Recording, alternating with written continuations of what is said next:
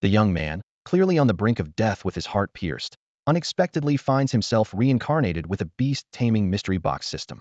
For attempts at drawing rewards yield nothing but useless items, but on the final try, he receives a life-saving elixir. In the southwest of Luotian City lies a desolate burial ground, where neglected graves and broken tombstones lie haphazardly. Even the midday sun struggles to dispel the eerie gloom of this place, with only ominous crows cawing overhead. At the edge of this burial ground, a youth with striking features lay silently beside a tilted tombstone. Despite his coarse, simple clothing, his extraordinary appearance was undeniable. His face was pale, and a fist-sized, transparent wound gaped in his chest, with blood staining his clothes. Numerous crows perched on branches or circled above, their greedy eyes fixated on what they thought would be their next meal. Suddenly, the youth's near-lifeless eyes snapped open, filled with confusion. Where am I? Chu Yang struggled to comprehend the scene before him. He distinctly remembered passing out after a marathon of reading novels. So how had he ended up in this unfamiliar place? Just as he considered the possibility of dreaming, a sharp pain in his chest brought him back to reality. At that moment, unfamiliar memories surged into his mind. The original owner of this body was also named Chu Yang, who had just been killed by a criminal spirit beast. Before his soul dissipated, it merged with Chu Yang's own. Although this world was also called Earth, it was a peculiar place where people had professions as spirit tamers. With the integration of these memories, Chu Yang was both shocked and despairing. A heart wound of this magnitude was beyond the help of even advanced technology back on Earth, let alone in this ancient world. Just as he was about to give up, a mechanical voice echoed in his mind. Life signal detected. System activation initiated. The system continued to explain, this is the Beast Taming Mystery Box system. You may open one mystery box each day. As a welcome gift, you can open 5 boxes now, and 5 more at each full moon. 10 identical black boxes appeared in Chu Yang's mind. He quickly selected the first one, only to find a black bikini. The second attempt yielded a 5th-tier spirit beast cultivation pill, valuable but not life-saving. The third was a crystal wolf fang set, which left him bemused. As his consciousness began to fade, Chu Yang gritted his teeth and opened the 4th box, which still did not contain what he needed. It wasn't until the 5th box that he finally obtained the life-saving elixir of creation. As the elixir's energy surged through his body, Chu Yang felt his wound healing at an astonishing rate, leaving no scar behind. He stood up, pulling aside his blood-stained clothes to reveal his perfectly healed chest, marveling at the miracle that defied the limits of technology. Reborn after death, Chu Yang exhaled deeply, feeling an unprecedented lightness as he stretched his newly restored body.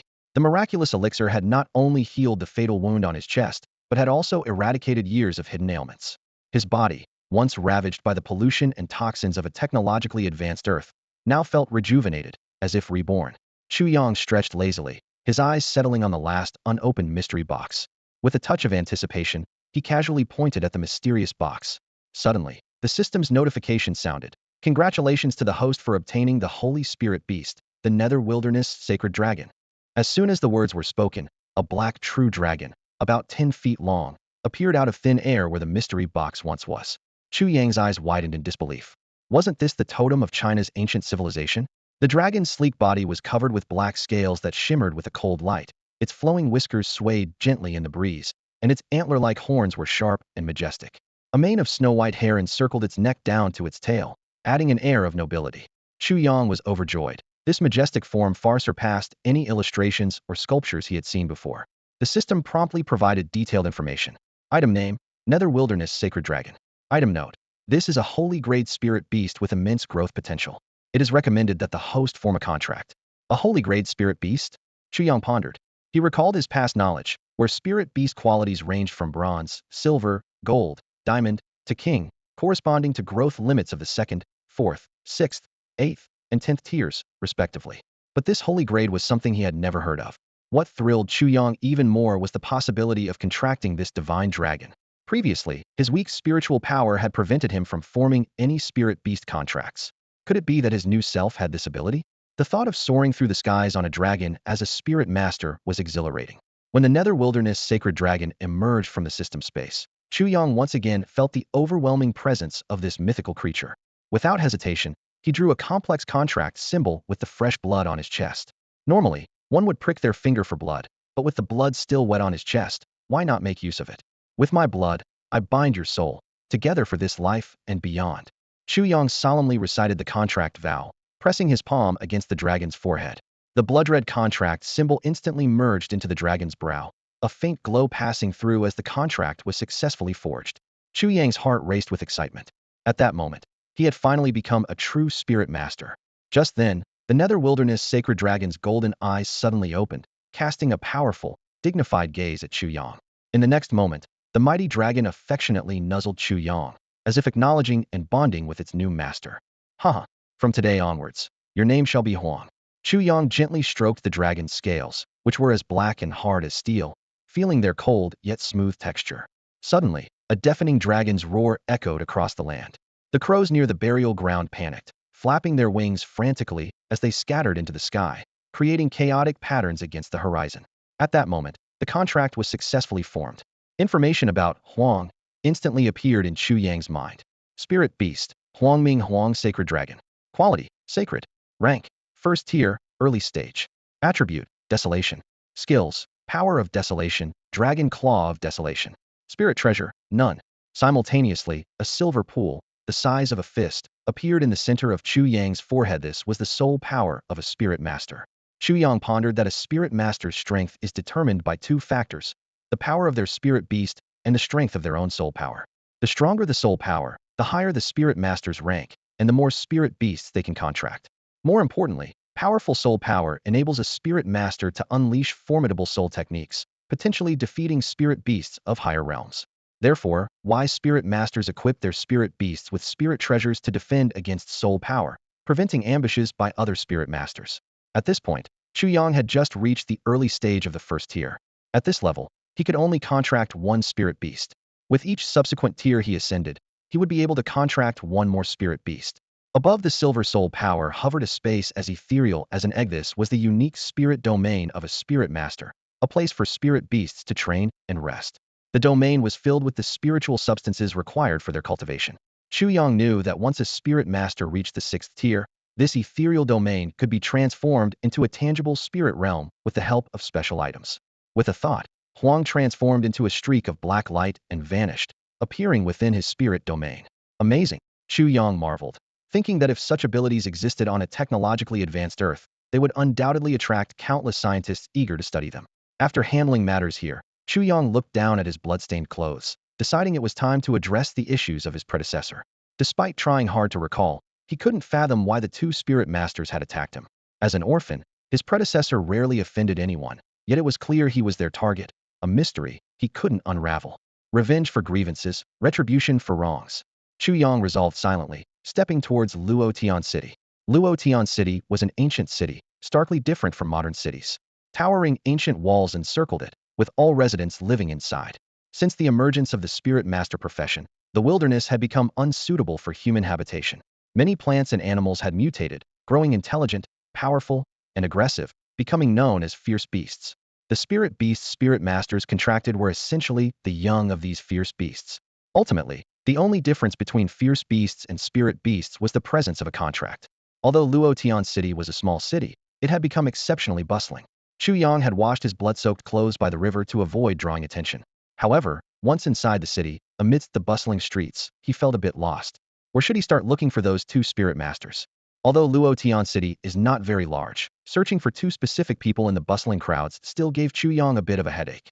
He took a deep breath, reminding himself not to rush. As long as those two were still in the city, he would eventually find them. As dusk fell, the streets began to empty. Chu Yang decided to head home and rethink his plan.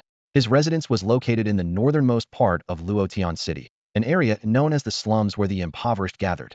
The ramshackle houses were huddled together, and the air was filled with a mixed scent. Just as Chu Yang reached his doorstep and was about to take out his key, he heard a familiar voice. "Oh, little Chu is back. Haven't seen you all day. Where have you been?" Turning around, he saw Aunt Wang from next door, a middle-aged woman with a kind smile. She had looked after Chu Yang since he was young and was one of the few people he was close to.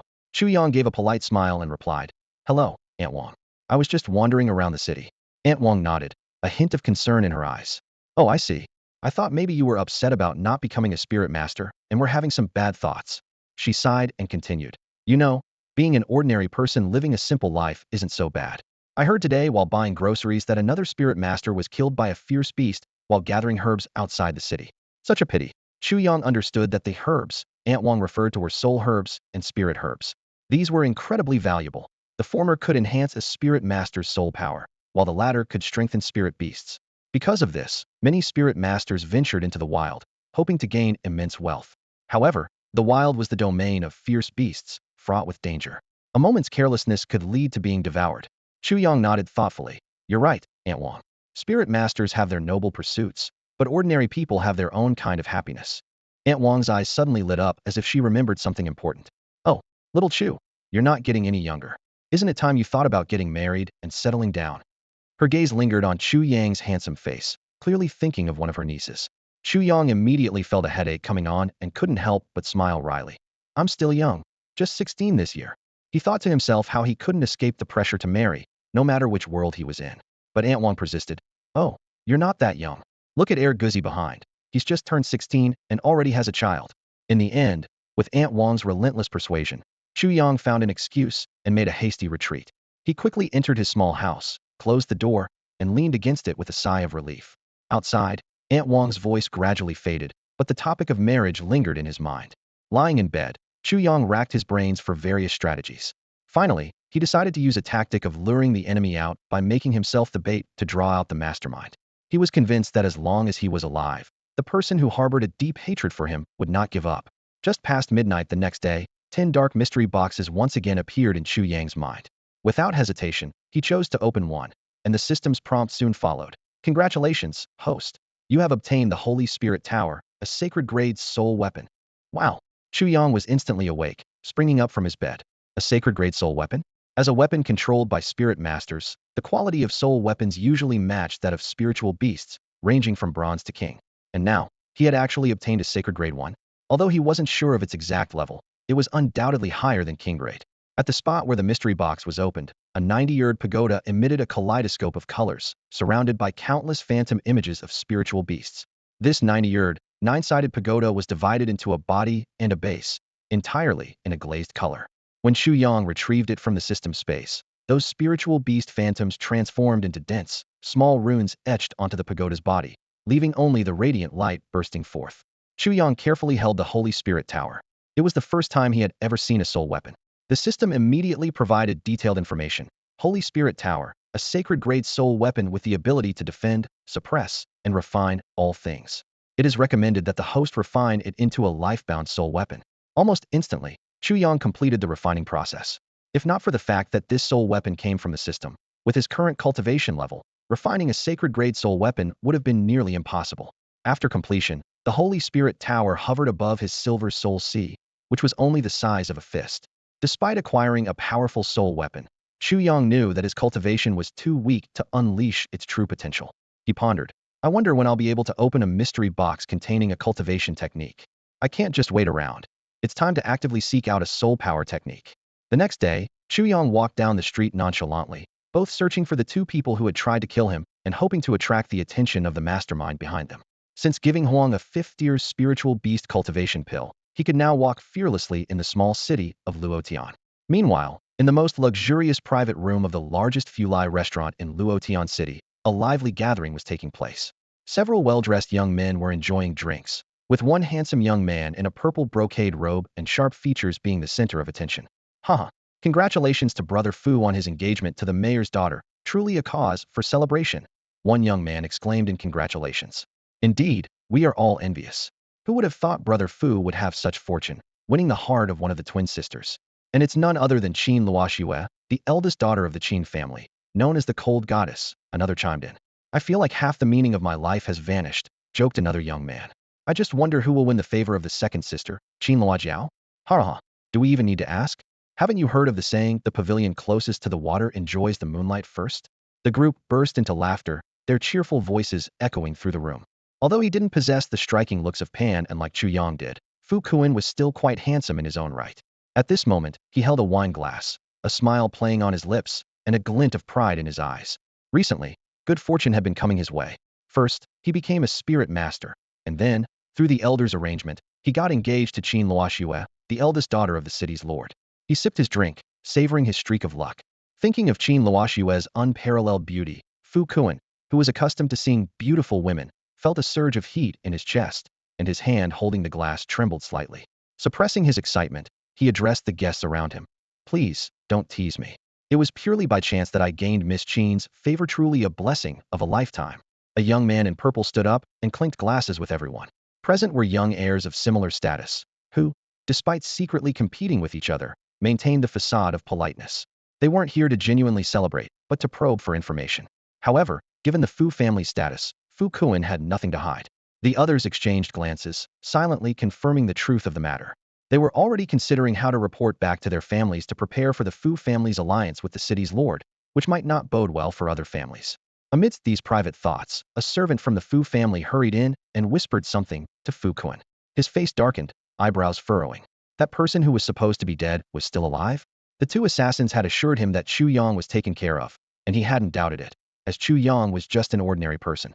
Yet now, he was parading around the streets. Fu Kuan lowered his voice, angrily saying, "Those two fools can't even handle such a simple task. Tell them to go again. This time, I want his head." "Yes." The servant bowed and quickly left. Nearby, a young man in white, Wang Yuan, noticed something amiss and asked, "Fu, is there some trouble you're facing? Maybe we could help with some advice." Fu Kuan sneered internally, thinking these people probably just wanted to see him embarrassed. However, he maintained a smile and casually said, "Just an annoying, ordinary person, nothing troublesome." In Fu Kuan's eyes, Chu Yang wasn't a major problem, merely a minor nuisance. With his status, even if he openly killed Chu Yang, what could happen? At this point, Wang Yuan gave a mysterious smile, playing with his wine glass, and said, "Speaking of the Qin family's two goddesses, have any of you heard certain rumors?" "Oh, what rumors?" The others showed interest, putting down their glasses. Fu Kuan frowned and said, "If they're just rumors, there's no need to discuss them." But Wang Yuan ignored Fu Kuan's interruption and continued, "Have any of you heard of Chu Yang? I know him, and I've met him a few times. His handsome looks really put us to shame." One person chimed in. "I know him too, the young man dubbed the most handsome in Luotian City," another agreed. "Yes, that's him," Wang Yuan said. "Rumor has it that the Qin family's two goddesses have a complicated relationship with him." Wang Yuan vividly recounted the rumors, and the others listened in amazement. Fu Kuan's anger flared, and he stood up abruptly, glaring at Wang Yuan. This guy was doing it on purpose. Knowing he was engaged to Qin Luoxue, he still mentioned such things to provoke him. "Enough!" Fu Kuan shouted angrily. "Oh, Fu, I did say they were just rumors. Whether they're true or not is unclear. No need to get angry." Wang Yuan quickly stood up and apologized. The others also stood, smiling as they tried to console Fu Kuan. Listening to these irritating words, Fu Kuan snorted and turned to leave. He knew these were baseless rumors, concocted by these people to provoke him. Given the character of the Qin family's two goddesses, such things were impossible. But hearing about his fiancée's alleged flirtations with another man before marriage, even if false, enraged him, especially since he had heard such rumors before. Despite investigating and finding them unfounded, with no real connection between Chu Yang and the Qin goddesses, the rumors persisted due to their respective reputations.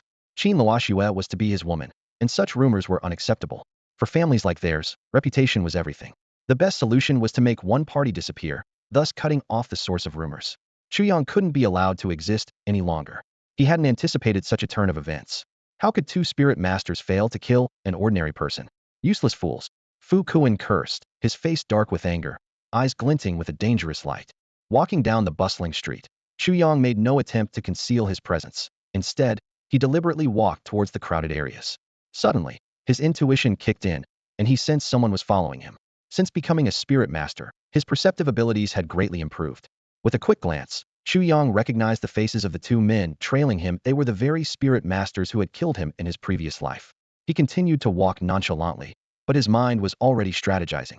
Among the stalkers, Wu Sheng whispered to his companion in shock, "Brother, is he really not dead?" When Fu Kuan informed them, they had both been skeptical. After all, they had pierced Chu Yang's heart.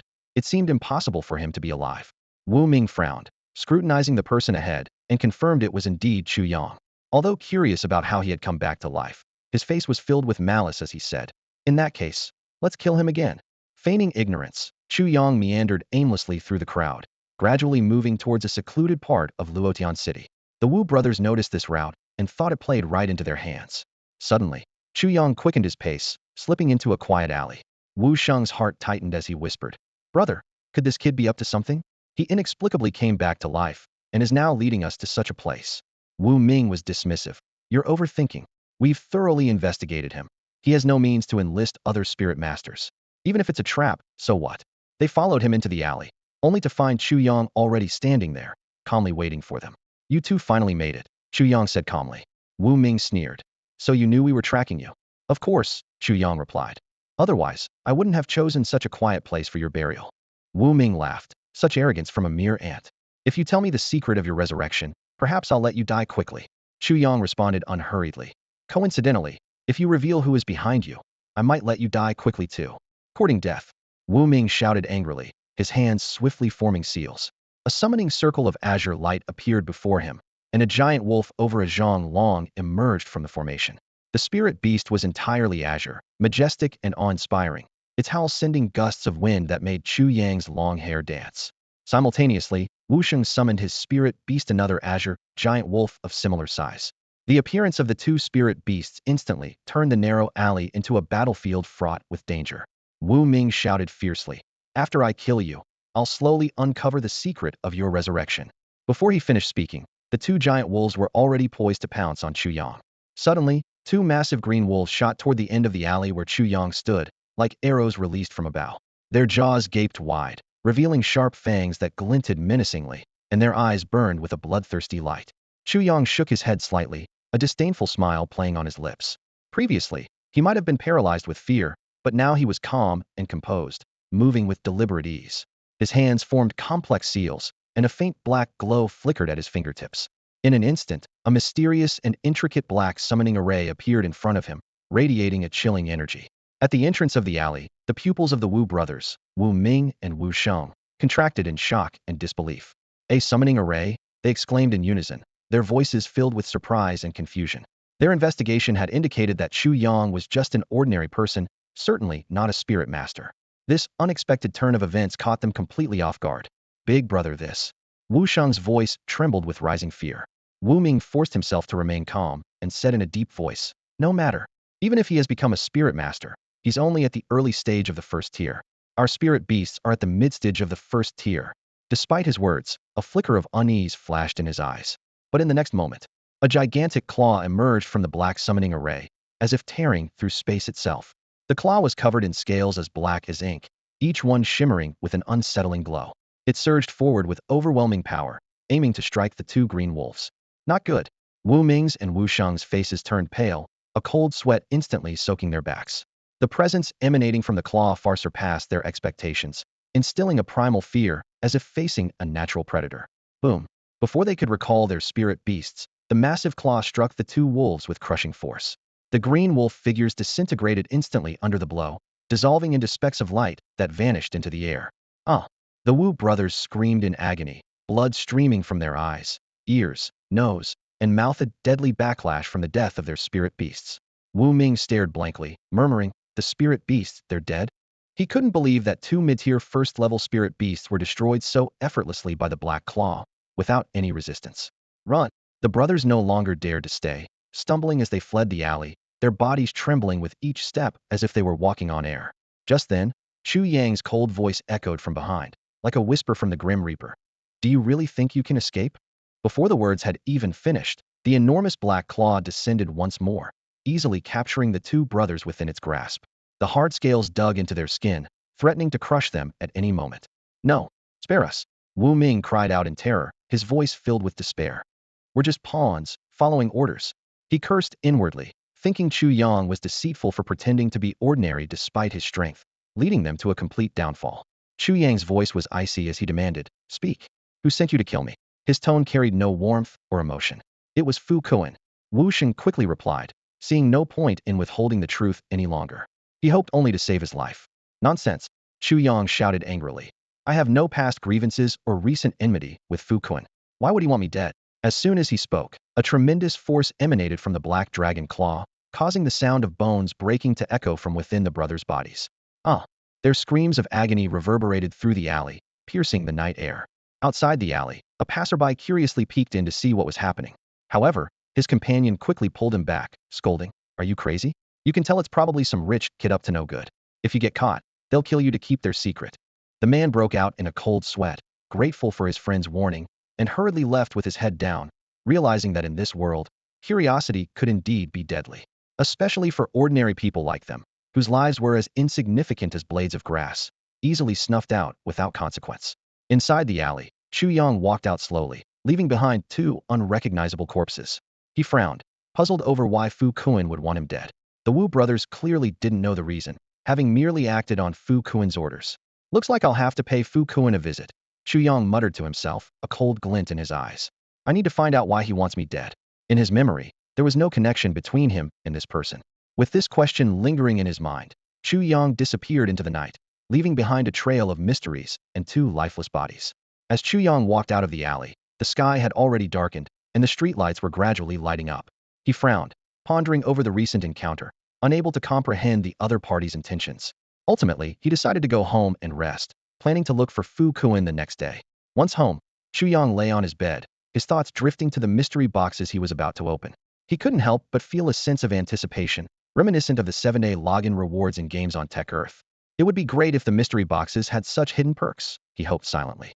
Midnight finally arrived, and 10 dark mystery boxes appeared in Chu Yang's mind once again. As a flash of light passed, a box opened. However, upon seeing the item inside, a hint of disappointment crossed his face. Congratulations, host, you've received a brush, the system announced. This is an ordinary brush with no special functions. You can use it to practice calligraphy. Chu Yang sighed. Just a brush, huh? No 7-day login rewards, it seems. He chuckled to himself. Oh well, time to sleep. Before lying down, he consoled himself. Having a 5th-tier nether dragon is enough to establish a foothold in Luotian City. As for what the mystery boxes might reveal, it's all up to luck. I'll let it be. Meanwhile, the atmosphere in the Fu family manor was quite different. Bang! A crisp sound rang out as a teacup was smashed by Fu Kuan's palm. With a dark expression, he asked coldly, Are you saying Wu Ming and his brother are dead? A subordinate bowed and replied, Yes, they were found dead in a secluded alley. According to investigations, they owed a huge gambling debt at the casino and were being hunted by their enemies. Fu Kuan snorted, Useless fools. After a pause, he asked, And what about Chu Yang? According to our spies, Chu Yang returned home safely by evening. Fu Kuan's expression grew even darker. Nothing seems to go as planned. The ones who should die didn't, and those who shouldn't did. His laughter carried a chilling undertone. Thinking of the rumors spread by Wang Yuan and others, Fu Kuan trembled with anger. He muttered through clenched teeth, There cannot be any rumors about my fiancé. If it weren't for Wang Yuan's status, I would have silenced them long ago. Finally, Fu Kuan stood up and instructed the person beside him. Fu Chun, gather some men and come with me. His tone was filled with ominous foreboding. The night was silent and still. Luotian City, bustling during the day, seemed to be in a deep slumber. Suddenly, a loud crash shattered the tranquility as Chu Yang's door was violently broken down. Splinters flew, debris scattered, and the piercing sound was particularly jarring in the quiet night. Chu Yang awoke with a start, instantly alert. His eyes were sharp, fixed on the doorway, his muscles tense and ready for any sudden event. When he recognized the intruder, his eyes narrowed slightly with surprise and a hint of caution. Fu Kuan. It was indeed Fu Kuan, his face expressionless and stern. A few family spirit guards, dressed in identical uniforms, flanked him like sentinels as they slowly entered the room. In the dim light, Fu Kuan's gaze fell upon Chu Yang's flawlessly handsome face, and a volcanic anger surged within him. I can't stand that face of yours, Fu Kuan said through clenched teeth, his eyes glinting with danger. Chu Yang was momentarily bewildered, his mind racing. If he weren't aware of his own background, he might have thought Fu Kuan was hinting at some dramatic family feud over inheritance. With a cold laugh in his heart, Chu Yang thought, I haven't even had the chance to come to you, and here you are at my door. Might as well seize this opportunity to get some answers. He feigned nonchalance and said, You barging into my home in the dead of night, are you jealous of my unparalleled looks? Fu Kuan let out a cold laugh. You're not wrong. It's precisely that damn face of yours that's bringing you deadly trouble. Chu Yang was even more puzzled. He knew he was handsome, but how could that become a reason for a death threat? Was this guy really so twisted by jealousy? As Chu Yang pondered, Fu Kuan spoke in a deep voice. Because of your face, rumors have inexplicably spread about you and my fiancé. The Fu family is one of the 3 great families of Luotian City, and Qin Luoxue is destined to be my wife and the future matriarch of the Fu family. How can we allow such unclean rumors? Fu Kuan's words were filled with anger and arrogance. As the current heir of the Fu family, naturally his wife would be the future matriarch. Such a prestigious position could not tolerate any taint of scandal, especially concerning a woman Fu Kuan cared about. With Fu Kuan's explanation, Chu Yang seemed to grasp the situation. Luotian City wasn't a large city and had only one academy, where he attended alongside Qin Luoxue, Qin Luojiao, and others like Fu Kuan. However, they were in the aristocratic class, while he was in the commoner class. He had only seen the Qin sisters from afar and never had any interaction with them. As for the rumors, he had never paid them any mind, considering the vast difference in their statuses made such things impossible. It was much like the campus life on a technologically advanced Earth, where rumors often swirled around the popular students. What surprised Chu Yang was that Fu Kuan was actually engaged to Qin Luoxue. Even though he had only seen her a few times, his former self had been struck by her beauty. Who would have thought Fu Kuan would be so fortunate? Chu Yang furrowed his brow, looking Fu Kuan straight in the eye, and asked, "So, you ordered people to kill me just to dispel those rumors?" "Indeed, but you're quite fortunate to have me personally take action against you. You can die without regrets." Fu Kuan smirked coldly, dangerous light flickering in his eyes. In his mind, his woman should be a flawless existence. Chu Yang inwardly chuckled bitterly, realizing that his former self had indeed attracted deadly trouble because of his good looks. Was he going to be killed by his own handsomeness? "So, Chu Yang, your death will bring me some comfort," Fu Kuan said icily. "Attack." This time, Fu Kuan decided to act himself. His hands moved rapidly, forming a complex summoning formation before him. As the formation glowed, a massive golden scorpion appeared out of thin air, its menacing tail shining with a chilling gleam. "Chu Yang, to die at the hands of my golden-grade giant scorpion is a privilege for you," Fu Kuan boasted. "This is a spirit beast personally found for me by the Fu family's ancestor, ranking among the strongest in Luotian City. It can even grow into a formidable sixth-tier existence in the future." What a lunatic, killing someone over some ridiculous rumors. Knowing the truth, Chu Yang couldn't help but mutter under his breath. Fu Kuan sneered disdainfully. "Someone as lowly as you could never understand the divine beauty of the celestial sisters. Any man who has seen them would have thoughts like mine." Before he finished speaking, the giant scorpion lashed its tail like a steel whip, aiming directly at Chu Yang. "If that's the case, then you can die." Chu Yang's eyes erupted with a sharp killing intent, and a pitch-black summoning circle instantly formed beneath him. A massive black dragon claw emerged from the circle, exuding an overwhelming aura. "Young master, be careful." Fu Shun, who had been guarding Fu Kuan, turned pale with fear at the sight of the mysterious claw's aura.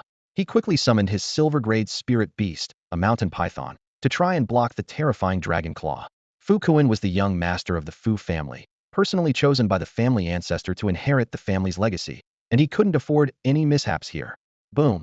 A deafening explosion sounded as Fu Shun's second-tier mountain python was crushed like an ant beneath the gigantic dragon claw. It was an expected outcome. A mere second-tier creature stood no chance against a fifth-tier presence. The dragon claw didn't even fully extend. Just one dragon finger was enough to crush them. "Ah!" Fu Shin's scream snapped Fu Kuan back to reality. "Young master, run. This person is too strong. We are not his match." Fu Shin shouted, blood streaming from his 7 orifices, his face ashen. Fu Kuan was panicking. This sudden turn of events was completely unexpected. As the young master of the Fu family, he had always been pampered and had never faced such life-and-death situations. "Young master, run." Fu Shin shouted again, along with other Fu family spirit masters who joined the fray. Fu Shun changed his hand seal, gathering soul power from his soul sea, instantly forming a sharp dagger aimed at Chu Yang's soul sea. Soul art. Chu Yang recognized their technique immediately, but he was unfazed, a cold smile playing on his lips. Not only Fu Shun, but the other Fu family spirit masters also unleashed their soul arts, silver daggers cutting through the air, closing in on Chu Yang. Soul arts, released by spirit masters' soul power, harm the soul, see rather than the body. However, at that moment, a small tower shadow appeared at Chu Yang's brow, emitting multicolored radiance. The soul power daggers shattered upon contact with this light, dissipating into nothingness. A soul artifact. Fu Shun's heart sank into despair, his eyes filled with hopelessness. Soul artifacts are categorized into offensive and defensive types, and the opponent's was clearly the latter. Fu Kuan had initially planned to rely on his soul power advantage to defeat the opponent, but the appearance of this defensive soul artifact instantly erased their only edge. Damn it! How does he have a soul artifact? Fu Kuan's face was dark with anger as he cursed inwardly. Even the Fu family only possessed one such precious item. How could Chu Yang, with no background, own such a rare treasure? As Fu Kuan's mind raced, Huang's dragon claw once again descended upon them. The air was torn apart, emitting a piercing whistle. "Young master, run. Let the ancestor avenge us." Fu Chen shouted hoarsely, his face filled with sorrow. Before he finished speaking, he was already commanding his spirit beast to self-destruct. As a second-tier spirit master, Fu Chun had 2 spirit beasts, and at that moment, his other beast began to swell rapidly, like an inflating balloon. Boom! A deafening explosion erupted, and violent energy swept in all directions. Following closely, more spirit beasts rushed toward Chu Yang, detonating themselves one after another. Boom, boom, boom. Amidst the continuous explosions, Chu Yang's house was instantly reduced to dust. Smoke and flames filled the air, creating a scene reminiscent of an apocalypse. When the dust finally settled, A massive crater several feet deep was all that remained, with spiderweb-like cracks spreading across the ground. However, Chu Yang emerged unscathed from Huang's dragon claw. The terrifying explosions hadn't left a single mark on Huang's scales. Huh, did they think spirit beasts self-destructing would harm me in the slightest? Wishful thinking. Chu Yang sneered, his soul power sweeping the area, only to find that Fu Kuan had vanished. I suppose he's gone home to call for reinforcements. Chu Yang chuckled to himself, indifferent to the ruins of his house, and leisurely began walking toward the Fu family estate. Oh dear, what kind of trouble has that boy Chu Yang gotten into? Aunt Wang poked her head out of her room, her heart pounding as she looked at the flattened house, sighing repeatedly. She called out softly to Chu Yang, but received no response. Finally, Aunt Wang let out a sigh of lamentation. How enviable were the days before spirit masters existed, she mused silently. Ever since spirit masters appeared, the status of ordinary people had plummeted. A single misstep could lead to death at the hands of a spirit master. In her view, Chu Yang had likely offended a powerful spirit master and was now facing merciless retaliation. Ancestor, save me. Fu Kuan, shivering with cold, fled back to the Fu family in a panic, heading straight to where the family elder was in seclusion. His disheveled appearance caught the attention of the other high-ranking members of the Fu family, and despite it being the middle of the night, many were disturbed. The Fu family members all rose, assuming another family was attempting to assassinate their young master. However, before the family elder appeared, the current head of the family, Fu Tianke, arrived first, his voice icy as he questioned, as the young master of the Fu family, how can you lose your composure like this? Fu Kuan trembled, his voice filled with fear. Father, save me, someone is trying to kill me. Recalling the scene he'd witnessed, his legs went weak, and his heart filled with dread. Fu Tianke's eyes burned with anger as he demanded, who dares to threaten the life of my son? Fu Tianke? Speak clearly. By now, the high-ranking members of the Fu family had gathered outside the elder's seclusion chamber, listening intently to Fu Kuan's account of events. Upon hearing about Fu Chen's self-destruction, Fu Tianke's brow furrowed in anger. Fu Chen had been his trusted aide, and now he was gone. Chu Yang? There's never been a Chu family in Luotian City. The high-ranking members exchanged puzzled and angry glances. How could an unknown figure dare to challenge the Fu family? Fu Tianke sneered. Have they become arrogant, or does the Fu family no longer wield power? The Fu family hadn't suffered such humiliation in a long time. Even the city lord's mansion had to bow slightly to them, willingly marrying off their daughter. Fu Kuan urgently asked, where is the ancestor? Why hasn't he come out? Worry not at him. Somehow, Chu Yang had transformed from an ordinary person into a spirit master. Even more frightening was the fact that with just a swipe of a spirit beast's claw, he could instantly kill a second-tier spirit beast. That spirit beast was at least third tier, possibly higher. If it were fourth tier, even his father and others might not be a match. Silence. Fu Tianke reprimanded. The ancestor is in seclusion, attempting to break through to the late stage of the fourth tier. Once successful, our family's strength will rival that of the city lord's mansion. This is a critical moment and must not be disturbed. He thought to himself that this son of his was so lacking tonight. He clearly needed more experience before the family could be entrusted to him. Suddenly, Fu Kuan remembered something and quickly said, Father, that man possesses a soul artifact. You must be cautious if you confront him. A soul artifact? At this, the crowd's eyes lit up as if seeing a rare treasure. Though the Fu family was large and prosperous, they only had one soul artifact, and it was with the ancestor. The family's elder, Fu Tianyan, eyes gleaming, pressed. Is this true? Fu Kuan sensed something amiss. He intended to warn them, yet their expressions were full of excitement. Nevertheless, he nodded. Fu Tian's face beamed with delight, laughing heartily. Huh? It seems fortune smiles upon the Fu family. First, Kuan is betrothed to Qin Luoxue of the city lord's mansion. Then the ancestor is about to break through the late stage of the fourth tier. And now, a mere youth delivers a soul artifact to us. It seems even the heavens support the rise of the Fu family. The other senior members wore confident smiles, as if they could already see the Fu family surpassing the city lord's mansion to become the most powerful force in Luotian City. Fu Tianke squinted with a pleased expression and said to his son, Kuan, when that time comes, I will help you win over the second Miss Qin from the Qin family. Really, father? Is that possible? Fu Kuan exclaimed, his previous fears forgotten, now as excited as a child. The Qin sisters, Qin Luoxue and Qin Luojiao, were the dream partners of any man in Luotian City. He couldn't believe he might have the chance to have both of them. Thank you, father. Fu Kuan bowed deeply, his spirits lifted, eagerly anticipating that day. Fu Tianke looked around and asked, so, who will bring back Chu Yang's head along with the soul artifact? We are willing to go, clan leader, several voices shouted in unison. This was a great opportunity to earn merit, and they didn't want to miss it. Just as everyone was filled with excitement, A calm voice suddenly reached their ears. No need to go. I am already here. Who is it? Fu Tianke shouted angrily, incredulous that an outsider could infiltrate their mansion. The Fu family is indeed bold and skilled, but surprisingly lax in defense for such a large family. Chu Yang strolled in leisurely, a hint of mockery on his face. This was beyond his expectations. Despite being one of the largest families in Luotian City, the Fu family had only a few guards at the entrance, with almost no patrols elsewhere, allowing him to walk right in. To be fair, the Fu family couldn't be entirely blamed. Their strength meant they didn't need to fear anyone. Who would dare to target them? Chu Yang. Fu Kuan exclaimed, shocked that his opponent had chased him all the way home. So you are Chu Yang?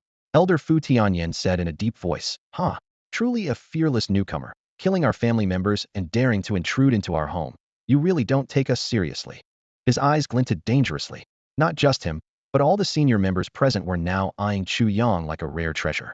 Standing at the circular archway, Chu Yang smirked playfully. Heh, your young master Fu Kuan crashed into my house, leaving me with nowhere to stay, so I thought I'd come to the Fu household to borrow a room for the night. I trust you wouldn't mind. Fu Tianke sneered. Our family is vast and wealthy, with plenty of rooms. The question is whether you'll survive to use one. Also, I've heard you possess a soul artifact, and I'm quite interested in seeing it for myself. Chu Yang inwardly sneered. It seemed Fu Kuan had recounted the entire incident. There was no way to resolve this peacefully, and he hadn't come here with that intention. Since they were interested in his soul artifact, he might as well use it as a catalyst to open up the situation.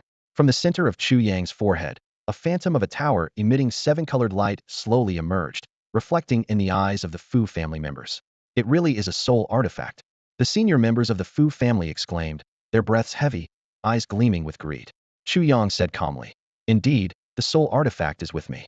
I see many of you desire it, so why not try to take it with your strength? As soon as he finished speaking, Fu Tianke signaled to the others.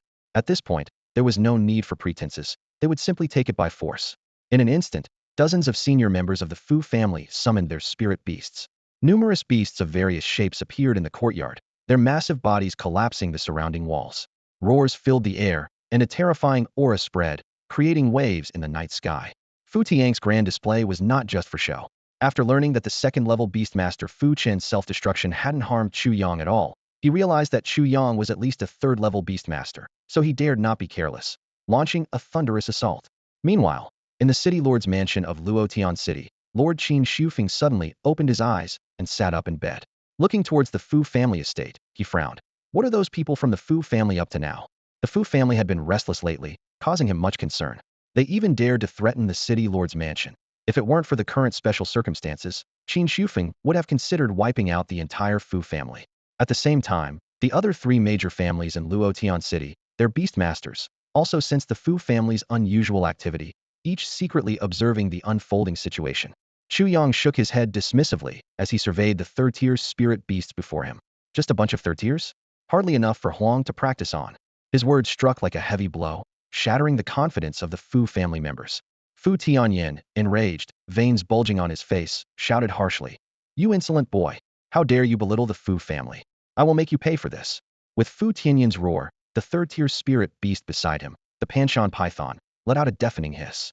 The massive creature, nearly 3 meters long, coiled its body, its scales glistening with a cold light in the sun, ready to strike with lethal force. Only then did Chu Yang notice that among the 30 or so spirit beasts present, at least a third were large, yellow-brown Panchon pythons. He quickly realized that this must be the Fu family's spirit beasta symbol of their clan. In Luotian City, the sight of a Panchon python was almost synonymous with the Fu family. However, these mighty spirit beasts seemed like mere ants to Chu Yang. He shook his head again, a hint of disdain in his eyes, and turned to Fu Tianke, saying, summon your spirit beast as well. Fu Tianke sneered, a cruel glint in his eyes. All right, if you insist, I shall oblige you. As soon as he finished speaking, a brilliant yellow-brown summoning array appeared on the ground. With a blinding flash, a colossal Panchon python, 13 meters long, materialized before everyone. Its size far exceeded the other pythons, and its scales shimmered with the unique luster of a fourth-tier spirit beast. A fourth-tier spirit beast. The patriarch has broken through to the fourth tier. The Fu family leaders exclaimed, faces filled with disbelief and joy. Excitement spread like wildfire among the crowd. Haha, heaven truly favors the Fu family. They cheered, ecstatic over their family's rapid ascent in power. Fu Tianke looked at Chu Yang with smug satisfaction, sneering, boy, are you satisfied now? Initially, he had intended to conceal his strength and secretly let the other major families and the city lord's mansion suffer a loss. But faced with the precious soul weapon, he couldn't afford any mishaps and wanted to end things quickly. Chu Yang nodded nonchalantly. It'll do. Then his gaze turned sharp as a knife, filled with murderous intent. In that case, I can kill without hesitation. The Fu family coveted his soul weapon and his life. And for him to eliminate Fu Kuan, the young master of the Fu family, he would have to tread over their corpses. Thus, there was no room for negotiation. When the familiar black summoning array appeared again, Fu Kuan's face turned ashen, and the terrifying memories surged back, causing him to tremble uncontrollably. Roar! A thunderous dragon's roar echoed through the sky. Following it, a massive creature emerged slowly from the summoning array. What? What is this? Fu Tianke trembled, his voice laced with disbelief and horror. Huang's 17-meter-long body exuded an overwhelming pressure akin to a mountain, suffocating everyone present. What kind of spirit beast is this? The Fu family leaders stared in shock at the imposing figure, clearly never having seen such a powerful creature. At this moment, Chu Yang stood firmly on Huang's forehead, gripping its black dragon horns, resembling a war god riding a divine dragon. He looked coldly down at the Fu family, his eyes glinting with icy killing intent.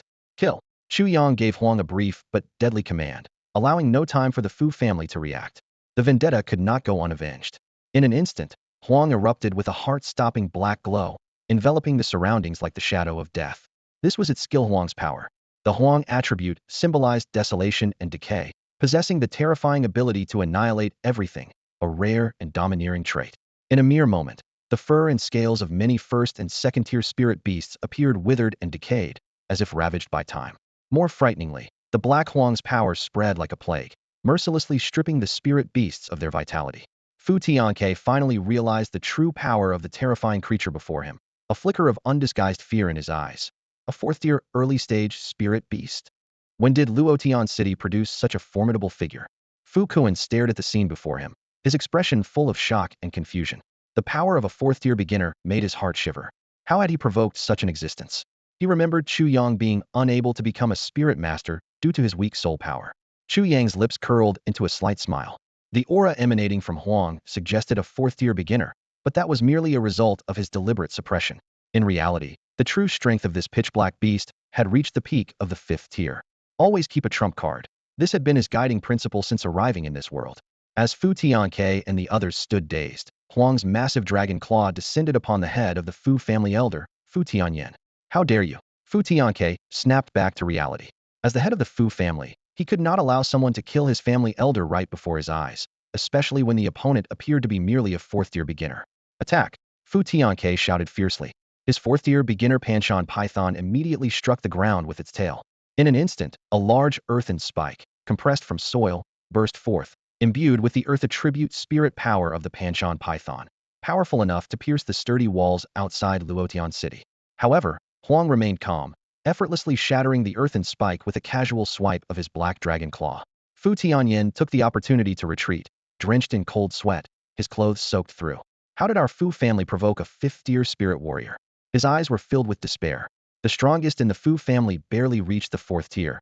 How could they possibly contend with this? Defend with all your might until the patriarch emerges from seclusion. Only then will we have a chance. Fu Tianke ordered solemnly, maintaining clear judgment in the face of crisis. The Panchon python opened its gaping maw, forming a brownish-yellow spirit power spike, which shot toward Huang's eyes like an arrow. Yet, this full-force attack was dissipated into nothingness by Huang's power before it could reach its target. Others commanded their spirit beasts to attack as well, a barrage of colorful assaults directed at Huang. Huang let out a low dragon roar, soaring into the air, where all attacks either could not approach or were nullified by Huang's power. At this moment, the surrounding first and second-tier spirit beasts began showing signs of abnormality, their vitality rapidly draining, bodies withering. Fu Tianke gasped at the sight. What kind of bizarre spirit beast attribute was this? While he pondered, his Panchon python suddenly lunged from the ground, biting Huang's dragon tail. Let's see how you handle this.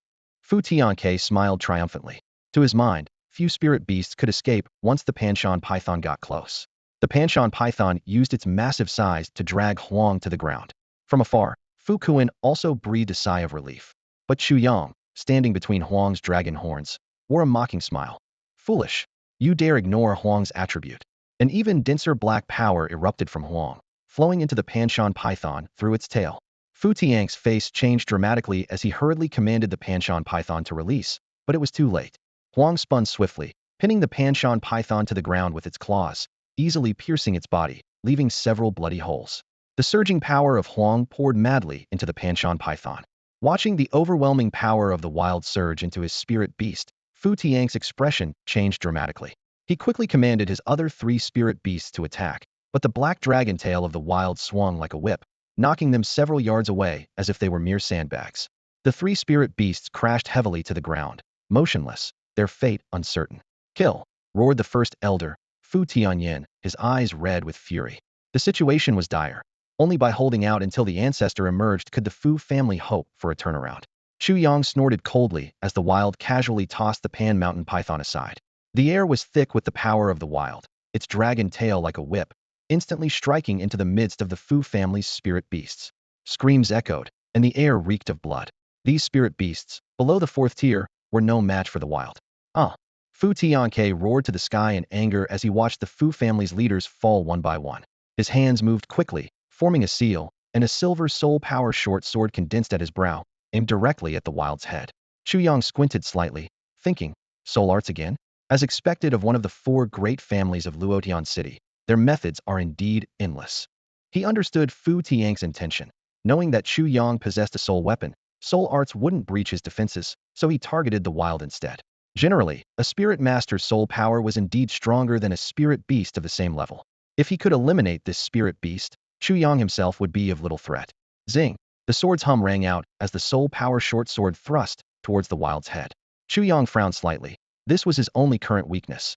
His own soul sea was guarded by the soul weapon Sacred Spirit Tower, making it difficult to be shaken by attacks.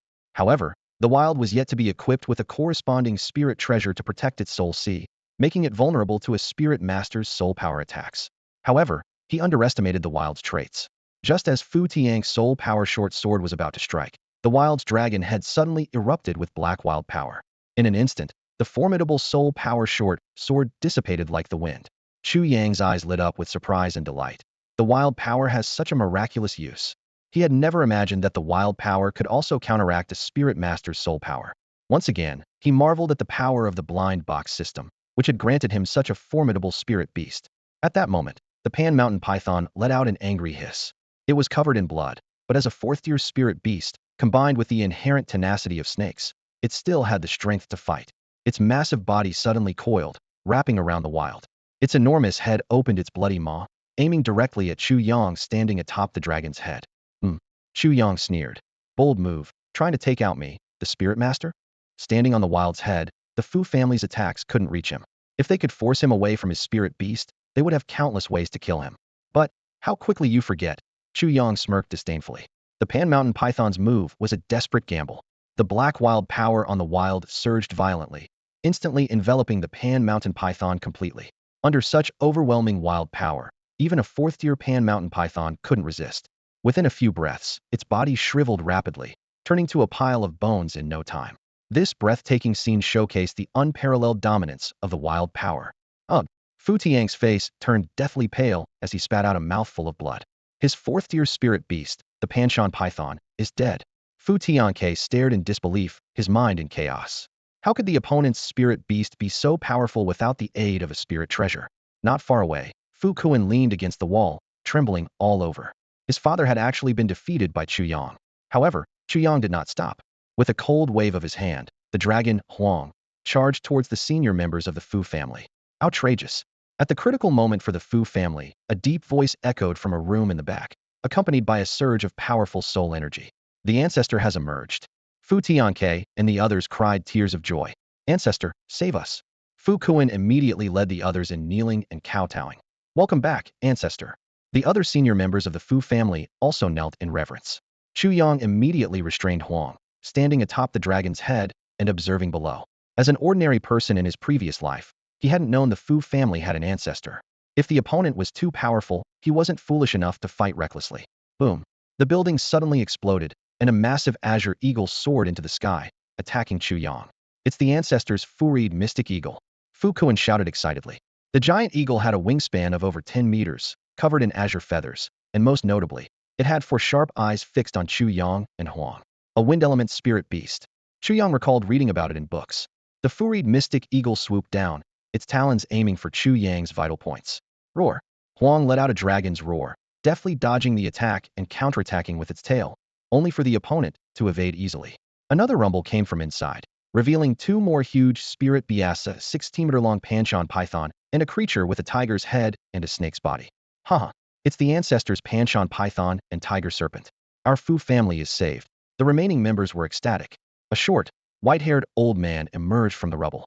Despite his small stature, his eyes were as sharp as a hawk's. A long diagonal scar on his face added to his menacing appearance. Who dares to trespass on my Fu family? The old man shouted angrily.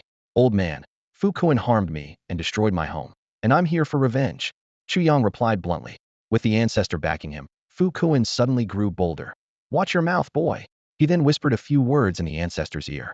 Oh, a soul weapon. The Fu family ancestor, Fu Dushu, flashed a sharp look. Kuaner, you've done well. This soul weapon and that spirit beast will belong to our Fu family. No wonder you're the Fu family ancestor. The greed of your descendants must be inherited from you. Chu Yang sneered. Fu Dushu recalled his three spirit beasts and said coldly, Little brat, not only will your soul weapon belong to the Fu family, but even this spirit beast will become our trophy. Chu Yang frowned. Could a contracted spirit beast really be taken away? At this moment, Uncle Fu's three spirit beasts charged forward with murderous intent. Chu Yang chuckled coldly. I suppose all of the Fu family's top brass have gathered here now. Uncle Fu's eyes flashed with a cold light as he gritted his teeth and said, So what if we have? That's perfect. Families should stick together. Chu Yang's smile carried a hint of ruthlessness. The next moment, as the three spirit beasts attacked from both the sky and the ground, Huang's aura erupted without reservation. Its dragon claw was enveloped in the dark, impenetrable power of Huang, like an unbreakable armor. Huang Dragon Claw. Chu Yang shouted softly, and Huang instantly unleashed another of its skills. With a bang, the nearest tiger-headed snake was pierced through, its blood splattering everywhere. A peak fifth-tier spirit beast? Uncle Fu cried out in terror, his face turning pale. This overwhelming aura could only belong to a fifth-tier spirit beast. What? A peak fifth-tier? Fu Tianke and others were stunned, as if struck by lightning, and their faces turned ashen. Chu Yang said coldly, I told you, families should stick together. Otherwise, if someone gets scared and runs away, they become a potential threat to me. Uncle Fu's face was extremely grim, filled with regret. If the other side had shown their fifth-tier power from the start, he would have quietly slipped away. But now, the chance to escape was completely lost. With a puff, the tiger-headed snake fell with a mournful howl, its life extinguished. A fourth-tier spirit beast was no match for a fifth-tier one, just like an ant before an elephant. Huang roared to the sky, letting out a deafening dragon's roar. At that moment, every spirit master in Luotian City felt an unprecedented sense of oppression. In the city lord's mansion, the Lord Qin Shufeng stood up in shock, his expression changing. A fifth-tier spirit beast. Is it from the Fu family, or? He was unsure, but to his knowledge, Uncle Fu shouldn't have broken through to the fifth tier yet. Moreover, he keenly sensed several forces clashing within the Fu family estate. Qin Shufeng frowned, thinking to himself, what on earth is the Fu family up to? Unfortunately, he couldn't leave the city lord's mansion, or he would have gone to investigate personally. Meanwhile, the heads of the other prominent families also looked towards the Fu family with heavy expressions, each lost in their own thoughts. In the Wang family courtyard, one of the four major families, the young master Wang Yuan anxiously asked his father, Wang Zhinshan, the head of the Wang family, Father, what's happening with the Fu family? Wang Zhinshan frowned, uncertainty in his tone. It seems there's a battle at the Fu family. I can sense the pressure of a fifth-tier spirit beast, but where would a fifth-tier spirit beast come from in Luotian City? A battle at the Fu family? Wang Yuan was surprised, a sly glint in his eyes as he quickly suggested, Father, if that's the case, why don't we secretly strike and give the Fu family a blow? Shut up, Wang Zhinshan glared, shouting angrily. Who knows if this isn't a trap set by the Fu family? What if they're luring us in, only to catch everyone in one fell swoop? A similar scene played out in the other two families, the Yangs and the Mo's, as they closely monitored the unfolding events. Just then, another earth-shattering dragon's roar echoed from Huang. The terrifying sound disoriented the furied Xian Ying in the sky, causing its massive body to plummet straight down. Chu Yang's eyes lit up with delight. Huang Dragon Roar? Through his bond with the spirit beast, he sensed that Huang had comprehended a new skill. This filled him with joy, as if he could see the dawn of victory. Fu Dushu's face changed dramatically, shock written all over it. His furied mystic eagle had been stunned by the sound wave attack from the opponent's spirit beast, leaving it utterly defenseless. The soul power contained in the sound wave attack had caught him completely off guard. In the air, Huang's figure streaked like black lightning. ready to tear the falling furied mystic eagle apart. In the nick of time, Fu Dushu hastily recalled his spirit beast back into his spirit domain. Suddenly, Fu Dushu's demeanor shifted, and he cupped his hands in a gesture of submission, saying, "Young friend, this was my Fu family's mistake. I am willing to make amends. It's better to resolve enmity than to keep it alive. I hope you will stop and we can discuss this." The might of a fifth-tier spirit beast forced Fu Dushu to lower his head. In the world of spirit masters, one's level often determines the outcome of a battle. Unless a spirit beast's attributes are exceptionally outstanding and it is equipped with spirit treasures, it's rare to see a lower-tier beast winning against a higher-tier one. Chu Yang was momentarily taken aback. This old fox had been greedily eyeing his soul weapon and spirit beast just a moment ago, and now he was conceding? Fu Kuan looked at his family's elder in disbelief, anxiety gnawing at him. Did the elder's concession mean he would be sacrificed? As Chu Yang contemplated, Fu Dushu's expression suddenly turned cold and fierce. A glint of cold light shot from his brow, slicing through the air straight toward Chu Yang. Chu Yang's expression changed drastically as a wave of impending doom washed over him. It was a soul weapon, thin and needle-like, almost invisible to the naked eye without soul power to detect it. Fu Dushu sneered. This soul weapon had ambushed and killed countless spirit masters of the same tier, even severely injuring opponents more powerful than himself. Although the soul weapon didn't harm the body, it could devastate the soul sea, rendering a spirit master unable to use soul power, as if losing an arm. However, just when Fu Dushu thought he had succeeded, a small tower emitting a rainbow glow appeared as a phantom at Chu Yang's brow. The two soul weapons clashed with a crisp ding, and Fu Dushu's needle-like soul weapon was instantly repelled. A defensive soul weapon? Fu Dushu's eyes widened, cursing his luck under his breath. If it had been an offensive soul weapon, his attack might have succeeded. But he quickly noticed an even more shocking fact: Chu Yang was only at the initial stage of the first tier. Fu Dushu couldn't fathom how a spirit master at this level could possess a fifth-tier spirit beast. Fu Dushu was filled with regret. If not for that defensive soul weapon, Chu Yang would surely have perished. However, realizing Chu Yang's low level, he felt relieved, thinking there might still be a chance to turn the tables. His needle-like soul weapon once again targeted Huang's soul sea. Generally, a spirit beast's soul power is lower than its actual level. Even if Huang's level reached the peak of the 5th tier, its soul power might only be at the early or mid-5th tier. Thus, Fu Dushu believed he still had a chance. Chu Yang was also worried that this old fox would target Huang. After the Holy Spirit Tower fended off the opponent's soul weapon, he immediately commanded Huang to pounce on Fu Dushu. However, Fu Dushu moved even faster, and as Huang lunged, his needle-like soul weapon was already piercing toward Huang. Chu Yang's heart tightened, sensing trouble. Although Huang's desolation power had a destructive effect on spiritual and soul power, it was ineffective against soul weapons.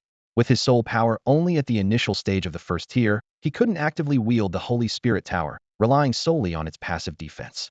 Worse yet, the Holy Spirit Tower could only protect his soul sea, not that of his spirit beast. Huh, you wretch, let's see how you survive this time. Fu Dushu laughed coldly. Without his spirit beast, a 1st-tier spirit master was insignificant in his eyes. However, in the next moment, Fu Dushu's expression changed drastically.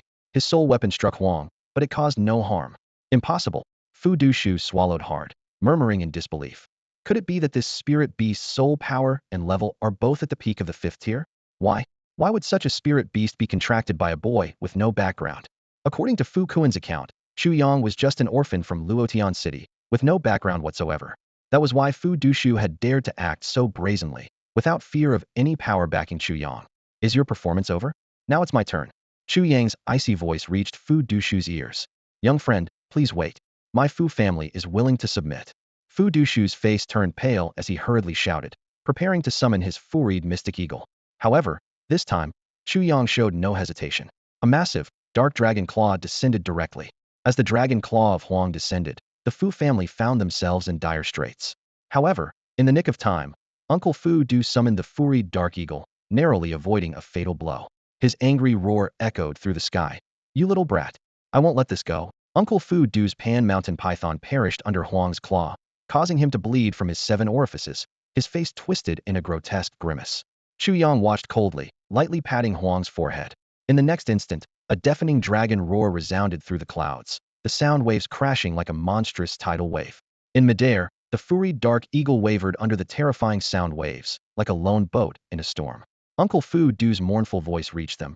Boy, do you really intend to exterminate us completely? He knew all too well that the Fu family was finished, and if he died here too, the Fu family would be erased from the annals of Luotian City. Chu Yang replied coldly. Wildfire can't destroy everything. The spring breeze will bring life anew. He thought to himself, this old schemer must not be spared. Before he finished speaking, Huang leaped into the air, swiftly catching up with the furried dark eagle. In Uncle Fu Du's venomous gaze, Huang's dragon claw suddenly reached out. Boom! The fifth-level spiritual beast struck, unstoppable by any divine or demonic force. Standing proudly atop the dragon's head, Chu Yang gazed down at the carnage below. He mused, this is a world where strength reigns supreme. The strong can sometimes do as they please. He understood clearly that no one would investigate the Fu family's demise. At most, they would go through the motions. Perhaps some had even longed for the Fu family's downfall, just as no one cared when he was killed. Chu Yang arrived at the Fu family treasury, and the sight before him left him astounded. As one of the four great families, the Fu family's wealth was staggering. The treasury was piled high with gold notes, akin to ancient silver notes on a technological earth, filling several chests. There were also countless gold, silver, and jewels. We've hit the jackpot, Chu Yang thought with glee. I can finally buy a mansion. He had never seen such wealth before, and a sense of overnight fortune washed over him. His house had been destroyed by Fu Kuan's self-detonation, and now he could replace it. He couldn't help but remark, indeed, there's gold in arson and murder. Robbery is the quickest way to riches. Chu Yang began collecting his spoils. In the depths of the treasury, he discovered 3 precious books in an iron box, 2 cultivation manuals, and 1 soul technique. For Chu Yang, this was a godsend. He had always worried that relying solely on the blind box system was unstable, but now he had his own cultivation methods. The treasury also contained many soul and spiritual medicines. Chu Yang's eyes lit up. Soul medicines could enhance the soul power of a spirit master, making cultivation more effective with the manuals. Spiritual medicines could accelerate the cultivation of spiritual beasts. Although most were first tier and a few second tier, not very useful for Huang, who was at the peak of the 5th tier, those soul medicines were greatly beneficial to Chu Yang. In the end, Chu Yang swept away all the treasures he could carry, making several trips back and forth to completely empty the Fu family treasury. The night's gains were enough to advance him further on his path of cultivation. The following day, Luotian City was thrown into unprecedented turmoil. One of the 4 major families, the Fu family, faced total destruction, with all its top members wiped out.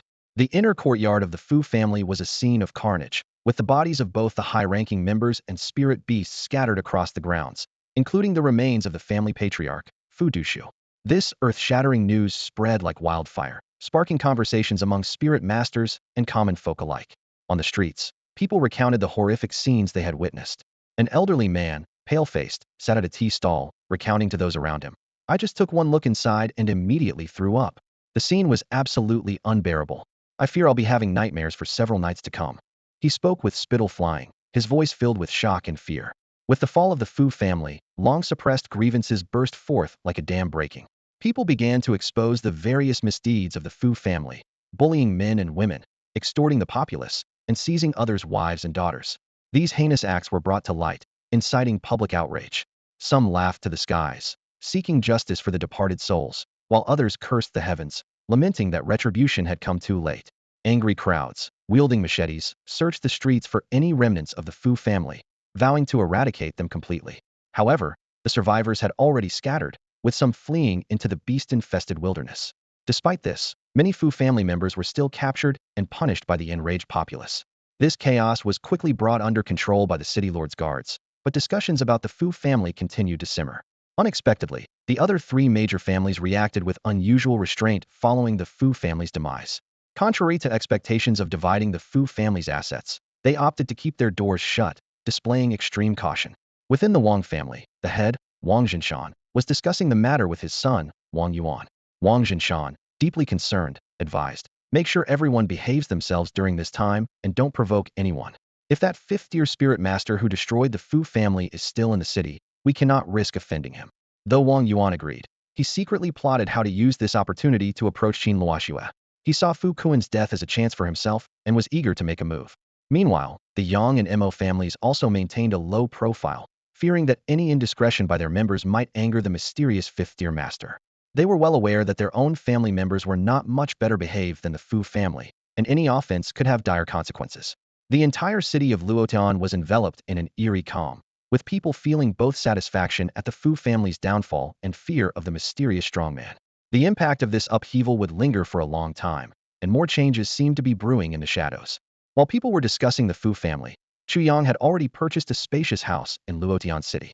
Though not luxurious, the size of the mansion was certainly notable in the city. As a spirit master, Chu Yang understood the importance of having a place for spirit beasts to rest before the spiritual realm fully materialized. He looked around with satisfaction. The house was well laid out, complete with a small lake. Chu Yang thought that if he ever acquired a water attribute spirit beast, this pond would be an ideal habitat. His eyes then fell on a vacant plot on the other side, envisioning a rockery with a dragon cave carved into it, perfect for Huang to rest. After a busy day, Chu Yang felt famished. He had put a lot of effort into finding this ideal residence. Just as he stepped onto the street, he overheard passers-by discussing the Fu family. With more dark deeds being revealed, the soul within Chu Yang from a technologically advanced Earth felt a burning anger, wishing to eradicate the Fu family once more. At a restaurant, Chu Yang chose a window seat on the second floor and ordered some tasty dishes. Enjoying the food and sipping some sake, he felt a rare sense of contentment. The aroma of this world's wine was unique, and Chu Yang savored it slowly. Suddenly, a man hurried upstairs, excitedly announcing to his companions, "Guys, I've got big news." Someone at the table immediately stood up, knife in hand, ready for action. "What? Have you found the remnants of the Fu family?" The man lowered his voice. "No. It's a rumor that the two goddesses from the city lord's mansion are going to visit the spirit beast market." It's true. The moment he said this, the eyes of those present lit up, and their breaths quickened. "I'm sure. I wouldn't tell just anyone." Before he finished speaking, they all dashed out of the restaurant like fans chasing celebrities. The two goddesses from the city lord's mansion? Chu Yang put down his cup. Though their voices were low, they didn't escape his ears. He was quite interested in these two goddesses. After all, his predecessor had revered them as divine, suggesting they were extraordinary. Besides, he always had an interest in beautiful women. Thus, Chu Yang quietly got up and followed the group. The spirit beast market in Luotian City was bustling, frequented by spirit masters who were quite generous with their spending. Not only did it gather various spirit beasts, but it also fostered a luxurious commercial circle. As Chu Yang walked through, he was dazzled. Most of the spirit beasts here were strange creatures unheard of on technological Earth, broadening his horizons. "Boss, what kind of spirit beast is this?" Chu Yang asked, pointing to a creature resembling a human statue. If it weren't for its occasional blinking, he would have thought it was just an ordinary sculpture. The boss wore a warm smile, explaining while promoting, "This is a stone attribute stone statue, possessing strong defense and attack capabilities. Many spirit masters choose it as their first spirit beast. Would you like to buy one, young man?" "What quality?" Chu Yang inquired further. "Of course, it's bronze quality," the boss replied. "Any spirit beast of silver quality or above is snatched up immediately and usually only seen at auctions." Fukuin's diamond quality giant-tailed scorpion was already an extremely rare high-quality spirit beast. Standing in the spirit beast trading market, Chu Yang lost interest as he looked at the ordinary quality spirit beast before him. In this world, without an evolution path, the quality of a spirit beast determines everything. This is why the profession of beast appraiser emerged. These experts can accurately assess a spirit beast's potential based on its appearance.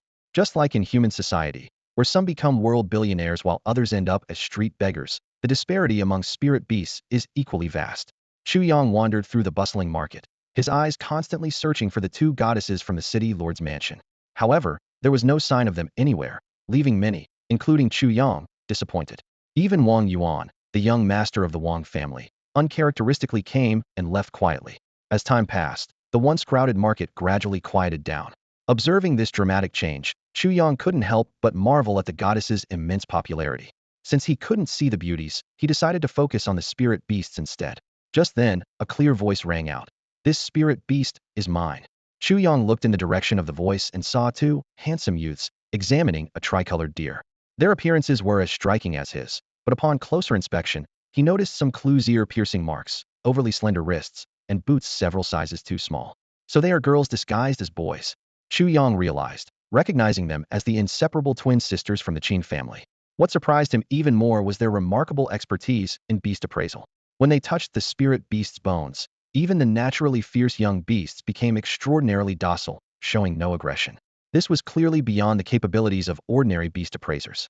Suddenly, the two turned to face Chu Yang, who had been following them. "Why are you following us, brother?" one of them asked coolly. "Please don't misunderstand," Chu Yang replied with a cupped fist. "I just noticed your unique insights into spirit beasts and wanted to make your acquaintance." At that moment, Qin Luojiao used her soul power to communicate with her sister. "Sister, it's that Chu Yang. He's even more handsome than in the portrait." "Don't get infatuated." Qin Luoxiao glared at her sister. "I'm not infatuated, but he is indeed very handsome." "If you're not infatuated, Why keep his portrait? Though Chu Yang couldn't hear their silent conversation, the changes in their expressions confirmed his suspicions. At Chu Yang's enthusiastic invitation, the three of them entered an elegant private room in the restaurant.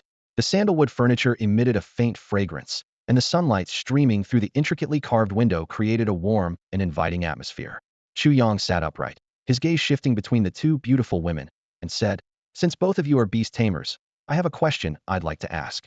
"Go ahead," Qin Luo responded decisively, her eyes sparkling like stars as she fixed her gaze on Chu Yang. Her eager look made Chu Yang blush slightly, leaving him momentarily speechless. Qin Luoxue, standing beside her, shook her head inwardly, feeling a bit helpless. Her sister had been infatuated with Chu Yang ever since she first saw his portrait.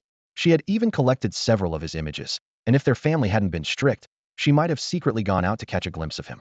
Now, seeing him in person, Qin Luoxue couldn't shake off a sense of foreboding as her sister seemed completely captivated.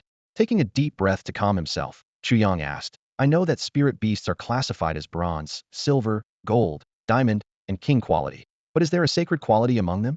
He was particularly interested in the classification of the wild beasts, but had never heard of a sacred quality. Facing the beast tamers, he decided to voice his curiosity. Qin Luo frowned slightly and shook her head. "There is indeed a higher quality above king, but I've never heard of a sacred quality." Chu Yang felt a spark of realization, thinking to himself, "Just as I suspected, there must be a higher quality above king. Perhaps sacred quality is beyond what they know." However, at that moment, Qin Luo seemed to lose interest in the topic of spirit beasts. Skillfully changing the subject, she asked with a smile, "Putting aside the matter of quality, have you been troubled by Fu Kuan?"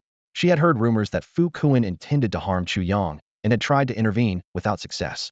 "Yes, he actually killed me once." Chu Yang nodded candidly, surprised by Qin Luo's interest in his affairs. Qin Luo unfolded her fan with a light flick, smiling. "You must be joking. You're sitting here perfectly fine. How could he have killed you?" Chu Yang replied earnestly. "He did kill me once, but I came back to life. Without the system's assistance, he would have perished for good. This experience was truly a return from the dead." At this, Qin Luoxue spoke coldly to her sister. "Did you hear that? You kindly asked him, and he responds with such nonsense. Utterly absurd."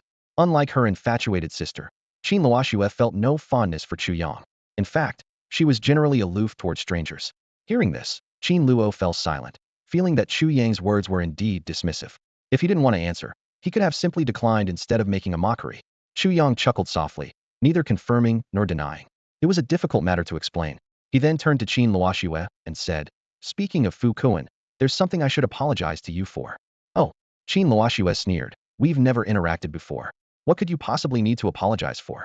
Looking directly into Qin Luoxue's eyes, Chu Yang said slowly, "Because your fiancé was foolish enough to get himself killed by me." The atmosphere froze instantly. Qin Luo's eyes widened in shock, blurting out, You know who we are?" They had thought their disguises were flawless, yet he had seen through them. "I recognized you from the start," Chu Yang replied with a calm smile. Though he didn't know where their impressive disguise came from, he was aware of their identities, which was why he invited them.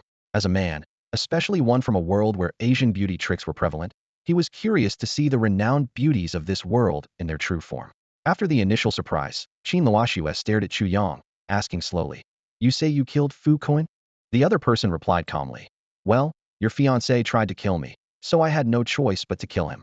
Of course, if you want revenge, you're welcome anytime." Qin Luojiao wrinkled her nose in surprise and asked, "Do you even know who Fu Kuan is? How dare you claim you killed him?" She recalled the information she had gathered earlier. Chu Yang had failed to become a spirit master, which had once frustrated her. How could an ordinary person possibly kill Spirit Master Fu Kuan, let alone considering the background of the other party? Chu Yang remained composed and responded lightly, "No matter what happened before, all I know is that he's a dead man now." Bragging. Even Qin Luojiao couldn't help but frown. Although they had heard about the Fu family's destruction, they couldn't believe Chu Yang had anything to do with it. Their first meeting ended on a sour note. Clearly, the Qin sisters didn't have a good first impression of Chu Yang. Watching them leave, Chu Yang sighed to himself, "I was just trying to apologize. Why does no one believe me?" However, from this conversation, he learned that Qin Luoxue's engagement to Fu Kuan had another story behind it, merely a delaying tactic by the Qin family. Qin Luoxue was never truly going to marry Fu Kuan. Chu Yang felt a bit regretful that he didn't get to see their true appearances. Although they had disguised themselves, there seemed to be an unusual aura about them that even stirred a reaction from Huang within his spiritual domain. On the way back to the city lord's mansion, Qin Luoxue comforted her somewhat silent sister. "Sister, you saw it yourself. Besides his handsome appearance, this Chu Yang is nothing but nonsense. claiming he killed Fu Kuan? Why not say he destroyed the Fu family? Qin Luojiao countered. But I don't think he has any reason to lie. Qin Luoxue advised earnestly. Sister, you're just too naive. He's clearly just trying to get our attention. How could an ordinary person possibly have the ability to kill Fu Kuan? Stay away from people like him, understand? Inside the city lord's mansion, it was silent. Qin Shufeng had just finished his cultivation and sat up from the meditation mat. Noticing the movement outside the door, he said softly, "Why are you sneaking around outside the door? Come in." As soon as he finished speaking, two tall young women entered. One wore a long blue dress, the other a fiery red one. Their skin was as fair as alabaster, with eyes clear and bright like a pool of water. Their tall figures were accentuated by the belts, revealing graceful curves. "Father!" The two girls greeted in unison. Qin Shufeng looked at his daughters fondly and asked, "What is it? Went out to play again? What did you find this time?" Qin Luojiao took her father's arm and said softly, "Not much this time. Just discovered 2 silver-quality spirit beasts." 2 silver-quality spirit beasts. Qin Shufeng exclaimed, "That's already very impressive. Silver quality is highly sought after outside. It seems you've inherited your mother's skills." He sighed. Time really flies. In the blink of an eye, my daughters have grown up so much. Qin Luoxue asked worriedly, "Has mother not woken up yet? It's been almost half a month, right?" "She's still not awake," Qin Shufeng said solemnly, his brows furrowed with a hint of worry in his eyes. He clenched his fist, determined. "Once she wakes up, I must take her to the sacred land of all spirits. Perhaps only there can we find the soul medicine to heal her injuries." Qin Luo nodded seriously, her eyes shining with determination. "Yes, we'll go with you when the time comes." She paused, suddenly remembering something, and quickly said, "Oh, father, we met someone today who claimed to have killed Fu Kuan." "Killed Fu Kuan?" Qin Shufeng's eyes flickered with surprise and caution. "Tell me more."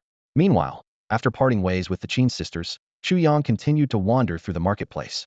His gaze wandered among the various exotic spirit beasts, marveling at these wondrous creatures he had never seen before. Chu Yang then began renovating the Chu family estate. With substantial wealth at his disposal, the entire estate was soon transformed. Besides the vast lake spanning dozens of meters in diameter, a large artificial mountain was erected on the right side of the courtyard, designed as a living environment for Huang. Roar! Huang let out a low growl, its massive body gracefully slipping into the cave within the artificial mountain. Chu Yang nodded in satisfaction, thinking that although spirit beasts could reside in the spirit domain, it was only an illusory space and not as comfortable as a real environment. Surveying his surroundings, Chu Yang frowned in thought. It's still too empty, lacking vitality. He decided to hire a steward and some guards, along with servants to maintain the estate.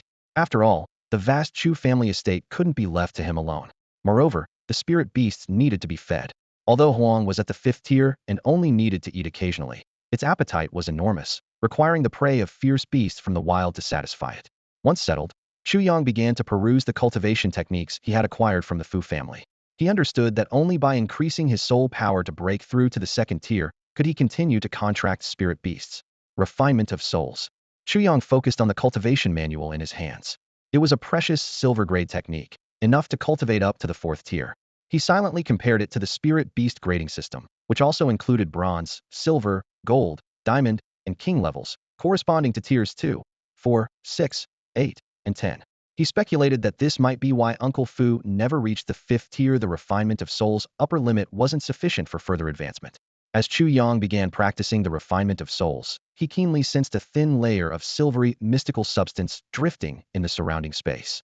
"Soul matter," he exclaimed inwardly, realizing it was the foundational material for spirit masters to cultivate soul power.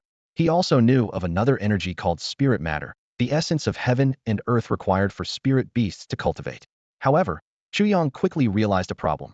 Luotian City was in a harsh environment where both soul matter and spirit matter were quite scarce.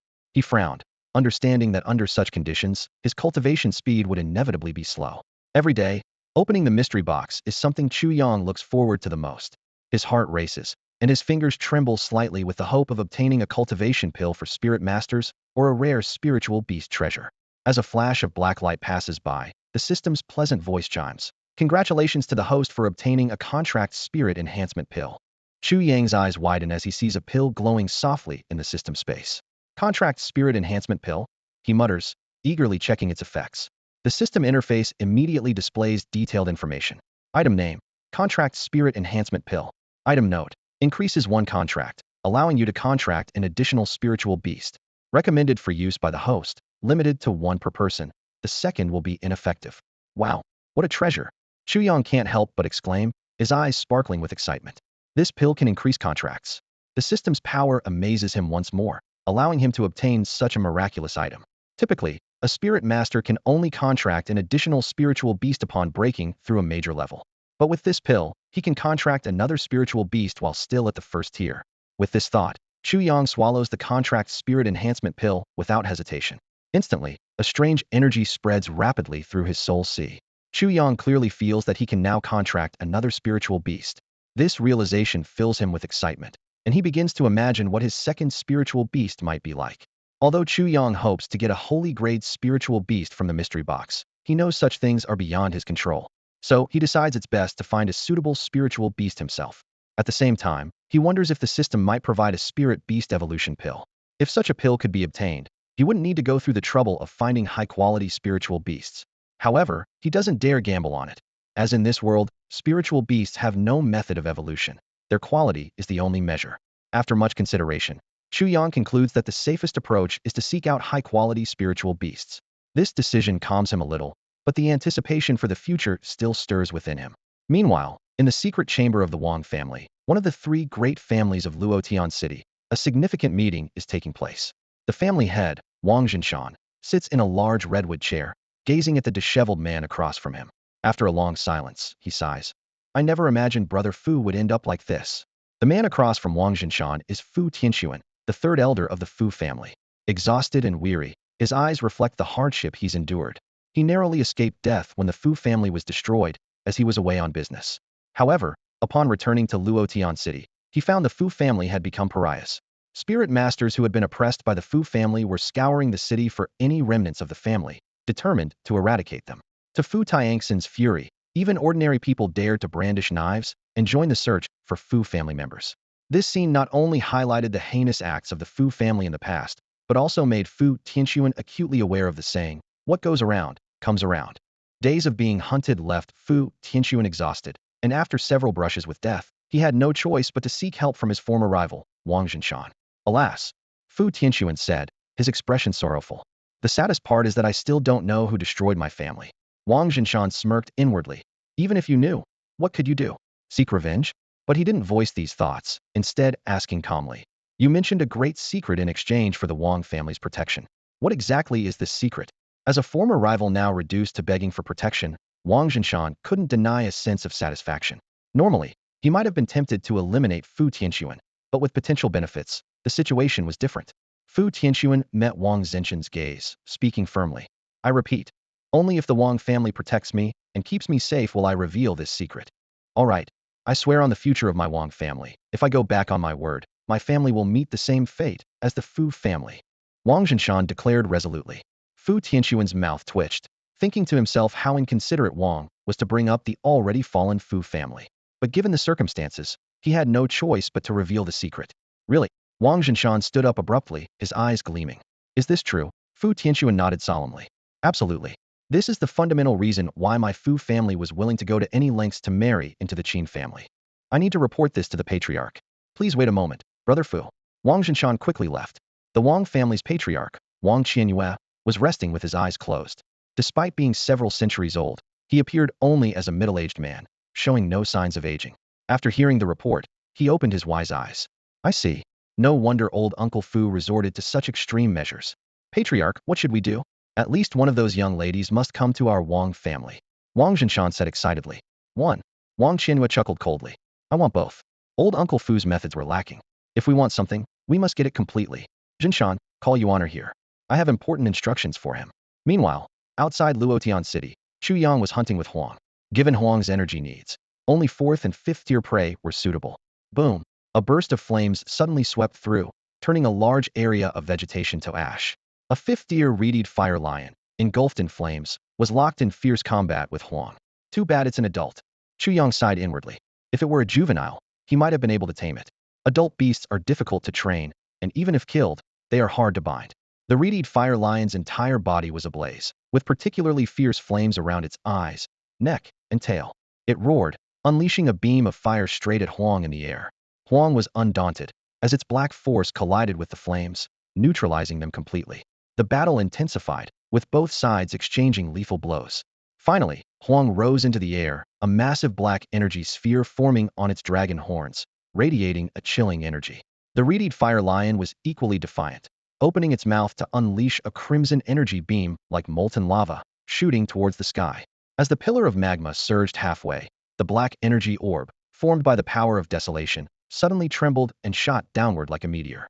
The collision between the black orb and the red pillar was so intense that it split the sky in two. One half was ink black, the other blood red. This astonishing scene left Chu Yang, standing at the center of the dragon's horns, utterly dumbfounded, his scalp tingling. However, this stalemate didn't last long. The black orb tore through the red pillar with overwhelming force, heading straight for the crimson-eyed fire lion below. Sensing the threat, the fire lion stood upright, raising its flaming claws to counter the attack. Boom! A more powerful explosion echoed across the sky, and the entire mountain peak where the fire lion stood was flattened in an instant. Chu Yang was dumbfounded, instinctively patting the dragon's head in awe of the strike's incredible power. The dragon let out a satisfied roar, though it lamented the loss of a tasty meal. The strike's desolation power was so overwhelming that the crimson-eyed fire lion was reduced to a dried corpse, soon to turn to ashes. Chu Yang marveled at the power of the heavenly desolation dragon jade, while also realizing its sole drawback: it required some time to charge. According to the dragon's communication, the longer the charge time, the stronger the attack, making it a trump card of sorts. Chu Yang then continued his search for food in the forest, riding the dragon. As they ventured deeper into the wilderness, a sense of oppression grew stronger. It seemed something significant was about to happen in the depths of the wilderness, causing even the usual fierce beasts to cower in their lairs. Even the dragon showed signs of unease. To avoid any mishaps, Chu Yang decided not to go further. By evening, Chu Yang began his return to Luotian City. Today, the dragon had devoured two fifth-level fierce beasts, enough to sustain it for a long time. Suddenly, faint cries for help from a few miles outside the city gates caught Chu Yang's attention. Back home, Chu Yang found himself deep in thought, looking at the two unconscious people on the bed. One was a young girl of about 15 or 16, her face dirty, dressed in patched coarse cloth. The other was an elderly man with white hair and beard, his face pale, with a long beard reaching his chest, resembling a white-beard warrior. Chu Yang inquired about their condition from the doctor. The doctor explained that the girl had simply fainted from hunger and was otherwise fine. The elderly man, however, might be a spirit master, and his unconsciousness was likely due to damage to his soul sea. The doctor noted that he had seen similar cases over the years but, as an ordinary person, couldn't examine the soul sea of a spirit master. Chu Yang thanked the doctor and saw him out. After Chu Yang fed the girl some food, she quickly regained consciousness. As soon as she opened her eyes, she warily shrank into the corner of the bed, clutching the quilt tightly around herself. "What? Are you still afraid I might harm you?" Chu Yang asked coldly, slamming the bowl and spoon of porridge onto the table. "Is this how you treat your savior?" Only then did the girl realize her situation. She lowered her head and timidly said, "I'm sorry, Since you're awake, eat by yourself," Chu Yang said, turning to leave the room. He thought to himself, it was just a chance encounter. Saving her was already kind enough. Who knows what trouble someone of unknown origin might bring? He didn't want to invite unnecessary trouble. Back in his room, Chu Yang took out a soul medicine he had obtained from the Fu family and consumed it. As the medicine's power spread, he immediately activated his soul refining technique, guiding the soul energy into his soul sea. The recent days of cultivation had allowed him to clearly feel the expansion of his soul sea and the growth of his soul power. He made a hand seal, and a soul energy dagger condensed in the center of his forehead. Slash! With a low shout, the dagger hummed as it shot forward. This was the silver quality soul technique he had won from the Fu family, the Annihilation Blade.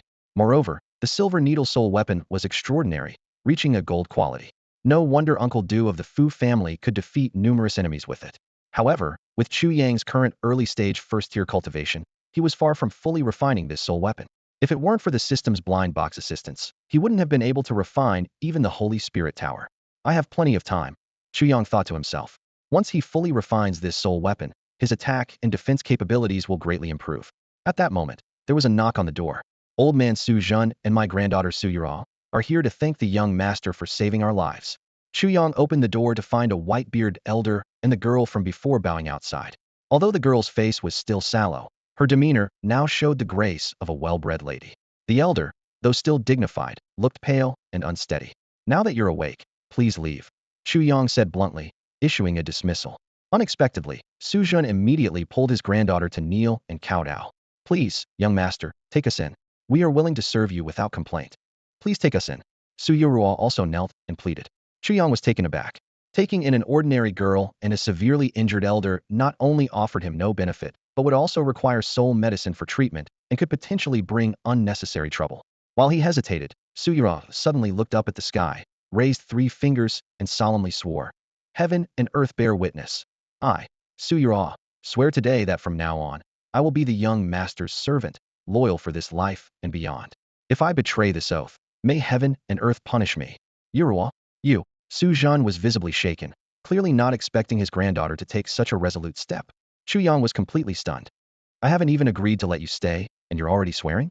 How can I possibly send you away now?" "Damn." Chu Yang sighed helplessly. "Fine. Just find a place to stay." He looked at the two kneeling before him, thinking to himself that since they had gone to such lengths, he couldn't possibly continue to drive them away. "Thank you, young master." Su-Zhan and Su-Yua expressed their gratitude by bowing again, and they officially became servants in Chu Yang's household. In the following days, Chu Yang quietly observed the father and daughter. Su-Zhan's condition was worrying. He spent most of the day asleep, and his periods of sleep grew longer and more debilitating. Despite his efforts to train during his waking hours, there was little improvement. As for Su-Yura, she was still an ordinary girl, not yet 16, and too young to form a contract with a spirit beast. After deciding to stay, she began learning to do laundry and cook, trying her best to manage all the household chores for Chu Yang. Time flew by, and half a month passed in the blink of an eye. Luotian City was preparing for its annual Lantern Festival. This unique city, divided by the Luo River, was particularly lively on this day. People of all ages would place lanterns on the river, each carrying their wishes, floating towards the distance. As night fell, stars dotted the sky. The entire Luotian city was immersed in a festive atmosphere, and people seemed to have moved past the shock of the Fu family's demise. The Wang, Yang, and Imo families began to show themselves, vying for the territory left by the Fu family. Notably, Fu Tianxuan, the third elder of the Fu family, was publicly slain by a powerful member of the Wang family a few days ago, causing a stir. Chu Yang walked alone along the broad banks of the Luo River, watching people on both sides release their glowing lanterns into the water. The lanterns, resembling lotus flowers, looked especially beautiful in the candlelight. He had intended to bring Su Yura along, but she chose to stay behind to look after the sleeping Su-Zhan. Luotian City lacked advanced soul medicine, making it difficult to effectively treat Su-Zhan's injuries. Even the soul medicine Chu Yang acquired from the Fu family was insufficient for a former 7th-level spirit master. Now, with Su-Zhan's periods of sleep growing longer, Su Yurua hoped to spend more time with her father. "Hey, didn't expect to see you two again." Chu Yang smiled as he greeted two familiar figures approaching. It was the two goddesses from the Qin family, still dressed in male attire for their outing. "Oh, it's you, Chu Yang." Qin Luojiao beamed with joy upon seeing him. Her sister, Qin Luoxua, remained puzzled, wondering why their father said this person was peculiar. The three of them strolled along the Luo River, with Qin Luojiao walking closely beside Chu Yang. She asked in a low voice, "Chu Yang, is it true that you killed Fu Kuan?" Chu Yang replied calmly, "I already told you before, Fu Kuan was indeed killed by me." Qin Luojiao pressed further, "And does the destruction of the Fu family have anything to do with you?" "The Fu family was also destroyed by me," Chu Yang said seriously. "Uft." Qin Luoxua scoffed. "If you said it was related to you or done by some force behind you, I might believe it. But if you claim you destroyed them yourself, I'd never buy it." Chu Yang responded indifferently. "Believe what you will, but it was indeed me who destroyed them." Qin Luojiao's eyes sparkled like stars as she eagerly asked, "So tell me, how did you destroy the Fu family?" Seeing her sister's infatuated expression, Qin Luoxu couldn't help but hold her forehead with one hand, saying helplessly, "Why do you believe everything he says? Just because father mentioned something strange about Chu Yang, you think he could take down the Fu family?" Chu Yang shrugged nonchalantly and said, "The Fu family was nothing more than a bunch of paper tigers, not nearly as formidable as people claim. I dealt with them in no time." He exaggeratedly gestured with his hands as he spoke. Qin Luoxu couldn't listen any longer and directly questioned, "You're not even a spirit master. Where did you get the ability to defeat the Fu family?" "Who said I'm not a spirit master?" Chu Yang retorted. The Qin sisters were taken aback, asking in disbelief, "You're a spirit master?" They knew that Chu Yang had never become a spirit master due to his weak foundational soul power. To dispel their doubts, Chu Yang immediately formed a seal. In an instant, a summoning array appeared in the air. "Wow, you really are a spirit master," Qin Luojiao exclaimed. Her eyes lit up, and she instinctively grabbed Chu Yang's arm, excitedly saying, "Why don't you come to the city lord's mansion and be my guard?" "Sister, what are you doing?" Qin Luoxu scolded. She could hardly believe her sister was holding a man's arm. Since birth, apart from their father, this was the first time Qin Luojiao had been so close to a man. Realizing her gaffe, Qin Luojiao blushed and quickly let go of Chu Yang's arm. Just then, a group of people approached, both men and women, led by the young master of the Wang family, Wang Yuan. He wore a white brocade outfit with a jade pendant at his waist, exuding elegance. Miss Qin, both of you. Wang Yuan approached and greeted them with a respectful bow. Hmm. The sisters turned to Wang Yuan, surprised that he recognized them. Wang Yuan explained, I've been observing for a while and was curious when two such distinguished individuals appeared in Luotian City. I didn't expect them to be the Qin sisters. In truth, he had already arranged for people to monitor the city lord's mansion, especially those who left. He knew the Qin sisters lit a river lantern every year at the Lantern Festival. To his surprise, instead of the sisters, two young men appeared. With his sharp mind, Wang Yuan quickly deduced the truth. Wang Yuan's gaze shifted to Chu Yang standing beside Qin Lojiao, a flicker of jealousy in his eyes. This must be Chu Yang. He had seen Qin Lojiao holding Chu Yang's arm affectionately, which made him clench his fists. He reminded himself to stay calm, knowing that after tonight, the Qin sisters would be his. Yes, Chu Yang responded coolly, noting the disdain in Wang Yuan's eyes. However, he had no dealings with Wang Yuan and didn't care to engage with him. At this moment, Qin Lakshu frowned and asked, Do you need something from us? If not, you can leave. Her tone was icy, with no hint of politeness. If anyone else had spoken to Wang Yuan this way, he would have retaliated. But faced with Qin Lakshu's coldness, he smiled warmly and said, It's like this. With the Lantern Festival today, the three major families, along with other notable families in Luotian City, are holding a gathering at Fulai Restaurant. The aim is to exchange cultivation insights and discuss the current situation in Luotian City and beyond. As the host of this banquet, I can't think of anyone more suitable than the two ladies from the City Lord's mansion. I hope you will honor us with your presence.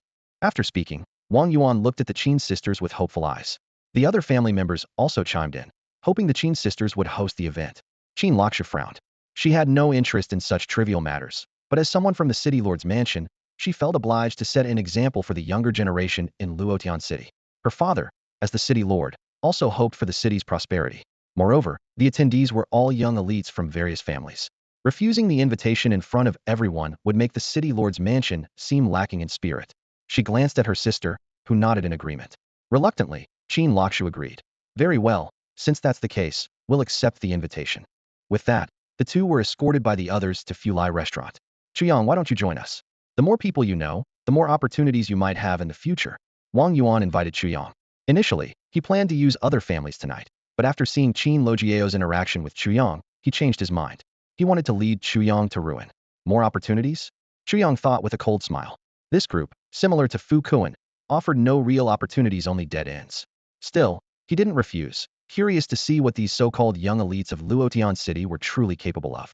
The Fulai Tavern, the largest tavern in Luotian City, was particularly lively today. The entire second floor had been booked, and it was bustling with people. Chu Yang walked slowly with the crowd, his gaze inadvertently sweeping over Wang Yuan. He noticed that Wang Yuan deliberately stayed a step behind the Qin sisters, his eyes lingering on their graceful figures. As a time traveler from a technologically advanced Earth, Chu Yang was all too familiar with such looks. Although Wang Yuan repeatedly claimed that the Qin sisters were the best hosts for this exchange meeting, he hadn't informed them in advance, which seemed disingenuous. As soon as they stepped into the tavern, the sisters finally shed their disguises and revealed their true identities. Chu Yang instantly understood why his predecessor regarded them as goddesses. Even though Chu Yang had encountered countless women before his time travel, he found it difficult to control his racing heart at this moment. He could even hear the rapid breathing of all the men around him. At that moment, other women paled in comparison, and even the daughters of the three great families felt inferior. It was an absolute aura of dominance. Chu Yang recalled what Fu Kuan had once said. How could someone as lowly as you know the heavenly beauty of goddesses? Any man who has seen the Qin sisters will have thoughts like mine. At the time, he thought it was an exaggeration, but now he realized those words came from the heart. The two beauties were tall, with flawless features, as if meticulously crafted by the heavens. Their presence instantly elevated the atmosphere of the exchange meeting. Chu Yang, come sit next to me. Qin Luo Jiao warmly invited him as soon as she sat down. This scene not only surprised Chu Yang, but also amazed everyone present. People started speculating about Chu Yang's identity, as being personally invited by Qin Luo Jiao was a significant honor. Wang Yuan took the initiative to introduce him.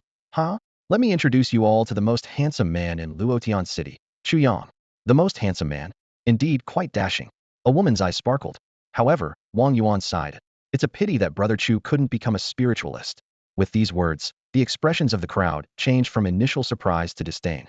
Even the young women who had been interested in Chu Yang lost interest instantly. That's the reality of the world. When someone loses their value, people abandon them without hesitation.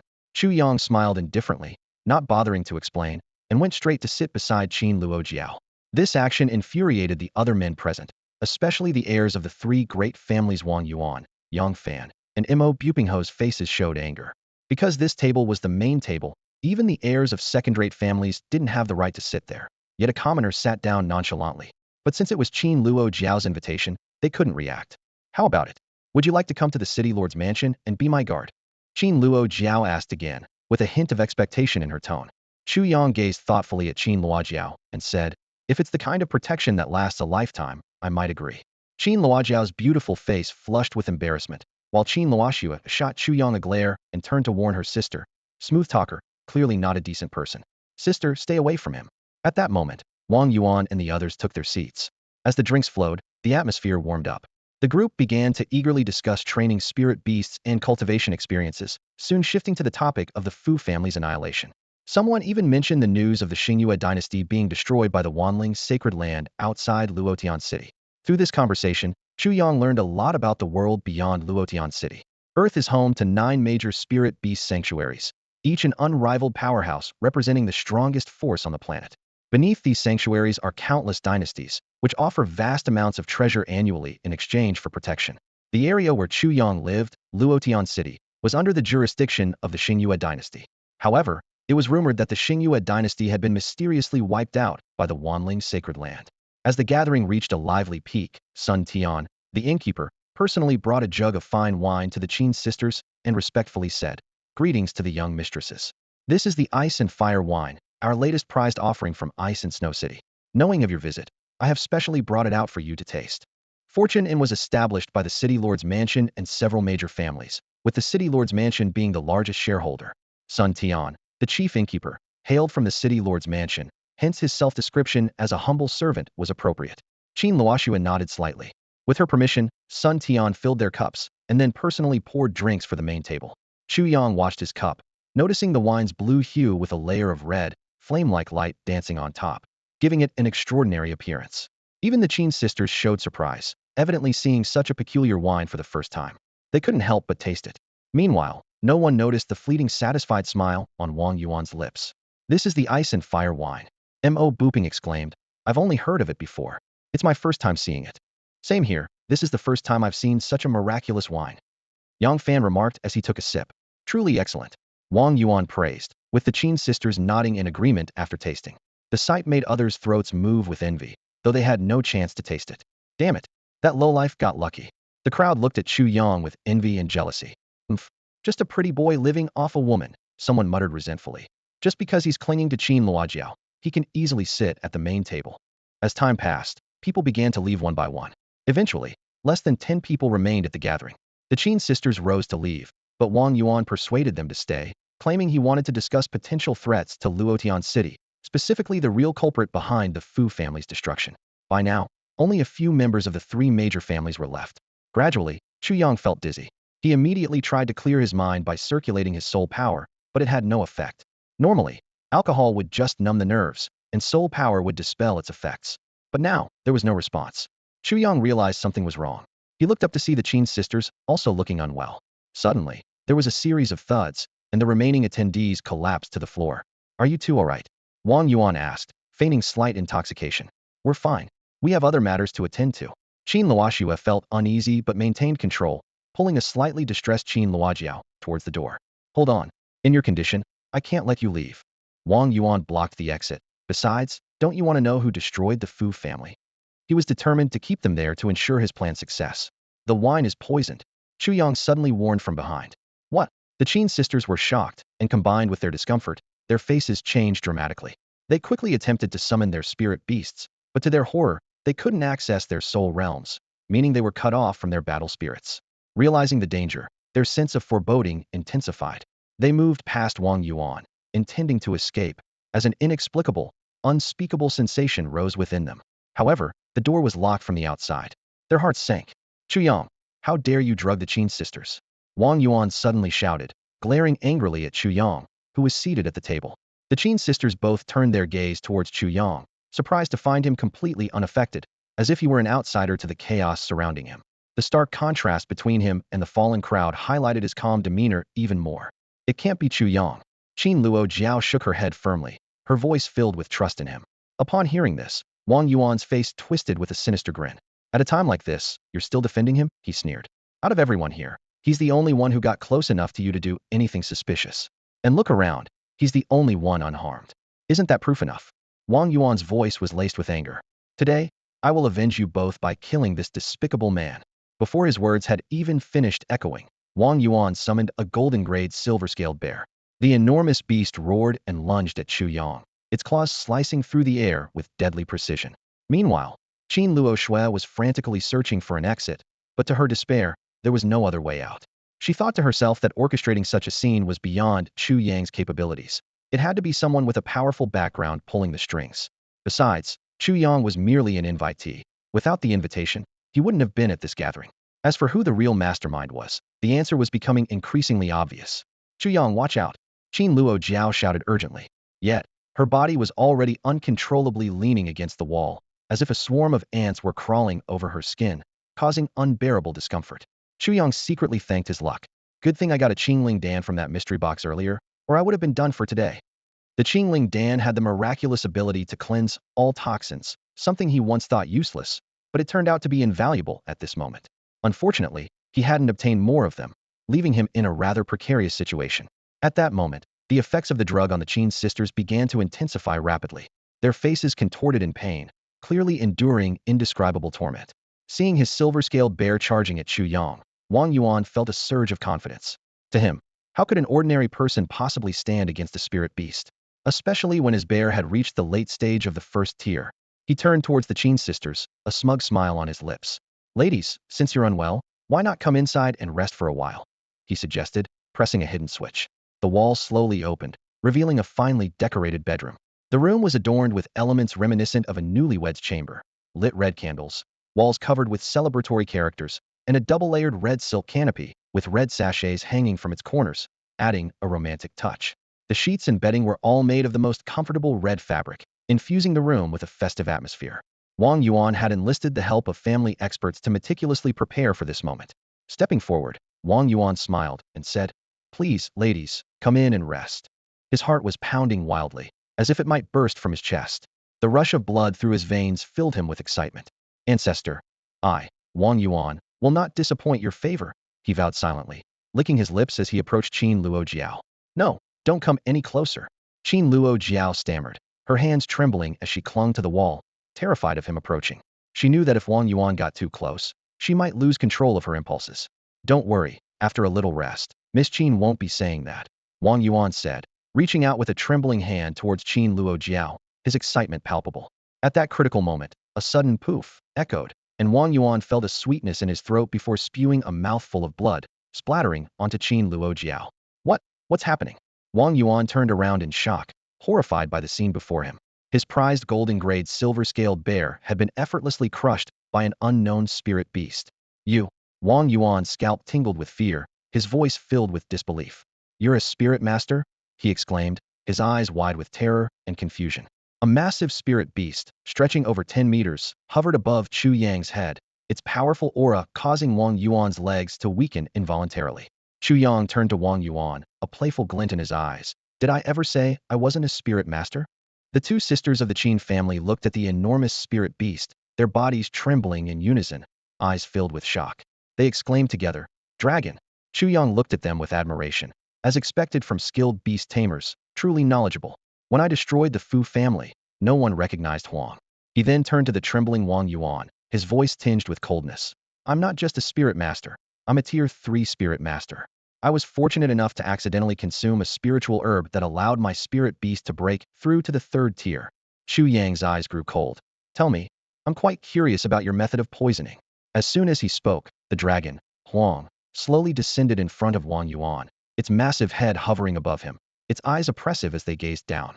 Thud! Wang Yuan instantly fell to his knees. The death of his silver-scaled bear had already severely damaged his soul C, and now, facing Huang's pressure, he could no longer withstand it. It was Chief Steward Sun Tian who tampered with the wine. Wang Yuan confessed, trembling. It turned out that Sun Tian had poisoned the wine while serving it. The jug was a Yinyang wine vessel with a hidden mechanism that could pour out different wines. The Wang family had bribed Sun Tian, using his position from the city lord's mansion to lower the guard of the Qin sisters. And that was when they fell into the trap. So it was him. Qin Luoshue's face darkened. Seeing the sisters growing increasingly distressed, Chu Yang coldly asked, "What poison did they ingest, and how can it be cured?" Wang Yuan seemed resigned, laughing blankly. Huh? It can't be cured. His family's plan had completely failed. Qin Luoshue struggled to move, asking, "Why? Why can't we connect to the spirit realm?" Heh, have you ever heard of soul-severing powder? Wang Yuan retorted. Qin Luojiao exclaimed, "The ancient forbidden drug that can temporarily sever a spirit master's connection to the spirit realm?" Chu Yang felt a chill in his heart, grateful that Wang Yuan hadn't used such a drug on him, as even the cleansing spirit pill might not have been able to counteract it. Qin Luoshue thoughtfully said, "It's rumored that the Wang family's ancestor once discovered an ancient secret realm, and now it seems the rumors were true." She briefly explained the legend of the Wang family's rise and the origins of the soul-severing powder.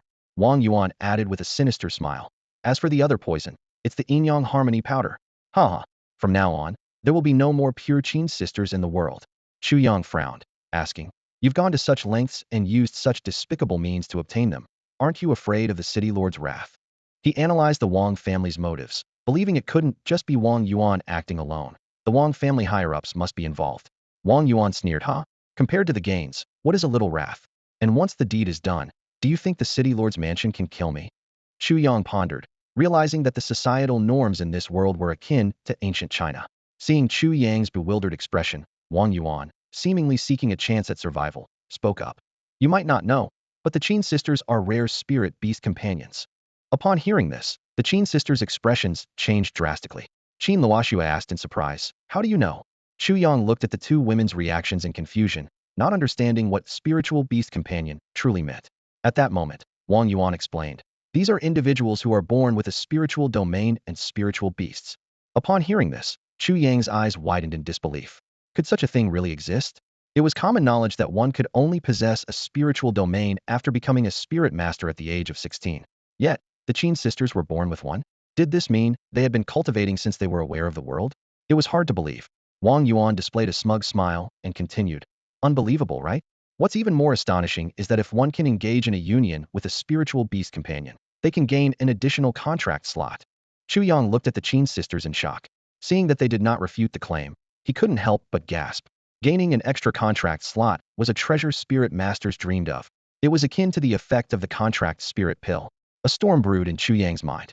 At the same power level, having one more spiritual beast meant an additional fighting force, which could turn any battle into a one-sided affair. Wang Yuan continued, "Now you understand why I resorted to such means?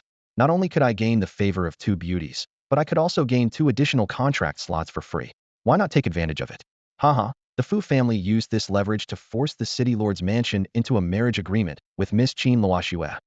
Wang Yuan revealed everything at once. This information came from the Fu family's third elder, Fu Tianxuan. Without it, the Wang family would never have known. To keep the secret, the Wang family even silenced Fu Tianxuan. "Chu Yang, for my honesty, spare my life." Wang Yuan pleaded, trembling. His plan had failed, and losing his life would mean losing everything. Chu Yang, Qin Luojiao called weakly. With a wave of his hand, Chu Yang knocked the injured Wang Yuan unconscious with Huang's intimidation. He quickly supported the nearly collapsing Qin Luojiao, but this contact ignited an uncontrollable fire. I won't blame you," Qin Luoshua whispered in Chu Yang's ear, her breath fragrant, implying much more. The scent from the beauties filled Chu Yang's senses, igniting his blood. Qin Luoshua leaned closer. Under the influence of the potion, all mental defenses were futile. Faced with the two beauties, Chu Yang muttered, "Form is emptiness. Emptiness is form." But the next moment, he shouted, To hell with form is emptiness." Unable to restrain himself, he scooped up the two women and strode into the new room Wang Yuan had prepared. "Wang Yuan, I owe you one," Chu Yang thought to himself. In the Chu family courtyard, Chu Yang slept soundly for an entire day. After 2 hours of struggle the previous night, he finally purged the toxins from the two women and returned home. Their state was astonishingly formidable, almost overwhelming Chu Yang. It wasn't until evening that he stretched and got up. At that moment, Chu Yang sat at a table with Su Zhen and Su Yuruo, enjoying takeout. According to Su Zhen, this was to replenish Chu Yang. If Su Yuruo were to cook, it might not have the same nourishing effect. Su Zhen stroked his white beard, looking at Chu Yang with an inexplicable smile. "What kind of look is that?" Chu Yang asked in confusion. Su Zhen's lips curled into a meaningful smile as he leaned closer to Chu Yang and lowered his voice. "Young master, I've got some ancient medicinal recipes that are quite potent in certain matters. Interested? Whoa! Chu Yang nearly spat out his turtle soup. He stared at Su Zhen in disbelief. What was this old man implying? Did he think lowly of him? If it weren't for the two women being unusually formidable, he wouldn't have been so exhausted. After a moment of hesitation, Chu Yang couldn't resist asking, are they really that effective? Any side effects? Su Zhen patted his chest confidently. Absolutely safe, tried and tested by yours truly. All right, give me some later. Chu Yang finally succumbed to temptation. Nearby, Su Yurua overheard their whispered conversation and curiously approached. What's the good stuff? Let me have some too. Su Zhen quickly waved her off, worried about his granddaughter getting involved in such an unseemly topic. This isn't for you to meddle in. After the meal, Chu Yang casually tossed a pill to Su Zhen. Su Zhen caught it, but hesitated. Young master, I'm quite old now. Isn't this a bit inappropriate for me? He had occasionally used such things in his youth, but as he aged, his interest had waned. Chu Yang rolled his eyes. What are you thinking? This is for healing your soul, see? Not what you assume. Su Zhen's face flushed with embarrassment as he quickly pocketed the pill. Although he had never heard of such a pill, he trusted Chu Yang wouldn't harm him. Over time, he had come to see that despite Chu Yang's cold exterior, he genuinely cared for those around him. Taking a deep breath, Su Zhen swallowed the pill without hesitation. Instantly, a powerful soul force erupted within his soul sea, like spring thunder awakening all hibernating life. He felt every cell in his body rejoicing. Chu Yang nodded to himself, impressed by Su Zhen's decisiveness. If Su Zhen had refused, there would be no reason to keep him around any longer. After a while, Su Zhen slowly opened his eyes, filled with surprise and joy. He couldn't believe the changes within him. His damaged soul sea had partially healed. Given the severity of his condition, only high-grade soul medicine could have achieved this. Yet this miraculous pill had managed to repair part of his soul sea. Grandfather, how do you feel? Su Yurua asked worriedly. Before Su Zhen could respond, he suddenly knelt before Chu Yang, his forehead touching the ground. I am eternally grateful for the master's life-saving grace. His address shifted from young master to master. To Su Zhen, this gratitude was akin to a life debt. He had been resigned to falling into a coma and watching his soul sea collapse, leading to his demise.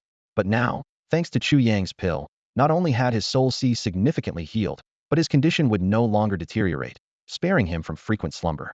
This bow was sincere and heartfelt. Chu Yang nodded slightly. The silver-grade soul-healing pill he had obtained from a blind box could heal the soul sea of a fourth-tier spirit master, which was enough for Su Zhen's current condition. To fully recover to the seventh tier, he would need higher-grade soul medicine or a diamond-grade soul-healing pill. Seeing this, Su Yurua also wept with joy and knelt beside her grandfather. Her long-held fears eased as her grandfather was finally out of danger. All right, no need for all this kneeling. Stand up. Chu Yang helped them up. In such a grand Chu family estate, we need at least a fourth-tier spirit master to hold the fort. We can't be outdone by the three great families, or it would be quite embarrassing. Chu Yang looked at Su Zhen with satisfaction.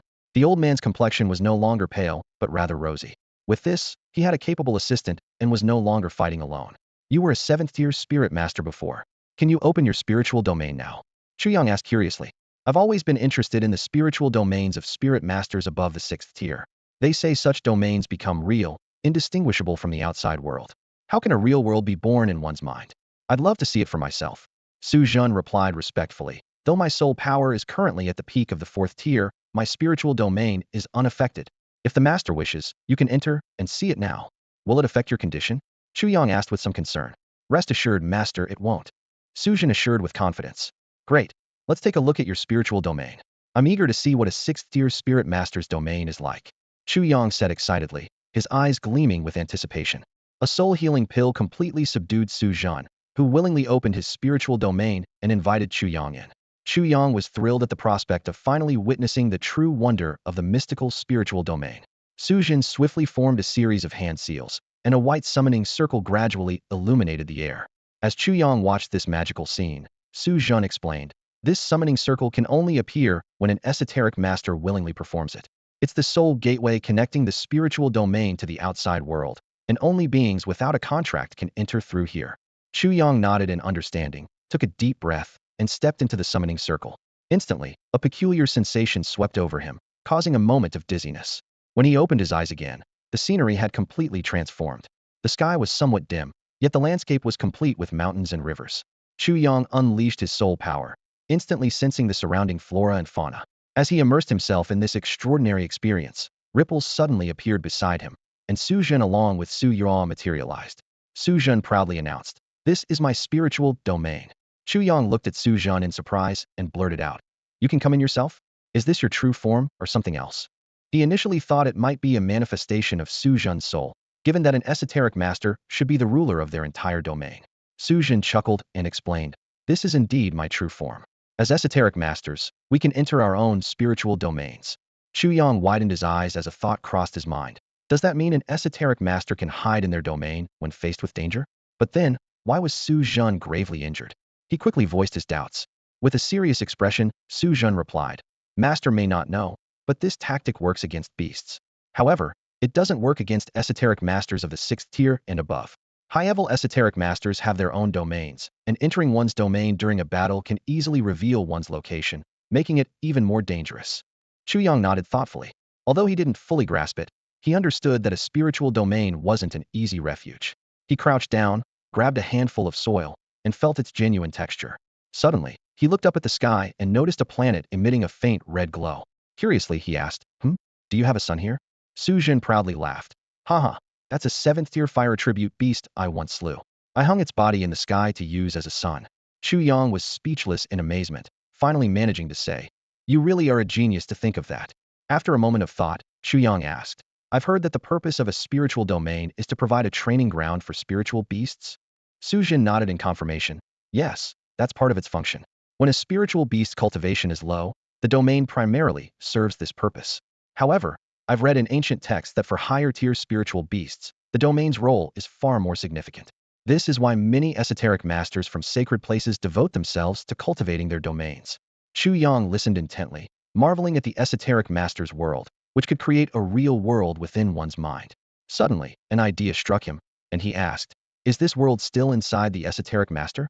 Su Zhan affirmed, "Yes. After extensive exploration, the ancients concluded that this world indeed exists within the esoteric master." Hearing this, Chu Yang was stunned. Coming from a technologically advanced Earth, he found it hard to comprehend such a reality-defying phenomenon, thinking it utterly incredible. Perhaps it's just the way the cosmic rules of this world work. As Chu Yang stepped into the spiritual realm, his vision suddenly broadened. Although this space wasn't vast, spanning only a few kilometers, it was filled with endless mysteries. His gaze swept across the surroundings, capturing a variety of creatures. There were ordinary beings as small as ants, as well as slightly larger, fierce low-level beasts. Some lay in wait, while others ran, bringing vitality to this space. Suddenly, a precious spirit spring caught Chu Yang's attention. The water was crystal clear, continuously gushing out spiritual essence like countless tiny points of light, floating in the air and increasing the concentration of spirit matter throughout the realm. "This spirit spring is something I acquired in my youth." Su Zhan's voice came from behind, tinged with a hint of nostalgia. Chu Yang was about to ask when his attention was drawn to an anomaly at the edge of the spiritual realm. Countless cracks spread like a spider web, giving an impression of imminent collapse. Su Zhan sighed and explained, "This was left when I tried to escape into the spiritual realm to evade an enemy.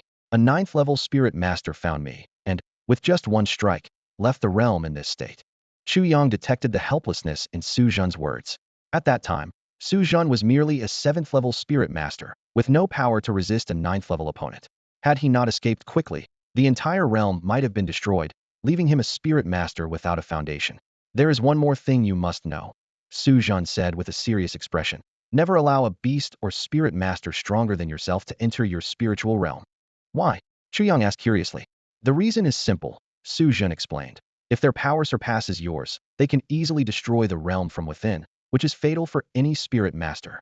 Chu Yang nodded thoughtfully. He was still far from reaching the 6th level, and his visit was purely out of curiosity about the spiritual realm. He decided that once he reached the appropriate level, he would study it further. Of course, he didn't rule out the possibility of suddenly acquiring a 6th-level pill from the mystery box tomorrow. But he reminded himself not to rely too heavily on it, lest he remain stuck below the 6th level if luck didn't favor him. After leaving the spiritual realm, Su Zhan respectfully presented an item. It was a small silver wolf with a pair of delicate wings, curiously observing Chu Yang. "This is a king-quality sky wolf," Su Zhan introduced. "Our family was destroyed and hunted because of this creature. The little wolf is still in its juvenile stage, making it the perfect time for a contract." King quality. Chu Yang was surprised as he looked at the small wolf. On Earth today, this was a top-tier spirit beast capable of reaching the 10th Emperor level, something any spirit master would covet. He hadn't expected Su Zhan and his granddaughter's tragic fate to be linked to this seemingly harmless beast. Chu Yang was indeed in need of a contract spirit beast. Thanks to the contract enhancement pill and his interactions with the Qin sisters, he had 3 contract slots available. However, he shook his head and declined. I can't take something you've protected with your lives. Save it for you Ruo in the future. Su Jun and Su Yu Ruo looked touched by his words. But Su Jun insisted. Without you, I wouldn't even be alive, let alone have a spirit beast. Please, take it. Su Yu Ruo also urged.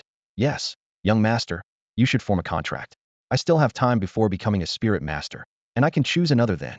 Chu Yang knew that in this world, one could only contract a spirit beast at the age of 16, when foundational soul power stabilized, making it the optimal age for a contract. He looked at them and suddenly asked, don't you want revenge? They were taken aback by his question, then shook their heads helplessly. Fear flickered in their eyes, as if recalling the powerful foe who had suffocated them. Chu Yang's expression suddenly turned cold, his voice as icy as a winter chill. With your current strength, don't even think about it. His gaze was as sharp as a blade, piercing directly at Su Jun and Su Yura. Remember, my principle is to repay enmity with enmity and grievance with grievance. Chu Yang's words were like a thunderclap, shaking the hearts of the two. He continued, your enemies are powerful, but you have plenty of time to catch up. As long as you're alive, there's still a chance. Otherwise, how will you face those who have died? Can they rest in peace seeing you like this? Their resentment and hatred can only be expressed through you. And yet, you want to forget your hatred. Every word from Chu Yang was like a heavy hammer striking hard on the hearts of Su Jun and Su Yura. Su Jun's hand trembled involuntarily at his side, while Su Yura's delicate hand clenched into a fist, her knuckles white. They had fallen from their high status to their current plight, with their family destroyed and close relatives enslaved. How could they not have thought of revenge?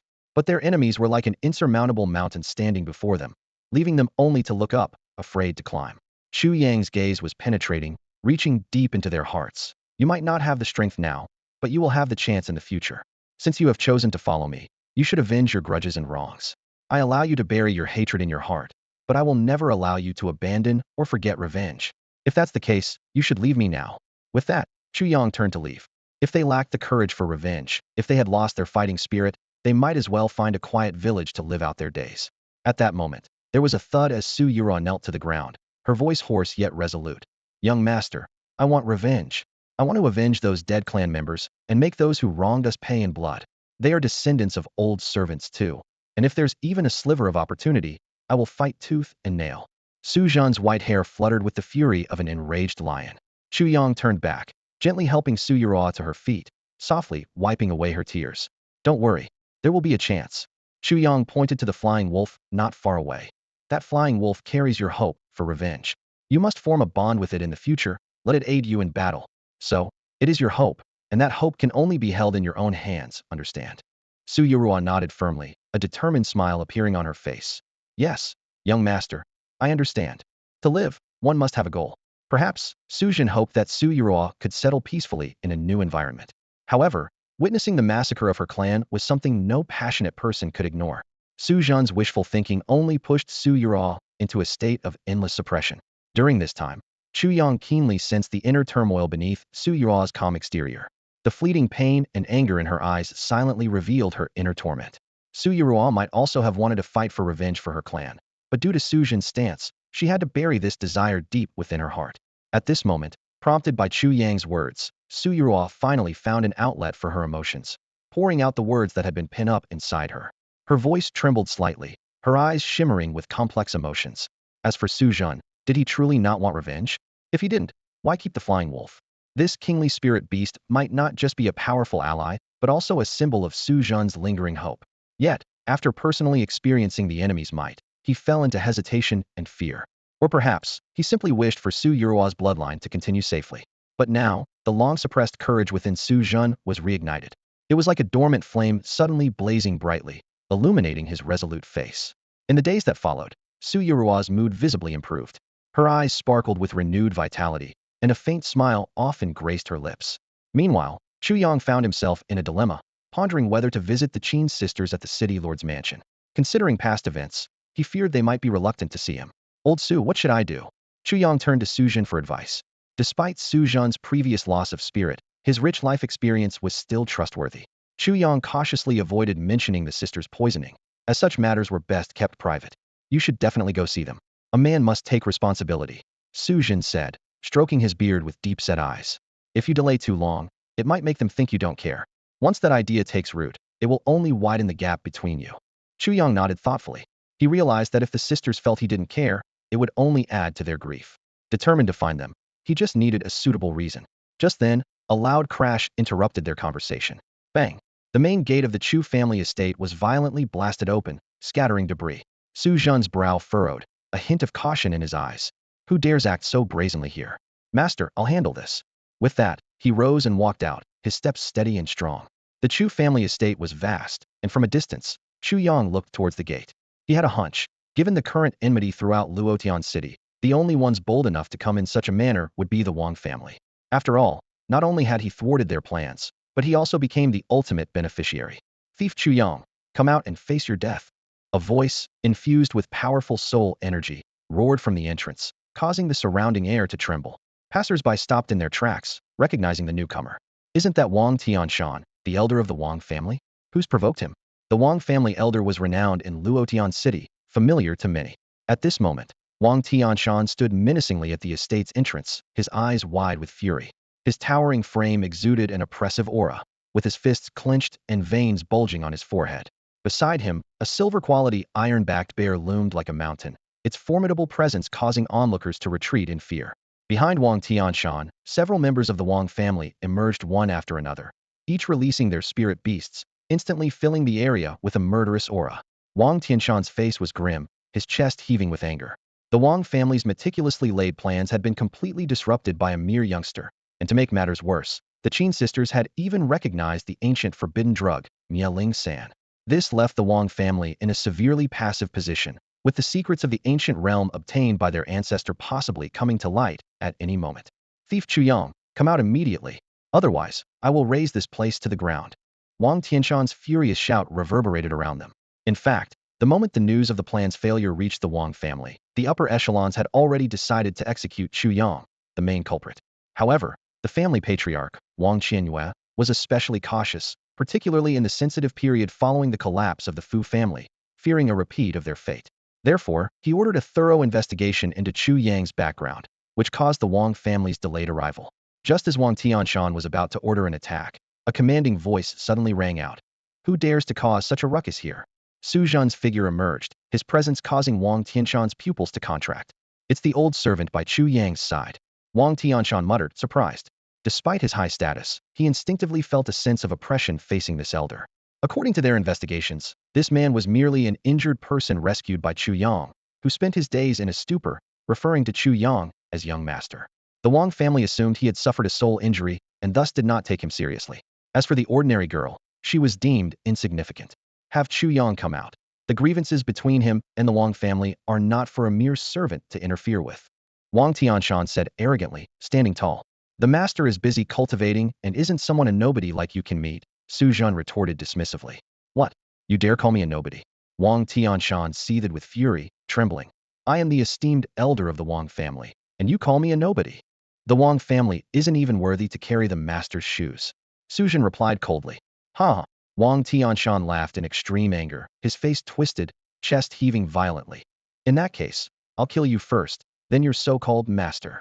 The iron-backed bear behind him let out a thunderous roar, and the other Wang family members prepared for battle. Hold on. Chu Yang appeared at the right moment, smiling. Elder Wang, I sincerely apologize for this matter. It's come to this. Please convey my thanks to brother Wang Yuan and tell him I owe him a favor. This attitude only further infuriated Wang Tianshan. You thief, you stole 2 contract positions from my Wang family and dare speak of favors? Wang Yuan has been confined because of this. If you have the ability, join our Wang family and change your surname to Wang. Then all past mistakes will be forgiven. Chu Yang clearly had no intention of changing his name, which made Wang Tianshan lose patience completely. Since you can't be of use to the Wang family, then you shall die. He commanded the iron-backed bear to strike Chu Yang with its massive paw.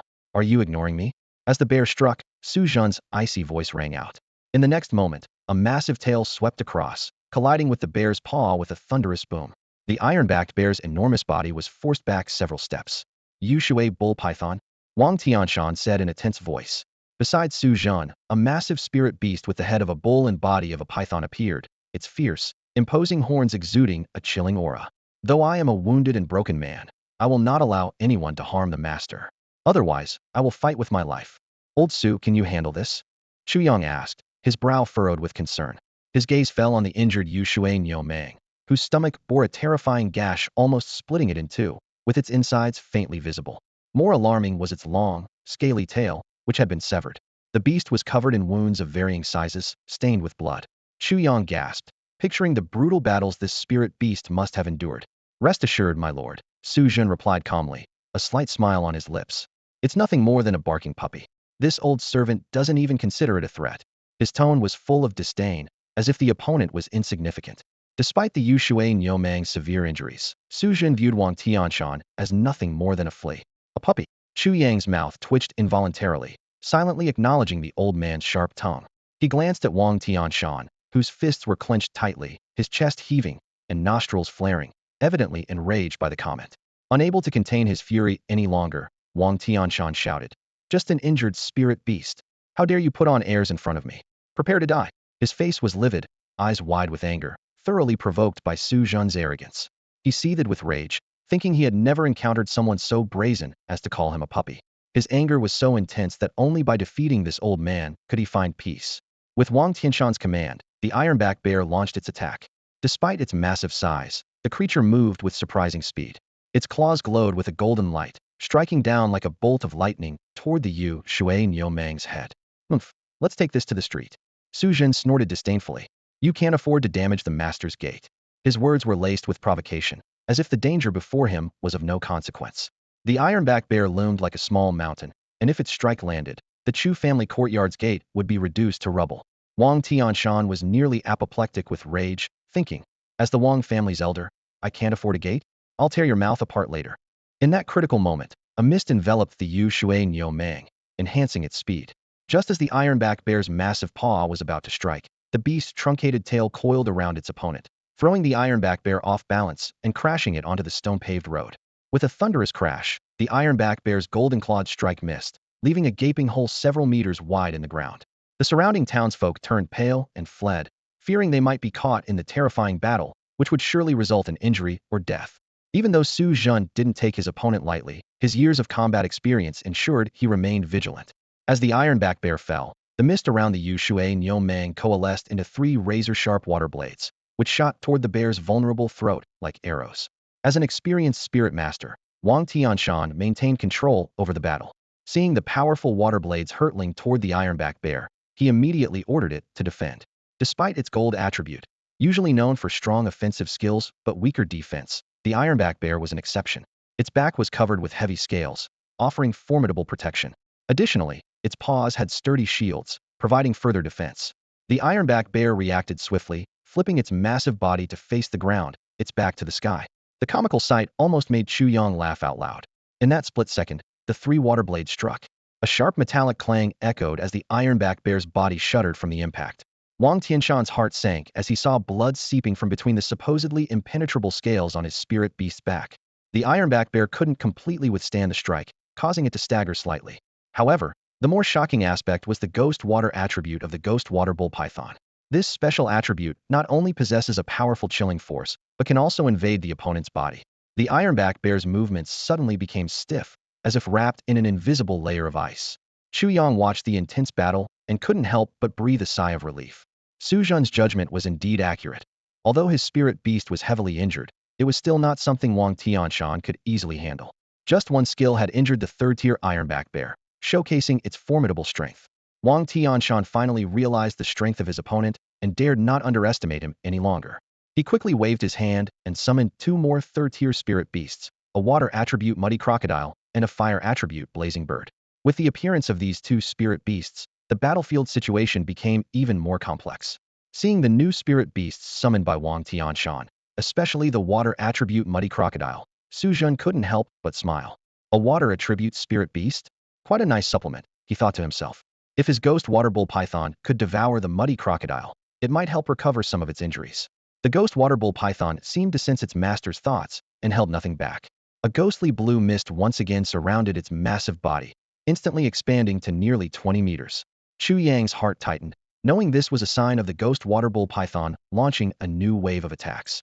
In the next moment, the ghost water bull python's gaze locked onto the Muddy Crocodile lying on the ground. The several-meter-long crocodile was enveloped in water mist, and with a casual swing of its tail, the surrounding buildings collapsed with a crash. This was a testament to the powerful destructive force of a spirit master. Wang Tianshan sensed the opponent's intention and immediately commanded the ironback bear and blazing bird to attack the bull python. Although the ironback bear was massive, its speed was inherently slower than the ghost water bull python, especially since it was now infiltrated by the ghost water force, making its movements even more sluggish. However, the scene in the sky was different. The blazing bird spread its enormous wings, burning with red flames, with a wingspan of nearly 10 meters. It hovered and dove in the air, significantly hindering the ghost water bull python's advance. Suddenly, the blazing bird unleashed a fireball from its mouth, like a miniature sun, crashing towards the ghost water bull python on the ground. With a loud explosion, the fireball collided with the ground and shattered. However, the ghost water bull python, moving at incredible speed, easily dodged the attack. The stone slabs on the ground were instantly blown to pieces, scattering in all directions, creating a several-meter-wide crater engulfed in roaring flames. The blazing bird did not relent, continuously launching several fire attacks. The flames clashed with the blue water mist on the ghost water bull python, producing sizzling sounds and generating a large amount of steam, shrouding the entire battlefield in a haze. These fire attacks clearly made the ghost water bull python uncomfortable, as flames somewhat restrained it. Nevertheless, the ghost water bull python did not retreat. Instead, it chose to ignore the blazing bird's attacks and charged straight at the muddy crocodile. Meanwhile, the muddy crocodile did not sit idly by. It shot several water arrows from its mouth and conjured water blades imbued with spiritual power, mercilessly slashing at the approaching ghost water bull python. However, the bull python deftly evaded each attack. Seeing the ghost water bull python closing in on the muddy crocodile, Wang Tianshan made a decisive move, commanding the blazing bird to swoop down. The blazing bird's fiery sharp claws aimed straight for the ghost water bull python's vital spot. At this critical moment, Su Jin suddenly revealed a strange smile, as if he had foreseen everything. In the next instant, the ghost water bull python abruptly raised its head, its sharp gaze fixated on the blazing bird in the sky. Wang Tianshan's heart sank as he realized he had fallen into the opponent's trap. He immediately ordered the blazing bird to fly higher, attempting to evade the impending attack. However, it was too late. The ghost water bull python opened its massive jaws, and a colossal water ball instantly formed, shooting towards the sky like a cannonball, enveloping the oncoming blazing bird. This unexpected strike left everyone holding their breath, waiting for the astonishing outcome. The flaming bird let out a terrified screech as its body was tightly enveloped in a blue water sphere, struggling desperately. As a fire attribute spirit beast, being trapped by a water attack was disastrous. Refusing to be captured, the flaming bird's body erupted with flames, attempting to evaporate the water sphere surrounding it. Despicable! Wang Tianshan shouted angrily, realizing his opponent had deliberately lured the flaming bird into the attack range of the water serpent bull python. Su Jin sneered. This is one of my water serpent bull python's strongest skills. You can just stay in there. The water serpent bull python wasted no time, swiftly swimming toward the muddy crocodile, with its massive jaws ready to bite down. Wang Tianshan snapped back to his senses, his expression turning grim. He hurriedly began casting a spell to recall the muddy crocodile to the spirit realm. Chu Yang, watching from the sidelines, understood well that a beast master could summon their spirit beasts back within a certain range, as long as the beasts hadn't been captured by the opponent. I won't let you succeed. Su Jin was prepared. As Wang Tianshan began his incantation, Su Jin's soul force burst forth, interrupting the summoning. Wang Tianshan glared at Su Jin in fury, having no choice but to command the ironback bear to aid the muddy crocodile. Despite both being water attribute creatures, the muddy crocodile was no match for the water serpent bull python, with its speed and attacks easily countered. The water serpent bull python was ruthless and relentless, its massive body swiftly coiling around the muddy crocodile, the sound of bones cracking echoing ominously. The ironback bear arrived just in time, its claws gathering golden energy to strike at the old wounds on the water serpent bull python. This time, Wang Tianshan aimed for the weak spots, intending to deliver a fatal blow. With a ripping sound, the wound on the water serpent bull python widened abruptly. Yet, it seemed unfazed, instead tightening its grip, compressing its prey further. The battle grew increasingly fierce, with the situation changing in the blink of an eye. Wang Tianshan suddenly spat out a mouthful of blood, with blood seeping from his 7 orifices and his body trembling violently. This was the deadly backlash from the death of his spirit beast, marking the demise of his Hunshui crocodile. The Wang family members rushed forward to support him, their faces full of fear and concern. The outcome of the battle was already clear, and the Wang family had no need to intervene. In the world of spirit masters, power level is the absolute measure of strength. Even if these second-tier spirit masters stepped forward, it would only be a death sentence. In fact, The moment the Yu Shui Nyo python wrapped around, Wang Tianshan had already issued the order for self-destruction. It was his final struggle, a desperate measure.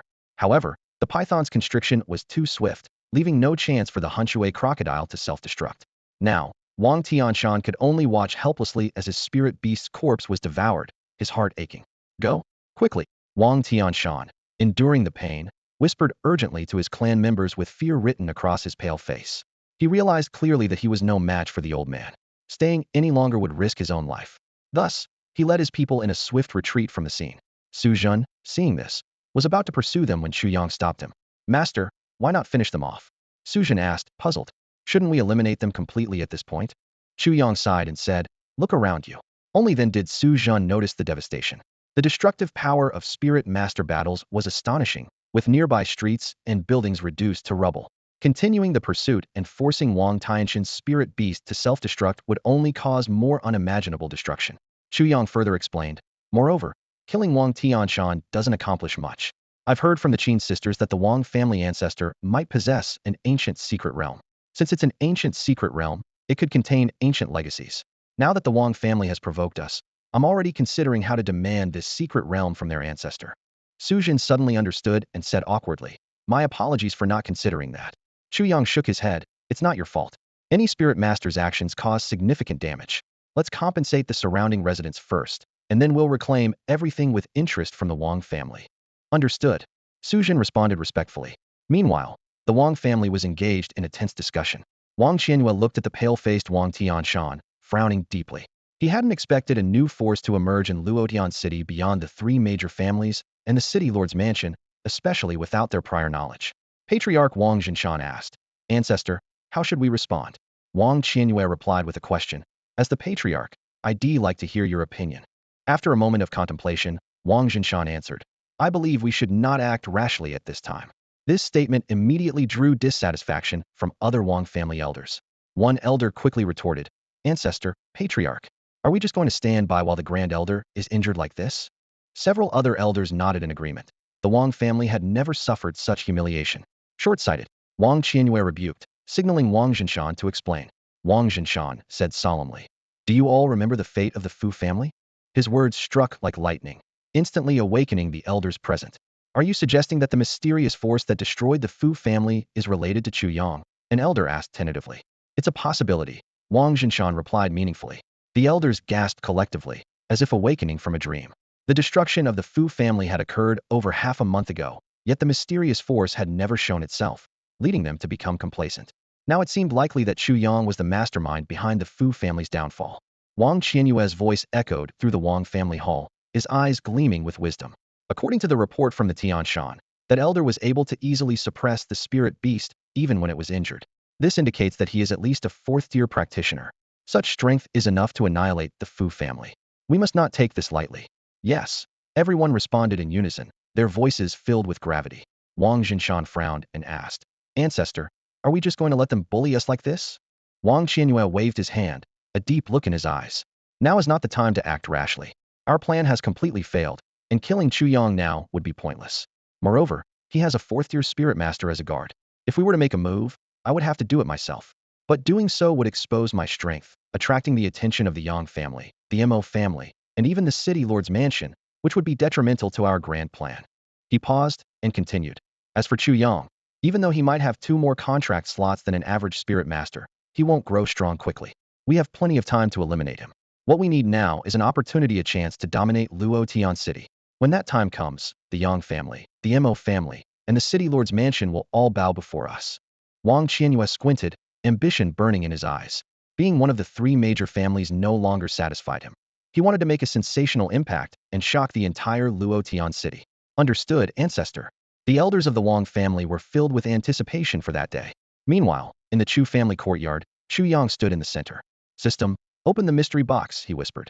With a flash of black light, an item appeared in the mystery box's place. Chu Yang's eyes widened. Is this a motorcycle? My goodness, I actually got something like this. The sudden appearance of this technological product gave Chu Yang a fleeting sense of being back on Earth. He checked it carefully and found that the fuel tank was even full. Virum. The sound of the motorcycle's engine startled Su Jun and his granddaughter in the courtyard.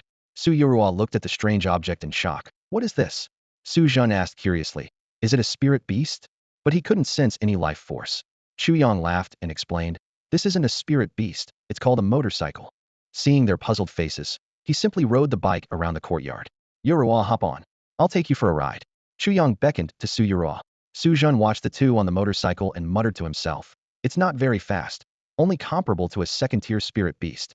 Plus, it can only run on the ground, not fly. Its functionality can't compare to a spirit beast, so it seems useless to a spirit master. However, when he saw Chu Yang teaching Su Yuruo how to ride, he was astonished. Ordinary people can use it? If that's the case, it might have some utility. Su Jun couldn't help but recall the bottle of seasoning called Lao Gan Ma that Chu Yang had brought out during a meal a few days ago. The unique flavor was unforgettable, but unfortunately, it was just a small bottle, consumed in a single meal for the three of them. Watching Su Yuo happily ride the motorcycle, Chu Yang sat on a lounge chair, reflecting on the various strange items he had obtained from the mystery boxes. A flashlight, a mysterious ice stone, soul veins, spirit veins, a Yinhuang recipe, spirit beast egg identification paper, and even a foxtail and a roll of toilet paper. This mystery box really has everything. Chu Yang mused to himself. Whether it's technological products or items from this world, they all appear. He eagerly looked forward to the next day's 5-box opening, hoping to get something good. Last time, he obtained a sacred dragon of the nether wilderness and a creation pill, both valuable items. This time, what he needed most was a cultivation pill. In a month, with the help of many soul medicines gifted by the Fu family, he had only reached the mid-stage of the first tier.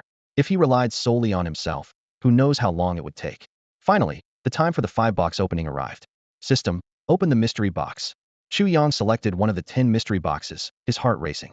With a flash of dark light, the system's notification sounded. Congratulations to the host for obtaining a 6th-tier cultivation pill. A 6th-level cultivation pill? Chu Yang was momentarily stunned, then a wave of joy surged through him. His fingers trembled with excitement, and his eyes shone with disbelief. Wasn't this the opportunity he had always dreamed of? If he were to rely solely on his own cultivation, it would take him years to reach the 6th level. But now, the chance was right in front of him. Chu Yang took a deep breath, forcing himself to calm down. He recalled his past experience with gaming. If a good attribute drops at a certain moment, it often means it's a golden opportunity. Seizing this moment, other equipment is also likely to have good attributes. Although this was just gaming superstition, Chu Yang firmly believed in it. System, open another mystery box. Chu Yang shouted in his mind. A black light flashed again, followed by a voice. Congratulations to the host for obtaining a 4th-level spirit beast cultivation pill. Chu Yang clenched his fist, his eyes sparkling with excitement. Indeed, this was the golden moment. Although a 4th-level spirit beast cultivation pill couldn't compare to a 6th-level cultivation pill, it was still quite valuable. It was perfect timing as he planned to contract a new spirit beast. Before his joy could subside, Chu Yang eagerly opened the 3rd mystery box. Congratulations to the host for obtaining a king-quality dark attribute spirit beast, Nightshade. Upon hearing this news, Chu Yang couldn't help but laugh heartily. He had delayed contracting a new spirit beast because he hadn't found one that matched the high quality of his netherworld holy dragon. And now, the system had directly rewarded him with a king-quality spirit beast. Chu Yang tried to calm his racing heart, but the joy inside him surged like a tide. He still had 2 more chances. System, I love you. Open another mystery box. Chu Yang exclaimed in his mind. Congratulations to the host for obtaining a king-quality evolution pill. At this moment, Chu Yang could no longer contain himself and let out a triumphant shout. Outside, Su Yuruo, who was riding a motorcycle, was startled by the sudden noise. She stopped the bike and looked curiously toward Chu Yang's room. Grandfather, what's happening with the young master? Why is he laughing alone in his room? She asked. Su Jin stroked his beard and calmly replied. Judging by the emotion in that voice, he must have encountered something delightful. Seeing his granddaughter's curious gaze toward Chu Yang's room, Su Jun advised earnestly. Yuruo, remember to be aware of your current status. If the master doesn't speak of certain secrets, we shouldn't inquire, understand? He was concerned that his granddaughter might inadvertently upset Chu Yang. After all, she had been the cherished treasure of the family, but here, she needed to learn to serve others. Such a disparity was hard for most people to accept. Despite being familiar with Chu Yang's approachable nature and knowing that he rarely reprimands those around him, Su Jun, as an elder, still felt it necessary to offer his granddaughter some advice. He didn't want Su Yuruo to make mistakes due to a lack of understanding. Su Yuruo smiled and replied, Grandfather, I understand. The past is like smoke and has already faded away. Since even you can call the young master Lord, what do I have to hold on to? Her biggest anticipation at the moment was to quickly form a contract to become a spirit master, as it was a crucial step towards her goal. Su Jun lovingly patted his granddaughter's head and said earnestly, serve the young master well. The heights our young master can reach in the future will definitely surpass our imagination. Compared to his future, our former status might indeed seem insignificant. Perhaps 100 years from now, we will be grateful for the choices we made today. As he spoke, his gaze drifted towards the direction of the rock garden in the courtyard, where Huang usually rested.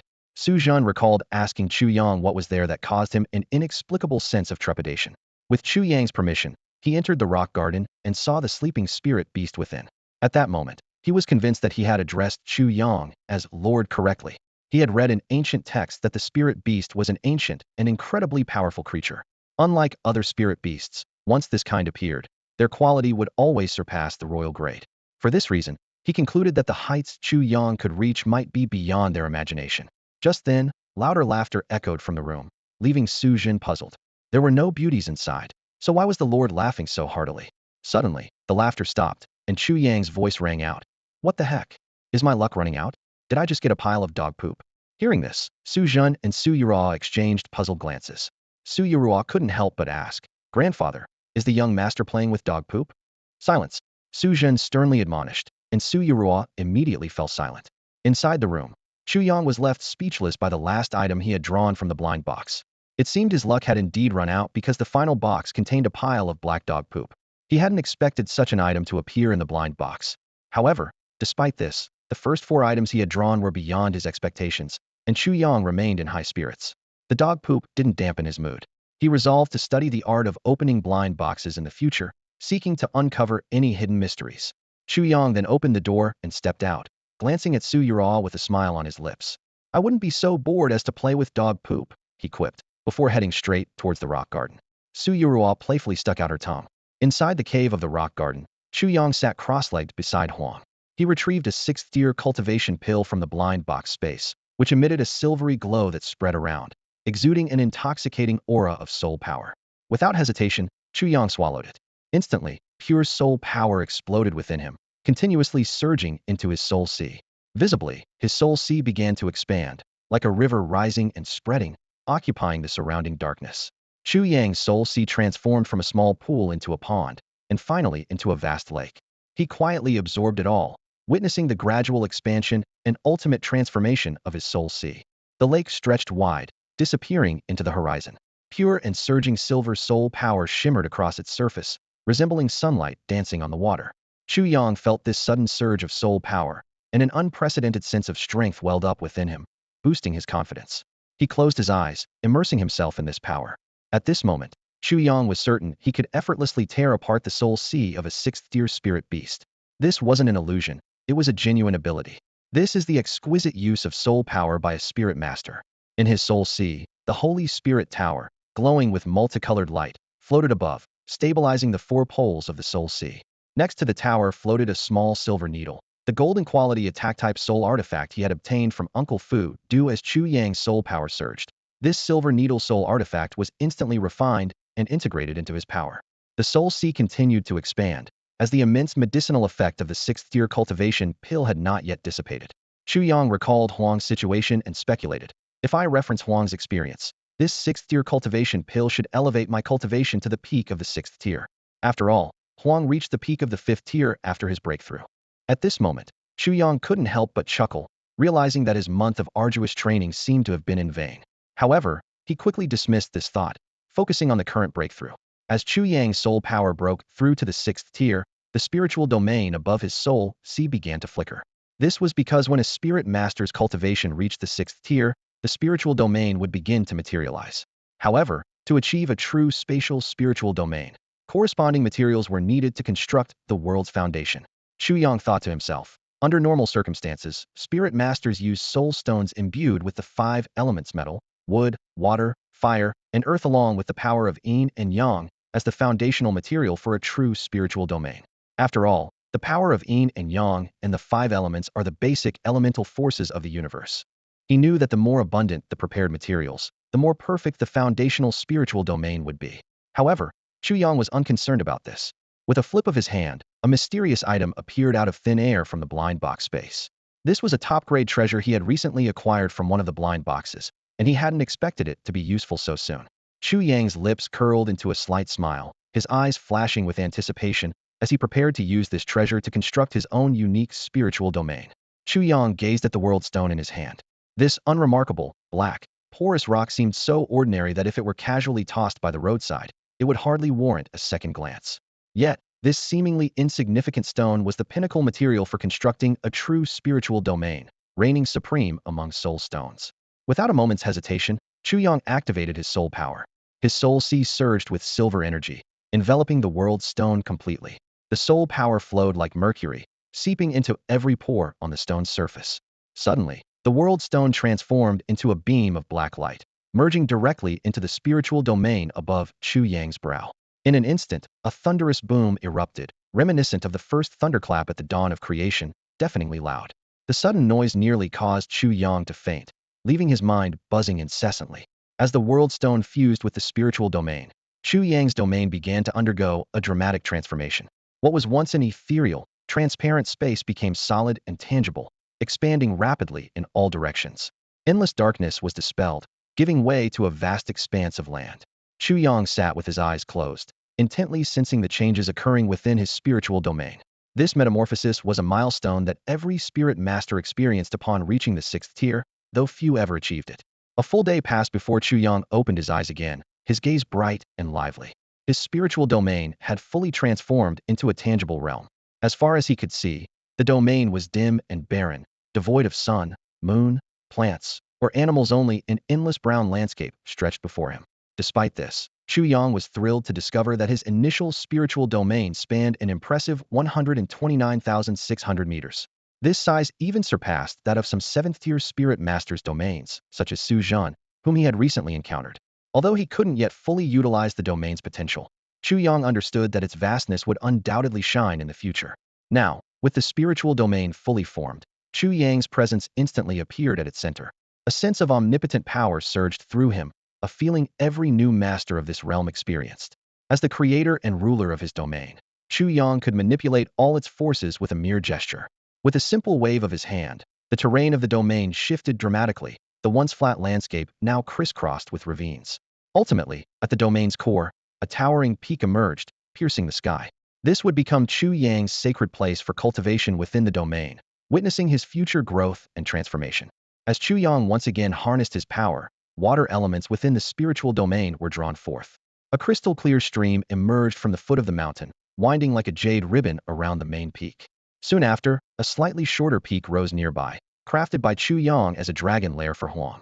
Chu Yang's fingers danced in the air, forming a complex seal. In an instant, Huang's massive form appeared out of nowhere within the spiritual domain. With a body nearly 18 meters long, it gracefully soared through the air, savoring every inch of this real world. Suddenly, Huang let out a long, excited dragon roar that echoed through the skies. As Chu Yang's spirit beast, Huang also wielded some authority. At this moment, it was reshaping the terrain according to its own desires, creating a perfect nest for itself. Chu Yang watched this scene with satisfaction and then exercised his dominator's authority. Wood elements gathered, and sparse flowers, grasses, and trees began to sprout and grow on the ground. The power of the world stone was beginning to manifest. It contained various elemental forces, comprehensive and formidable. With a light wave of his arm, Chu Yang summoned fire elements that instantly gathered, forming a small crimson sun in the sky. This contrasted sharply with Su Zhan's method of having to slay a fire attribute beast to serve as a sun, due to the scarcity of fire elements in his spiritual domain. Surveying the newly transformed spiritual domain, Chu Yang nodded in satisfaction. This was just the initial transformation, with much room for improvement in the future. Next, he turned his attention to the dark attribute spirit beast of king quality Yisha. Chu Yang rubbed his hands, feeling a hint of anticipation. With a thought, Yisha, previously in the blind box space, suddenly appeared in the spiritual domain. To his surprise, the spirit beast transformed into a mass of inky black mist, drifting unpredictably before him. Within moments, the black mist condensed into a humanoid form, resembling a mysterious hunter clad in black and shrouded by dense mist. Through the swirling fog, a pair of cold eyes occasionally glimmered with a faint black light. With my blood, I bind your soul, together for life. Contract. Chu Yang solemnly recited the contract oath. As the last word fell, the contract symbol drawn with his blood imprinted itself on Yisha's forehead. The moment the contract succeeded, information about Yisha naturally surfaced in Chu Yang's mind. Spirit Beast, Yisha. Quality, King Quality. Rank, initial stage of first rank. Attribute, Dark Attribute. Skills, Shadow Step, Mist Form. Spirit Treasure, none. Chu Yang excitedly examined his second spirit beast. A king-quality spirit beast could potentially grow to the 10th rank emperor level. Dark attribute beasts were notorious for their elusive and unpredictable nature, often catching opponents off guard in battle, a challenge for many spirit masters. From now on, I'll call you Yi, Chu Yang said to the spirit beast before him. Although Ye's form was obscured by thick mist, making it hard to see clearly, Chu Yang could sense its aloof demeanor, with barely any emotional fluctuation. Its only response was a slight nod. Chu Yang then gave Yi a 4th-rank spirit beast cultivation pill he had obtained from a blind box the previous day. Instantly, Ye's cultivation soared to the peak of the 4th rank. At that moment, Ye's figure suddenly vanished and merged into Chu Yang's shadow. So this is the shadow step skill? Chu Yang mused aloud. No matter how he moved, Ye's form remained hidden within his shadow, undetectable to the naked eye. Chu Yang studied Ye's other skill carefully and then introduced Yi to Huang.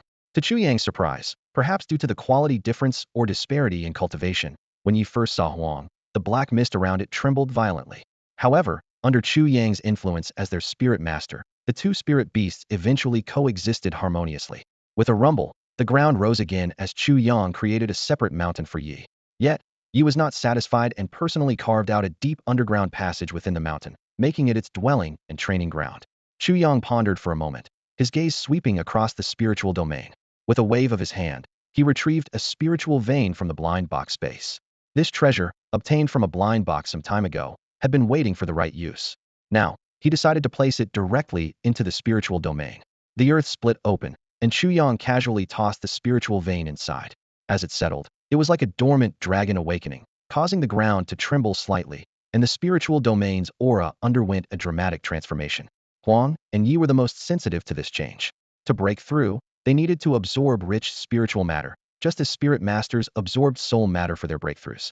Previously, the spiritual domain had a scarcity of spiritual matter, even less than Luotian City. But now, they sensed an abundance of spiritual matter gushing endlessly from the depths of the earth, filling them with joy and excitement. Returning to the real world, the overwhelming sense of power that could bend reality at will vanished instantly, leaving Chu Yang feeling somewhat empty.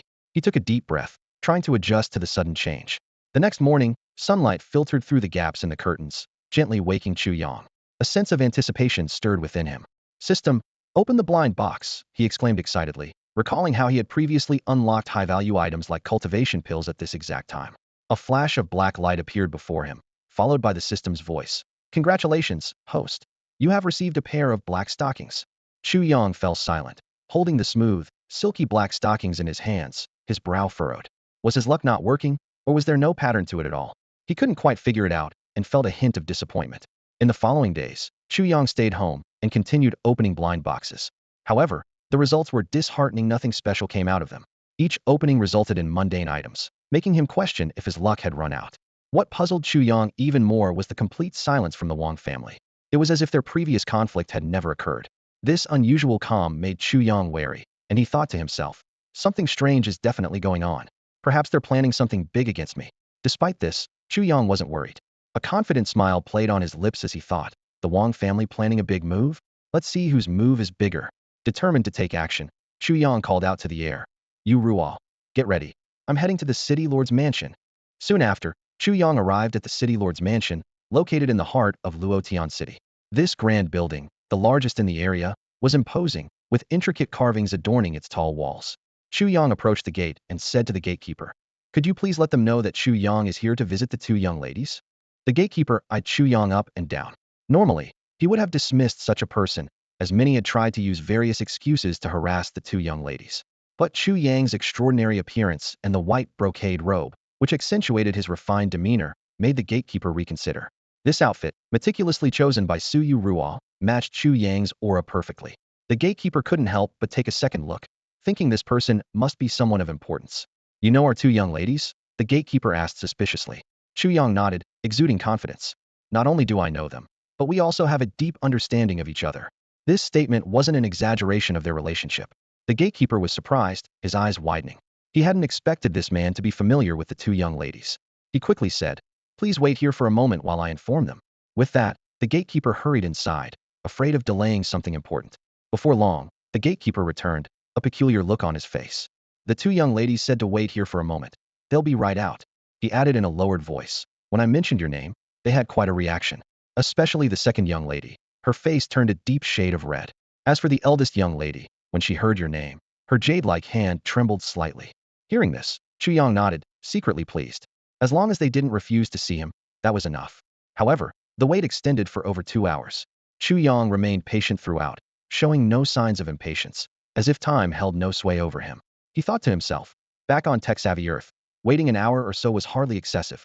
Finally, the two young ladies appeared, walking gracefully towards him. Seeing each other again, both parties felt a bit awkward, their faces flushed as they recalled the previous night's events. It was Chu Yang who eventually broke the silence, suggesting they go out for a meal together. He thought, on tech-savvy Earth, isn't this how people build relationships? Too bad there are no cinemas in this world. The three of them strolled through the bustling streets of Luotian City. Suddenly, Qin Luo Jiao asked, I heard the Wang family's elder came looking for trouble with you the other day? Are you alright? Her tone was tinged with concern. Upon hearing the news, they naturally understood the Wang family's motives. The Wang family is nothing more than a bunch of ineffectual nobodies, Chu Yang sneered, his confidence bolstered by his 6th-level cultivation, dismissing the Wang family entirely. Still, be cautious. The Wang family's patriarch, Wang Qianhua, is not to be underestimated, Qin Luoxua warned. She and her sister had already informed their father, Qin Shufeng, about the Wang patriarch's acquisition of an ancient secret realm, but he remained unusually calm, as if he had known all along. Thank you for your concern, Miss Luoxua. I will be careful, Chu Yang replied gently, surprised to find less resistance in Qin Luoxua's tone than usual. Who's concerned about you? Qin Luoxua's cheeks flushed slightly, and her sister, Qin Luojiao, couldn't help but giggle quietly on the side. In the city lord's mansion, Qin Shufeng couldn't sit still upon hearing that his two daughters went out with a young man. His imposing figure paced back and forth in the hall, feeling a sense of impending loss as if his daughters were leaving the nest. Oh, my dear wife, when will you awaken? Despite his experience with many challenges, he felt helpless in this matter. On the street, Chu Yang walked alongside the two stunning women, drawing the attention of passers-by. After having lunch, Chu Yang suggested that the two ladies help him choose a spirit beast. Mentioning this, the sisters couldn't help but blush, recalling that Chu Yang's two contracts originated from them. If I'm not mistaken, your first spirit beast belongs to the ancient dragon clan and must surpass the king level in quality, Qin Luoxua stated seriously. Chu Yang nodded in agreement. Huang is indeed of the sacred grade. Then your other spirit beasts cannot be of low quality, or they will surely hold you back in the future, Qin Luoxua analyzed. Chu Yang smiled wryly. I do hope the other spirit beasts are at least of king quality, but it's incredibly difficult. Besides the two spirit beasts he already had, he needed to find 5 more of king quality, which was a daunting task. The sisters exchanged a glance, and Qin Luoxua said, You can take your time choosing spirit beasts, but you mustn't choose the wrong ones. Can spirit beast quality evolve, like from bronze to silver? Chu Yang suddenly asked. That's impossible. A spirit beast quality is determined at birth. Both sisters replied in unison. This answer left Chu Yang deep in thought, contemplating whether he could unlock the secrets of spirit beast evolution by studying the evolution pills in blind boxes. This idea might revolutionize the path of spirit beast tamers in this world, though he had no answers yet. What are you thinking about? Qin Luojiao asked curiously when she saw him lost in thought. I was thinking about your spirit beast companions. That night, I seemed to see. Oh, stop it. The sisters' faces turned crimson with embarrassment. Chu Yang chuckled awkwardly and fell silent, though he remained curious about the two spirit beasts he glimpsed that night, which resembled mythical creatures from Earth's legends. He vaguely remembered that moment when the spiritual beast shadows appeared within the two women, clearly resembling mythical creatures from a technologically advanced Earth. At the time, he was too absorbed in the pleasure to pay much attention, but now recalling it, Chu Yang realized that the companion beasts of the two women were likely extraordinary. Qin Luojiao calmly said, As you can see, my companion beast is the Xian Tian Fire Dragon, while my sister's is the Xian Yui's Phoenix. As soon as she finished speaking, both of them simultaneously performed a summoning gesture. Instantly, a fiery red dragon and an ice-blue phoenix, exuding a chilling aura, appeared out of thin air in the room, their presence overwhelming. Chu Yang gasped, muttering to himself, They really are mythical creatures from a technological Earth, the Xiantian Fire Dragon and Xian Yui's Phoenix. He was astounded, realizing that the sisters' companion beasts were a dragon and a phoenix. No wonder they left such a deep impression on him that night, with just a quick glance. Not to be outdone, Chu Yang also performed a summoning gesture and called forth his own spirit beast. My spirit beast is the Dark Desolation Sacred Dragon. I call it Desolation. As he spoke, a majestic black dragon with snow-white mane appeared before everyone. The two sisters exchanged a look of surprise, seeing it more clearly than the last fleeting glance. The stark contrast between Desolation's dark scales and white mane exuded an unparalleled aura of dominance. However, what truly shocked the two women was what happened next. The Xian Tian Fire Dragon and Xian Yui's Phoenix, disregarding their owner's commands, flew towards desolation, circling it, as if protecting a supreme ruler. Through the emotional feedback from their spirit beasts, the women clearly sensed their beasts were submitting to desolation, a scene they had never witnessed before, not even towards their mother's spirit beasts. After retracting their spirit beasts, the Qin sisters seemed visibly pleased, appearing more satisfied with Chu Yang. Qin Luojiao remarked, "Your first spirit beast is so exceptional. Naturally, your other beasts can't be too inferior. However, finding a king-quality spirit beast in Luotian City is a fool's dream. Even golden-quality ones are extremely rare here." Chu Yang nodded in understanding, well aware of the challenges. The Qin sisters, being beast tamers, frequently visited spirit beast markets, and over the years, they had only come across a few golden-quality beasts, with anything higher being elusive. At this moment, the sisters exchanged a glance, seemingly reaching a consensus. Qin Luoshua spoke. "If you're looking to contract a spirit beast right now, we do know of a king-quality one." Chu Yang's eyes lit up, and he eagerly asked, "What kind of spirit beast?" Qin Luoshua pressed her lips together and answered, "It's a turtle. But this spirit beast is somewhat special. You'll need to contract it at the city lord's manor." Chu Yang agreed without hesitation, trusting that the sisters wouldn't lead him into harm. Thus, under their guidance, the three quietly infiltrated the city lord's manor. Curious and amused, Chu Yang asked, "Why aren't we using the main entrance?" At that moment, the three of them were sneaking into the city lord's mansion through the back door. Qin Luojiao led the way, carefully distracting others in the mansion, while Qin Luoshua followed closely with Chu Yang. Blushing slightly, Qin Luoshua whispered, "We're afraid my father might make things difficult for you. This spirit beast is quite unique, and if Qin Shufeng finds out we're giving it away, he'll definitely try to stop us." Chu Yang suddenly understood and teased, "So you're worried about being caught by my future father-in-law?" Qin Luoshua's face turned as red as a peach, and she shot Chu Yang a fierce glance but didn't retort. Chu Yang was secretly pleased, as it seemed that ever since the two women had given themselves to him, they had accepted him in their hearts.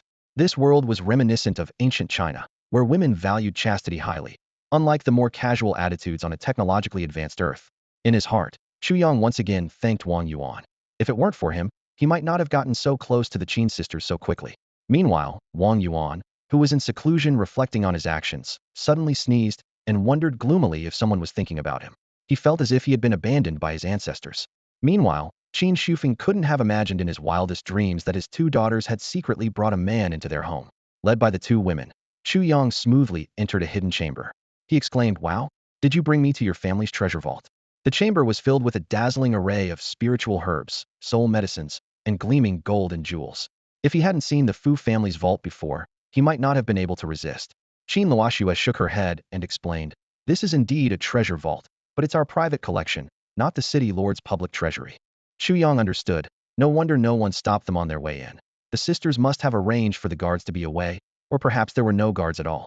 He was surprised by how quickly their attitudes toward him had changed, but he was grateful it had been him, and not Wang Yuan who had succeeded.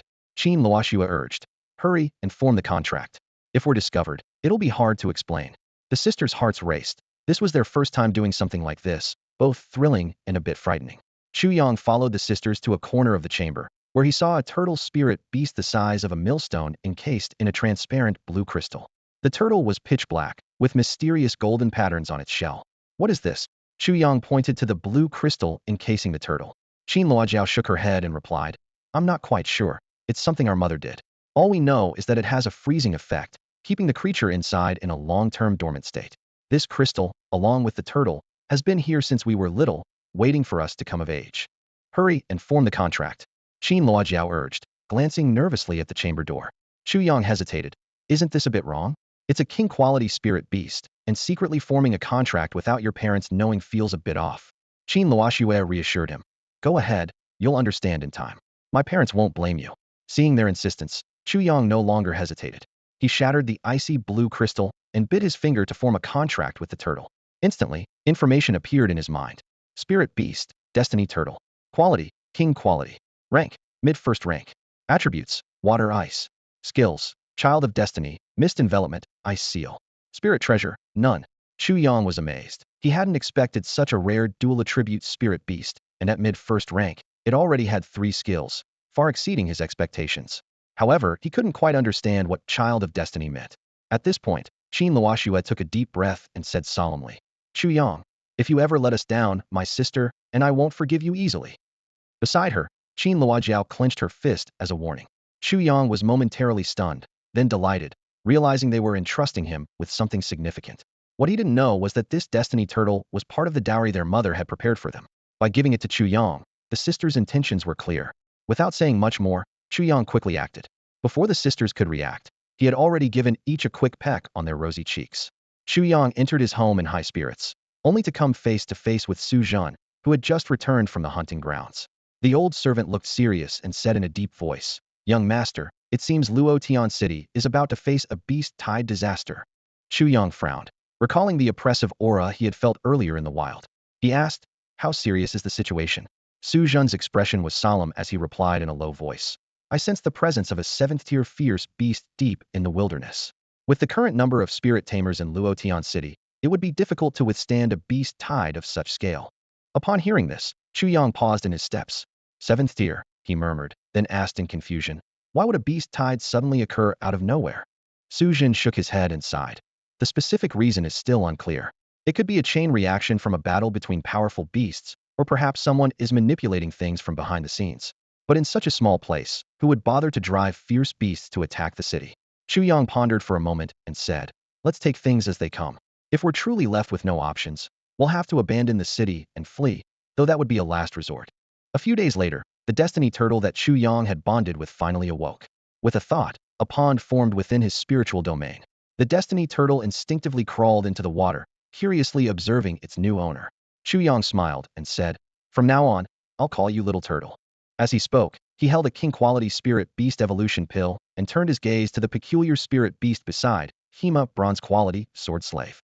This spirit beast had twin horns on its head and black wings on its back, but most striking were the two bronze swords it held, which were part of its body rather than spirit treasures. Chu Yang gently patted the sword slave's head and said softly, "From now on, you're no longer a sword slave. I want you to become unparalleled." With that, he fed the evolution pill to the spirit beast. In an instant, endless golden light burst from the spirit beast's body, enveloping it in a massive golden cocoon. Chu Yang held his breath, not wanting to miss the potential first-ever spirit beast evolution process in this world. After a long while, the golden cocoon shattered, turning into countless golden particles that merged into the spirit beast's body.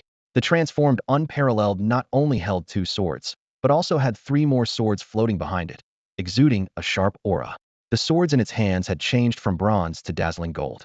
Chu Yang checked Unparalleled's attribute panel and found that it had advanced from a sword slave to a sword king. Spirit beast, sword king quality rank, first tier initial attributes, gold attribute skills, no spirit treasures. This might be the evolution of the spirit beast species. Chu Yang gazed at Wu Shuang in front of him, filled with amazement. Once a bronze-quality spirit beast with growth potential capped at the peak of the second tier, it has now transformed into a sword king, with potential soaring directly to the 10th tier emperor level. Such a leap is truly astounding. Behind Wu Shuang, three golden swords hummed in unison, their sword energy swirling, as if celebrating its successful evolution. Chu Yang couldn't help but sigh inwardly. It's a pity I don't have a spirit beast cultivation pill. Otherwise, my combat power would increase significantly. Before he finished his thought, a powerful wave of energy suddenly emanated from the little turtle, and its cultivation instantly broke through to the late first tier. Chu Yang smiled slightly, thinking, with the support of spiritual veins in my spirit domain, where spiritual matter is abundant, it's not difficult for spirit beasts to break through. He looked around, sensing the rich spiritual matter within his domain. Compared to Luotian City, this place is a paradise for spirit beasts. The denser the spiritual matter, the more beneficial it is for the cultivation of spirit beasts. Chu Yang's gaze fell on Huang, who was cultivating in the domain. He thought to himself, just as a spirit master needs to construct a spirit domain to break through the 6th tier, a spirit beast needs to comprehend laws to do the same. This gap is nearly insurmountable for spirit beasts. However, Huang has a unique advantage in comprehending laws. Chu Yang's spirit domain, constructed from the world stone, has complete laws comparable to the outside world. He can fully mobilize the laws of desolation needed by Huang to aid its comprehension. This is something other spirit masters cannot achieve. Although the laws of desolation in Chu Yang's spirit domain are not yet abundant, he can concentrate them on Huang. In contrast, the laws of the external world, though richer, are beyond Chu Yang's control. Weighing the two options, the cultivation environment within the spirit domain is superior. At that moment, Chu Yang had a thought. System, open the blind box.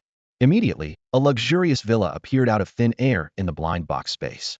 Chu Yang examined this product of a technologically advanced Earth, with its complete array of modern facilities, nodding in admiration. With a wave of his hand, he moved the villa to the main peak of the spirit domain, adding a touch of modernity to the paradise. As Chu Yang admired the newly added villa, Su Zhen hurried over. Master, I have news that the ancestor of the Wang family, Wang Qianyu, has been seriously injured in the wild. Chu Yang frowned. Wang Qianyu is injured? Tell me more. Su Zhen respectfully replied. It is said that while searching for food for his spirit beast, Wang Qianyu was severely injured by a high-tier fierce beast, and his main spirit beast nearly died. The ancestors of the other two families personally visited to verify the truth. They intended to take action against Wang Qianyu, but were stopped by people from the city lord's mansion. The city lord's mansion's concerns are not without reason, Chu Yang mused.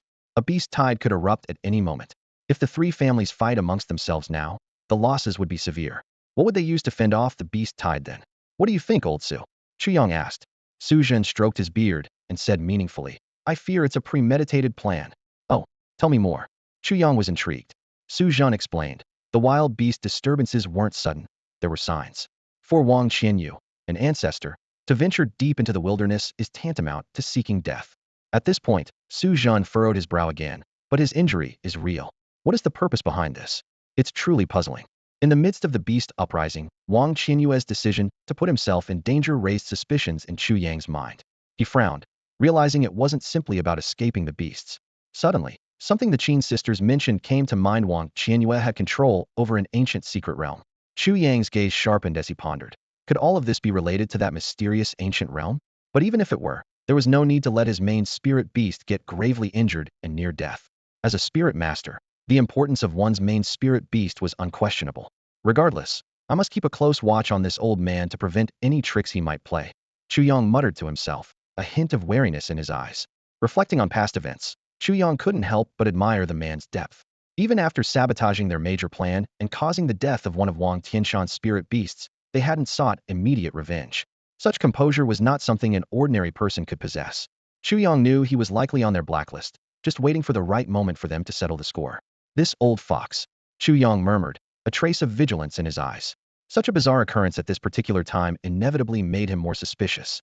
However, a thought crossed his mind, bringing a spark of excitement to his eyes. Perhaps this is the perfect opportunity to gain access to the ancient secret realm. Since his cultivation reached the peak of the 6th stage, the Wang family was no longer a threat in his eyes.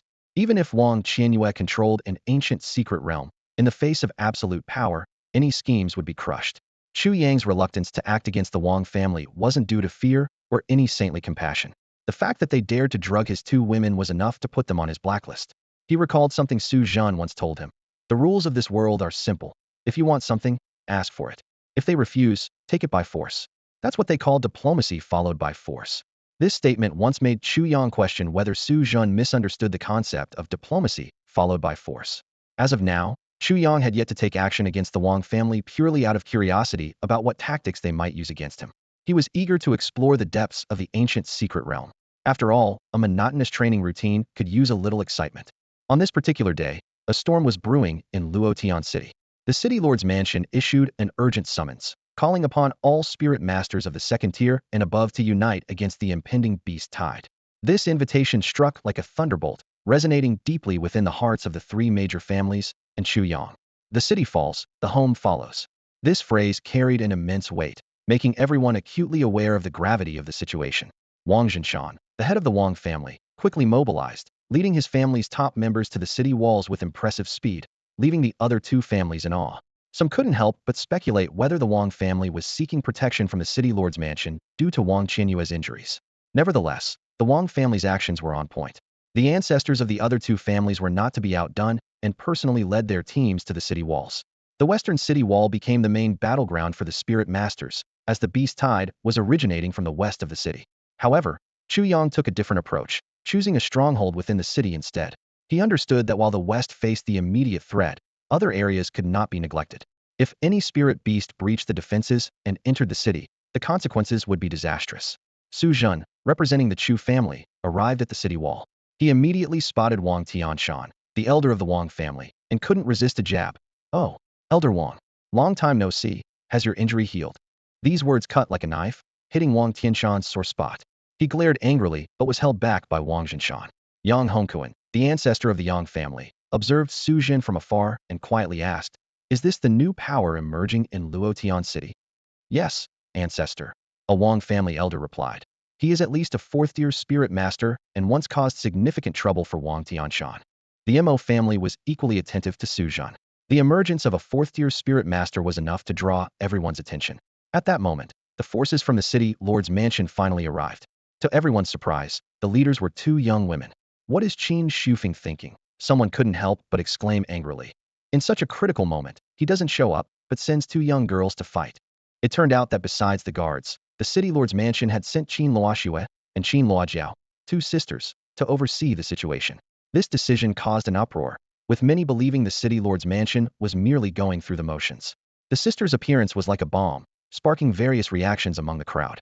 Some were angry, others shocked, and some young spirit masters saw an opportunity and were eager to prove themselves. Amidst the discussions, a middle-aged man in black stepped forward.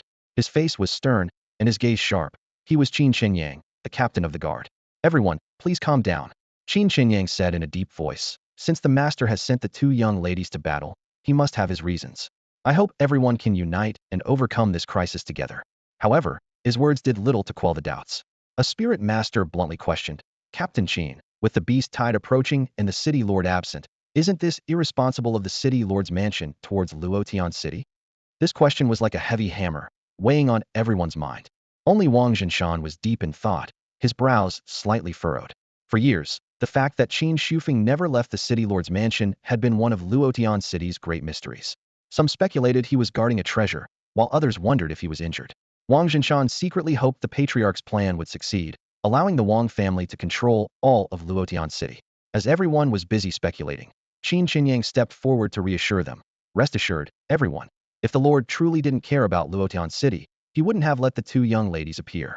The Qin sisters kept their eyes fixed on the distant wilderness, ignoring the surrounding speculations. Su Jin, seeing them, couldn't help but exclaim, "Are these the ones the master values? Truly, they are stunningly beautiful." The master has impeccable taste. Despite having met countless people, he had never seen such captivating beauty. Suddenly, a faint tremor from the ground interrupted everyone's thoughts. The Qin sisters spoke in unison. "It's here." Everyone's expression turned serious as they all looked towards the wilderness. At the same time, inside the city, Chu Yang also felt the ground's vibration. He knew this was a sign of the approaching beast tide, caused by countless fierce beasts stampeding. Chu Yang stayed in the city with a specific purpose. He not only informed the two young ladies, but also wanted to observe Wang Qianyue's methods, hoping to use this opportunity to trace the location of the secret realm. Within the Wang family estate, Wang Qianyue suddenly opened his sharp hawk-like eyes, a meaningful smile playing on his lips. "It's here," he whispered, showing no signs of injury. The spirit beast behind him was also unharmed, a sight that would surely shock the patriarchs of the other two families. Outside the western city wall, a massive cloud of dust rose from the ground, shrouding the western wilderness in a gray haze. All the ancient trees were obliterated by the onslaught of the beast tide. Under everyone's tense gaze, the overwhelming beast tide surged forward like a flood, causing even the most experienced individuals to feel a chill down their spines. The Qin sisters focused their sharp gazes on the most powerful beasts. Together, they formed hand seals, and summoning arrays appeared simultaneously. In an instant, two colossal creatures emerged into everyone's view. "Are those fifth-tier spirit beasts?" the three major families exclaimed in unison, their voices filled with shock. Two nine-tailed fox spirit beasts stood proudly, one with fiery red fur, its paws and tails ablaze with flames. The other was as white as snow, exuding a chilling aura. They were clearly fire and ice attribute nine-tailed foxes. All the spirit tamers present were astounded, then reassured. Yang Hongkuan, the patriarch of the Yang family, couldn't help but marvel. The city lord's mansion lives up to its name. Even the young ladies possess such strength. In contrast to others' relief, the high-ranking members of the Wang family looked grim. Wang Jinshan instantly sensed trouble, thinking, if even the young ladies have this power, what about the Lord Qin Shufeng? He realized that their patriarch might have underestimated the strength of the city lord's mansion. Wang Tianshan whispered, "Should we go back and inform the patriarch?" In their understanding, the spiritual energy concentration in Luotian City shouldn't be able to produce fifth-tier spirit beasts. However, reality had proven them wrong. After weighing his options, Wang Jinshan finally decided, when the battle starts and the crowd is in chaos, you, great elder, quietly retreat and inform the patriarch of the situation. He knew that retreating now would likely invite attacks from other forces. If the Wang family showed fear before the battle even began, it would give the other two families and the city lord's mansion an excuse to take action. The intelligence must be sent out, Wang Jinshan thought to himself, or else the patriarch might not return. As the two female spirit masters summoned their spirit beasts, the other spirit masters followed suit, calling forth their own creatures. When Su Zhan's shadow water python emerged, Wang Tianshan's gaze turned cold, recalling the moment his mud crocodile was devoured. He whispered to Wang Jinshan, "Chieftain, it's this spirit beast." Wang Jinshan nodded slightly, a hint of ruthlessness in his eyes. "Don't worry, I'll ensure he falls in battle." Although he might not be a match under normal circumstances, he had strategies for the impending beast tide. Wang Tianshan nodded in agreement, plotting internally that only with this person's demise could he find peace. Suddenly, a dark mass appeared on the distant horizon. The beast horde finally came into view, ranging from creatures as small as cats to those as large as mountains. It seemed as if they had been startled, surging from the western wilderness towards the east. At this moment, the battle horn sounded. The two female spirit masters' fifth-tier beasts were the first to charge out from the city walls. With powerful strides, they unleashed a formidable aura that acted as an invisible barrier, causing many beasts to cry out in terror and diverting the horde to the sides. Yet, some powerful beasts charged on regardless. Compared to the two fifth-tier beasts at the front, the two colossal figures behind were the truly terrifying presence. As the beasts lunged, Chu Yang immediately ordered the fourth-tier spirit beasts of the three major families to advance and engage. Su Zhan's shadow water python joined the fray without hesitation. The Qin sisters' fifth-tier beasts were mainly responsible for maintaining pressure and responding to potential fifth-tier beast threats. In an instant, the two sides clashed violently. Amidst the chaos, the great elder whispered to Wang Tianshan, "Quickly return and inform the ancestor." The battle had commenced, and with the crowd in disarray, no one paid them any attention, making it the perfect moment to retreat. Wang Tianshan replied softly, "Chieftain, take care." He then quietly turned to leave, unaware that these parting words would be their last. Outside the city walls, the clash between beasts and spirit beasts was deafening, with the ground quickly riddled with cracks and craters as energy exploded in the air. Some beasts spewed fireballs and ice, while spirit beasts countered with water blades and golden knives, creating a dazzling battlefield. The sky was equally tumultuous, filled with smoke as flying spirit beasts spread their massive wings, blocking out the sun. Their sharp talons clashed, producing a piercing metallic sound. Standing on the city wall, Qin Luoxua suddenly spoke. "There are two powerful auras clashing deep in the wilderness. It seems these two seventh-tier beasts triggered the beast tide." "What? Seventh-tier beasts?" Qin Yang's face changed dramatically. "If seventh-tier beasts appear, even the governor might not be able to save Luotian's city." Qin Luojiao, observing his reaction, chuckled and reminded, "Uncle Qin Yang, didn't you say spirit masters must remain calm in battle?" Embarrassed, Qin Yang quickly collected himself, focusing on his spirit beasts battle. He knew that spirit masters played a crucial role in controlling the battlefield and couldn't afford any distractions. Qin Luoxua calmly analyzed, "We shouldn't worry too much. Those seventh-tier beasts likely have no time to concern themselves with us." At that moment, a thunderous roar erupted, sending a shiver through everyone. They watched in horror as a massive black figure, as large as a mountain, charged towards Luotian city. Someone exclaimed in disbelief, "A fifth-tier beast?" To the fearsome beast, Luotian city was nothing more than an obstacle in its path to escape, one to be toppled over with ease. Qin Luojiao let out a cold snort, her eyes flashing with a hint of icy determination. Gently stroking the spirit beast beside her, the blazing nine-tailed fox, she whispered, "The beast behind may be terrifying, but does that mean I'm easy to bully?" With a swift wave of her hand, Qin Luojiao sent the blazing nine-tailed fox charging forward like an arrow. This fifth-tier spirit beast was sleek and graceful, yet every stride it took was packed with incredible power. As it moved, crimson flames began to spread from its claws, soon enveloping its entire body like a moving blaze. Ahead, a mountain-shaking ape was barreling towards the city wall. This beast stood over 10 meters tall, resembling a moving mountain, and each step it took caused the ground to tremble slightly. Its massive fists, as large as millstones, swung with the intent to crush anything in their path. The moment the two beasts met, the battle erupted. The mountain-shaking ape swung its giant fist, whistling through the air towards the blazing nine-tailed fox. Unyielding, the fox met the attack heat-in with its fiery claws. Boom! A loud explosion followed as red flames burst like fireworks, illuminating the battlefield. Despite the disparity in size, the power of the blazing nine-tailed fox's strike was in no way inferior to its opponents. As the battle commenced, the blazing nine-tailed fox opened its mouth, and a red fireball, condensed from fire attribute's spiritual power, rapidly formed within. If Chu Yang were to witness this, he might find it reminiscent of the Tianji Huanglong Jade's attack, though one was launched from the mouth and the other from a horn. The mountain-shaking ape sensed the terrifying energy within the fireball and immediately adopted a defensive stance. It slammed its fists into the ground, and a yellowish-brown light shield appeared before it. However, the blazing nine-tailed fox did not attack immediately. Instead, it continued to gather power. The mountain-shaking ape, waiting impatiently, let out a roar and recklessly abandoned its defensive shield, charging directly at the blazing nine-tailed fox. It seems the aura of those two seventh-tier beasts behind it has made it quite fearful, Qin Luoxue observed from the side. Otherwise, it wouldn't have made such an unwise move. Just as the mountain-shaking ape was about to collide with the blazing nine-tailed fox, the latter's mouth finally released the fully charged fireball. It shot out with lightning speed, too fast for the ape to react. The fireball struck it squarely in the face with a thunderous boom, sending the massive creature flying like a broken kite, crashing heavily into the ground nearby, and crushing two third-tier beasts beneath it. Despite Qin Luojiao's sweet and charming appearance, her actions were ruthless.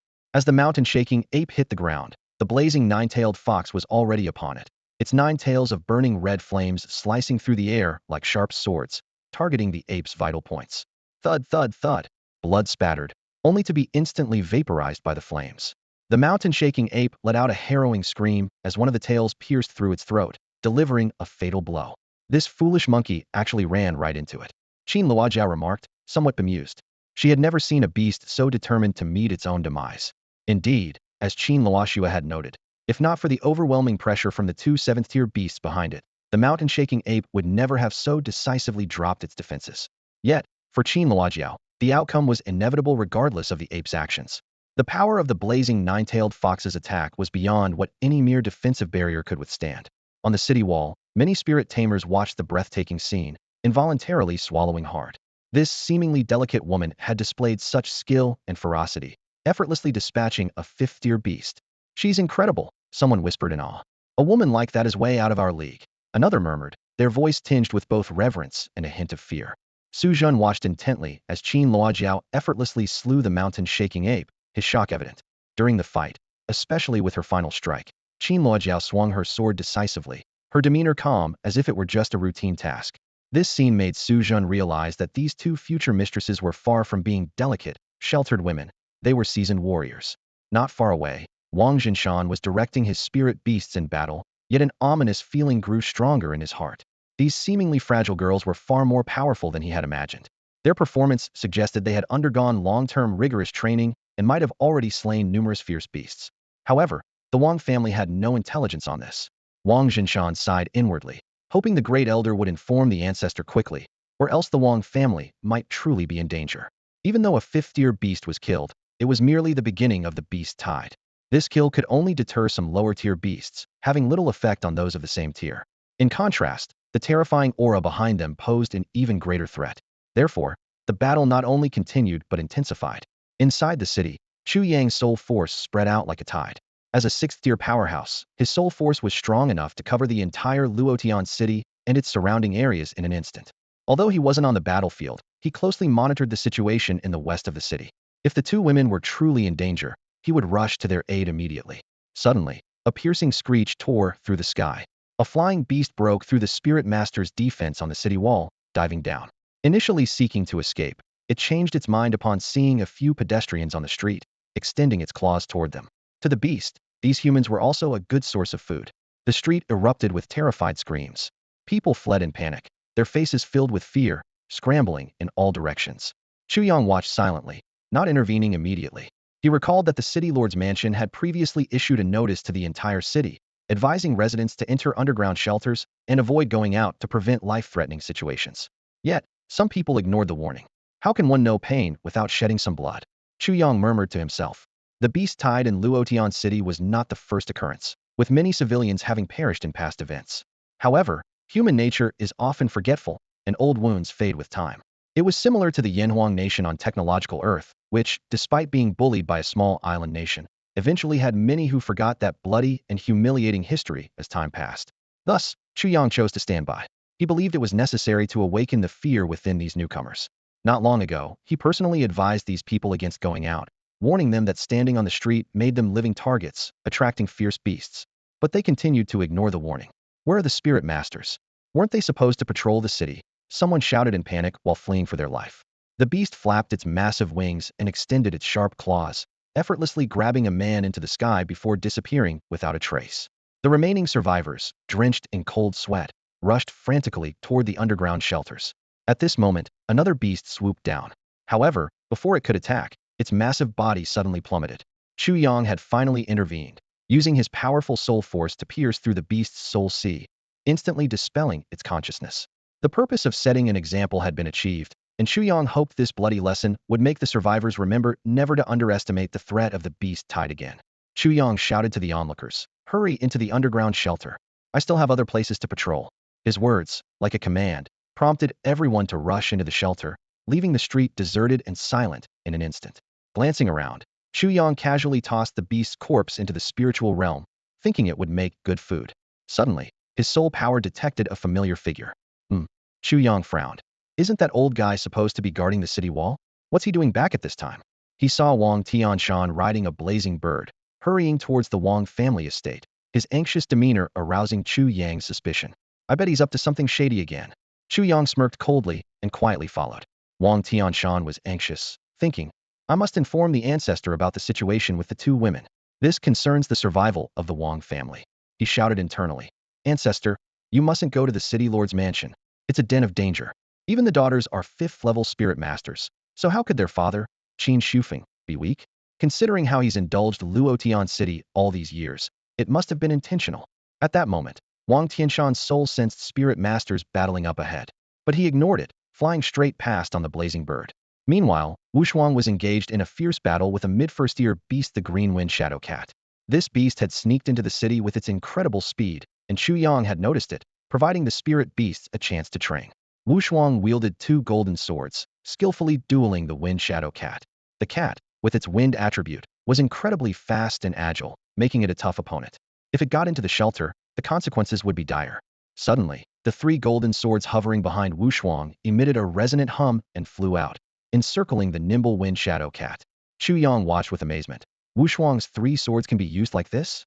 He pondered, noting it was the most unique spirit beast he'd seen. The 5 swords were like portable spiritual treasures, capable of attacking independently. Despite its speed, the Wind Shadow Cat was eventually hindered by the encircling swords. At that moment, Wushuang spun like a horizontal top, golden light flashing, faster than the eye could follow. When the light faded, Wushuang appeared on the other side of the Wind Shadow Cat, which lay lifeless on the ground. This was Wushuang's newly mastered Spiral Sword Slash, a move both swift and powerful, proving highly effective. Just as Chu Yang was about to praise Wushuang, he suddenly noticed a familiar figure flying overhead. Wang Tianshan, he exclaimed. Wang Tianshan, initially planning to speed away, turned at the sound of his name. Recognizing Chu Yang, his expression changed dramatically. Thief Chu Yang. Wang Tianshan snarled through gritted teeth, shocked to encounter the person he had long wanted to eliminate. He let out a cold laugh, a glint of murderous intent in his eyes. Kid, it's your fate to meet your end here. Wang Tianshan sneered coldly, his eyes glinting with a cruel light. In the sky, a massive flaming bird suddenly dived down, its sharp talons aimed directly at Chu Yang's head. Wang Tianshan said grimly, without that old man by your side, let's see who can save you this time.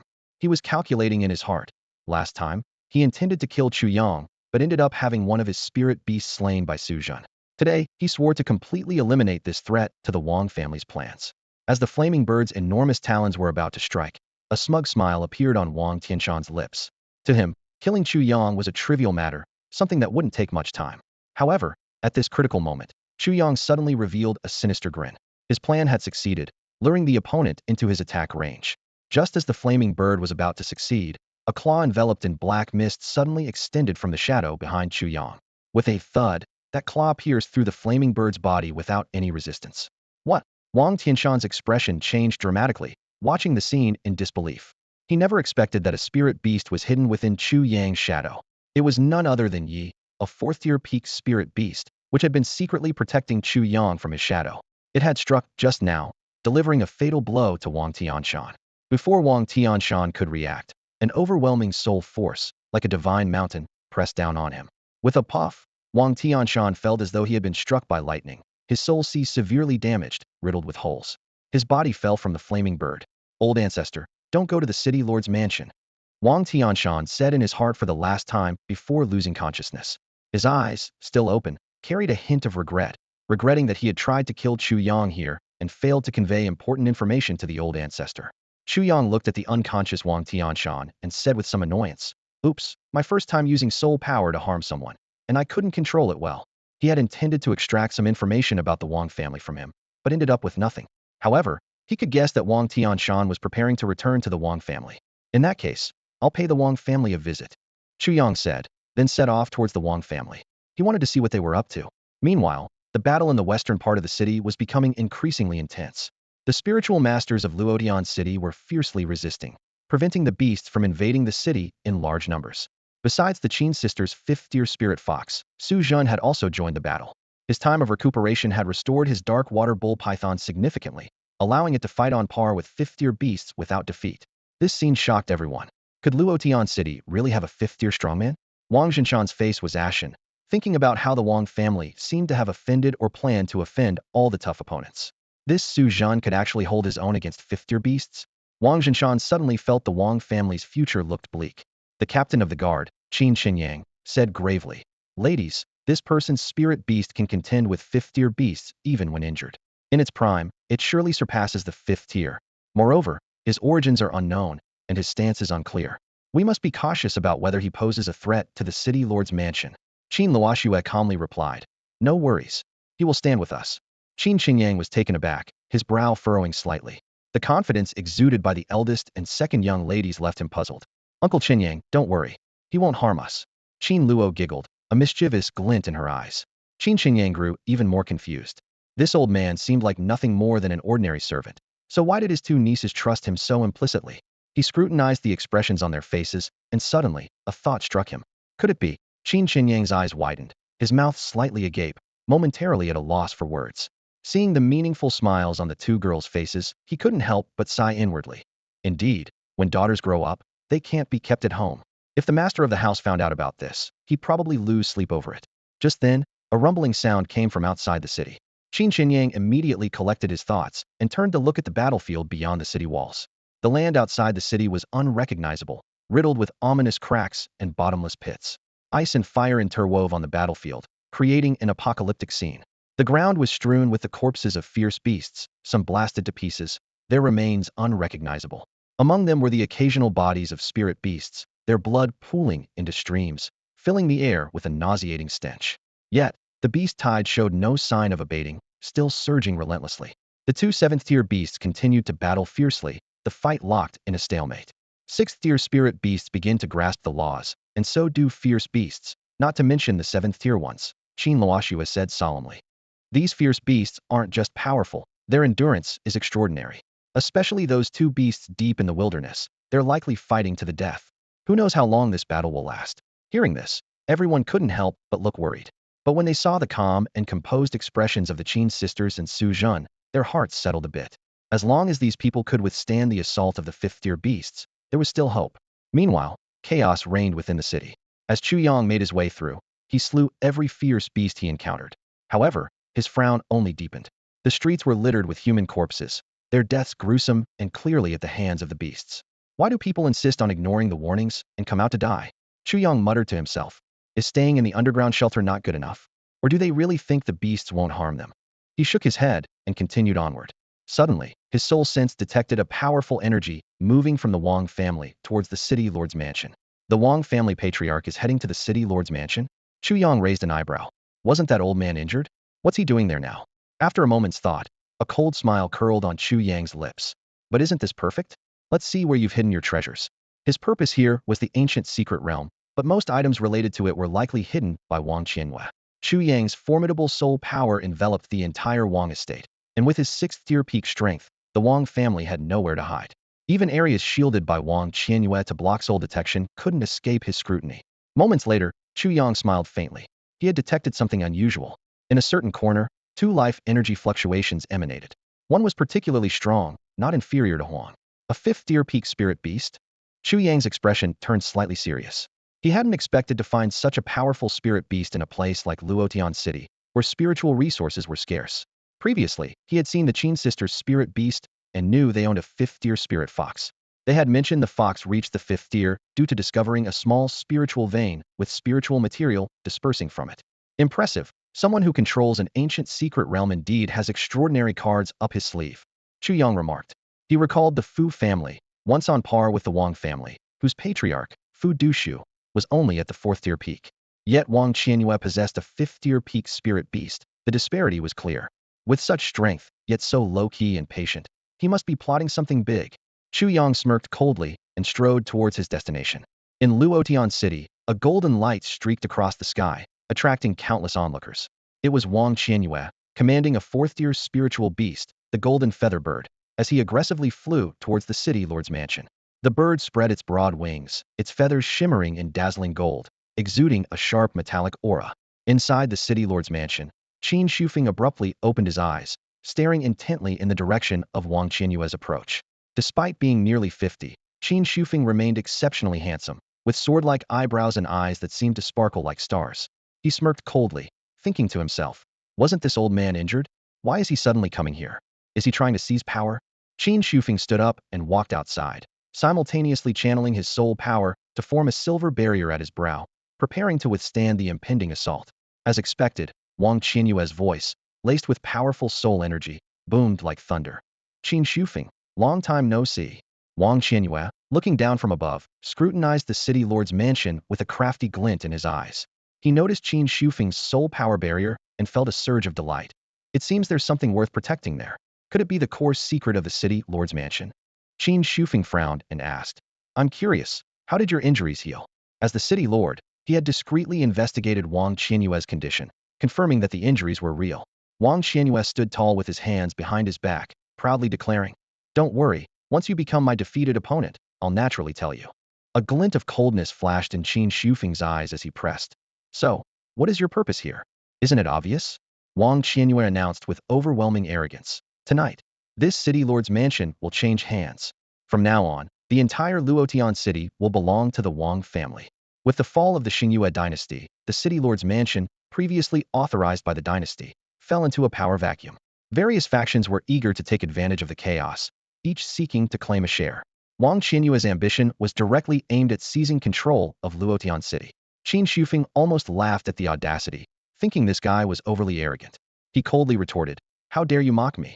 I'll capture you first, then take your two precious daughters as my own. Upon hearing this, Wang Qianyue's eyes flashed with greed. He was already aware that Qin Shufeng's two daughters were renowned beauties. Although he was advanced in age, he still felt entitled to possess them. At that moment, a bone-chilling killing intent suddenly erupted from Qin Shufeng, sweeping over like a tangible force. Wang Qianyue, standing on the golden feather bird's back, involuntarily shivered, feeling an unprecedented threat. Looking down, Qin Shufeng's eyes burned with fury. Wang Qianyue's words were like a sharp blade, piercing his father's dignity. Qin Shufeng was already calculating how to make this arrogant man pay. Wang Qianyue smirked coldly. Already angry? Don't worry, you'll witness it firsthand. But before that, I'm quite curious about the secrets of the city lord's mansion. Before he finished speaking, he commanded the golden feather bird to dive down. Simultaneously, his fingers moved swiftly, forming a summoning seal. In an instant, a summoning array appeared in the air, and a fire-eyed beast with eyes ablaze appeared above the city lord's mansion. This was a fifth-level peak spirit beast. Its powerful aura instantly oppressed the surroundings, leaving everyone breathless. How dare you? Qin Shufeng roared. Causing such a commotion at the city lord's mansion is courting death. Just as he was about to summon his spirit beast to fight back, Wang Qianyue and the two spirit beasts suddenly paused. Wang Qianyue's expression changed as he coldly addressed Qin Shufeng. Well, Qin Shufeng, you hypocrite. You sent people to raid my lair while I was at the city lord's mansion. It turned out his spirit beast had suddenly transmitted a message to him. Someone had invaded his secret chamber. This revelation infuriated Wang Qianyue. In his view, only the city lord's mansion would dare and want to do such a thing in the entire Luotian city.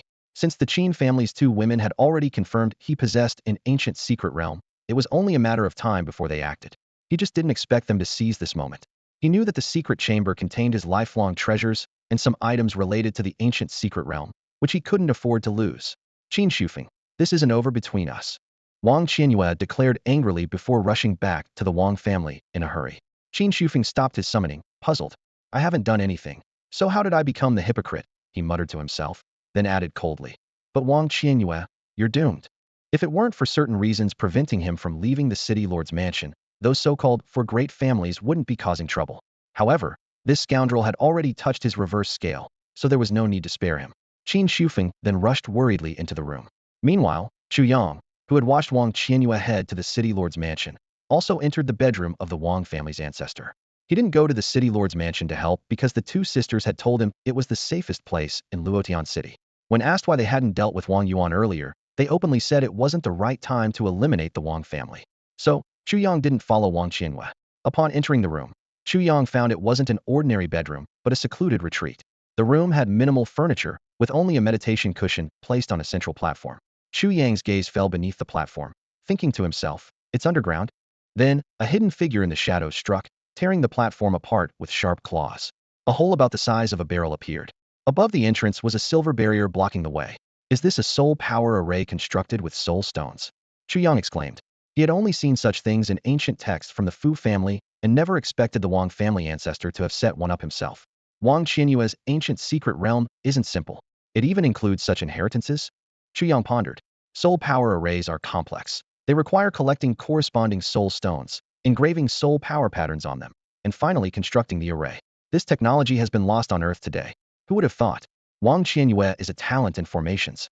Chu Yang couldn't help but admire him.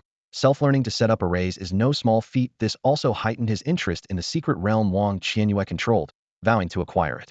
Chu Yang gazed at the barrier formed by the soul power array and mused. I'm afraid no one below the 6th level can forcibly break through this array. As a 6th level peak spirit master, he could clearly sense the powerful energy within it, but that didn't deter his resolve. The severing blade. The soul power in Chu Yang's soul surged, forming a powerful silver blade at his forehead. Slash, he shouted in a low voice. The blade instantly sliced through the void, striking heavily against the soul power array. With a ripping sound, the soul power array was effortlessly cut open like tofu. The strength of a 6th-tier peak spirit master was not something this mere array could withstand. The array shattered, revealing a dark entrance barely wide enough for one person. Without hesitation, Chu Yang stepped into the steep, descending tunnel. It was pitch black, making it difficult to discern direction, but this was no problem for a spirit master. Chu Yang thought to himself that Wang Qianyue must have invested a great deal in creating this secret chamber. His soul power spread out, clearly sensing the presence of a 5th-tier spirit beast deep within the cave, likely placed there by Wang Qianyue as a guardian. As he ventured further, a glimmer of light appeared ahead. Chu Yang's heart stirred, and he quickened his pace. However, just as he was about to step out of the cave, a massive, bloodthirsty maw lunged at him. A cold sweat broke out on Chu Yang as he realized he couldn't summon Huang in the narrow passage for battle. In a split second, Ye's figure emerged from his shadow, pulling Chu Yang away from the deadly jaws. Having evaded danger, Chu Yang immediately counterattacked, forming seals with his hands as his 6th-tier peak soul power boiled in his soul sea. Clang! A severing blade slashed towards the spirit beast's soul sea.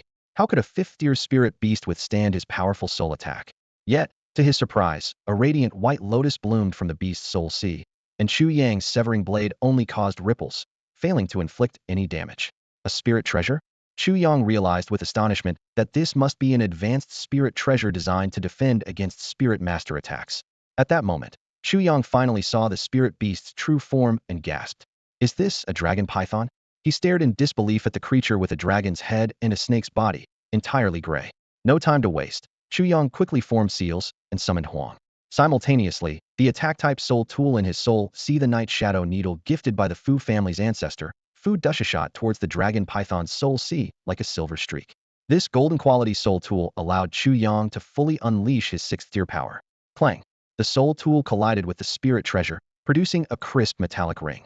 The night shadow needle was deflected back into Chu Yang's soul and the dragon python's body shuddered violently, but remained unharmed. Chu Yang understood that the white lotus spirit treasure must be of a higher grade than the night shadow needle. If the spirit treasure and soul tool were of the same grade, a 5th-tier peak dragon python could never withstand the attack from a 6th-tier peak Chu Yang. Chu Yang speculated in his heart that the grade of that white lotus spiritual treasure must surpass the golden quality. Just like his holy spirit tower, despite its low cultivation, it could withstand any attack. If it were a bronze-grade soul tool, it would never possess such power. This indicated that the quality of the opponent's lotus soul tool was undoubtedly higher than the golden quality night shadow needle. Wang Qianyue. Oh, Wang Qianyue. How many treasures did you acquire from the ancient secret realm? Chu Yang couldn't help but marvel. First, there was the soul power array, then a defensive spiritual treasure, each one a rare treasure that others could only dream of. Little did he know, even the dragon python spirit beast before him also came from the ancient secret realm. Suddenly, The figure of Huang appeared out of thin air, locking eyes with the dragon python. The two colossal beings, both at the peak of the 5th rank, instantly clashed, their massive bodies rolling and colliding within the chamber. Chu Yang's lips curled into a smile. With Huang restraining the dragon python, he could focus on looting the treasures in the chamber. Huh? A spirit beast egg? Chu Yang's eyes lit up as he discovered a spirit beast egg, about 3 meters in size and crimson like blood, placed securely on a stand. Without hesitation, he collected it into his spiritual domain. The dragon python let out a low growl, trying to stop Chu Yang from approaching, but Huang had it tightly entangled, leaving it unable to move. The fierce battle between the two peak 5th rank spirit beasts shook the entire chamber, causing dirt and debris to continuously fall from the ceiling. I need to hurry. This chamber might not hold for much longer, Chu Yang thought to himself, quickening his pace in looting. Compared to last time when he moved the wealth of the Fu family, his efficiency had greatly improved with the help of his spiritual domain. Seeing Chu Yang brazenly plundering, the dragon python was anxious, urgently conveying a message to Wang Qianyue through their contract. This led to the scene with Wang Qianyue in the city lord's mansion. Chu Yang was now satisfied, as almost every item in the chamber was precious, far beyond ordinary gold and jewels. Although the number of soul tools and spiritual treasures was limited, their quality was excellent. Realizing that Wang Qianyue had equipped each spirit beast with a spiritual treasure, Chu Yang couldn't help but feel envious. Even with the assistance of the blind box system, he found it challenging to acquire so many good items. No wonder Wang Qianyue dared to go to the city lord's mansion. With so many spiritual treasures, he naturally had confidence, Chu Yang mused to himself. Although their quality doesn't compare to priceless treasures like the Netherworld Holy Dragon, Holy Spirit Tower, and World Stone, the sheer quantity is astonishing. Besides soul tools and spiritual treasures, the chamber also contained numerous spiritual and soul medicines. Unfortunately, due to their age, most of their efficacy had diminished, now only possessing effects of the 2nd or 3rd rank. These will be perfect for Xiao Gui and Wu Xuan. They're both at the 1st rank now, making it the ideal time for them to absorb these spiritual medicines, Chu Yang calculated in his mind. What excited Chu Yang the most was the considerable number of books in the chamber. Compendium of Medicinal Plants, Complete Soul Power Array Explanation, Methods of Crafting Spiritual Treasures and Soul Tools. These pieces of knowledge were the true priceless treasures. Indeed, books are the ladders of human progress.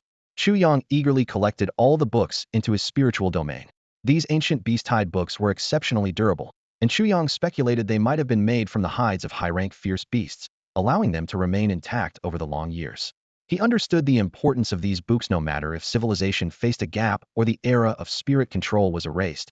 As long as this knowledge was preserved, civilization could reignite like a spark setting a prairie ablaze. Legend has it that the spirit control era, which emerged over 500 years ago, was based on the ancient spirit control civilization. Chu Yang gently caressed these precious tomes, filled with reverence and anticipation. However, after searching the entire chamber, he still couldn't find any clues related to the secret realm's entrance. Damn it! Where did that old Wang Qianyue hide the key information? Chu Yang frowned, deep in thought. He once asked Su Zhan, who frankly said it might be something like a map indicating a location or perhaps a key to unlock a secret realm. Chu Yang's eyes scanned the nearly emptied secret chamber anxiously. Could that mysterious object have been taken away? He shook his head, thinking it unlikely. Judging by the plethora of treasures stored in the chamber, it was clear the opponent's cultivation hadn't reached the 6th level. Otherwise, they could have stored it directly in the spiritual domain. Carrying it directly on their person would be too risky, as the consequences of losing it would be dire. Comparatively, placing it in the treasure vault guarded by the dragon python seemed safer. Boom. Energy surged within the chamber as the battle between Huang and the dragon python intensified. The confined space limited both sides, forcing them into close combat. In this scenario, Huang had a clear advantage, with its additional 4 claws becoming lethal weapons. The dragon python's body was covered in ghastly wounds, blood flowing freely. Above the cave, large chunks of earth and rock began to fall, signaling an imminent collapse. Chu Yang's eyes darted around, his anxiety mounting. If the place collapsed, finding that mysterious object would become even more difficult. Just then, a table was reduced to dust under the energy of the two spirit beasts' battle. Chu Yang exclaimed, inwardly cursing Wang Qianyue's cunning. The object was hidden in the table's compartment, and there were several such tables in the chamber. Who would have thought to look there? Chu Yang hurried forward, picking up a piece of beast-hide parchment and a gray, ancient-looking stone mirror from the debris. The parchment had a map etched on it, while the palm-sized stone mirror, with a handle and flame-like carvings, looked particularly mysterious. Thrilled, Chu Yang quickly stored the items in his spiritual domain. Seeing the chamber about to collapse, Chu Yang didn't hesitate and immediately entered the passage, recalling Huang. with he leading the way. They quickly climbed toward the top of the cave.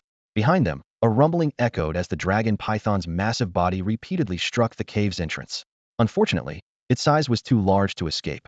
The more it struggled, the faster the chamber collapsed. This place was at least 10 feet from the surface, and the power of a fifth-level beast couldn't break through. Feeling the cave rapidly collapsing behind him, Chu Yang dared not pause, scrambling upward with all his might. Just as he was about to climb out of the cave, a powerful energy surged from above. Chu Yang's expression tightened, realizing it was Wang Qianyu returning. Damn, why couldn't my father-in-law hold him off a bit longer? Chu Yang complained helplessly, knowing that a little more delay would have allowed him to escape smoothly. Despite his frustration, Chu Yang's movements didn't falter. A few meters from the cave's exit, he decisively activated the summoning array. Huang's dragon claw emerged from the array, meeting the attack from above. The ground exploded, sending dirt and rubble flying. Huang's pitch-black dragon claw shot up from the ground, grabbing the incoming red fireball and crushing it instantly. Roar! Huang's figure appeared in the sky, carefully holding Chu Yang in another dragon claw. Finally free from the underground chamber, Chu Yang exhaled deeply, as if he had narrowly escaped death. However, he knew the real challenge was just beginning. At this moment, Chu Yang was firmly perched between the dragon horns of Huang, his gaze piercing as he locked eyes with the old man standing on the back of the golden-feathered bird. Wang Qianyu, thief! Anger burned in Chu Yang's heart, yet he maintained a calm exterior. Wang Qianyu was furious, his eyes blazing with rage. His secret chamber had been destroyed, and his treasures collected over many years were gone. He scrutinized Chu Yang, but found no trace of any soul weapon or spiritual treasure on him. Where did the treasures go? Wang Qianyu's eyes darted as he pondered. So many treasures couldn't possibly be hidden in his pockets, could they? Suddenly, Wang Qianyu's gaze fell on Huang beneath Chu Yang. His eyes narrowed, and his body trembled slightly as he muttered in surprise, "Supreme Spirit Beast?" Chu Yang heard his exclamation and was puzzled. He had never heard of a Supreme Spirit Beast. However, at that moment, Wang Qianyu didn't focus on Huang for long, but quickly formed a hand seal.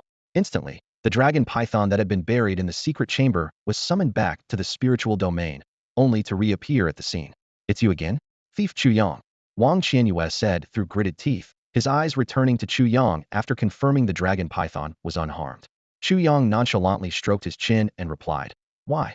Does your Wang family love calling me a thief so much?" "Heh." Wang Qianyu sneered, his eyes filled with murderous intent. "Twice you have stolen the fruits of victory from my Wang family. If not a thief, then what are you?" He recalled how Chu Yang had intercepted their plan against the Qin sisters last time, losing 2 contract positions and allowing Chu Yang to gain 2 beauties. Now, his family's secret chamber had been looted. Wang Qianyu wished he could tear Chu Yang to pieces, drink his blood, and gnaw his bones. Chu Yang remained silent. The last time was purely by accident, but this time he had his eyes on the ancient secret realm controlled by the Wang family. In his view, since the Wang family dared to drug his 2 wives, he had every reason to covet their ancient secret realm.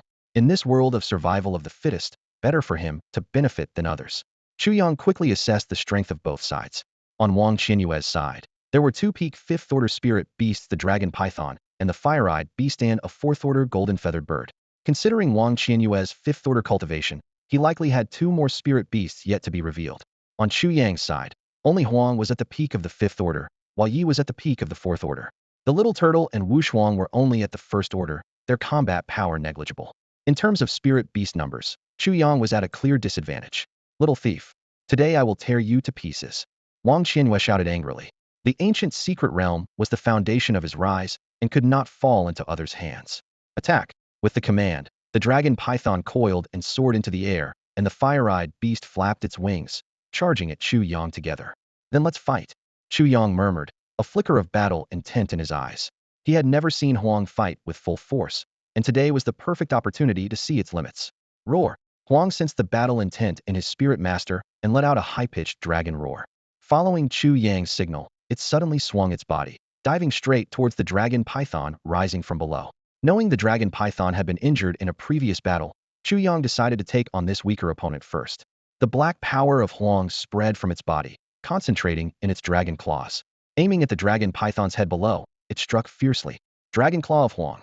Facing the incoming attack, the dragon python refused to back down. It opened its mouth, gathering immense energy within.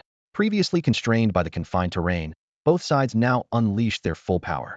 Chu Yang noticed the gray energy accumulating in the dragon python's mouth, his pupils contracting. He immediately warned Huang to be cautious, sensing that this energy was extraordinary. Chu Yang stared in astonishment at the wounds on his opponent's body, noticing that the blood had started to coagulate, no longer flowing. This powerful self-healing ability reminded him of the healing powers of wood element spirit beasts. However, a smug smile appeared on Wang Qinyue's face, as if he had seen through Chu Yang's thoughts. You think this is wood element healing? You're gravely mistaken. Wang Qinyue chuckled inwardly. This is an extremely rare lunar attribute. The wounds are frozen by the power of the lunar force. His gaze inadvertently drifted towards the direction of the hidden chamber, a wave of worry suddenly washing over him.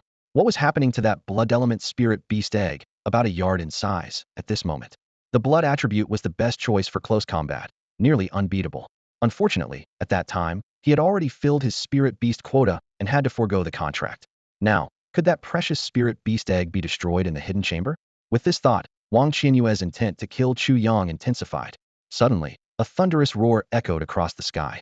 The dragon python unleashed a powerful lunar force from its mouth, transforming into a towering energy pillar that shot upwards. The black wilderness force condensed on the dragon's claw, nearly materializing into a gigantic, dark energy claw. At that moment, the entire Luotian city trembled. On the west city wall, all the spirit tamers simultaneously turned their heads towards the city, shock evident on their faces. This energy was no weaker than the previous confrontation between the blazing nine-tailed fox and the mountain-shaking ape.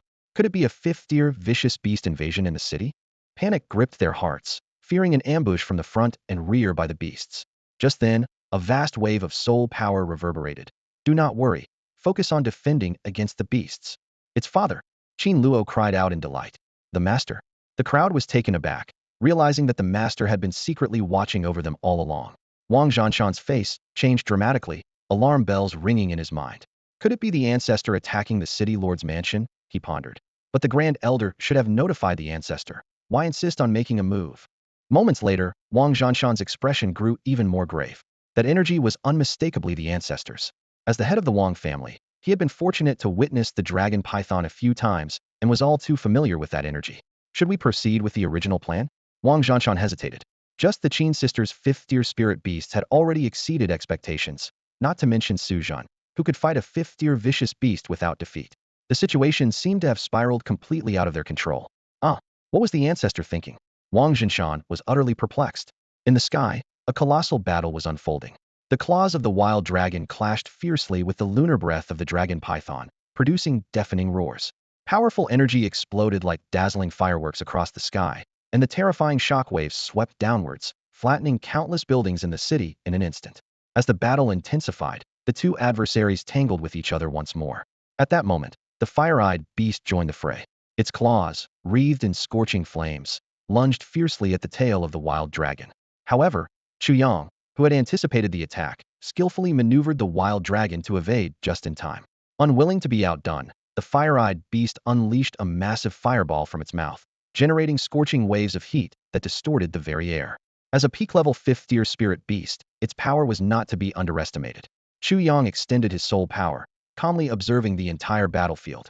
The wild dragon, without even bothering to look back, extended its massive hind claw, imbued with its own formidable power, effortlessly crushing the fireball that resembled a small sun.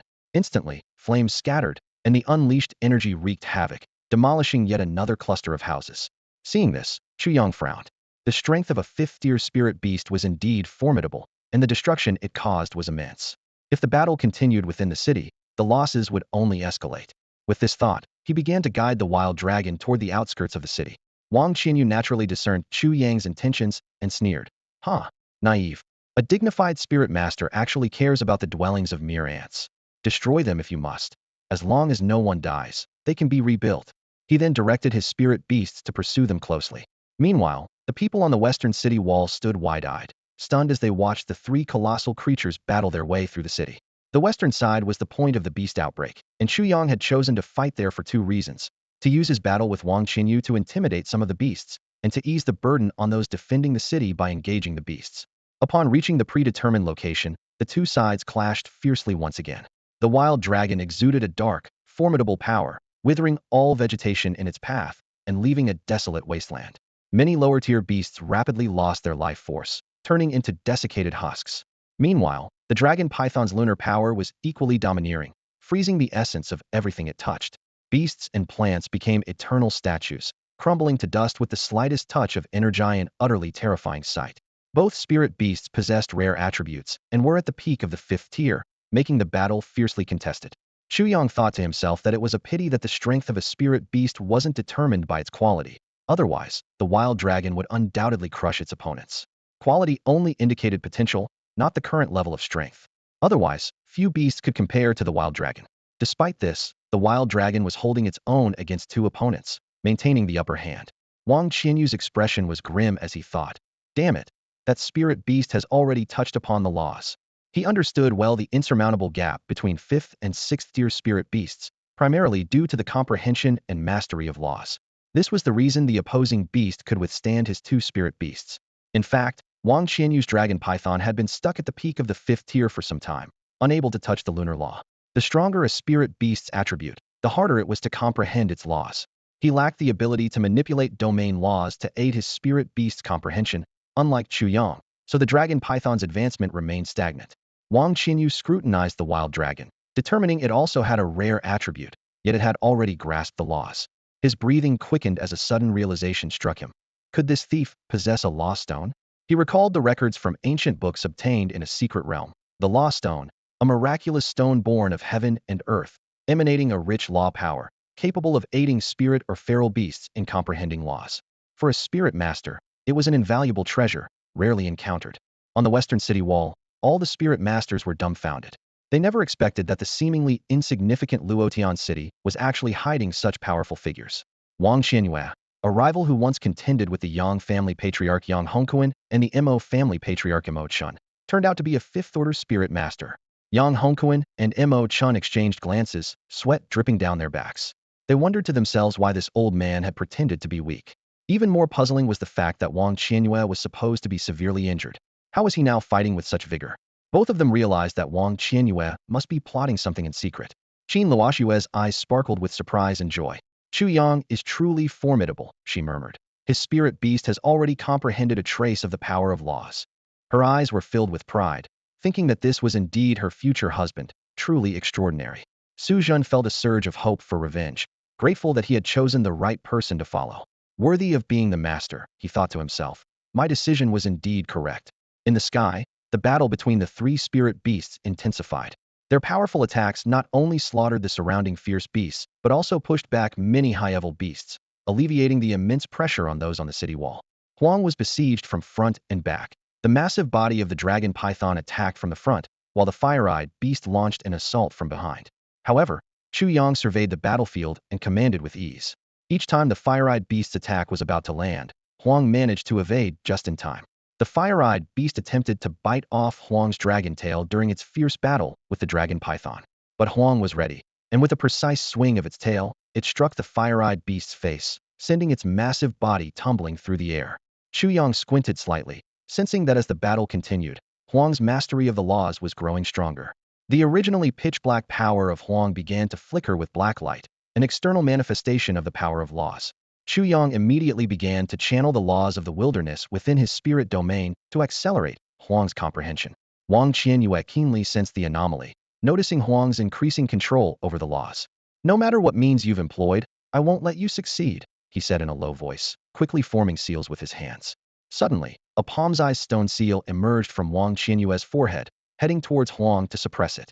"A soul weapon," the Qin sisters exclaimed. "Chu Yang, be careful." They even considered summoning the Xiantian fire dragon and Xianyui's phoenix to assist. However, at that moment, Chu Yang swiftly formed seals with his hands, and the night shadow needle shot out, colliding fiercely with the stone seal soul weapon. With a crisp clang, Wang Qianyue's stone seal soul weapon was knocked away, while the silver needle continued its unstoppable path towards his soul sea. Wang Qianyue's face changed dramatically, the threat of death looming over him. "Defend me," he shouted, as silver and ancient bronze light flashed across his forehead, and a bronze ancient hall appeared out of thin air, firmly protecting his soul sea. With a ding, the night shadow needle struck the bronze ancient hall, creating another melodious sound. This was evidently another defensive soul weapon. Under the powerful defense of this soul weapon, the night shadow needle was instantly deflected. Chu Yang frowned slightly, feeling a bit disappointed. He understood the fundamental difference between offensive and defensive soul weapons. For defensive soul weapons, once fully refined, they could unleash the inherent power of the weapon. In contrast, The strength of an offensive soul weapon depended entirely on the spirit master's soul power. Chu Yang struck the soul weapon stone seal with a powerful blow, but it failed to shake the defenses of the ancient bronze hall. This scene made Wang Qianyue break out in a cold sweat, his back drenched.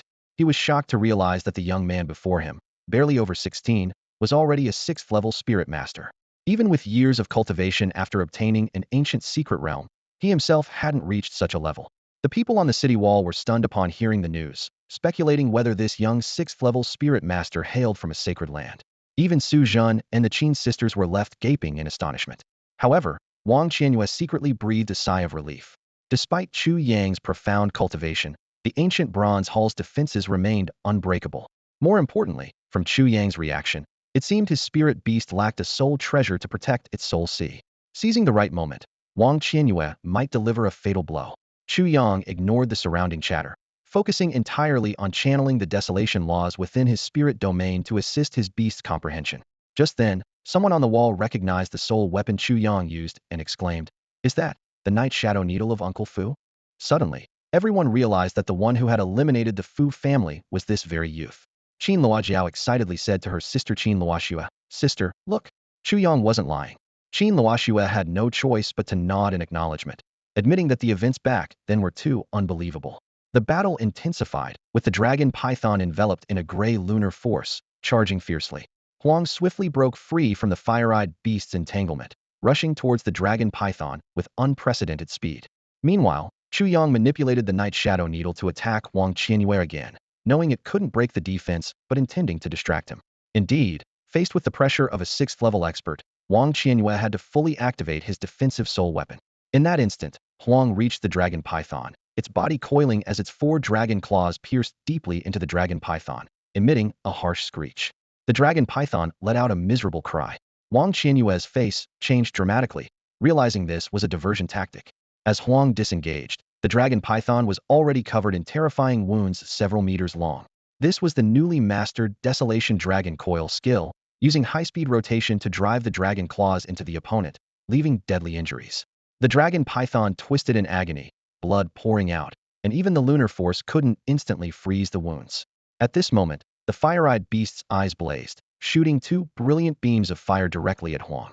Despite Chu Yang's timely warning, Huang, having just executed the Desolation Dragon Coil, reacted slightly slower, and one of the fire beams pierced its tail, eliciting a deep roar. The crisis wasn't over, as the severely injured dragon python, under Wang Qianyue's command, endured the excruciating pain, turning its majestic dragon head to unleash 2 beams of gray lunar light towards Huang's head. In a critical moment, Huang opened its massive jaws, releasing a jet-black energy column filled with desolation force to meet the lunar beams. Chu Yang's eyes lit up, realizing that Huang had mastered the powerful Nether Desolation Dragon Breath skill. He deeply felt that combat was indeed the best way to train spirit beasts. The 2 energies clashed fiercely in the air. Although the lunar beams were only arm-thick, their power was formidable. Boom! In the sky, the Nether Desolation Dragon Breath clashed violently with the lunar pupil light, erupting in a deafening roar. The powerful energy confronted each other in midair, splitting the sky in 2, one half as dark as ink, the other gray and somber. This astonishing scene left the spirit masters on the city wall in awe, witnessing the intimidating might of the 5th-tier spirit beast, making them feel an overwhelming sense of helplessness. Amidst this fierce confrontation, the fire pupil beast seized the opportunity to strike from the side. However, at the critical moment, a dark energy emitting an eerie glow surged from the pillar of the Nether Desolation Dragon Breath, the Law of Desolation. It was the first time Desolation integrated this law into its skills, significantly increasing its power. Wang Qianyue instantly sensed the danger, knowing that the power of the law was beyond what the dragon python could withstand. He made a swift decision, directing the fire pupil beast to launch a fierce attack, while quickly forming seals to summon the dragon python back into his ethereal spirit domain. "You wish," Chu Yang coldly shouted, a resolute glint in his eyes. How could he allow Desolation's attack to be thwarted? He instantly gathered a vast soul force, transforming it into a silver annihilation blade, and fiercely slashed at Wang Qianyue, who was forming seals. Damn it!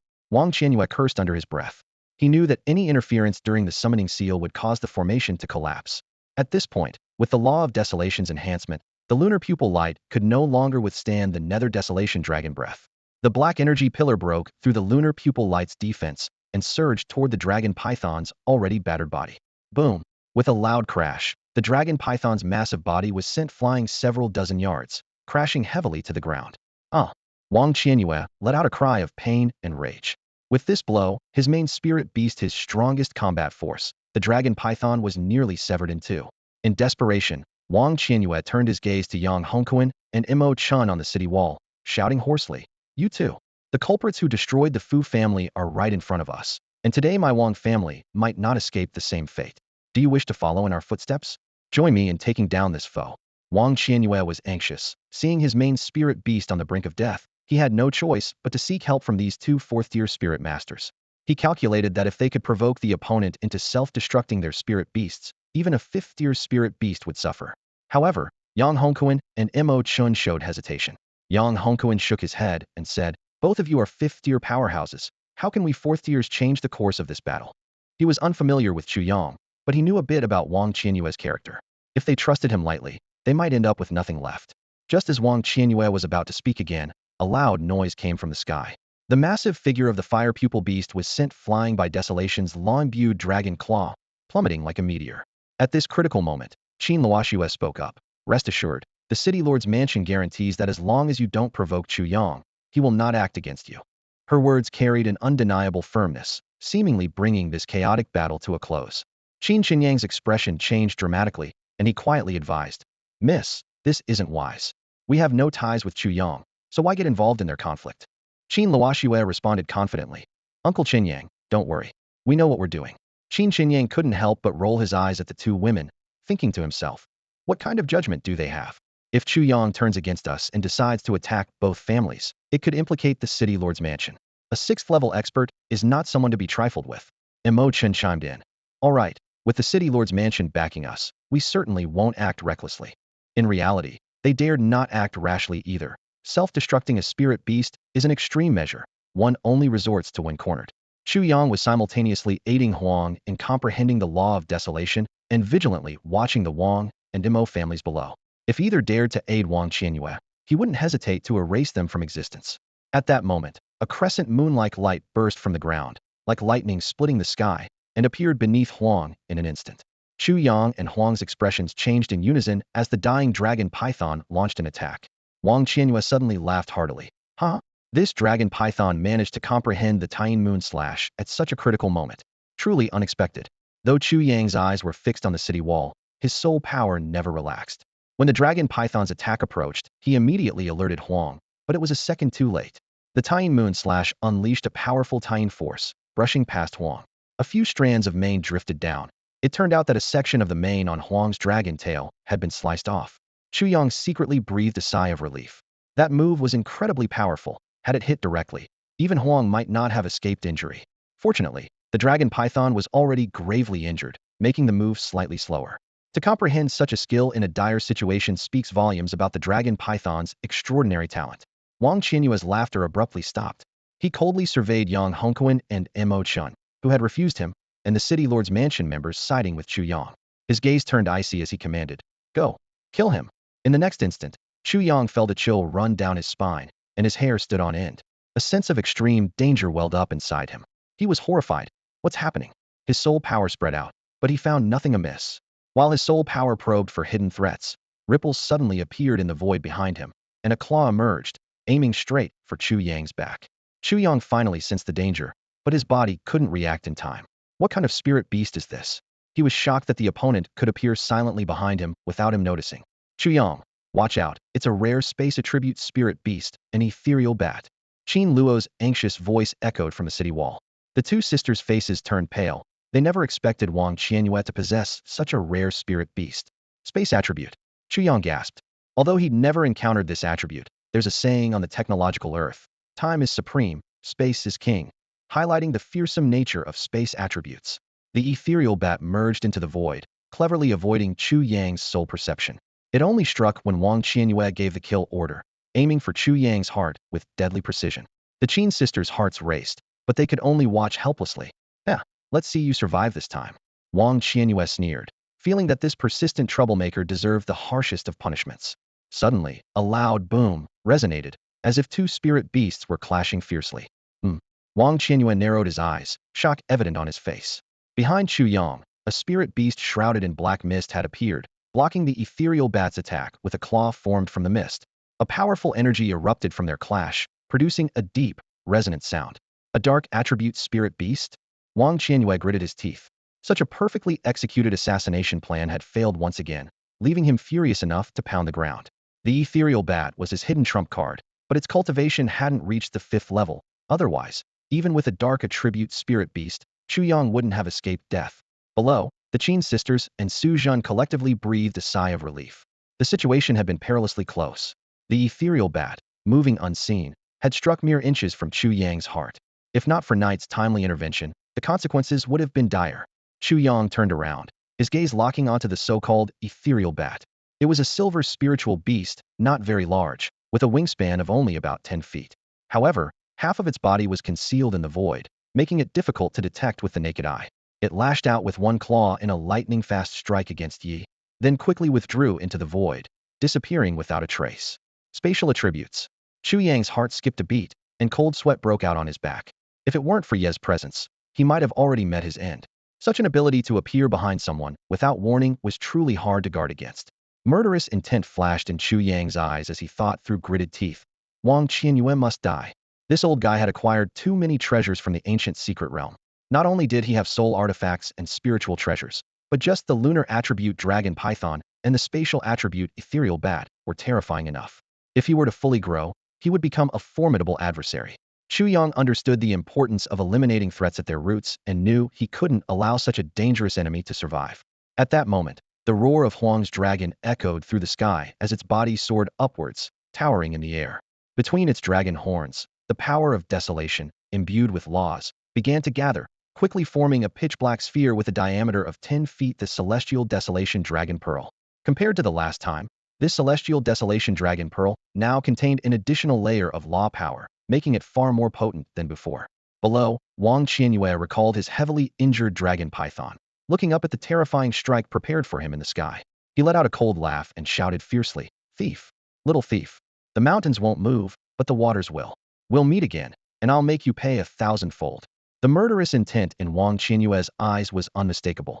He noticed the 5th-grade spiritual beasts of the Qin sisters, and his pupils contracted sharply, finally realizing he had misjudged and severely underestimated the strength of the city lord's mansion. He cast a cold glance at his clan members on the city wall, cursing inwardly. These scoundrels. They knew the city lord's mansion had such strength, yet they didn't inform me. Had I known, I wouldn't have rashly gone to the city lord's mansion, and the treasure room wouldn't have been robbed. Even if I couldn't defeat Chu Yang, at least I could have escaped with the treasures. Now all the treasures are gone. A bunch of useless fools who set me up. Wang Qianyue understood that he couldn't stay here any longer. If the two sisters defending against the fierce beasts were free to act, escaping would be nearly impossible. Just then, the previously vanished ethereal bat suddenly appeared behind him, its claws firmly gripping his shoulders, and they disappeared instantly. "We can't let him escape," Chu Yang shouted urgently. Whoosh! The celestial desolation dragon pearl descended like a meteor, targeting Wang Qianyue's location. The sphere, imbued with law power, moved as fast as lightning, arriving almost instantly. Boom! The earth trembled. The celestial desolation dragon pearl, containing terrifying energy, exploded completely, sending a massive mushroom cloud into the sky. When the dust settled, a gigantic crater several dozen feet wide appeared in the ground. Chu Yang's face was as dark as water as he surveyed the surroundings. Apart from the numerous slain fierce beasts and the withered trees, everything was empty. If Wang Qianyue had been killed, his soul artifacts and the spiritual treasures carried by his beasts would have remained. But at that moment, there was nothing. Wang Qianyue escaped. Chu Yang gritted his teeth. The spatial attribute of that ethereal bat played a role in his escape. In the chase, even the wind attribute couldn't keep up. Chu Yang stood firmly atop the dragon, his feet planted between the hard dragon horns. With closed eyes, he concentrated, letting his powerful soul force spread out like a tide, forming an invisible net in the air to search for his opponent's trace. Suddenly, Chu Yang's eyes lit up with a smile playing on his lips. "Found you," he murmured, sensing Wang Qianyue's elusive presence in the distance. However, just as he spurred the dragon to speed towards the target, Wang's figure vanished like a mirage. The space attribute is truly formidable, Chu Yang thought, frowning. Every time he seemed close to catching up, Wang Qianyue would slip into the void, evading capture. After several such attempts, Chu Yang had no choice but to give up and guide the dragon back to Luotian City. On the city walls, the beast tide continued its relentless assault. Many spirit masters fought fiercely to repel it, with Wang Jinshan leading the Wang family's upper echelon in the most valiant efforts. They fought desperately, fearing that Chu Yang might turn his attention to them. Chu Yang glanced at them coldly, understanding their predicament. According to Wang Qinyue's original plan, the Beast Tide would force the city lord's mansion to deploy guards to the walls, allowing him to seize the mansion and take power. The near death of Wang's spirit beast was merely a ruse to deceive the city lord. The healing elixir from the ancient secret realm had quickly restored the spirit beast to its peak state. Unfortunately for the Wang family, they underestimated the city lord's strength and never expected someone would dare to break into the Wang family's ancestral private chamber. Chu Yang looked at the group once more, but decided not to order their eradication. He had obtained what he wanted, and only Wang Qianyue mattered to him. The others were insignificant. Chu Yang's presence instilled greater hope among the other spirit masters in Luotian City, raising their morale as they fought bravely. They held the defense for a full day and night. In the wilderness, two terrifying presences continued to clash fiercely, driving the beasts to attack the city walls relentlessly. What treasure could those two beasts be fighting over? Chu Yang wondered, puzzled. Enough to make two seventh-tier beasts battle so intensely. The Qin sisters shook their heads, equally clueless. Seeing the fatigue among the defenders, Chu Yang told the sisters, "I plan to investigate the depths of the wilderness." "No way," they replied in unison, rejecting the idea. That was the source of the chaos and the most dangerous place. Chu Yang venturing there would be putting himself in great peril. Qin Xinyang, standing nearby, was startled by the sisters' strong reaction. Could it be that these two girls have feelings for him? If the mansion lord knew, what would his reaction be? Chu Yang chuckled softly, reassuring them, "Don't worry. I'll be careful, just checking the source of the situation. I wouldn't dare confront seventh-tier beasts Heathen." Then, in a serious tone, he added, "If the beast tide drags on, everyone might struggle to hold on. The spirit beasts consume physical and spiritual energy, and the spirit masters are continuously depleting their soul force. Prolonged fighting will make it hard to sustain."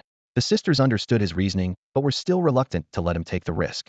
Seeing their worried expressions, Chu Yang leaned in and teased, "When I return, you both have to keep me warm."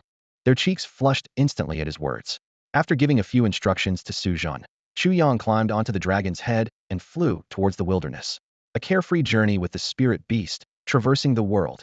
His solitary figure left an indelible mark on the hearts of many spirit masters in Luotian City. This might also be the driving force for many spirit masters to pursue a higher realm. "Hey, Chu Yang, I never agreed to that." Qin Luoxue stomped her foot, displaying her girlish charm. It's over." Watching this, Qin Xinyang couldn't help but feel sorry for Qin Shufeng. The mansion lord's little princess is drifting away from him. Chu Yang cautiously traveled westward, skillfully avoiding the beast horde. As he advanced, he increasingly sensed a powerful energy fluctuation, far surpassing the strength of a fifth-order spirit beast. To avoid attracting the attention of other ferocious beasts, Chu Yang, upon nearing the battleground, sent Huang into the spiritual domain while simultaneously channeling part of his mind to utilize the domain's laws to aid Huang's cultivation. Reflecting on his battle with the dragon python, Chu Yang realized that this experience had advanced Huang's mastery of the laws, bringing a sixth-order breakthrough within reach. His thoughts then turned to Ye's actions, recalling how Yi had twice rescued him from dire situations at the entrances of Wang Qianyue's secret chamber and the Fu family's secret chamber. Without Ye's timely intervention, Chu Yang might have fallen prey to the void bats or been devoured by the dragon python. Suddenly, a deafening explosion erupted ahead, causing the ground to tremble violently. Chu Yang keenly observed golden energy clashing fiercely with black and white light on the ground, with the dispersed energy devastating the surrounding environment. A thunderous tiger's roar echoed through the mountains, followed by another deep, defiant growl. Chu Yang quickly climbed to the top of a mountain peak, his gaze fixed on the battlefield. The scene before him made his pupils contract sharply. Two colossal creatures were locked in close combat. One was a massive tiger, its body covered in golden fur, nearly 20 meters long, exuding an aura of might and dominance.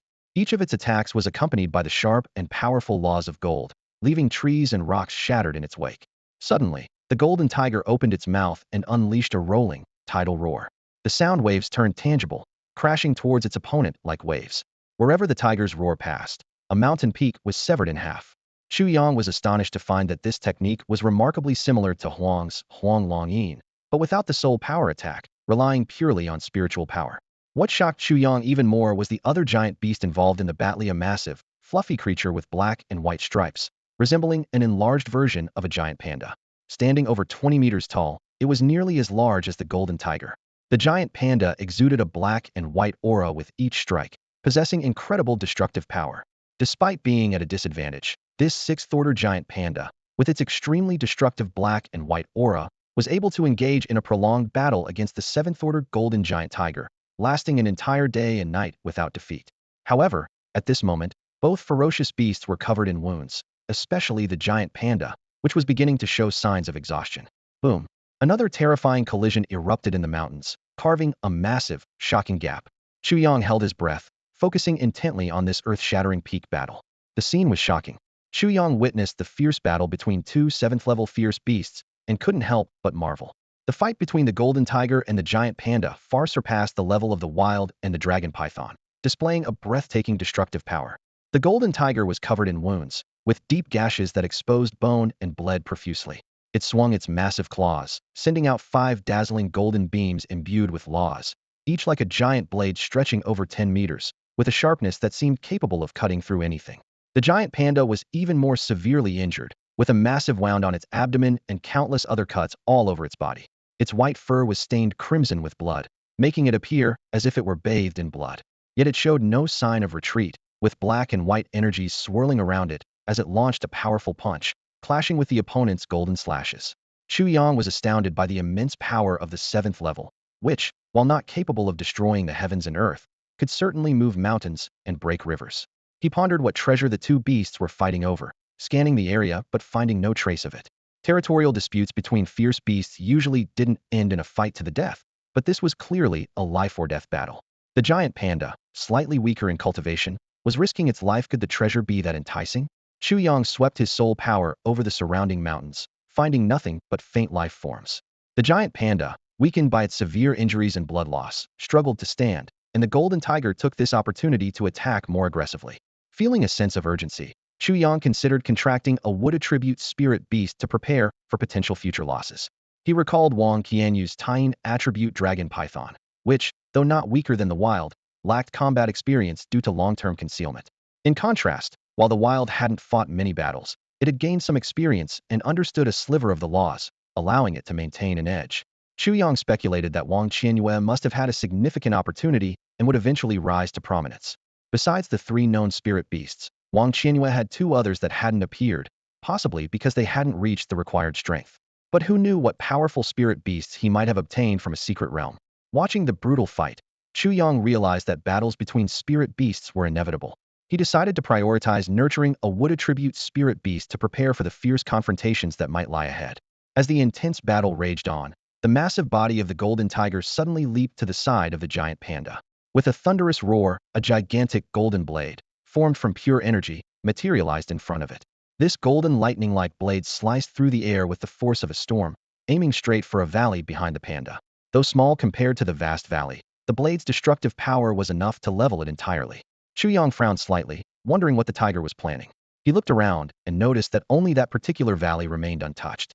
Although he had explored it thoroughly before, finding nothing but a faint life presence, he hadn't discovered any treasure. At that moment, the giant panda, which had seemed on the verge of collapse, suddenly let out an earth-shattering roar.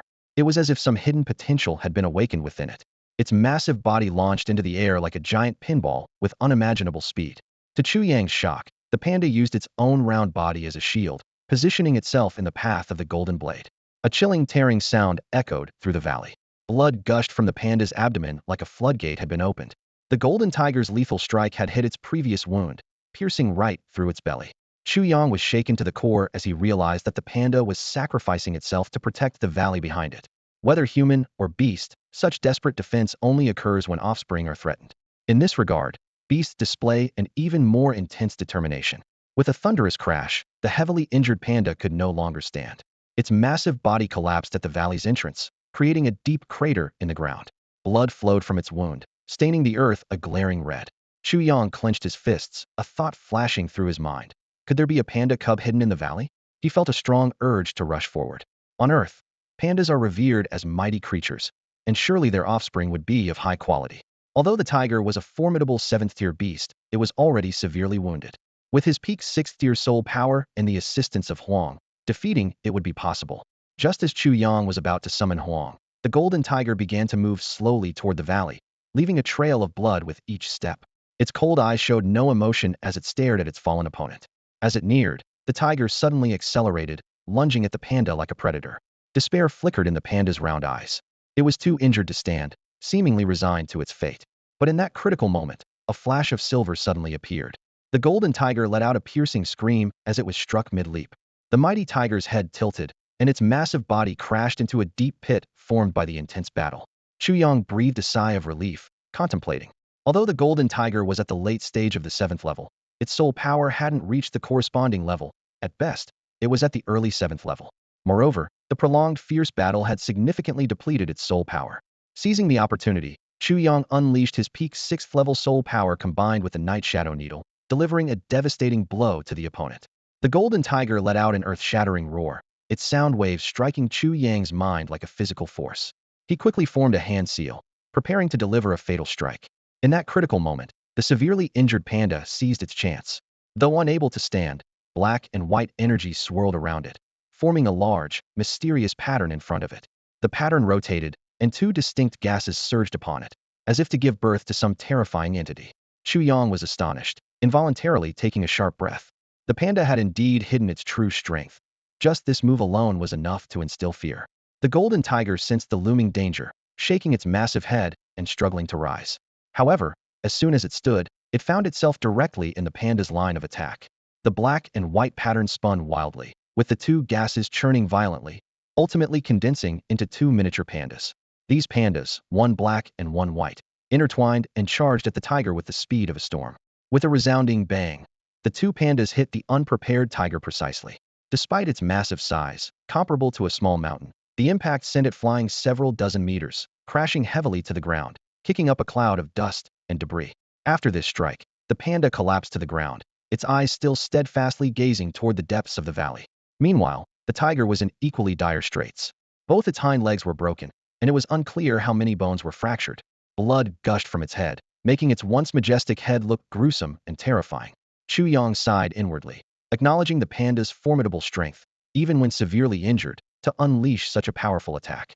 Without hesitation, he seized the moment, his soul power swiftly forming a sharp silver blade, unleashing the soul technique, Extinguishing Blade. The tiger let out a deep growl, its eyes glinting with ferocity. Chu Yang acted decisively, summoning Huang. Huang's body soared into the air, and between its horns, a jet-black Tianji Huanglong jade rapidly formed and expanded. Despite its severe injuries, the tiger struggled to stand its massive body. Golden energy gathered around it, forming three razor-sharp golden blades in front of it, exuding a terrifyingly sharp aura. The power of this attack was enough to demonstrate the fearsome nature of a 7th-level beast. Chu Yang smirked. Did you think I, as a spirit master, am just for show? He quickly formed another hand seal, sending another extinguishing blade hurtling toward the tiger's soul sea. The tiger let out a pained roar, its massive body shaking even more violently. After enduring 2 consecutive soul power attacks, its soul power was already dispersed, its consciousness beginning to blur, and it finally collapsed with a resounding crash. At this moment, Huang's Tianji Huanglong jade was ready to strike. The jade, over a meter in diameter, emitted a chilling black light. Its terrifying energy waves mingled with Huang's power, sending shivers down one's spine. The tiger let out an indignant roar, its attack interrupted by Chu Yang's soul technique, now powerless to withstand the impending fatal blow. Boom! The Tianji Huanglong jade plummeted from the sky like a meteor, crashing fiercely onto the giant tiger. The terrifying explosion echoed through the mountains, with pitch-black energy radiating from the tiger's center. The ground was instantly upheaved. Thick layers of earth were lifted, and massive tree roots were torn out, rapidly withering into ashes under the force of the blast and scattering in the wind. The power of this strike was astounding, turning everything within a radius of dozens of feet into ruins. Even the massive panda nearby was thrown several meters away by the energy, landing heavily on the ground. Chu Yang quickly scanned the battlefield with his soul power to confirm that the giant tiger had completely lost its life force. Reflecting on the battle, Chu Yang nodded to himself. The giant tiger had first withstood 2 fierce attacks from his peak 6th-level soul power, then was hit-heated by the black and white pattern of the panda, and finally suffered the devastating blow of the Tianji Huanglong jade. To endure so many lethal strikes and still stand, despite being severely injured, was nothing short of a miracle. Chu Yang swiftly stored the tiger's corpse in his spiritual domain. For him, the body of this 7th-level beast was undoubtedly excellent food for his spirit beasts. However, when he turned to the critically injured panda, he couldn't help but sigh deeply. This iron-eating beast, renowned in his past life, was now at the end of its life. A sense of regret arose in Chu Yang's heart. It's a pity I don't have a wood element spirit beast, otherwise I could have healed you. With that, Chu Yang bypassed the panda and walked toward the valley. Behind him, the panda's labored breathing reached his ears, its body trembling as if in fear. Chu Yang paused and softly reassured it. Don't worry, I won't harm it. The valley was serene, the only surviving area within a few miles. Surprisingly, even the grass and trees within the valley were untouched.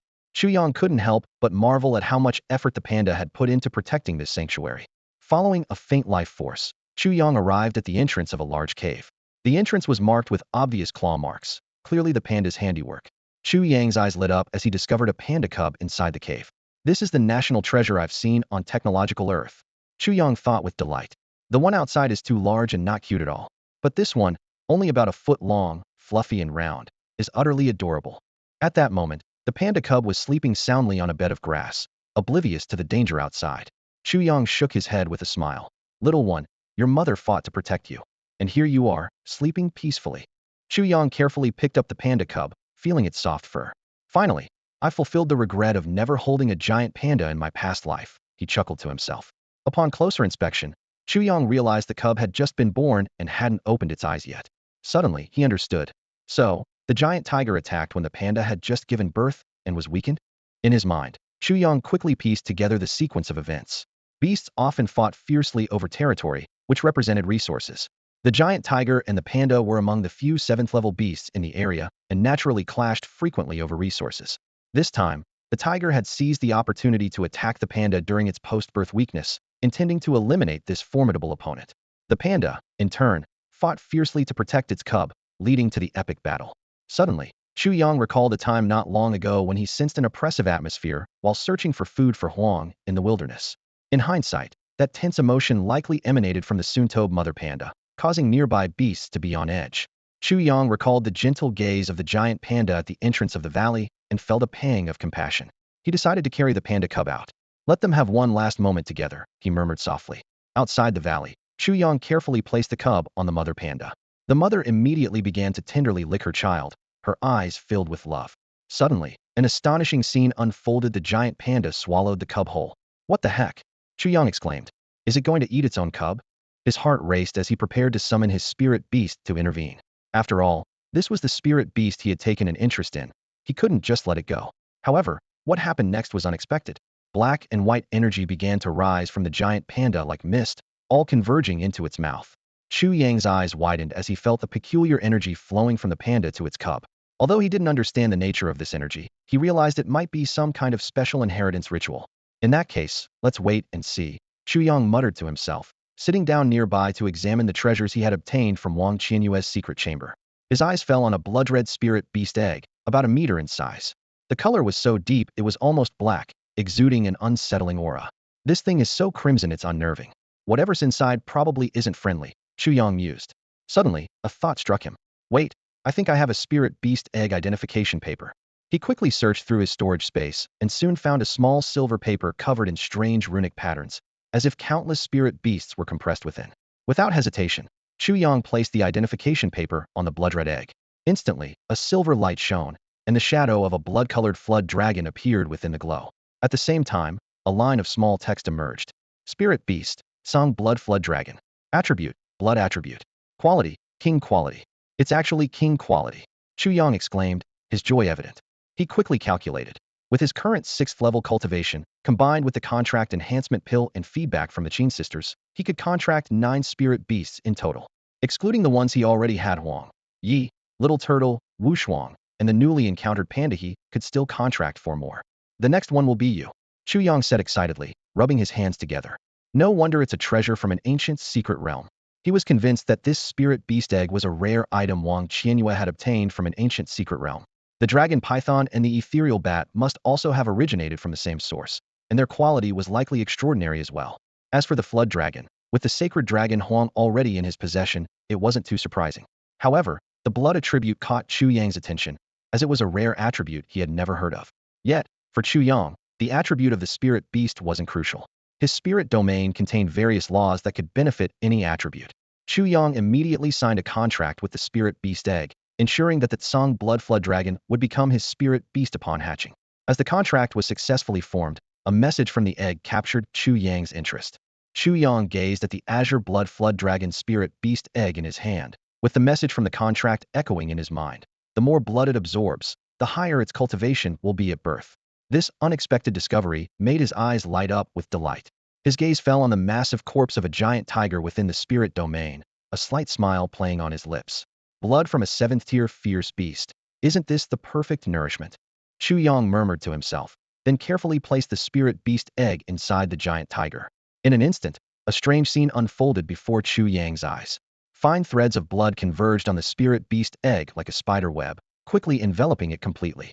At the same time, the spiritual essence within the domain seemed to be summoned, rushing toward the egg. Chu Yang watched everything intently, a realization dawning on him. So, not only spiritual essence, but even blood can aid its cultivation. With a thought, he moved the spirit beast egg along with the giant tiger's body next to a spirit vein, where the concentration of spiritual essence was extremely high, more conducive to the growth of the azure blood flood dragon. After settling the spirit beast egg, Chu Yang continued to browse through Wang Qianyu's collection. He handed a golden lotus-shaped defensive spirit treasure to Huang. Considering that most of Huang's skills were spiritual power attacks, with only the Huang Dragon Roar being a soul power attack, making this defensive treasure a perfect fit. Yi received a small golden bell, a versatile treasure suitable for both attack and defense. As for the other spirit beasts, Chu Yang hadn't equipped them with treasures yet, as their cultivation was still shallow and they couldn't refine the treasures even if they had them. Chu Yang opened his eyes, noticing that the panda cub was still in his mouth, uncertain how long this process would take. He decided to start cultivating, waiting for the right moment. Outside the city, the fall of 2 7th-tier fierce beasts finally brought the beast tide to a halt. The residents of Luotian City breathed a sigh of relief and began returning to the city. Only the Qin sisters remained standing on the city wall, gazing into the distance as if waiting for something. As night fell, the moon hung high in the sky, draping the earth in a silver glow. Chu Yang suddenly realized he nearly forgot to open today's mystery box. It was almost midnight, and missing this chance would be a pity. System, open the mystery box. Chu Yang hurriedly called out. A dazzling light flashed, and the system's notification sounded. Congratulations to the host for obtaining a bronze-quality soul healing pill. Chu Yang looked at the pill in the system, feeling indifferent. Another soul healing pill, and this one was of even lower bronze quality. He recalled the silver-quality soul healing pill he had once opened, which he gave to Su Jun to heal his soul C. This bronze-quality pill was of no use to Su Jun now. Fine, he'll keep it. Chu Yang muttered to himself. Soul C injuries are common for spirit masters. It might come in handy someday. Half an hour later, Chu Yang opened a new mystery box. Congratulations to the host for obtaining a complete Sichuan cuisine recipe book. Sichuan cuisine recipes? Chu Yang's interest was piqued. In his previous life, he loved Sichuan cuisine, and although the food in this world was decent, it seemed somewhat coarse to him. This recipe book might allow him to relive the flavors of his homeland, and perhaps even add a new touch to the culinary scene of this world. The moonlight, like water, spilled over the cookbook in Chu Yang's hands. He flipped through the pages with great interest, unconsciously swallowing as his mouth watered. Suddenly, a recipe for hot pot ingredients caught his eye, and his face lit up as if he could feel the heat rising from his throat. Damn, this hot pot recipe is amazing, he thought to himself. I must have a hot pot made for me when I get back. Reluctantly closing the cookbook, Chu Yang mused. In my past life, I believed that only beautiful women and delicious food were not to be missed in this world. Now that I have the beauty, I can't neglect the food. As the eastern sky lightened, Chu Yang opened his eyes. He had spent the latter half of the night using the laws of the spiritual realm to aid Huang in cultivation, aiming for Huang to reach the 6th tier sooner and thereby enhance his own strength.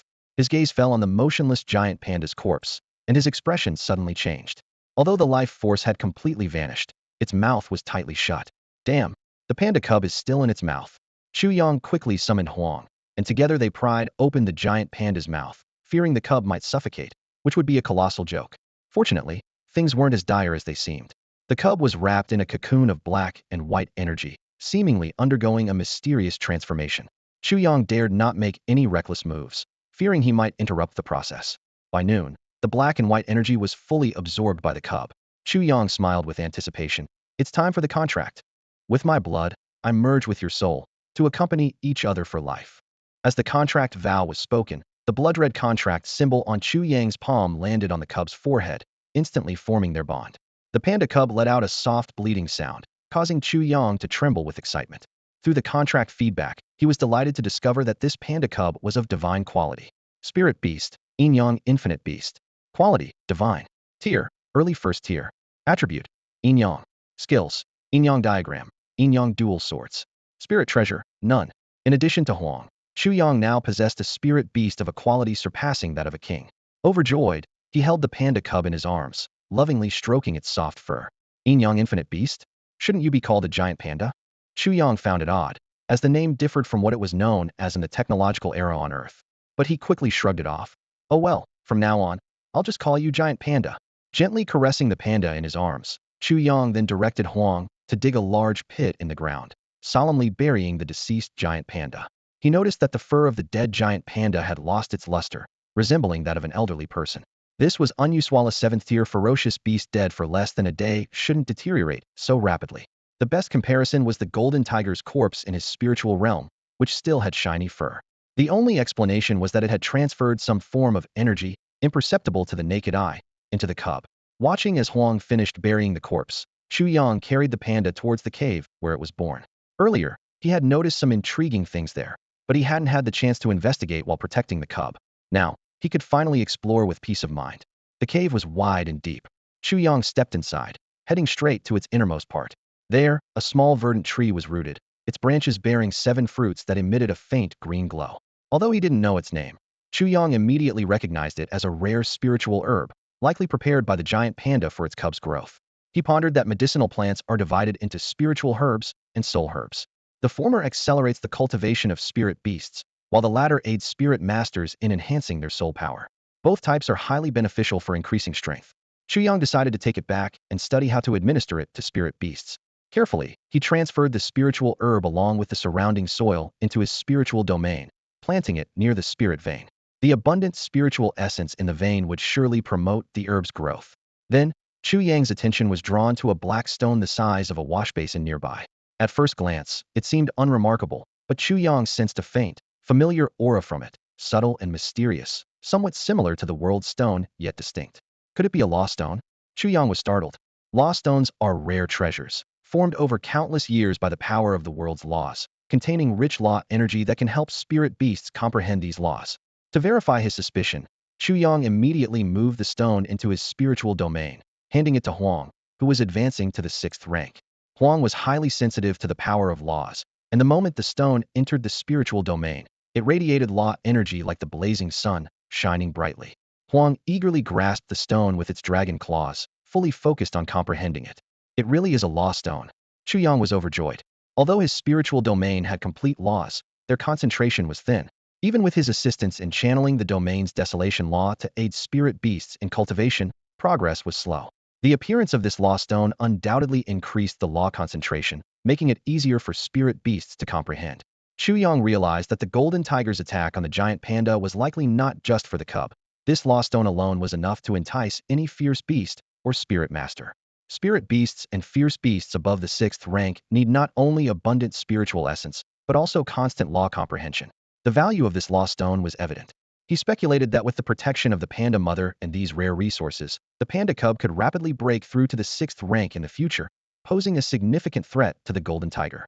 No wonder the golden tiger seized any opportunity to attack, intending to kill and seize treasures. Chu Yang couldn't help but wonder if there might be treasures hidden in the golden tiger's lair as well. After all, being a 7th rank fierce beast that had lived for an unknown number of years, it seemed unlikely not to have any collection. He decided to explore the tiger's lair. After thoroughly searching to ensure no treasures were overlooked, Chu Yang began following the trail left by the golden tiger towards its den. As he tracked the path, he frowned and said, "This tiger's den is probably near the Kunlun Sea." Eventually, Chu Yang rode Huang for several hours before reaching the vicinity of the golden tiger's lair. In Chu Yang's memory, to the west of Luotian City lies the vast Kunlun Sea, which at its end connects to the Earth's first sacred mountain, Mount Kunlun. The legendary Mount Kunlun is not only a haven for fierce beasts, but also a coveted paradise for spirit masters, filled with countless opportunities and fortunes. However, this mysterious land has a strict threshold. Only spirit masters of the 7th tier or above can set foot there. Otherwise, they will surely meet their demise. Suddenly, the sound of an intense battle interrupted Chu Yang's thoughts. He frowned and focused, his soul power spreading out like a tide. Soon, he pinpointed the source of the noisy. A group of 5th-tier fierce beasts was fighting over a golden tiger's lair. A cold smile appeared on Chu Yang's lips. That golden tiger had been slain by his spirit beast, and its legacy rightfully belonged to him. To him, these 5th-tier beasts were nothing more than ignorant thieves. Roar! At Chu Yang's command, his spirit beast, Huang, let out an earth-shaking dragon roar, its massive body charging toward the battlefield like lightning. The sudden appearance of such a formidable enemy left the beasts momentarily frozen before they simultaneously lunged at Huang. Fools! Chu Yang snorted coldly, his powerful soul force crashing down on the beast's soul seized like a mountain. In an instant, the fifth-tier beasts were writhing in agony on the ground, their heads splitting with pain. As Chu Yang prepared to enter the valley where the golden tiger's lair was located, he suddenly sensed something amiss. He swiftly turned, his gaze piercing through the shadows nearby.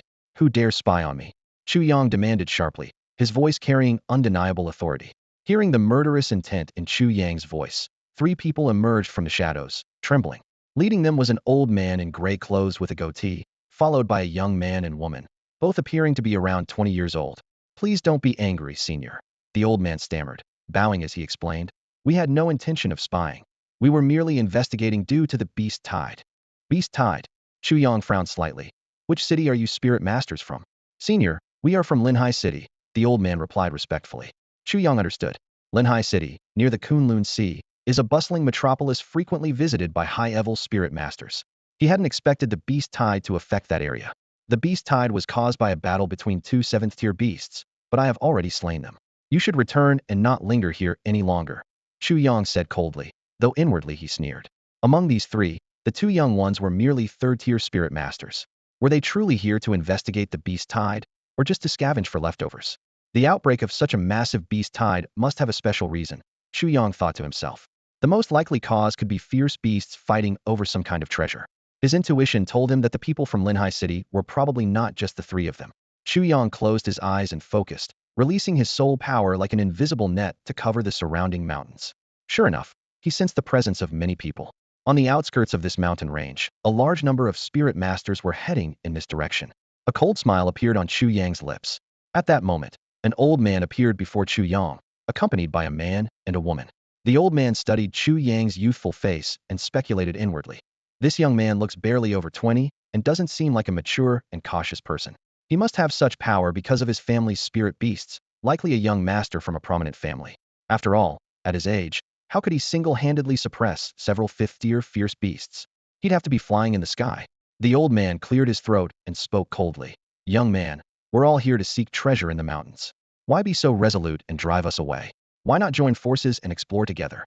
The woman behind the old man chimed in playfully. Yes, little brother, why not join your sister in treasure hunting? I can take good care of you. She batted her eyes at Chu Yang, thinking she had never seen such a handsome man before. The young man beside her snorted, turning his head away, though he showed no intention of leaving. Chu Yang shot the old man a cold glance, his voice infused with sharp soul power. Leave. The single word was like a sword, piercing directly into the old man's soul sea. The old man's expression changed drastically. He hadn't expected Chu Yang to act so decisively. He hurriedly activated his soul power for defense. But how could a fifth-tier spirit master be a match for Chu Yang? In an instant, the old man's soul sea suffered severe damage. Ugh! The old man spat out a mouthful of blood, his face turning as pale as paper, with blood seeping from his orifices. He trembled, unable to speak. The two behind him were startled and began to form seals, preparing to summon their spirit beasts. Wait! The old man raised a trembling hand to stop them and managed to say to Chu Yang, Sir, we disturbed you. We'll leave immediately. With that, he staggered away with the support of the man and woman. Chu Yang snorted softly. Although he didn't pursue them to the end, his eyes flashed coldly. Humph! How dare anyone covet the spoils of Chu? The golden tiger was slain by me and my spirit beast's ancestors, so it rightfully belongs to me. Watching the three leave, Chu Yang mounted the back of Huang and flew towards the nest of the golden tiger in the valley. Outside the valley, the three who had been driven away by Chu Yang were now flying slowly in the sky on the back of a spirit beast. The old man took a soul herb from his robe, swallowed it with trembling hands, and closed his eyes to cultivate, refining the soul material contained in the herb. After a while, the old man slowly opened his eyes. The young woman asked concernedly, Uncle Chun, how do you feel? The old man exhaled deeply and said weakly, It's nothing serious. The boy didn't truly intend to kill. Otherwise, I would have died on the spot. He smiled bitterly. Unfortunately, unlike Wang Qian, I'm not wealthy enough to have a soul artifact to guard my soul sea. So getting injured was inevitable. The young man exclaimed in surprise. He turned to Chen Bo, his eyes filled with disbelief. Chen Bo, is that person really that powerful? You're a mid-tier level 5 spirit master, and you couldn't withstand a single blow? Chen Bo shook his head, a bitter expression on his face. He took a deep breath and said in a low voice, "Couldn't block it at all. That person is a pinnacle level 6 spirit master. Young master, now you must understand how vast the world is and how incredible some things can be." The young man nodded silently, a complex emotion in his eyes. He murmured to himself, "I always thought I was exceptional, but that young man appeared younger than me and has already reached a level I can't even dream of." Not only the young man, but even the girl beside him and Chun Bo himself were shocked. Chun Bo frowned in thought and murmured, "How did he cultivate to that level?" The girl suddenly brightened up with excitement and said, "Chun Bo, do you think he might be the holy son of the Wanling Sanctuary? I heard the holy son is a 9 million spirit beast companion, so it's not impossible." Chun Bo pondered for a moment and then slowly shook his head. "Not sure.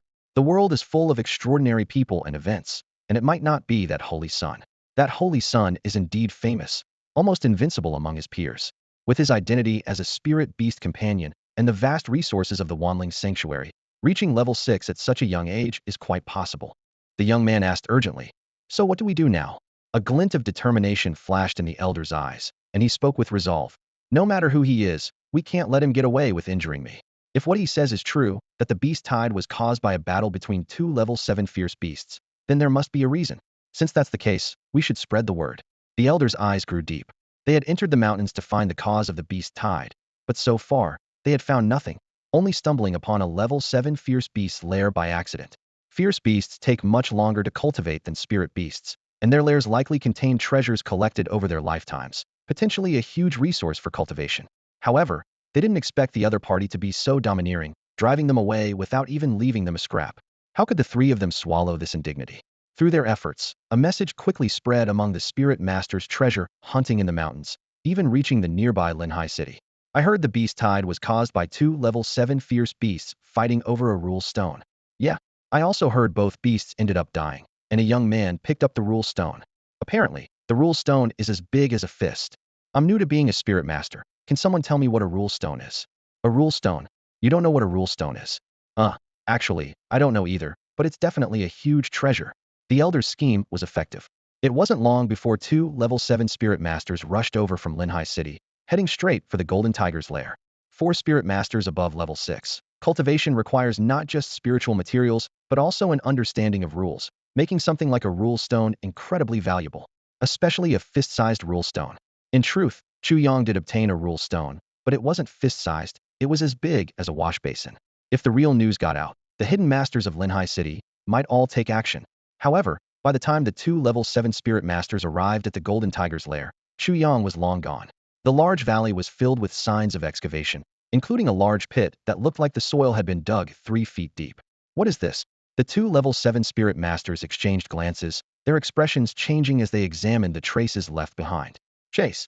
Chu Yang did not return directly to Luotian City. Instead, he continued towards Kunlun Sea, worried that someone might track him down.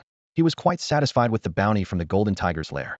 Although there wasn't a rule stone, there were plenty of low-tier soul herbs and spirit medicines in the valley, which added vitality to his spirit realm. However, his most prized find was the soil he obtained from the valley. The soil here was an eerie pitch black, brimming with a vibrant life force. This mysterious black soil was the reason for the abundance of spiritual and soul herbs throughout the valley. Chu Yang felt a stirring in his heart and thought to himself, could this be the legendary black soil? He knew that this soil had an extraordinary effect on the growth of medicinal plants. Not only were spiritualists eager to acquire it, but many families and sects were also searching for it to cultivate rare spiritual and soul herbs. It wouldn't be an exaggeration to say that this black soil could be the foundation of a powerful force. An hour later, Chu Yang stood by the sea, gazing out at the endless expanse of blue. The crashing waves against the rocks created a deafening roar. "So this is the Kunlun Sea," he murmured, suddenly feeling insignificant, like a grain of sand in the vast ocean, at risk of being swallowed by the surging tides at any moment. A sudden chill swept over him, causing Chu Yang to shiver involuntarily. "Damn, my deep-sea phobia from my past life has followed me here," he thought bitterly, unwilling to succumb to this inexplicable fear. "No way. How can a mere sea make me afraid? One day, I will conquer the entire ocean." Chu Yang shouted defiantly at the vast sea, as if trying to dispel his inner fears. However, just as his voice faded, a thunderous roar erupted from the depths of the ocean. Suddenly, a massive blue tail rose from the sea and slammed heavily onto the surface. Boom! The entire sea seemed to shake, instantly raising towering waves several dozen feet high, surging towards the shore. This sudden scene was nothing short of a nightmare for Chu Yang, who had a deep sea phobia. Every hair on his body stood on end. The sea is truly terrifying, he thought in alarm. While most people might not recognize the origin of that tale, Chu Yang instantly knew it was the tale of a dragon. The sea seemed to boil, with endless waves rushing towards the coast. As far as Chu Yang could see, a colossal blue dragon was hunting, its size several times larger than a wild beast. On its body, large blue scales shimmered brilliantly under the sunlight. Without hesitation, Chu Yang turned and left, deeply shocked. Who knows what level of beast that is? Its sheer size is enough to make one's heart tremble, he thought, realizing that his dream of conquering the sea might be far off. At the very least, he would have to wait until his destiny turtle matured. Otherwise, even venturing into the sea was a futile fantasy. For safety's sake, Chu Yang avoided the area of the beast's rampage and quietly returned to Luotian City. By this time, the beast tide had gradually subsided due to the fall of two 7th-level beasts. The displaced beasts began returning, but many still lingered around Luotian City. Led by the Qin sisters, most of the spiritualists remained vigilant on the city walls, guarding the city's safety. Don't worry, he'll be fine, Qin Luoxue reassured her sister, holding her hand. However, the tension on her face betrayed her concern. Chu Yang had been in the wilderness for nearly a day and a night, and with the beast tide nearing its end, his absence was causing the sisters to worry. That jerk, not coming back and still expecting me to keep his bed warm. Qin Luo stamped her foot, pacing anxiously. No one knew what might happen in the wilderness, and what if something unexpected occurred? Watching his two nieces' reactions, Qin Qinying shook his head, thinking to himself, it's over. These two girls have really fallen for that guy. He knew that if it were anyone else, the sisters wouldn't show such worry. Look, there's someone over there, a spirit master suddenly shouted, his voice tinged with both tension and anticipation. Qin Luojiao quickly asked, where? She followed his direction and scanned the distance. Suddenly, she spotted a familiar figure and breathed a sigh of relief, a joyful smile spreading across her face. He's back. Chu Yang stood between the two massive dragon horns, looking down at the city walls. He clearly saw the expressions of worry turning to joy on the faces of the Qin sisters, and a warm feeling surged in his heart. Since arriving in this world, apart from his spirit beasts, he hadn't had much to care about. But now, that feeling had changed. He landed lightly on the city wall, casting a heartfelt glance at the sisters. Chu Yang silently resolved to reward them well tonight for their patience and hard work. But for now, there were more pressing matters at hand. With Chu Yang's arrival, the presence of several 5th-tier spirit beasts exuded an unmatched aura, intimidating the surrounding fierce beasts. Those that had been restless suddenly became timid, not daring to approach. To them, Luotian City now seemed to be the territory of other powerful beasts, not to be encroached upon. By dusk, the area around Luotian City was mostly free of other beasts, marking the end of the beast tide. People gradually emerged from underground shelters, taking deep breaths of fresh air. However, they were greeted by the heavy scent of blood. The scene outside the west city wall was particularly gruesome. The bodies of fierce beasts were piled high, layered several times over. The stench was so overpowering it made people want to retch. Chu Yang unceremoniously selected a few 5th-tier beast carcasses. This was partly to replenish food for his spirit beasts, and partly to allow that Song Shui Jiao Long to absorb more blood. Although the blood of a 7th-tier beast might already suffice, he believed in being well prepared. Other spirit masters also selected useful carcasses and began clearing the battlefield. As the crisis subsided, a celebratory atmosphere started spreading through the city. To celebrate the successful defense against the beast tide, and to thank the spirit masters for their contributions, nearly every restaurant in Luotian City opened their doors to them for free, immersing the city in a joyful mood. Chu Yang had wanted to invite the two ladies to his home, but upon seeing his somewhat predatory gaze, they quickly shook their heads in refusal. They knew all too well what he was thinking. Chu Yang chuckled wryly, thinking to himself, patience is a virtue. But he wasn't worried. Eventually, he'd have his way. Back home, Chu Yang focused on drawing up blueprints. Su Yurua curiously approached and asked, Master, what are you drawing? Chu Yang smiled mysteriously and said, you'll find out soon enough. In fact, he was sketching a design for a hot pot from his previous life. He then handed Su Yurua a comprehensive Sichuan cuisine cookbook, instructing her, you can learn from this when you have time. Next, Chu Yang took a trip to the blacksmith shop. It was then that Su Jin found him to report, Master, many spirit masters have come wanting to join the estate, saying they'd even be happy as guards. Chu Yang had anticipated this. His status as a 6th-tier spirit master was enough to attract many followers. He replied calmly, you handle it. Just pick a few reliable ones.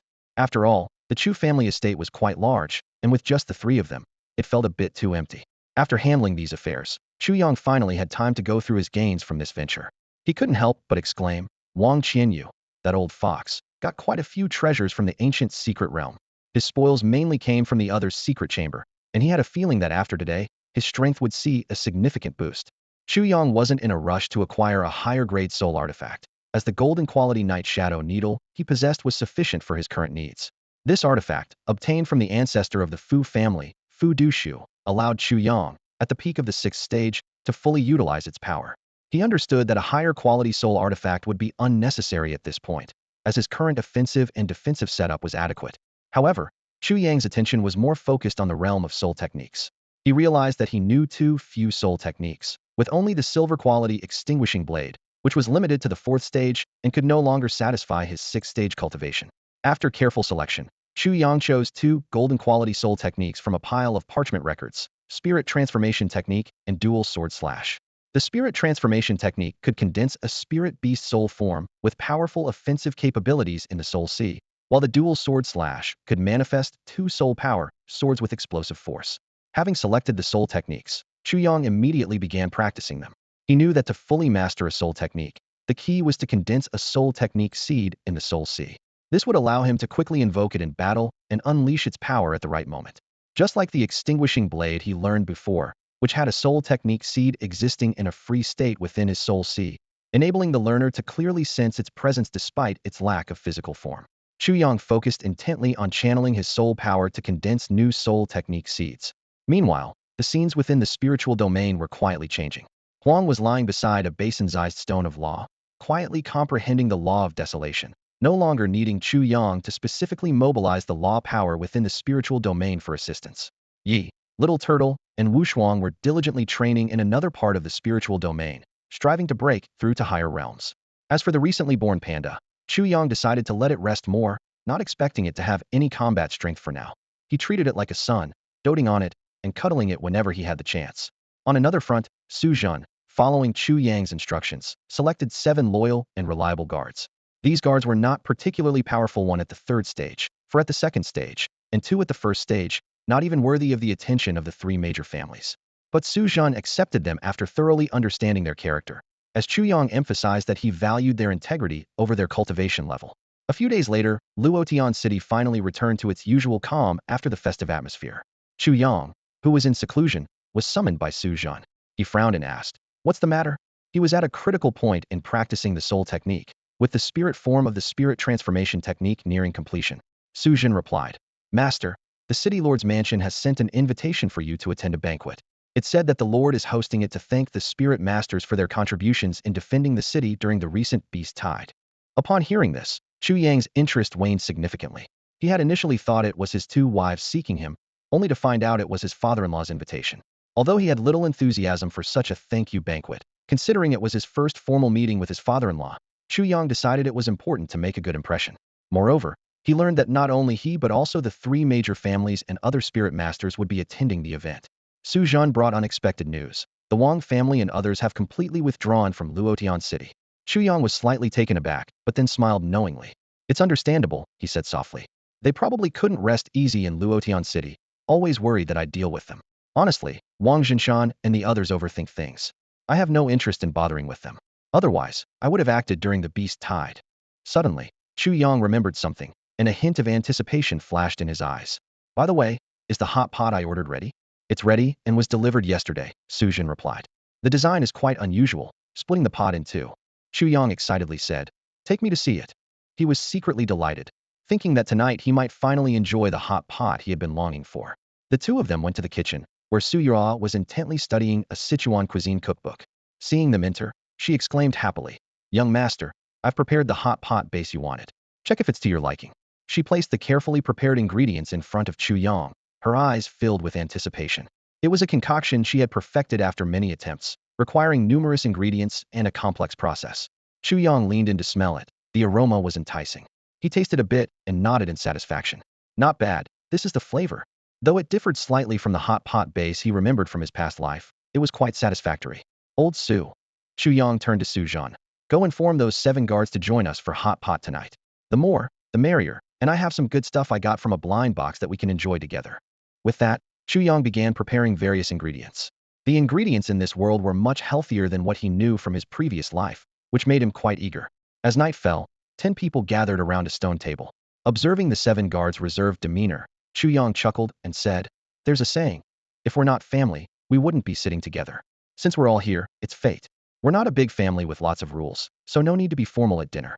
These words were mainly for the 7 guards, as Su Zhen and his granddaughter, who often dined with him, had fewer reservations. "Yes, as you command, young master," the 7 replied in unison, their expressions so solemn it seemed like they were heading to the gallows. Chu Yang chuckled to himself, thinking they'd get used to it after a few meals. Under the astonished gazes of everyone, Chu Yang embarked on his first hot pot experience in this world. His adept movements left the other 9 people amazed. They hadn't imagined one could eat this way. The beef rolls made from the first-tier ferocious beast, the long-haired cow, are simply exquisite. Chu Yang praised, savoring a delicacy rare even in his past life. "Come on, everyone, dig in," he encouraged after demonstrating. The others exchanged looks, finding the eating style novel, something they had never seen before. But soon, they followed Chu Yang's lead and began to try it themselves. Before long, they couldn't stop. "Even though I've tasted many delicacies, I've never experienced anything like this," Su Zhen exclaimed while eating. "Indeed, I've never eaten like this before, and it's absolutely delicious," Su Yurua echoed, enjoying the clear broth side of the hot pot. The 7 guards remained silent, but their chopsticks never stopped, clearly captivated by the flavors. "Hee, there's more good stuff," Chu Yang said with a mysterious smile, taking out a case of chilled beer from his spatial domain to add even more joy to the hot pot feast. Recently, Chu Yang had discovered a treasure that, while not valuable, was certainly addictive. Today he cleverly used the ice attribute of a small turtle to create chilled beer. Su Zhen and the others looked at Chu Yang in amazement, wondering how he came up with so many strange and wonderful things. Su Zhen took a sip of the cold beer, let out a satisfied burp, and curiously asked, "Master, if I may ask, are you from Luotian City? How do you have so many unusual things?" Chu Yang smiled and replied, "I am indeed from Luotian City. However, these items are something I obtained from an ancient relic's legacy." He casually attributed the items from the blind boxes to the ancient relic, knowing no one would know the truth. "I see." Su Zhen understood and nodded. He thought to himself that for Chu Yang to reach the 6th stage at such a young age, he must have had an extraordinary stroke of fortune. This line of thinking seemed to make sense. Did people in ancient times already drink beer and eat hot pot? Su Zhen mused, alas, how much heritage have we lost? He realized that while the legacy of spirit masters had only appeared in the last 500 years, there was clearly much more ancient knowledge yet to be unearthed. Why has such a great legacy like beer and hot pot only been discovered by the master now? Su Zhen wondered aloud. Everyone carefully tasted the beer, cherishing what they believed to be an ancient artifact. After all, they thought there was only this one case, and they dared not squander it like Chu Yang did in his past life. Unfortunately, Chu Yang hadn't discovered the beer recipe, or the dining industry in this world would have been completely revolutionized. Though the beer was limited, there was no shortage of food. The aroma of various beast meats being simmered filled the air, and everyone ate with great enjoyment. At the dining table, Chu Yang learned that the group of 7, led by the 3rd stage spirit master Su Sheng, were all locals of Luotian City, making them his true hometown fellows. Su Sheng had even participated in the Beast Tide battle on the West City Wall. As an early 3rd stage spirit master, Su Sheng held a respectable position in Luotian City, ranking high in power outside of the 3 major families and the city lord's mansion. It was after witnessing the battle between Chu Yang and Wang Qianyue that he came to the Chu family compound. As the drinks flowed and the dishes were savored, the atmosphere gradually became lively, unlike the initial tension. The next day, Chu Yang, accompanied by Su Zhen, headed to the city lord's mansion. On the way, they encountered Yang Hongquan, the patriarch of the Yang family, who was also on his way to the city lord's mansion. "Brother Chu," Yang Hongquan greeted proactively, and Chu Yang responded politely. Yang Hongquan, with a serious expression, said, "I have been to the city lord's mansion once. There are some taboos there, which I hope you, young brother, are aware of." Taboos. Chu Yang was taken aback, wondering what taboos could exist in the city lord's mansion, but he respectfully said, "Please, senior, enlighten me." Although Chu Yang's strength had surpassed Yang Hongquan's, the latter was older, and addressing him as a senior was reasonable. Seeing Chu Yang's humble demeanor, Yang Hongquan felt relieved. He was thankful that Chu Yang seemed easy to get along with, and didn't wield his power over others. Otherwise, the Yang family might have struggled to maintain their standing in Luotian City. Yang Hongquan lowered his voice and said to Chu Yang, "No loud noises or shouting are allowed in the city lord's mansion." Chu Yang frowned slightly, puzzled. What kind of rule is this? Why such a regulation? Seeing his reaction, Yang Hongquan shook his head helplessly. "I don't know the exact reason either. But that's the rule. It's not just for outsiders. Even the staff inside the mansion must avoid making too much noise." Otherwise, the city lord might get angry. Chu Yang thoughtfully rubbed his chin. This future father-in-law of his seemed quite unusual. Could he have social anxiety? If that's the case, how would he explain having two wives to him in the future? Before long, they arrived at the city lord's mansion. The spacious courtyard was already filled with people waiting for Chu Yang's arrival. Seeing this sixth-level powerhouse, almost everyone eagerly approached to greet him. After all, even if they couldn't befriend him, they didn't want to leave a bad impression on such a strong figure. Chu Yang responded to everyone's greetings, feeling a bit surprised. By all accounts, this banquet was of the highest scale in Luotian City, yet it was held in a remote courtyard. What surprised him even more was the unusually oppressive atmosphere, with everyone deliberately lowering their voices as if afraid to disturb something. Soon, Qin Shufeng appeared. To Chu Yang's slight disappointment, his two fiancées were nowhere to be seen. Qin Shufeng glanced around and said in a calm tone, "Ladies and gentlemen, I want to thank you all for your efforts in resisting the beast tide. On behalf of all the citizens of Luotian City, I toast to you." Everyone raised their glasses in response. It's our duty. After all, Luotian City was their home too, and who would willingly abandon it? Besides, among the ordinary people were their friends and family. Chu Yang carefully observed his future father-in-law. Despite being middle-aged, Qin Shufeng's face showed no signs of aging. With his sharp eyebrows and handsome demeanor, he bore a striking resemblance to Chu Yang. Chu Yang silently admired him. No wonder he is the father of my two fiancées. Those genes are indeed strong. Qin Shufeng drank in one go and gestured to the crowd. His gaze lingered on Chu Yang at the front for a moment, then shifted to Su Zhen, causing him to tremble slightly. Su Zhen returned a smile and also downed his drink in one gulp. The banquet officially began, with everyone exchanging toasts and engaging in lively conversation. It was rare to have all the spirit masters of Luotian City gathered in one place outside the city lord's mansion. The topics ranged from family businesses to spirit beast training and new spirit contracts. Suddenly, a guest whispered to the person next to him, "I just got back from Mabe City recently, and the fire domain there has erupted again. The heat is unbearable. What's more peculiar is that the flames can actually burn a spirit master's soul power. It's incredibly strange. Even if I stayed in Mabe City without using soul power, I could feel my soul power evaporating. It's much more comfortable here in Luotian City, with its beautiful mountains and rivers." The people around were filled with uncertainty and surprise upon hearing this. Is there really something so bizarre? Flames that can burn soul power? And even their heat can evaporate a spirit master's soul power? That's too strange. Su Zhen, noticing Chu Yang's keen interest, explained, "Although I've never been to Mabe City, I've heard about it. It's said that the area, being close to the endless fire domain, has turned the surrounding land into scorched earth for thousands of miles. Mabe City is built right on the edge of the endless fire domain." Chu Yang, having never heard of it, curiously asked, "Endless fire domain? Does that mean it's rich in fire-type spirit beasts?" Su Zhen nodded in confirmation. Exactly. Only fire-type spirit beasts can survive there, so many spirit masters travel to Mabe City for that reason. Just like how Linhai City, not far from Luotian City, is known for its water spirit beasts. Fire attribute spirit beast? Chu Yang's eyes lit up with excitement. He reviewed his lineup of spirit beasts, Huang, Yi, Little Turtle, Wu Shuang, along with the unhatched Sangshua Jiao and the panda. Including the planned wood attribute spirit beast, he still had 2 contract slots available. This fire attribute spirit beast came at the perfect time. As Chu Yang pondered, Su Zhen's voice interrupted his thoughts. The endless fire domain is extremely peculiar. The flames there can burn the soul power of spirit masters, with terrifying potency.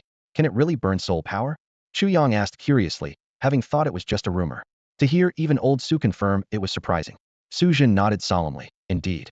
I once sent people to explore that area, and the level of danger was beyond imagination. Deep within, it might even cause a spirit master's soul power to spontaneously combust. But because of this, the fire spirit beasts there are of very high quality, attracting countless spirit masters to take the risk. Chu Yang listened quietly. Although those present were not as advanced in cultivation as he was, their knowledge far surpassed his. He heard many incredible stories. The Holy Land Demon Cave erupting again, recruiting people to suppress it. Eerie cries often heard deep within Kunlun Mountain. Some even claim to have seen a divine dragon soaring over the East Sea, its tail stirring massive waves. These tales, though hard to verify, were captivating. Qin Shufeng sat casually beside Chu Yang, also listening to the rumors and occasionally joining in toast with the others. His gaze frequently drifted to Chu Yang, filled with curiosity. How did this boy with no background suddenly break through to the peak of the 6th tier overnight? Could he also be a spirit beast companion? Qin Shufeng couldn't think of any other explanation. Noticing Qin Shufeng's gaze, Chu Yang smiled and raised his glass in respect. After all, this was his first meeting with his future father-in-law, and he didn't want to be rude. However, Chu Yang's smile only made Qin Shufeng uncomfortable. Thinking of his two precious daughters getting close to this young man, he felt uneasy, as if a treasured possession was about to be taken away. To him, Chu Yang's sincere smile seemed more like a cunning fox. But with everyone present, Qin Shufeng had no choice but to down his drink. The banquet lasted for a long time, with the atmosphere gradually warming up from its initial stiffness. It wasn't until the sun began to set that everyone started to take their leave. Just as Chu Yang and Su Zhen were about to leave, Qin Shufeng suddenly stepped forward to stop them. Please wait, old Su. I have something to discuss with you. Chu Yang looked at Qin Shufeng and Su Zhen with a bit of surprise, secretly wondering if the two knew each other. But he quickly dismissed the thought, focusing on his purpose. He respectfully bowed to Qin Shufeng and asked in a clear voice, Greetings, uncle. Are your two daughters at home? I have some matters to discuss with them. A sharp glint flashed in Qin Shufeng's eyes as he looked directly at Chu Yang, correcting him coldly. Call me master of the house. He was wary, sensing that this young man might have ulterior motives regarding his daughters. What business do you have with my daughters? Unfazed, Chu Yang maintained a polite smile and explained, I received some items from Wang Qianyu and wish to invite your daughters to discuss them together.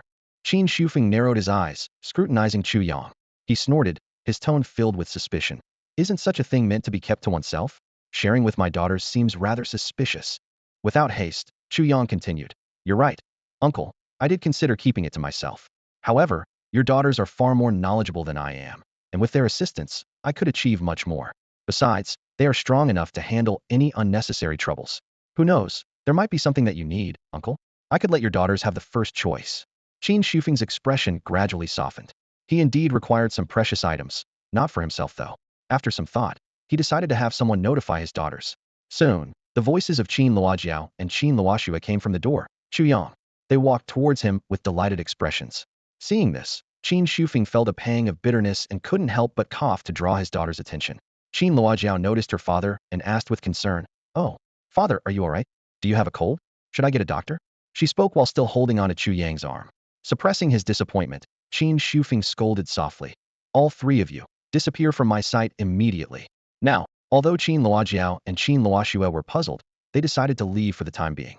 Chu Yang smiled slightly, taking the opportunity to lead the two women out of the room quickly. Watching them leave, Qin Shufeng nearly lost his balance. Su Zhen, beside him, chuckled, stroking his white beard as he comforted. They will get married eventually. Why be so troubled? Besides, how could my master not be a match for your daughters? Qin Shufeng forced himself to stay calm, turning to Su Zhen and saying, Old Emperor, you jest. But he couldn't hide the sadness in his heart at the thought of his daughters leaving. Subsequently, Qin Shufeng respectfully invited Su Zhen into the hall. He personally brewed tea for this unexpected esteemed guest, his face unable to hide a look of embarrassment. I never imagined it would truly be the old emperor. I always thought it was someone with the same name. Qin Shufeng's voice trembled slightly. In fact, Qin Shufeng had already sensed Su Zhen's extraordinary nature during his encounter with Wang Tianshan. However, with so many people sharing the same name in the world, he didn't think much of it. It wasn't until they met again at the banquet today that Qin Shufeng realized the truth. This was indeed the old emperor of the Star Moon dynasty and its founder. But with so many eyes watching, he didn't dare to show any sign, fearing it would bring unnecessary trouble to the old emperor. Su Zhen gently shook his head, a hint of melancholy in his eyes. What old emperor?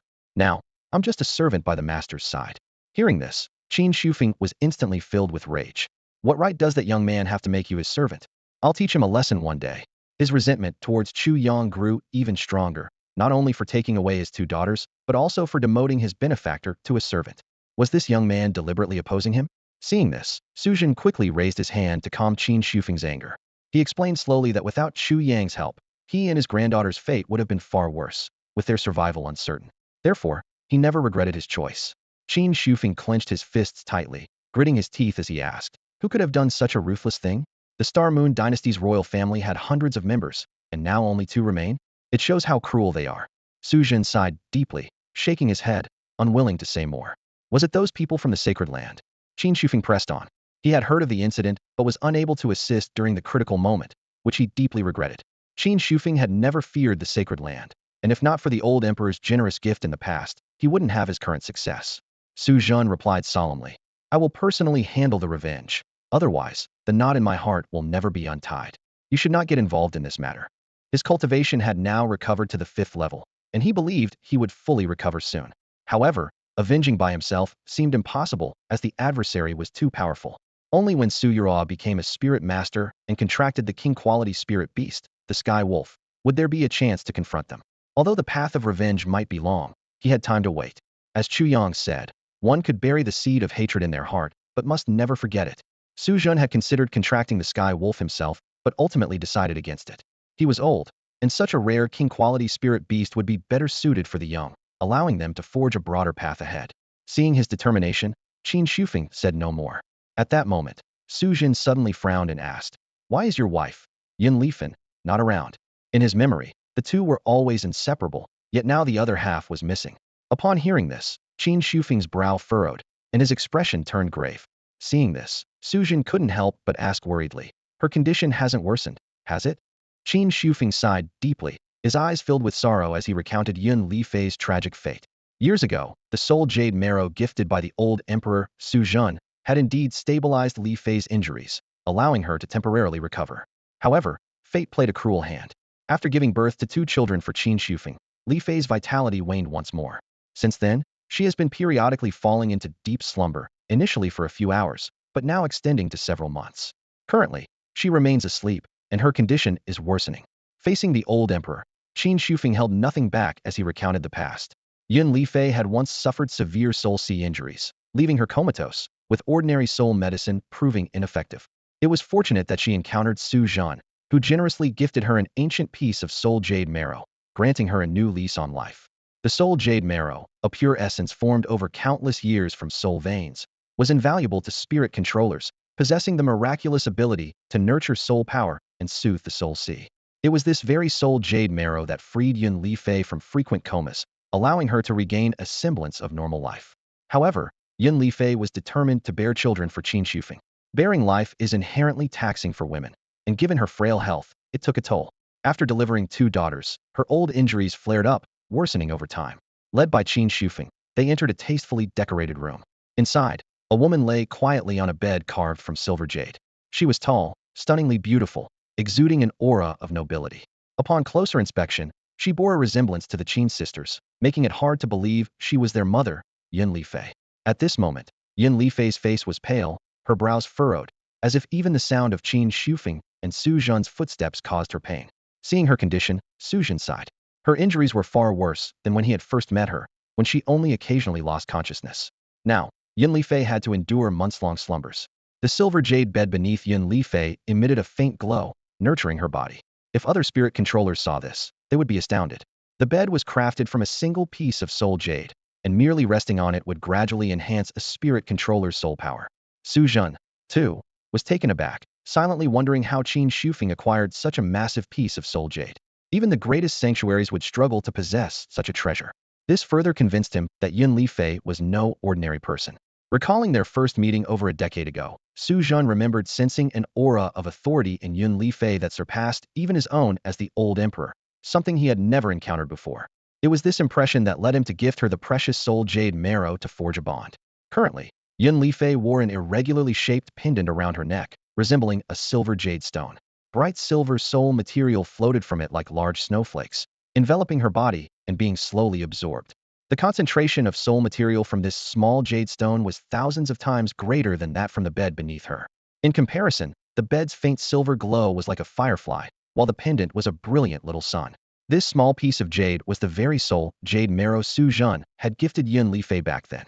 According to Yin Lifei, its value was enough to establish several sanctuary-level forces.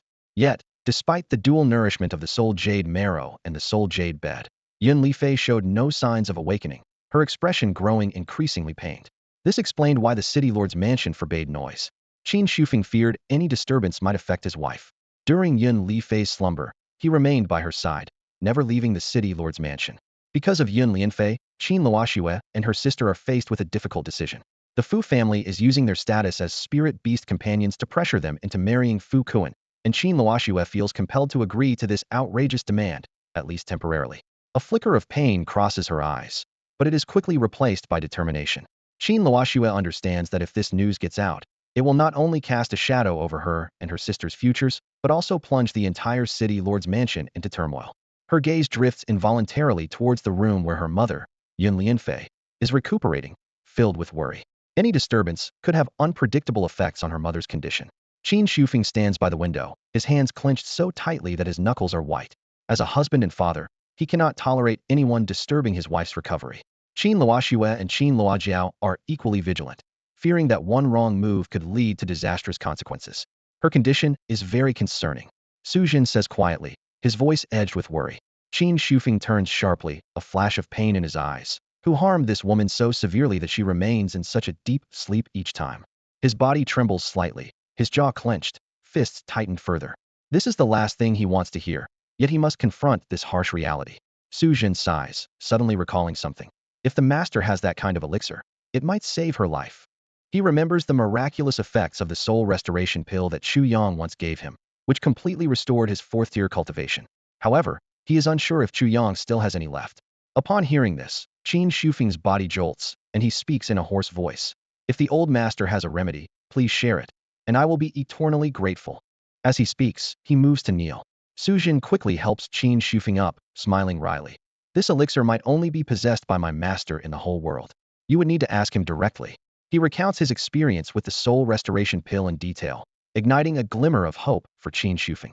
At this moment, two women escort Chu Yang to a secluded courtyard. Their attention is drawn to the map and the mysterious stone mirror on the table. These items were discovered by Chu Yang in Wang Qinyue's secret chamber, evidently linked to the ancient secret realm. Qin Luoxue picks up the stone mirror, examining it closely. If I'm not mistaken, it is indeed a key, but how it is used depends on the actual conditions of the secret realm. Chu Yang looks at her in surprise. You're sure this stone mirror is a key? He had studied the mirror before, sensing only a faint soul force, and found nothing else remarkable. Qin Luojiao leans closer to the map, her brow furrowed. But sister, why does this marked location seem so familiar to me? Her finger traces a point on the map, a hint of confusion in her eyes. She felt a strange familiarity with the place, yet couldn't pinpoint its exact location. The map was vastly different from the scene before her, making it difficult to recognize. Holding the stone mirror tightly, Qin Luoxue's eyes flickered with a glimmer of hope as she said in a deep voice, an ancient secret realm. Maybe there's a remedy here to heal my mother's soul sea. Her words conveyed her concern for her mother's condition. Yun Lifan's soul sea was already severely damaged, and although the soul jade marrow barely allowed her to live an ordinary life, the effort of giving birth to her daughters further drained her vitality, causing her health to deteriorate rapidly. Chu Yang noticed their serious expressions and curiously asked, "What's wrong? Is my mother-in-law's soul sea injured?" The two women rolled their eyes at his title for Yun Lifan, but briefly explained her situation. After listening, Chu Yang displayed a confident smile. "Oh, is that so? You should have said something earlier. I might not be able to help with other matters, but this is simple." The two women looked at him in surprise, and Qin Luojiao urgently asked, "Chu Yang, what do you mean? How can this be simple? Do you have a solution?" Qin Luoxue, however, shook her head skeptically. She recalled how Yun Lifan and Qin Shufeng had searched the world before their birth, unable to find a remedy for the soul sea. Although Chu Yang was somewhat mysterious, how could he possibly have access to such rare medicine? Noticing Qin Luoxue's expression, Chu Yang smirked mischievously. "My dear wife, are you doubting your husband's abilities?" Qin Luojiao snapped. "Chu Yang, stop fooling around. We're serious. This was about their mother, and it was no laughing matter." Chu Yang cleared his throat and said seriously, "If I can really wake up mother-in-law completely, what will you do?" Qin Luoxue turned her head aside and snorted. "Humph, as you wish." Chu Yang then looked at Qin Luojiao. "And you, little wife?" Blushing, Qin Luojiao raised her neck and whispered, "If you can really awaken mother, then I will." Chu Yang grinned wickedly. Hee. "I get it, no backing out now. If you both agree, when I revive mother-in-law, how about the three of us celebrate together?" "What? Together? You rogue!" the sisters exclaimed in unison. At that moment, Qin Shufeng and Su Jun emerged from a room, just in time to see their daughters rushing back. The sisters were surprised to see Su Jun, knowing that the room was usually off-limits to outsiders, and Su Jun was Chu Yang's servant, wasn't he? Seeing this, Qin Shufeng scolded, "Why are you standing there? Pay your respects to the senior. Without Senior Su's gift of the soul jade marrow, you wouldn't be here today." It turned out that before meeting Su Jun, Yun Lifan often fell unconscious. The assistance of the soul jade marrow allowed her to recover to a normal state and give birth to her daughters. However, as the sisters prepared to bow, Su Jin quickly stopped them, thinking that these two might be his future mistresses, and he couldn't accept such a gesture. At this moment, Qin Luoxue excitedly said, "Father, Chu Yang gave me a bronze-grade soul healing pill, saying it can wake mother up." With that, she produced a silver pill. The thumb-sized pill emitted a faint silver glow, and a pleasant soul substance wafted towards everyone's soul sea. "Yu Hundan." Qin Shufeng was taken aback, exchanging a meaningful glance with Su Jun.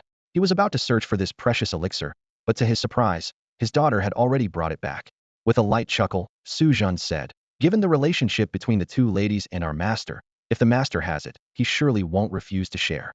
Qin Shufeng, not wasting another moment, accepted the elixir with trembling hands, cradling it like a priceless treasure. He gazed at the round pill, filled with curiosity and anticipation.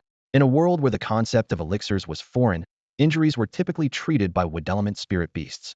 This was his first time seeing a legendary elixir in person. Su Jun remarked, "Even though I've lived for centuries, I've only ever seen such a miraculous item from the master." Doubt crept into Qin Shufeng's mind. Could this small pill really heal his wife's severe injuries? He recalled the soul medicines taken before, which were far more numerous than this single pill. Sensing his skepticism, Su Jun softly encouraged, "Try it. Her injuries are severe. It might work, or perhaps." He trailed off, simply watching Qin Shufeng in silence. Despite his anxiety, Qin Shufeng decided to give the elixir to Yun Lifen. However, the immediate awakening he hoped for did not occur. Is it useless? Qin Shufeng's face turned ashen, as if his last hope had crumbled. "No, it works," Su Jun suddenly exclaimed. Yun Lifen's previously furrowed brow began to relax, and a faint aura of soul energy emerged. Su Jun speculated, "Her injuries are indeed grave. It might take time to heal." The two daughters leaned in to observe their mother's condition. With a hopeful smile, Qin Luo Jiao said, "Father, it is working. Look, mother doesn't seem to be in as much pain." Qin Shufeng bent down to inspect closely, and indeed, as his daughter mentioned, Yun Lifen's expression had become serene, no longer as tormented as before. Moreover, a hint of color returned to her once pale complexion. Qin Luo Shui joined in with reassurance. "Yes, father, maybe it just takes time for the medicine to fully work." Sensing the family's need for privacy, Su Jun discreetly withdrew, leaving the heartwarming moment to the trio. Meanwhile, Chu Yang returned to the Chu family estate. He had arranged with the two ladies to explore an ancient secret realm together in 5 days. Back in his room, Chu Yang casually said, "System, open the blind box." Ever since he had drawn a pile of dog poop in his last 5 attempts, Chu Yang felt his luck had soured. Recently, the boxes had yielded only trivial household items: scarves, baby strollers, bowls, bicycles. Gazing at the mountain of useless items cluttering his blind box space, Chu Yang lamented that he had seemingly exhausted his good fortune. But then, a black light flashed, and suddenly a pill appeared before him. The familiar system notification chimed. Holy crap! Chu Yang leapt from his chair, his gloom instantly lifted. Chu Yang clenched his fists, his eyes sparkling with irrepressible excitement. "This time, it's truly a rare gem," he murmured to himself, his voice trembling with emotion. The long-standing disappointment was finally rewarded in this moment, as if all the waiting had been for this surprise. "It's a sure thing, really a sure thing this time," Chu Yang muttered to himself, but then furrowed his brow in thought. But why does it require reaching the 6th tier to use? This sudden question slightly dampened his excitement, but the thrill inside him was still hard to quell. His hands unconsciously clenched and unclenched, as if trying to calm the emotions that were about to burst forth. Chu Yang took a deep breath, trying hard to control himself from bursting out in laughter. The feeling of opening a mystery box was like a roller coaster, one moment at the depths, the next at the peak. He whispered to himself, "Now it's just waiting for the spirit beast to break through to the 6th tier." In that moment, he even had a ridiculous thought that didn't want to leave the house until the spirit beast reached the 6th tier. However, as time passed, Chu Yang's excitement gradually cooled with reality. He realized that the difficulty of the spirit beast comprehending the laws was far beyond his imagination. He had initially thought that with the aid of the Law Stone, the beast could quickly grasp the laws of desolation, but it seemed not so simple. Comprehending laws was extremely challenging, especially for rare attributes like desolation. Chu Yang was anxious and couldn't wait to find Su Jin to inquire. "Old Su, is there any way to speed up the spirit beast's comprehension of the laws?" Without hesitation, Su Jin replied, "Law stones." Chu Yang frowned. "I have law stones, but it's been several days since I got them, and the progress seems minimal." He voiced his doubts. Clearly, the beast had already begun to sense a trace of the desolation law. So why is the progress so small now? Su Jin looked at Chu Yang in surprise, a hint of astonishment in his eyes. "Master, you are truly extraordinary to have even obtained law stones." He recalled how, back when he was an emperor, he had spent immense effort to get a law stone the size of a baby's fist. He then explained with a wry smile, "Master, you are too impatient. Even with a law stone, it took me years to get a spirit beast to the 6th tier. You expect progress in just a few days? How is that possible?" "Years?" Chu Yang was momentarily stunned. Why does comprehending laws take so long? How long will it take? He reflected on the time since he had crossed into this world and suddenly realized his misconception. Chu Yang had a moment of clarity. I've been too hasty. The system's existence gave me the illusion that cultivation was easy. In reality, the path of a spirit master is long and arduous. His gaze became resolute. What if it takes years? I've already saved so much time compared to others, so what's a few more years? Seeing that Chu Yang was unfamiliar with much of the knowledge of spirit masters, Su Jin asked, Master, after obtaining the Law Stone, did you assimilate it? Assimilating the Law Stone can also enhance your control over the power of law comprehension. Assimilate the Law Stone? What do you mean? Chu Yang looked puzzled.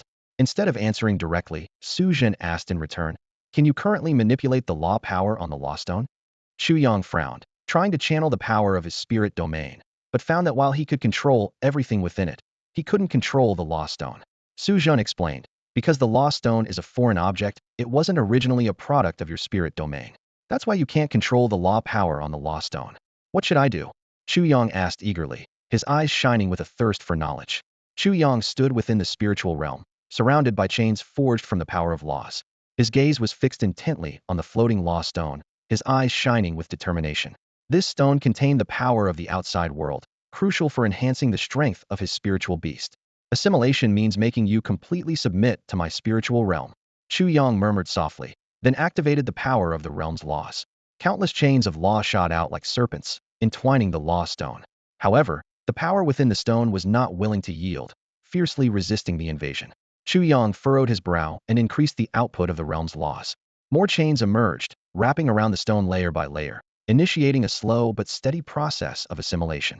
Meanwhile, in the city lord's mansion, Qin Shufeng and his two daughters emerged from a room, their faces showing signs of relief. Yin Lifen's condition had clearly improved.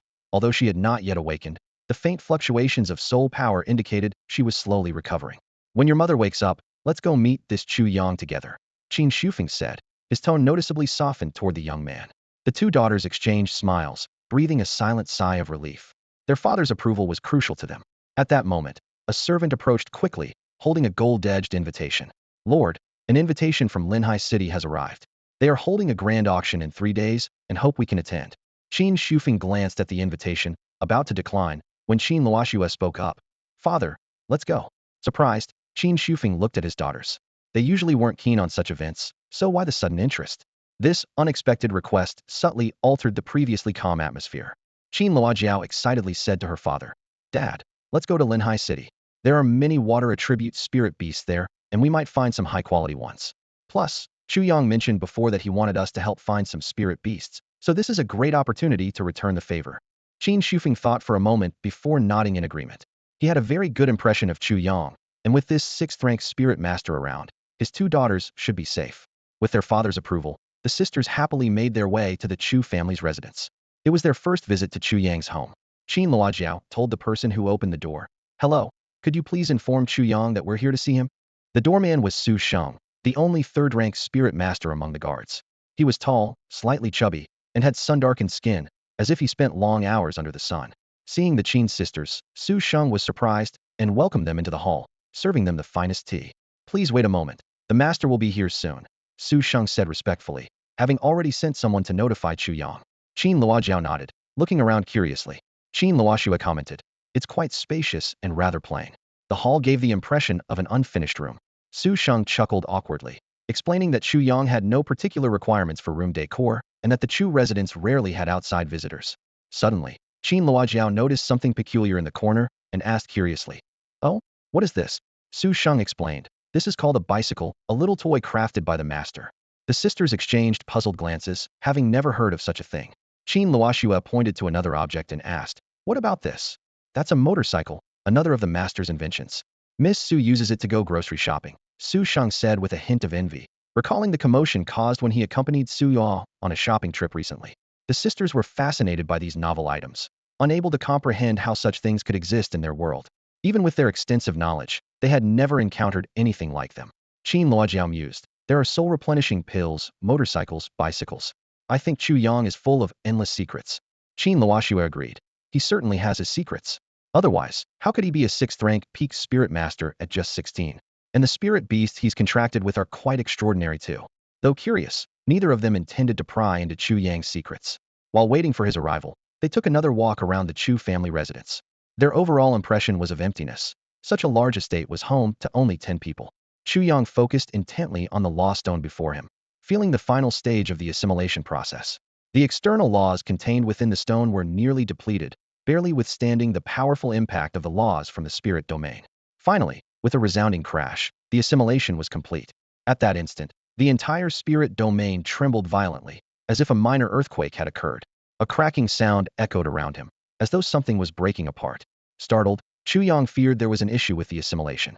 However, moments later, he realized with astonishment it wasn't a problem with the spirit domain, but rather, it was expanding. The assimilation of the Lost Stone can actually expand the spirit domain. Chu Yang murmured in surprise. He could distinctly sense the spirit domain slowly but surely extending outward. Although the change was not significant, it had indeed grown slightly. Chu Yang fell into deep thought, trying to comprehend the principle behind this phenomenon. While he couldn't fully explain it yet, one thing was certain: the expansion of the spirit domain was beneficial, with no drawbacks. With this realization, his gaze instinctively shifted to the mysterious black soil he had acquired from the golden tiger's nest. Since bringing it back, he had placed it at the peak of the spirit domain's main mountain, where he planted numerous spiritual and soul herbs. Though these herbs weren't of high quality, their quantity was considerable. Chu Yang felt a surge of joy, grateful for having raided Wang Qianyu's secret chamber and obtaining the compendium of 10,000 herbs. This book detailed the characteristics of numerous spiritual and soul herbs, greatly accelerating his learning process in identifying medicinal plants. His intense focus on herbal research stemmed from a bold idea. Since the blind box could yield evolution pills for spiritual beasts, it meant that the existence of such pills was possible. However, no one in this world had deeply explored this, or those who had considered it were at a loss on how to proceed. Chu Yang's goal was to reverse engineer the composition and crafting methods of the evolution pills from the blind box. He aimed to forge a new path for evolution in this stagnant era. Of course, this was a daunting task, requiring extensive accumulation of knowledge. But success would revolutionize the world, providing a path to higher levels for all spiritual and fierce beasts. If only I could find a formula for the evolution pill, Chu Yang wished silently.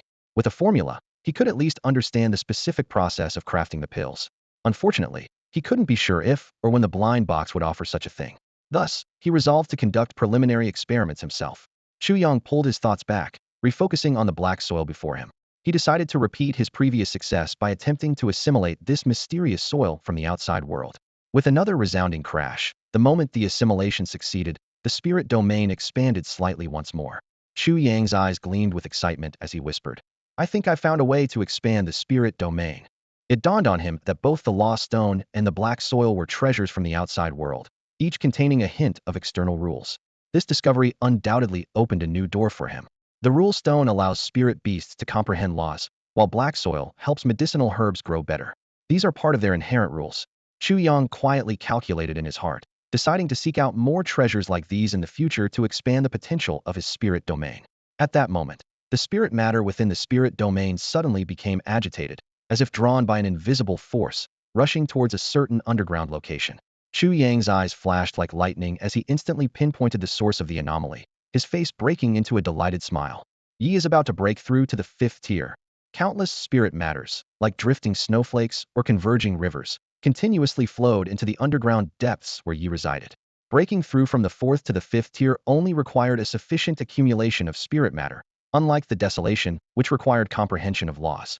In Chu Yang's spirit domain, the concentration of spirit matter was exponentially greater than in Luotian City, significantly accelerating the cultivation speed of spirit beasts. At this moment, aside from the panda who only cared about eating and drinking, and the unhatched Songshua flood dragon, both the little turtle and Wushuang had already advanced to the 2nd tier. Ye's breakthrough undoubtedly added another powerful force to Chu Yang's arsenal. During this period, Chu Yang had been contemplating how to fully leverage the advantages of dark attributed spirit beasts in battle, particularly how to synergize with Ye's unique abilities. He was confident that with the element of surprise, Yi would play an unimaginable role in combat. Now, countless spirit matters gathered around Yi, enveloping it into a massive black cocoon-like structure, resembling a giant cicada pupa, quietly lying in the depths of the earth. Once Yi fully absorbed the gathered spirit matters, it would transform into a true 5th-tier spirit beast. As Chu Yang focused on observing Ye's breakthrough, a series of urgent knocks interrupted his thoughts. "Knock, knock, knock." Outside the door, Su Yua's respectful voice called out, "Young master, the 2 ladies from the Qin family are here." Oh, Chu Yang was momentarily taken aback, then secretly delighted. Could it be that his future mother-in-law had finally awakened, and the 2 ladies were here to fulfill their promise? With this thought, he felt a surge of excitement, and immediately tidied his clothes, striding out of the room. In the hall, the Qin sisters each held a bottle of chilled cola, specially prepared for them by Su Zhen. Previously, Chu Yang had casually handed a box of colas to Su Yura, instructing her to store them in the kitchen for anyone to take as they pleased. He didn't care much about these items, considering them insignificant. However, Su Yura regarded them as treasures, proclaiming them ancient artifacts, instantly elevating their value to unimaginable heights. This made everyone hesitant to indulge in them. It was only during the Qin sisters' visit that Su Zhen made an exception by offering 2 bottles as hospitality. This tastes amazing, Qin Luoxue exclaimed in wonder, turning to Su Zhen and respectfully asking, "Senior, what is this made of?" Although Su Zhen was merely an old servant by Chu Yang's side, he was a benefactor to the sisters. According to Qin Shufeng, if it weren't for the soul jade marrow given by Su Zhen, Yin Lifan might not have considered having them. Therefore, they were particularly respectful in front of Su Zhen. Su Zhen humbly replied, "To answer the young ladies, this is something the master created. This old servant doesn't know how it's made." He didn't show arrogance despite being their benefactor. Chu Yang again? The sisters exchanged glances, both seeing the surprise in each other's eyes. Chu Yang always managed to create incomprehensible things, making him increasingly enigmatic as their future husband. At this moment, Chu Yang walked into the hall with large strides. Seeing this, Su Zhen promptly led Su Xing out, leaving them alone. Unable to contain her curiosity, Qin Luoxue asked, "Chu Yang, how do you come up with these things?" Although she didn't want to pry too much into Chu Yang's secrets, these items were too peculiar, beyond their understanding. Chu Yang hesitated for a moment. He wanted to tell them the truth, that these things were all obtained from blind boxes. But he quickly realized that such an explanation would only complicate matters further. So, he decided to offer a vague yet believable answer. "I got these from an ancient ruin. You've always been curious about my sudden rise, right? It's actually because of the inheritance from that ruin, including the soul healing pills I gave you."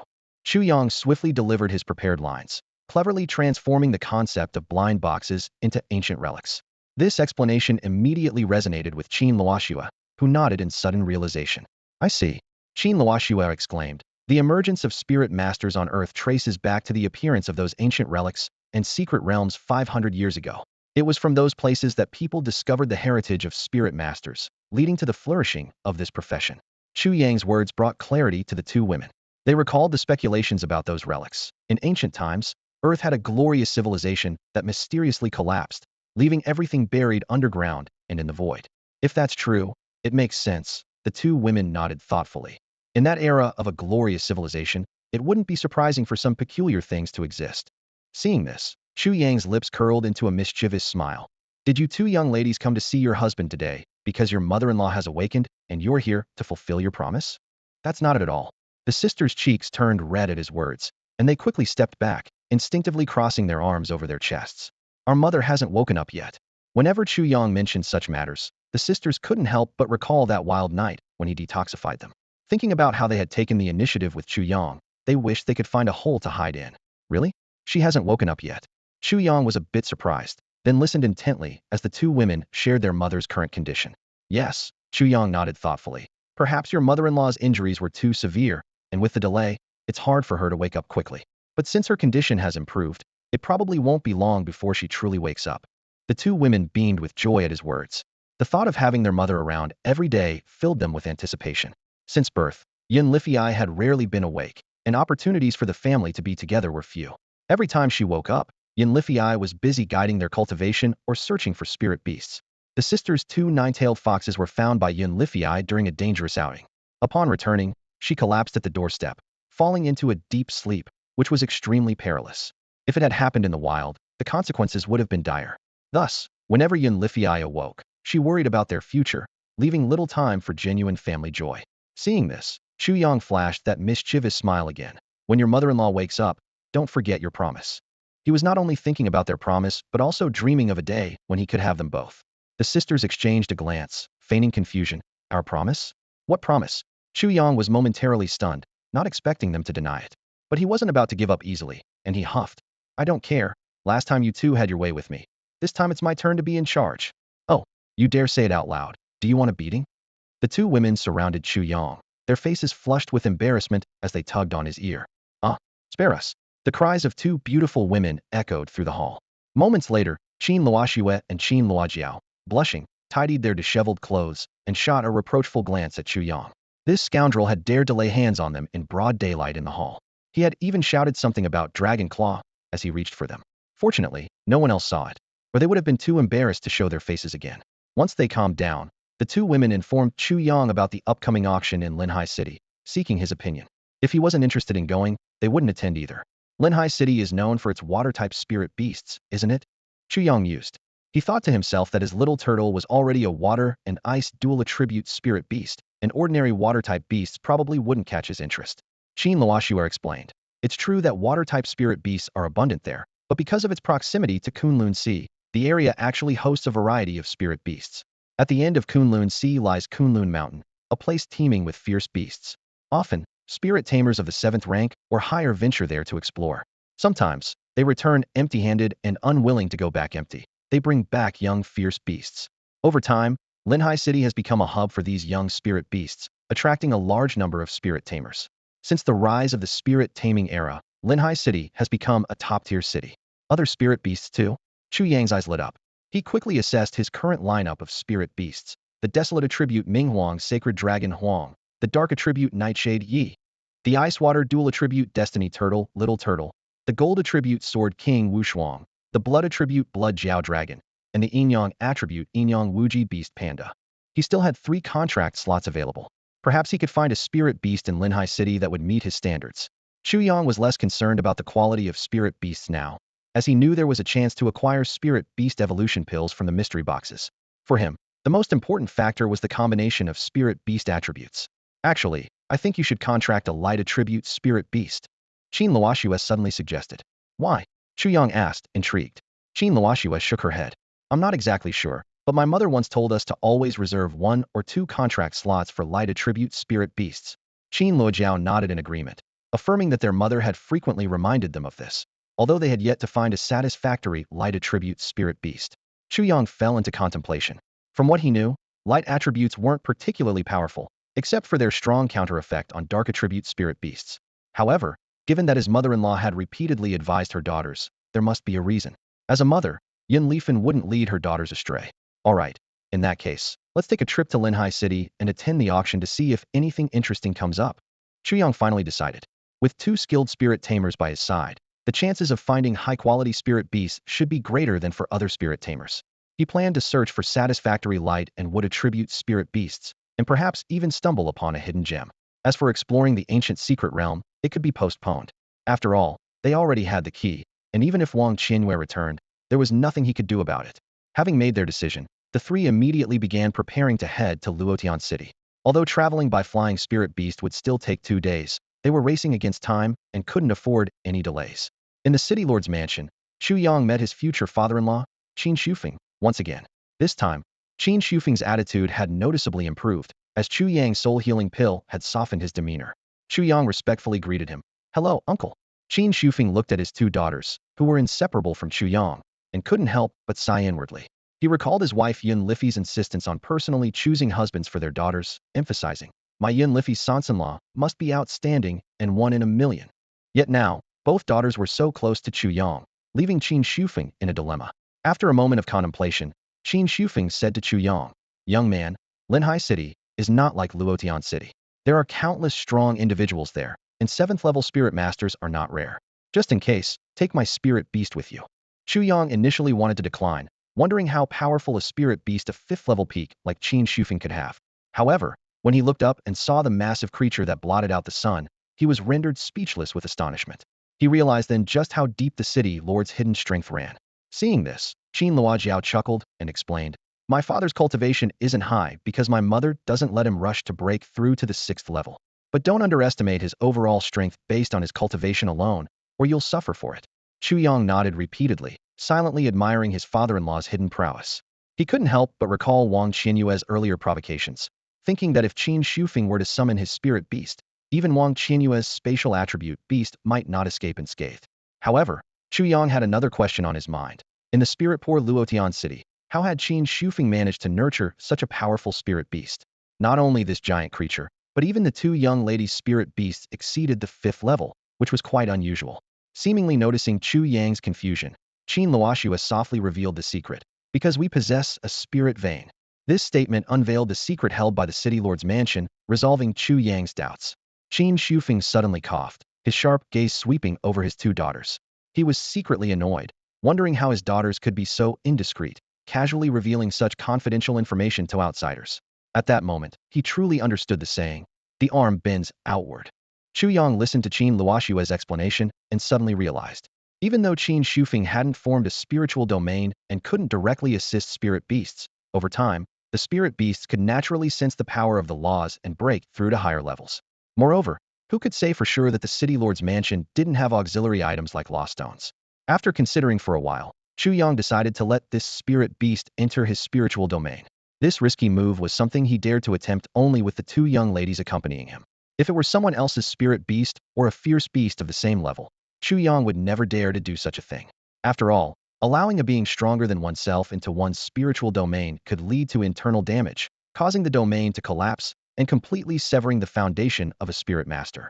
Then, the three of them set off for Linhai City on Qin Luoshue's third spirit beast, the Sky Blue Rock. This fifth-tier king-quality spirit beast spread its wings, reaching a length of 15 meters, an impressive size that left Chu Yang amazed. He wondered, was king-quality spirit beasts really so common? Qin Luojiao laughed and explained, this spirit beast was discovered by my mother after traveling across the earth for decades.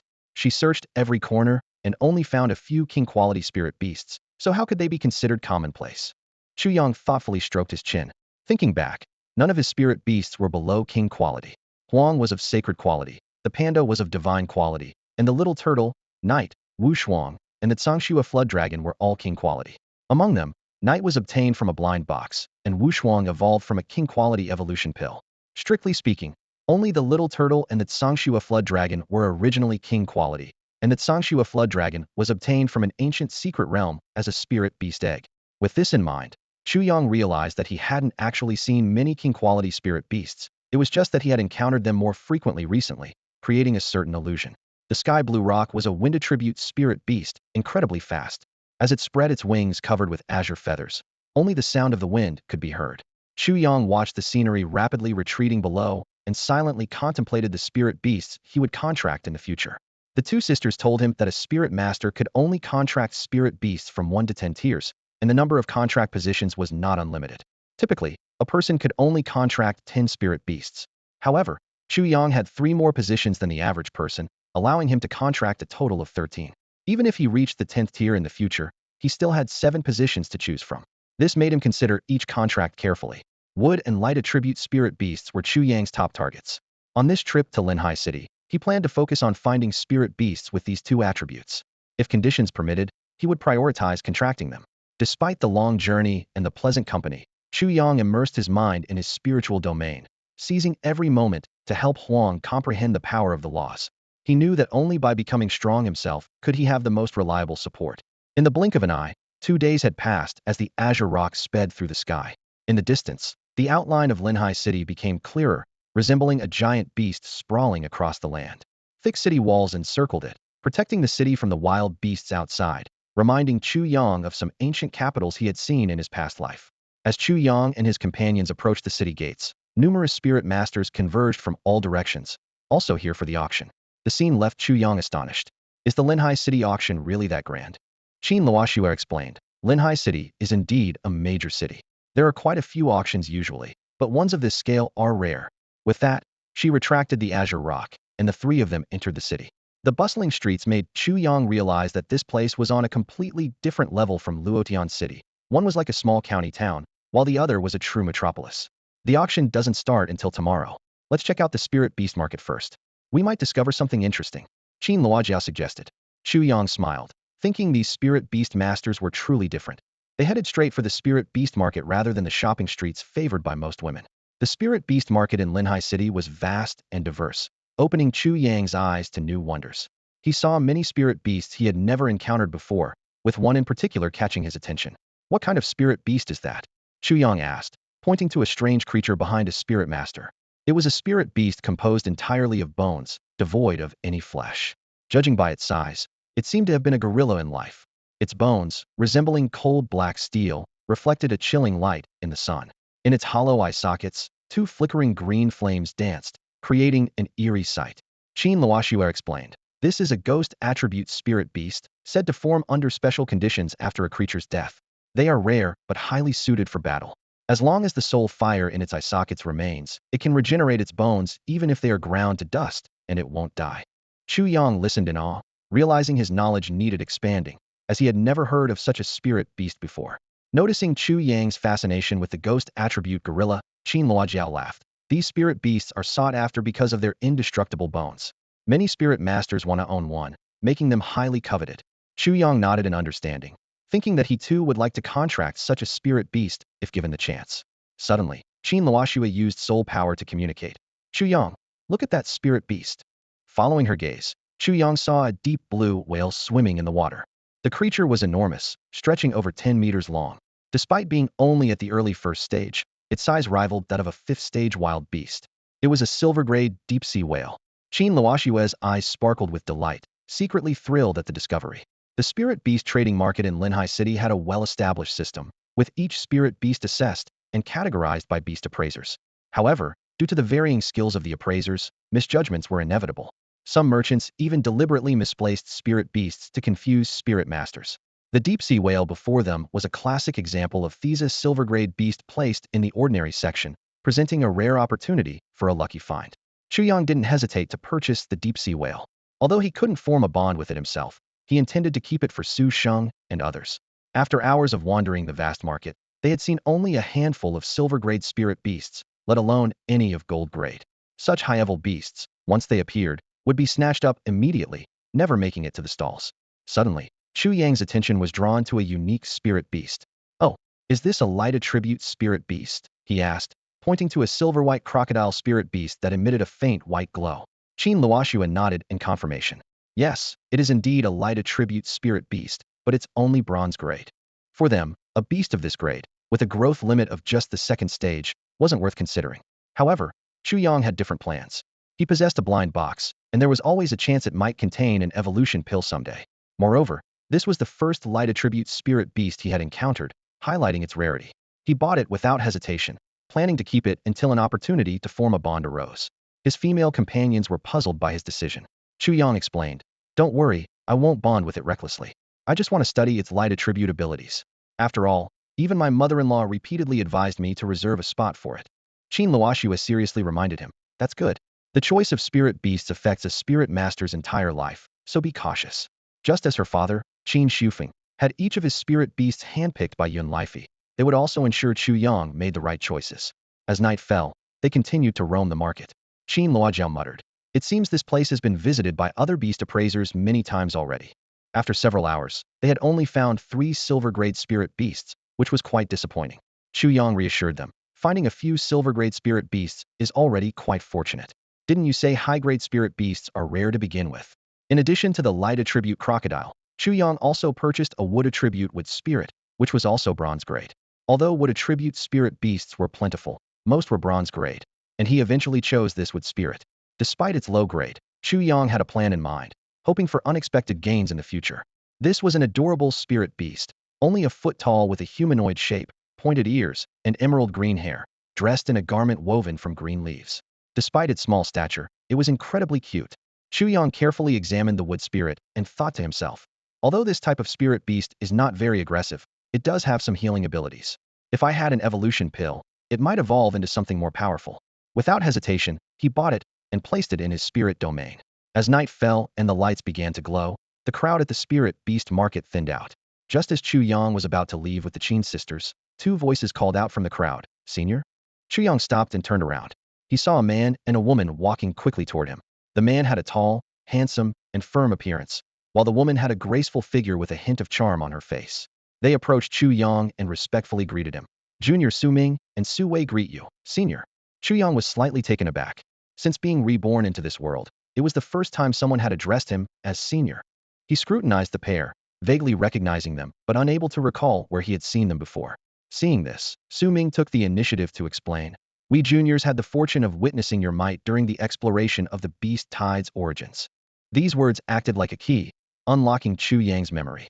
He suddenly remembered back at the Golden Tiger's lair. He had encountered 3 spirit masters trying to take advantage, whom he eventually scared off.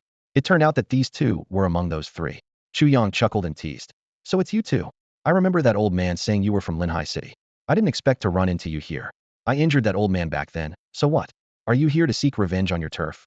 Su Ming's expression changed, and he quickly clasped his fists in apology. We wouldn't dare. It was our mistake to offend you back then. We ask for your forgiveness, senior. Since confirming Chu Yang was a sixth-tier spirit master, Su Ming dared not show any disrespect. After all, even their family's patriarch was only sixth tier. Chu Yang was secretly surprised. This situation was quite different from the protagonist's scripts he knew from his previous life. Normally, wherever the protagonist went, there would always be a group of brainless opponents looking for trouble, giving the protagonist a chance to show off. But these two were so polite, it took away his opportunity to flaunt. All right, I didn't take it to heart, Chu Yang said dismissively, waving his hand as he prepared to leave with the Qin sisters. Please wait, senior. Su Ming quickly interjected. I assume you're here in Linhai City for tomorrow's auction? If so, we would be honored to be your guides and answer any questions you might have. As he spoke, he nudged the silent Su Wei beside him. Su Wei snapped out of her daze and hurriedly added, Yes, senior, we know a bit about the auction's inside information, which might interest you. She couldn't help but glance at the Qin sisters, lowering her proud head slightly. In the presence of their stunning beauty, she felt an inexplicable sense of inferiority, as if her own presence was overshadowed. Inside information? Chu Yang raised an eyebrow and glanced at the Qin sisters. Seeing no objection from them, he finally nodded in agreement. He was indeed curious about this so-called auction information. Before long, they arrived at a high-end restaurant. In a beautifully decorated private room, Su Ming ordered a table full of delicious dishes, the aroma of which was tantalizing. Chu Yang and the two sisters from the Qin family had just stepped into Linhai City when they encountered a local young man named Su Ming. After exchanging a few pleasantries, the conversation quickly turned to the upcoming large-scale auction. I suppose you've come to Linhai City for the spirit beasts at this auction? Su Ming asked with a curious glint in his eyes. Chu Yang nodded slightly. Indeed, an auction of this scale is bound to have many rare items. For us spirit masters, spirit beasts are undoubtedly the most attractive. His eyes revealed a look of anticipation. My purpose here is to see if there's a spirit beast that suits my needs. Su Ming's eyes lit up, and he lowered his voice. Did you know that the two headline spirit beasts at this auction are both of diamond quality? Diamond quality? Chu Yang raised an eyebrow in surprise, then shook his head. We only have the invitation, not a detailed list. We're not aware of what will appear at this auction. Hearing this, the two Qin sisters exchanged a glance, a hint of disappointment flashing in their eyes. They thought to themselves that such quality spirit beasts were not appealing. After all, their master, Yun Liffey, required at least king-quality spirit beasts, and anything below that wasn't worth contracting. Noticing their reaction, Su Ming quickly added, They're quite impressive. One is a water tribute Songhai Jiao, and the other is a ghost attribute Xian Bone Python. His eyes showed a hint of undisguised envy as he spoke. Although the Qin sisters held high standards and looked down on diamond-quality spirit beasts, it was undeniable that king-quality spirit beasts were one in a million. Even diamond quality, a rank below, was considered a rare treasure by most spirit masters. For the vast majority, contracting a king-quality spirit beast was a lifelong dream, while diamond quality was an unattainable ultimate goal. Su Ming continued, Many spirit masters are coming for these two spirit beasts. However, they might not know that the water tribute Songhai Jiao has already been reserved.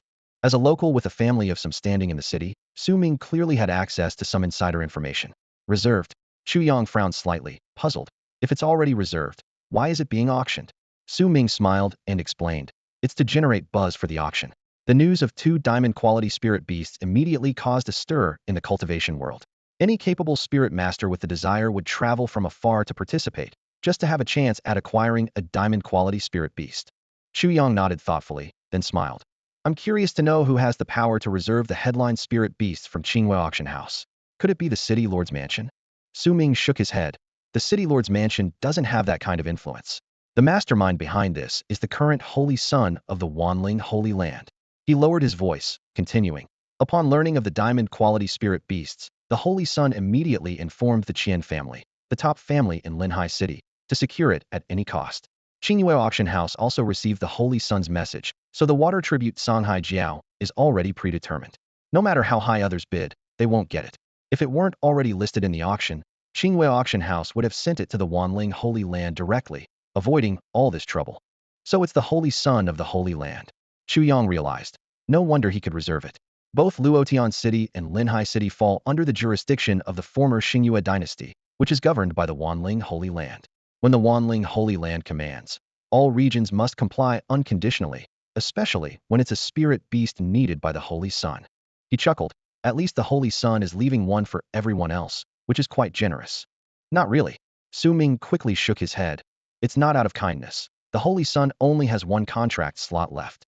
He added, with his personality, if he had more contract slots, he wouldn't leave even one for others.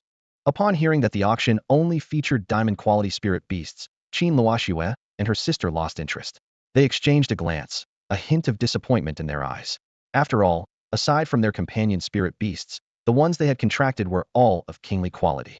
These precious spirit beasts didn't come from a small place like Luodion City, but were obtained through the arduous efforts of their mother, Yun Lifei, who had traveled far and wide to acquire them. Chu Yang stroked his chin thoughtfully and said, even so, I think the ghostly attribute Xianbone Python is worth competing for.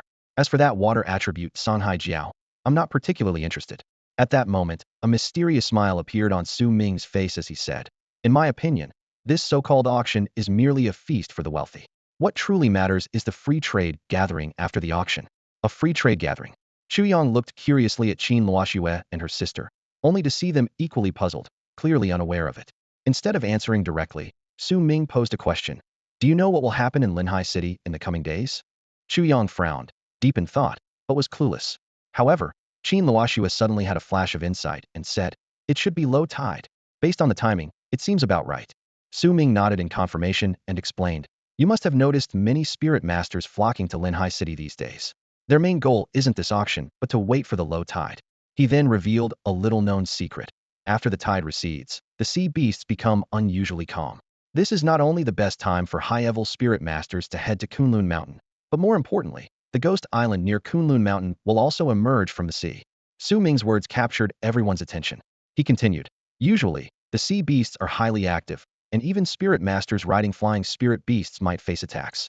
There was once a 7th-level spirit master who perished in the sea because of this.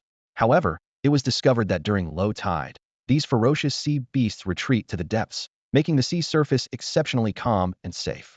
That's why high-level spirit masters choose this time to venture to Kunlun Mountain, explore dangerous terrains, and seek opportunities. Su Ming's eyes gleamed with excitement. And as the tide recedes, a mysterious island appears near Kunlun Mountain Ghost Island. It's named so because a multitude of ghostly attribute spirit beasts are born there. Su Ming explained that Ghost Island became a haven for lower-level spirit masters due to the ocean's generosity. After each low tide, the island is left with numerous treasures from the sea, naturally attracting countless spirit masters in search of fortune. Apart from searching for treasures left by the sea, capturing the young of ghostly attribute spirit beasts, even if they're not of high quality, can fetch a handsome price. Su Ming's words were filled with temptation, stirring a sense of longing in everyone present. Of course, with benefits come conflicts. Each year, numerous spirit masters lose their lives on this mysterious island, yet this does nothing to dampen people's enthusiasm. After returning from the island, lower-ranked spirit masters often trade their findings for the resources they need for cultivation, giving rise to a free trade convention. Chu Yang was intrigued upon hearing this. He initially intended to attend a regular auction, but was pleasantly surprised by the interesting activities involved. Even his 2 female companions, who had shown little interest in the auction, were now eager to explore the island. After bidding farewell to Chu Yang and his companions, Su Ming sighed with relief. He had expected that Chu Yang, a 6th-ranked spirit master, would be as intimidating as an elder, but to his surprise, their conversation was enjoyable, and they ended up becoming friendly.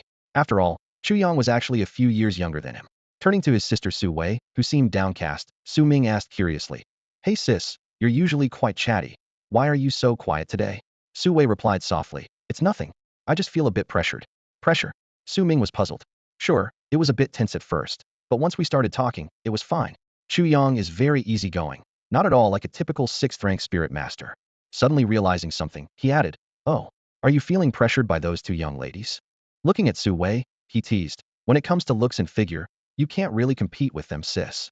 Already feeling low, Su Wei glared at her brother and snapped, do you want a beating? Ouch, don't pull my ear. I was wrong. Su Ming's cries echoed through the bustling street. After parting with the Su siblings, Chu Yang mused, I thought it would just be a mundane auction, but I didn't expect to encounter something so intriguing. He recalled the information he had heard. He had some knowledge of Kunlun Mountain, known as a beast lair with a danger level so high that only 7th-ranked spirit masters could enter. However, he had never heard of Ghost Island. Qin Luoxue nodded in agreement. Indeed, I'm more interested in Ghost Island than the auction. As spirit beast masters, they might discover high-quality spirit beasts there. She explained that although different quality spirit beasts sometimes look slightly different, there are many exceptions. Even within the same species, the quality can vary greatly. Just like humans, While we are all people, the heights we can reach differ vastly. It's the Beastmaster's role to identify the ones with potential. As night fell and the two women suggested finding an inn, Chu Yang smiled and said, "Did you really think your husband, a sixth-rank spirit master, wasn't up to the task?" "Oh, I almost forgot you have a real spirit domain," Qin Luo exclaimed. This is the difference between 5th and 6th-rank spirit masters. Their usual habits had made them momentarily forget about Chu Yang's real spirit domain. "Yes, we've never seen what your spirit domain looks like," Qin Luoxue added. Neither they nor their father, Qin Shufeng, had opened a spirit domain, so they had never entered one. Their mother, Yun Lifi, had a spirit domain, but due to severe damage to her soul sea, she couldn't open it regularly. Thus, they had never witnessed a real spirit domain. "Let's go. I'll show you my spirit domain." With that, Chu Yang led the two women into the spirit domain. Meanwhile, at the Qian family, the most prominent family in Linhai City, the young master Qian Shaoyan lounged lazily in a chair, holding a teacup, seemingly waiting for something. He was slightly plump with a round, cheerful face that always seemed to be smiling. Dressed in a white robe with golden trim, the bold characters, Wanling, embroidered on his chest marked him as a disciple of the sacred land of Wanling. This young man, named Qian Shaoyan, was leisurely sipping tea when the tranquility was abruptly interrupted by the sound of hurried footsteps. "Young master, the two sisters from the Qin family in Luotian City have arrived in Linhai City," announced a rotund elder who entered quickly and bowed. This was Qian Dawang, the steward of the Qian family. A spark of interest lit up Qian Shaoyan's eyes as he straightened up slightly. "Oh, they've finally arrived." He gazed at the steward, probing further. "Are they as stunning as the rumors suggest?" Qian Dawang, patting his round belly, couldn't hide his admiration. In terms of looks, they are truly exquisite, with unparalleled beauty. They surpass any woman I've seen in Linhai City. "Oh," Qian Shaoyan perked up. "I remember when the saintess of the overturning sea sacred land visited a few years back. You didn't speak of her like this. These two must be extraordinary indeed." He set down his teacup and, with a comical effort, rose to his feet, declaring, "In that case, we must meet them." However, Qian Dawang's next words dashed his enthusiasm. "Young master, I'm afraid not today. They haven't checked into any inn." Qian Shaoyan frowned slightly, pondering for a moment before asking, "Who else is with the two of them?" Reporting to the young master, "There's also a young man, about 16 or 17 years old." This answer puzzled Qian Shaoyan further. At 16 or 17, it's unlikely he could have reached the 6th stage of cultivation. Could it be they have other acquaintances in Linhai City? Intending to claim the two sisters for himself, he decided to first gather more information about them. "In that case, tomorrow it is. I might as well see if they truly live up to your description," Qian Shaoyan finally decided. Meanwhile, in a mysterious spiritual realm, the Qin sisters were awestruck by the dense spiritual energy surrounding them. The concentration of spiritual matter here was even higher than that of the spiritual vein areas controlled by their city lord's mansion, indicating the superior quality of the spiritual veins within this realm. With a mere thought, Chu Yang transported the two women through the void to a spot near a gigantic spiritual beast. This creature, as large as a small mountain, was rooted atop the spiritual vein, greedily absorbing the abundant spiritual matter. The scene before them left the Qin sisters once again in utter amazement, having never witnessed such a magnificent sight. Qin Luoxue asked softly, "Chu Yang, can I let my spirit beast train here?" Chu Yang smiled and nodded. "Of course.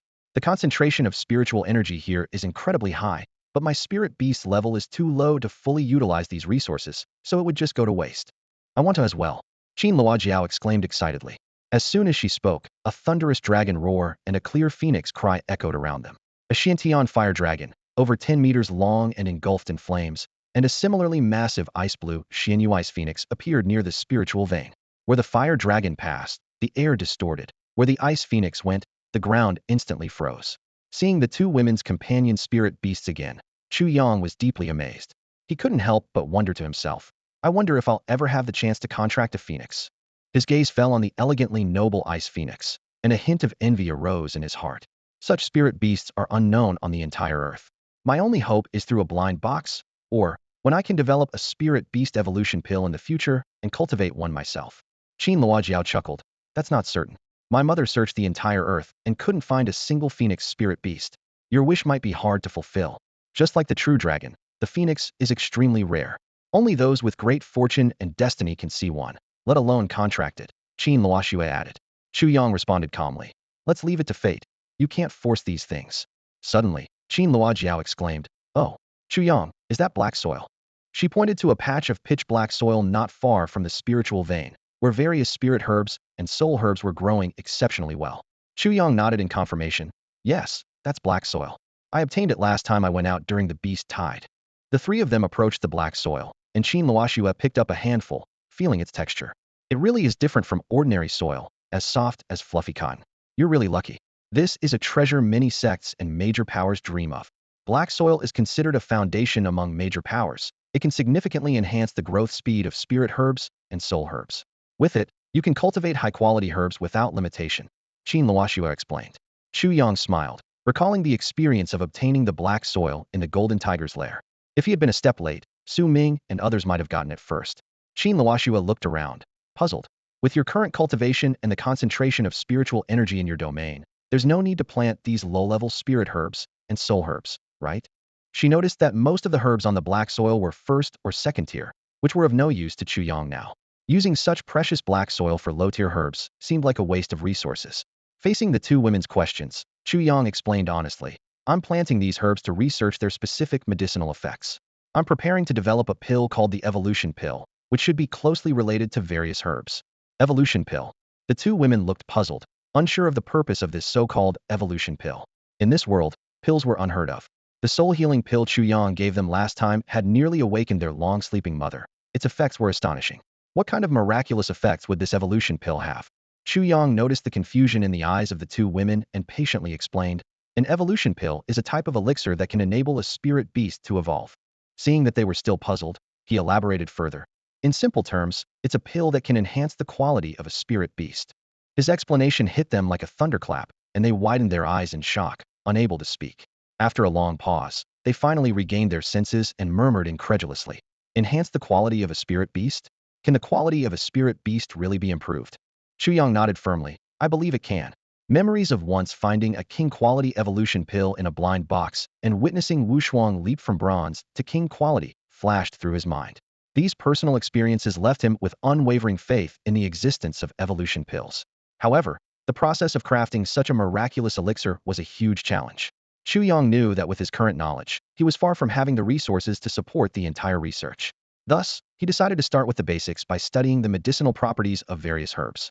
To this end, Chu Yang collected various herbs and carefully planted them in black soil for observation and study. The myriad of herb illustrations obtained from Wang Qian's secret chamber proved invaluable, documenting numerous spiritual and soul herbs. Unfortunately, the descriptions of their effects were rather vague. In this world, spirit masters seemed indifferent to the specific effects of herbs. They only knew that spiritual herbs could enhance a spirit beast's cultivation, while soul herbs could increase or restore a spirit master's soul power. This superficial understanding forced Chu Yang to painstakingly organize the complex information himself. In his heart, he wished, if only I could find a book detailing the effects of spiritual herbs in a blind box. Without such a guide, his research might drag on indefinitely. The two women were speechless after hearing Chu Yang's explanation. His ideas seemed somewhat fantastical to them. If others knew about Chu Yang's research, they would likely ridicule him for chasing a pipe dream, as no one had ever witnessed a spirit beast evolve before. However, the two women had personally seen the soul-healing pills Chu Yang produced and the various strange items he created. They thought that perhaps he could indeed achieve a breakthrough in this field. If successful, it would be a monumental achievement in the history of spirit masters. Even if he ultimately failed, there would be no loss. Exchanging a glance, the two women spoke in unison. Chu Yang, we believe you can develop an evolution pill that will shake the entire spirit master community. Chu Yang was momentarily taken aback, then felt a warm surge in his heart. He knew the path he had chosen was destined to be long and arduous, and possibly misunderstood by others. He hadn't expected the two women to support him so decisively. For the women, they already considered Chu Yang their future husband. How could they not fully support their future husband's ambitious and challenging research? To have such wives, what more could a husband ask for? Chu Yang thought, ready to embrace them and savor the moment of warmth. However, just then, a sound that was neither like a cat nor a sheep suddenly broke the serene atmosphere. Meow. Why is this little brat causing trouble now? Chu Yang felt a surge of anger as he noticed the two women's attention had been diverted. Just then, Qin Luojiao's eyes lit up with excitement as she pointed not far away. Oh, what's that? Is it a spirit beast? Following her gaze, Chu Yang saw a black and white, fluffy creature slowly making its way towards them. He sighed in resignation, realizing that tonight's plans were likely ruined. With no other choice, he led the two excited women to the mountain villa. As they reached the entrance, a round, adorable panda waddled out of the house. Chu Yang explained. In the spirit realm, large spirit beasts have their own lairs, but smaller ones like Wushuang and this panda live in my villa. The two women were immediately charmed by the panda's cute demeanor. They crouched down, gently stroking its soft fur, completely captivated. Chu Yang stood by, experiencing a mix of emotions. As night fell, the two women snuggled with the panda on the soft mattress, leaving Chu Yang alone to sigh. He gazed at the starry sky outside, lamenting that his plans for the evening were thoroughly derailed. The next morning, the entire city of Linhai was bustling with excitement as a large number of spirit masters flocked to the Qingwei auction house. The auction was about to begin, and the air was filled with tension and anticipation. Qian Xiaoyan was waiting anxiously at the entrance of the auction house, eager for the arrival of the two beauties. After a conversation with his butler, Qian Duong, the previous night, he had been excited all night. Although he wasn't usually interested in women, such exceptional beauty was hard to resist. Passers-by were surprised to see the Wanling emblem on his chest, speculating about the identity of someone who could make a disciple from the Holy Land wait so patiently. Finally, a commotion arose among the crowd. Two young women approached gracefully, one in a red dress and the other in blue, their beauty ethereal like celestial maidens from a painting. Qian Xiaoyun's heart raced at the sight of them, a thrill coursing through him. He quickly stepped forward, bowing deeply, and respectfully said, "I am Qian Xiaoyun, young master of the Qian family in Linhai City. It's an honor to meet you both." He straightened up, deliberately displaying the Wanling emblem on his chest, hinting at his status as both the young master of the Qian family and a disciple of the Holy Land. To his surprise, Qin Luoxue frowned and said, "You're blocking our way." Qian Xiaoyun was momentarily stunned, thinking perhaps they hadn't noticed his identity, so he puffed out his chest again. "Are you crazy?" Qin Luoxue snapped. Only then did Qian Xiaoyun notice the unusual gazes from the surrounding people, feeling embarrassed. However, the whispers of awe from others confused him. Why did everyone else recognize his identity, yet these two women seemed unaffected? Could it be they were unaware of the Holy Land's prestige? Determined, he spoke again. "I am Qian Xiaoyan, a core disciple of the Wanling Holy Land. It's an honor to meet you both." He eagerly awaited their response, but the two women simply bypassed him, heading straight for the auction house. Qian Xiaoyun's face turned pale with anger, his jaw clenched. As a disciple of the Holy Land, he had never been so ignored before, yet he was still unwilling to give up, quickly following behind them, showering them with endless compliments. "I've heard that you two are naturally beautiful and exceptionally talented. Seeing you in person, no words can truly describe your beauty. If I had to try, it would be like goddesses descending from the 9 heavens." He poured out every praise he knew, but the two women remained indifferent. Chu Yang, on the other hand, stood by with a smile. Hearing others praise his wives so highly filled him with pride, though he was well aware of Qian Xiaoyun's ulterior motives. Seeing Qian Xiaoyun becoming hoarse from talking, Chu Yang finally couldn't resist stepping in. His eyes gleamed with mischief, ready to teach this presumptuous fellow a lesson. Chu Yang stepped forward and positioned himself in front of Qian Xiaoyun. This unexpected interruption caused Qian Xiaoyun to furrow his brows in anger. His gaze remained fixed on the two beauties, completely ignoring the uninvited Chu Yang. With a composed demeanor, Chu Yang clasped his hands and said, "Thank you, young Master Qian, for your generous praise.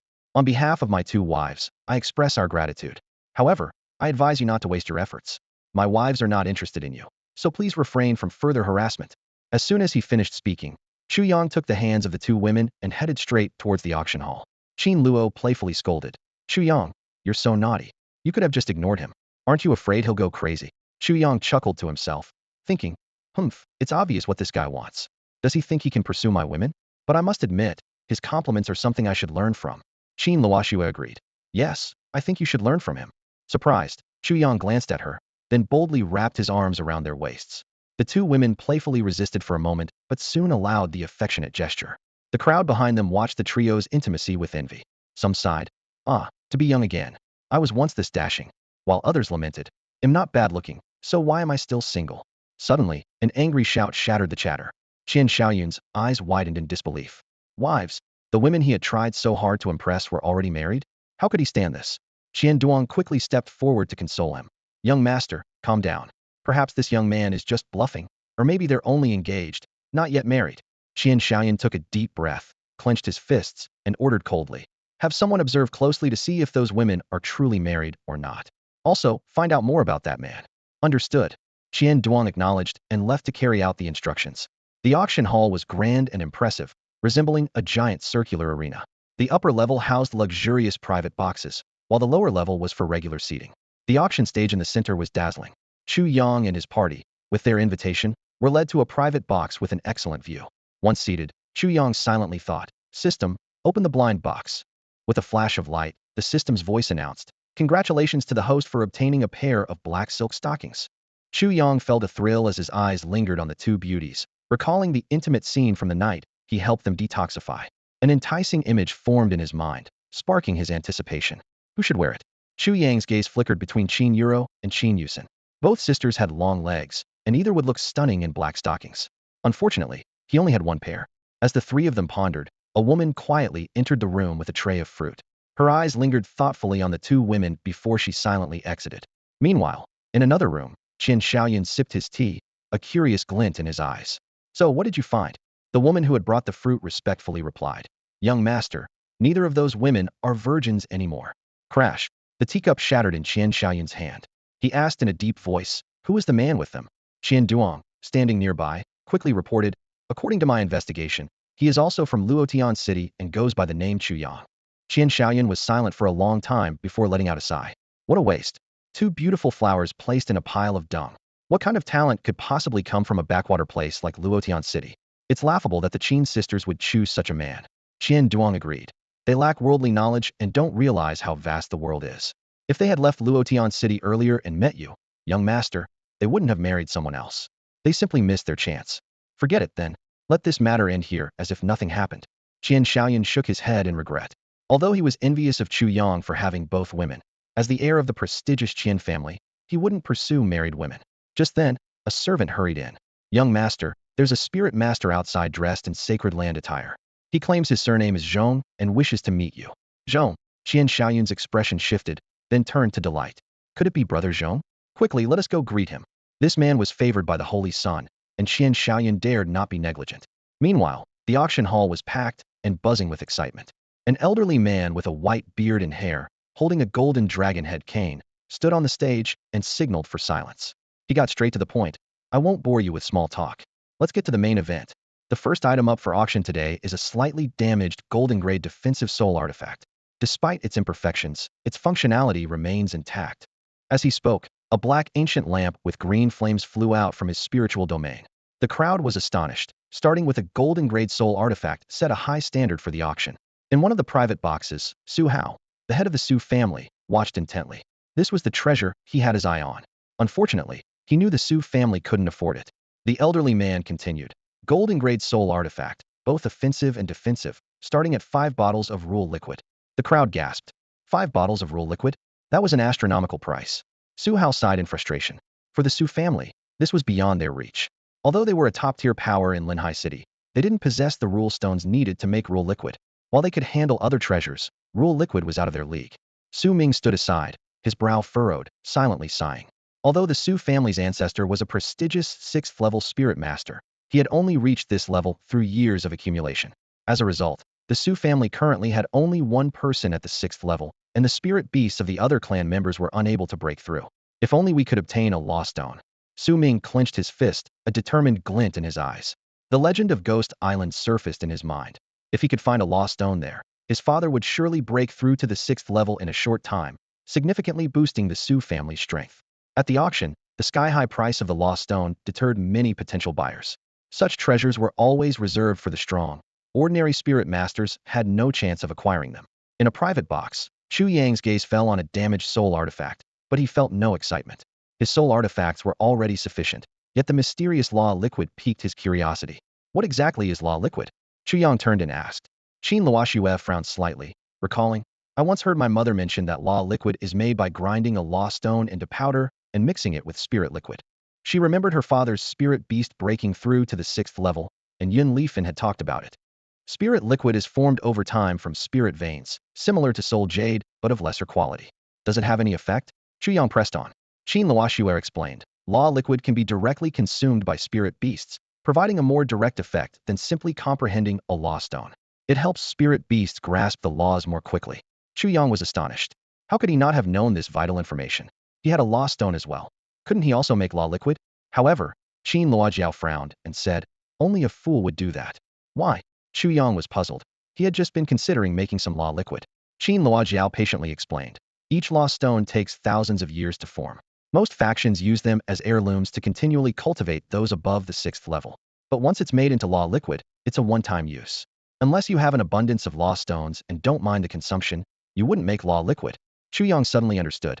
The power of a law stone is eternal, while law liquid is finite and exhaustible. People who make law liquid without ample resources are indeed foolish. At that moment, the auction officially began.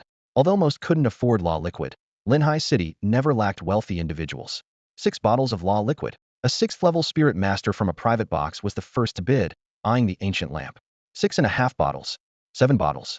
Bids echoed from the boxes, causing the throats of those in the public seats below to tighten. High-level spirit masters truly acted decisively with law liquid. In another box, Qian Xiaoyan personally poured tea for the man beside him, smiling broadly. Why didn't senior brother Zhong inform me of your visit to Linhai City? I could have prepared a banquet to welcome you. Despite his outward smile, he couldn't hide his inner disdain. So the Holy Sun still doesn't trust me to handle the auction of the Canhai Jiao and sent Zhongyu to oversee it? Compared to himself, Qian Xiaoyan, Zhongyu was truly the Holy Sun's favored one. Despite Zhongyu's short stature, standing at less than 1.6 meters with unremarkable features and a somewhat sharp appearance, he was a formidable 6th-tier spirit master. At the auction, Zhongyu's voice rang out, carrying a hint of arrogance. I was merely out on a mission for the sanctuary and happened to pass by this city. I heard the tides were receding, revealing Ghost Island, so I hurried over. To be honest, I wasn't even aware there would be an auction here. Qian Xiaoyun, upon hearing this, secretly breathed a sigh of relief. It seemed the Holy Sun did not mistrust him after all. He was inwardly pleased. I didn't expect there to be a gold-quality soul artifact here. It was worth the trip. At the auction, Zhongyu unhesitatingly called out a bid. 10 bottles of rule liquid. Even within the sanctuary, gold-quality soul artifacts were rare treasures, difficult to obtain without a significant number of sect contribution points. Outsiders envied the disciples of the sanctuary, unaware of the fierce internal competition. Soul artifacts, spirit treasures, soul elixirs, spirit medicines, techniques, and even spirit beasts all required intense competition to acquire. Not to mention the special cultivation places, like spirit veins, soul veins, and places to comprehend rules, which all demanded contribution points accumulated through completing sanctuary tasks. Even though Zhongyu was favored by the Holy Sun, he couldn't obtain these resources for free. The rule liquid in his possession was a reward for completing tasks. 11 bottles of rule liquid. 12 bottles. The auction continued fiercely. The elderly auctioneer smiled, secretly delighted. The current price had already exceeded the original value of the soul artifact. But wasn't that the allure of an auction? The more the demand, the higher the price, and the greater their profit. Zhongyu clenched his fist, surprised by the fierce competition for the soul artifact. He immediately declared, 40 bottles of rule liquid. Humph. Our myriad spirit sanctuary has the capability to acquire this item. Sensing things were getting out of hand, Zhongyu decisively invoked his background. Senior brother, isn't it inappropriate to bring up our sect? Qian Xiaoyan quietly reminded him. Huh, what's inappropriate about it? Sanctuary disciples should exude the aura of the sanctuary. Junior brother, you're worrying too much. Zhongyu reprimanded. Qian Xiaoyan could only nod in agreement, though he found such behavior distasteful. The mention of myriad spirit sanctuary silenced the other bidders. Though they were powerful, they were no match for the sanctuary. Meanwhile, the auctioneer on stage was nearly cursing internally. As a sanctuary disciple, don't you know that the backer of the Qinghua auction house is the myriad spirit sanctuary? The auction's profits ultimately go to the sanctuary. You're disrupting the proceedings. The auctioneer wished he could storm into the booth and demand, who trained this disciple? Seeing no one competing with him, Zhongyu nodded in satisfaction. Junior brother, see this? This is the might of our myriad spirits sanctuary. Yet, in the next moment, another voice called out, 41 bottles of rule liquid.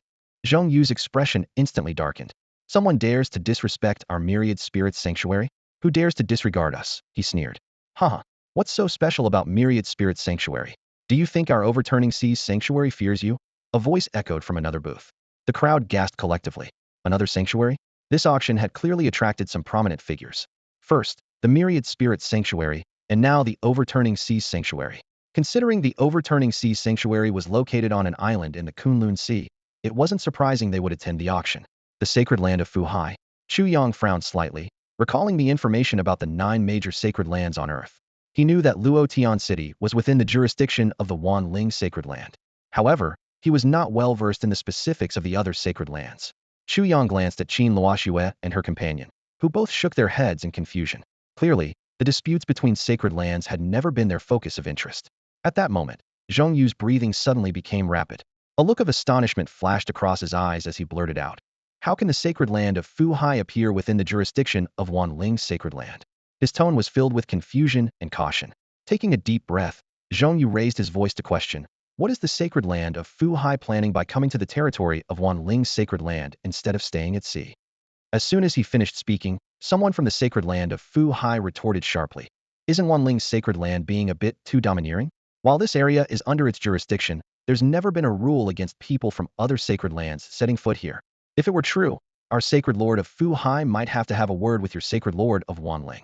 This sharp retort left Zhong Yu momentarily speechless, his face turning ashen with anger, yet unable to respond. His sharp-featured face appeared somewhat menacing in his fury. In reality, although each sacred land had its jurisdiction, none had ever explicitly forbidden the presence of others. On the contrary, due to the need to suppress demonic caves, the sacred lands often helped one another. As the tension was about to escalate, another voice came from the sacred land of Fu Hai, carrying a hint of mockery. Isn't the purpose obvious? First, the auction, and second, Ghost Island. Zhong Yu snorted coldly, unwilling to continue the argument. He shifted his focus back to the auction and directly bid 50 bottles of law liquid. The response from the sacred land of Fu Hai was almost immediate. 51 bottles. Gritting his teeth, Zhong Yu raised his voice again. 60 bottles of law liquid. 61 bottles. The other side's voice remained calm, as if playing a game. Zhong Yu's expression turned extremely grim. The price had already far exceeded the value of a golden quality soul artifact several times over. In the sacred land, this amount of law liquid could be exchanged for 2 to 3 items of similar quality soul artifacts or spiritual treasures. After much deliberation, he was nearly ready to give up bidding. The surrounding auction participants were stunned by this intense bidding war. The fact that 2 sacred lands were driving the price to such an outrageous level for a single item was astonishing. At this moment, a melodious female voice came from the room of the sacred land of Fu Hai. Brother, it seems Wan Ling's sacred land can't keep up. This seemingly light-hearted remark struck Zhong Yu like a heavy blow. He suddenly realized that it was he who first used the name of his sacred land to pressure others. If he tarnished the sacred land's reputation in front of so many people today, he was certain that he would face severe punishment upon returning. Zhong Yu turned to Qian Xiaoyan, his eyes red and his voice hoarse as he asked, Junior brother, how much law liquid do you have? Qian Xiaoyan was taken aback, sensing trouble immediately. He realized Zhong Yu intended to borrow his law liquid. However, this law liquid was reserved for a soul medicine he desired. Moreover, knowing Zhong Yu's character, he feared that lending it would mean never getting it back.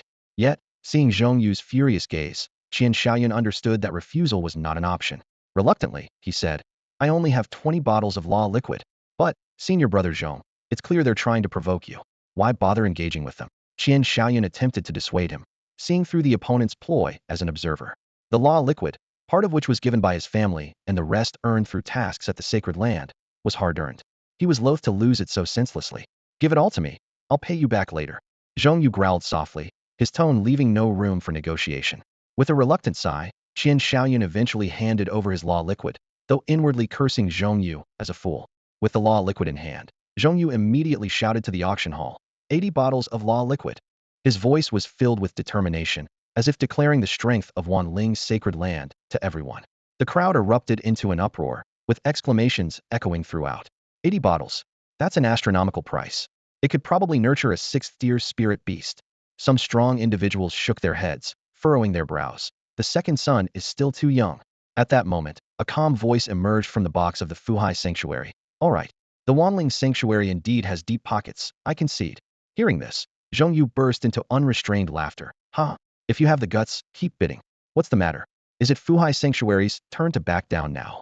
However, the voice from the opposite side replied with the same calmness. I never said I was representing Fu Hai Sanctuary in this auction. So, it's only me conceding. It has nothing to do with Fu Hai Sanctuary. As soon as he finished speaking, a woman's voice came from the room with a hint of mockery. Brother, the people from Wanling Sanctuary are so foolish. They don't even realize they are being played by you. Ugh. Upon hearing this, Zhong Yu spat out a mouthful of blood, staggered back a few steps, and finally collapsed into a chair, his face pale as paper.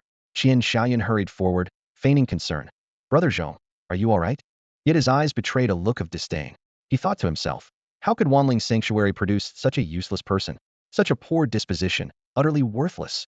In the auction hall, words as sharp as arrows pierced Zhong Yu's ears, nearly causing him to faint. He muttered under his breath, Fu Hai Sanctuary, Fu Hai Sanctuary. This time, it's a disgrace whether they win or lose. But he was powerless against them. Seeing this, Qian Xiaoyan seized the opportunity to suggest, calm down, brother. You'll have a chance for revenge. Isn't Ghost Island about to appear in a few days? Many people lose their lives there every year. Inwardly, he calculated that some of the rule liquid was his. If not for the other's provocation, would his rule liquid have been lost? So while cursing Zhongyu, he also held the people of Fuhai Sanctuary accountable. Upon hearing this, a fierce look flashed in Zhongyu's eyes, and he gasped, "Yes, yes. Ghost Island. I will make sure everyone from Fuhai Sanctuary perishes there." Thus, the first auction item fell into Zhongyu's hands. But it felt exceptionally heavy, as if burdened with immense humiliation. The auction continued, and Chu Yang watched the scene, clapping and laughing. The people of Fuhai Sanctuary are truly amusing. Whether it was Wanling Sanctuary's internal reservation of the Shanghai Jiao, or Zhongyu using the sanctuary's background to pressure others, both incidents left him with a poor impression of Wanling Sanctuary. Unexpectedly, Fuhai Sanctuary delivered a slap in return, which was rather satisfying. The second auction item was a silver-quality spiritual herb. Chu Yang intended to bid, but upon seeing its severed roots, he gave up. Although black soil was fertile ground for cultivating herbs, it couldn't revive a dead plant. His endeavors were long-term, not something to be achieved overnight. Unless the blind box revealed a book of Wanling evolution plans, which he wasn't sure even existed, let alone when it might appear. The chance seemed slim. So, until then, he needed to conduct his own research, and this short-lived herb was of no use to him now. The auction proceeded with fervor, the atmosphere swelling like a tide, with no items going unsold for hours. Qingyue Auction House had indeed gathered a remarkable selection this time. Previously, a golden quality cultivation technique was fiercely contested and fetched a sky-high price. It was a technique capable of elevating someone to the peak of the 6th tier, a permanent asset for any power.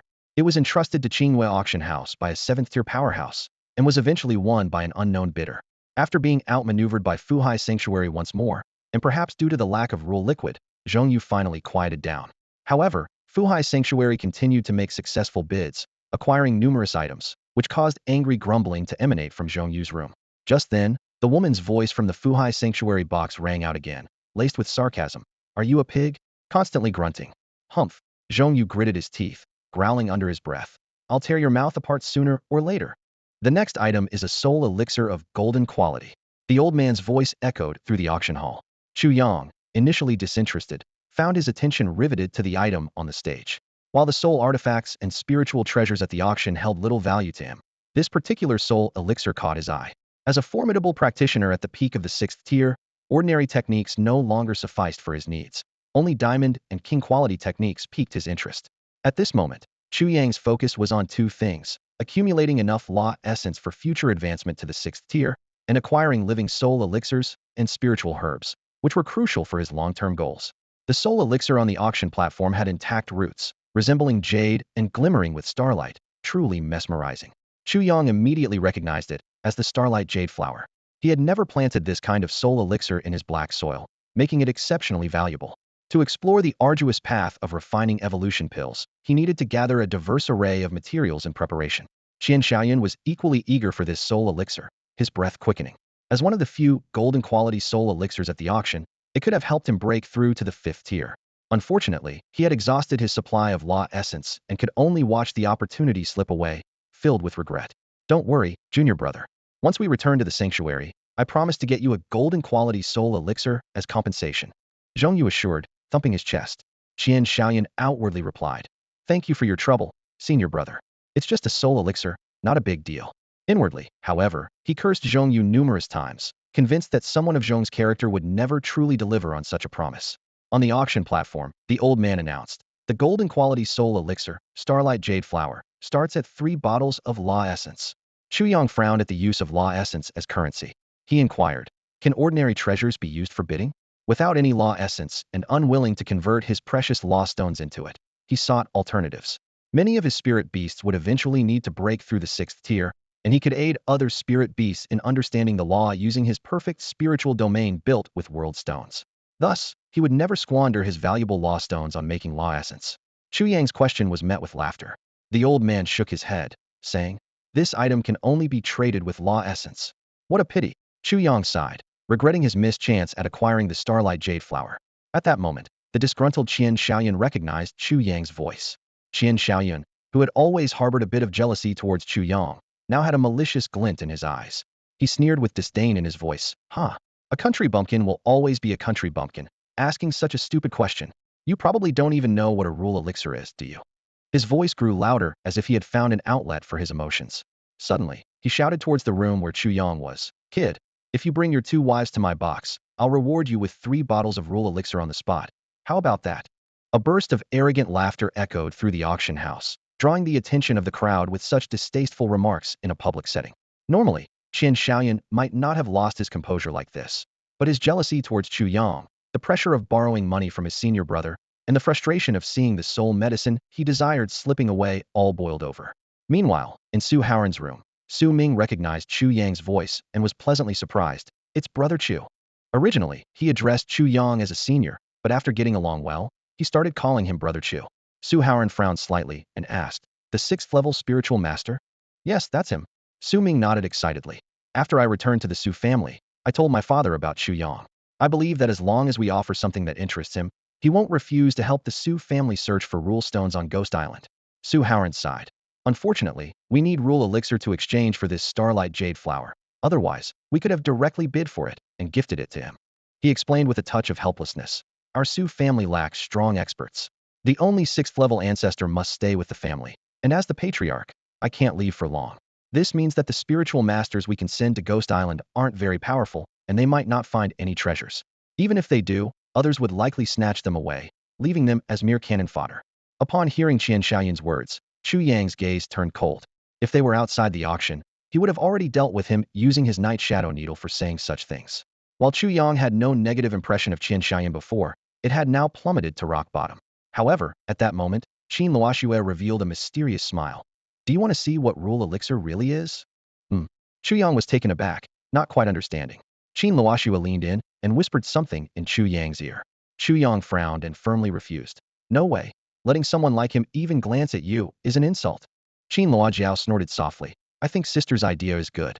If he dares to call you a country bumpkin, let him pay with rule elixir. Before Chu Yang could respond, Qin Luoxue had already called out in the direction of Qian Xiaoyan's box. Does the young master mean what he says? Qian Xiaoyan was momentarily stunned, then burst into laughter. Of course. I keep my word.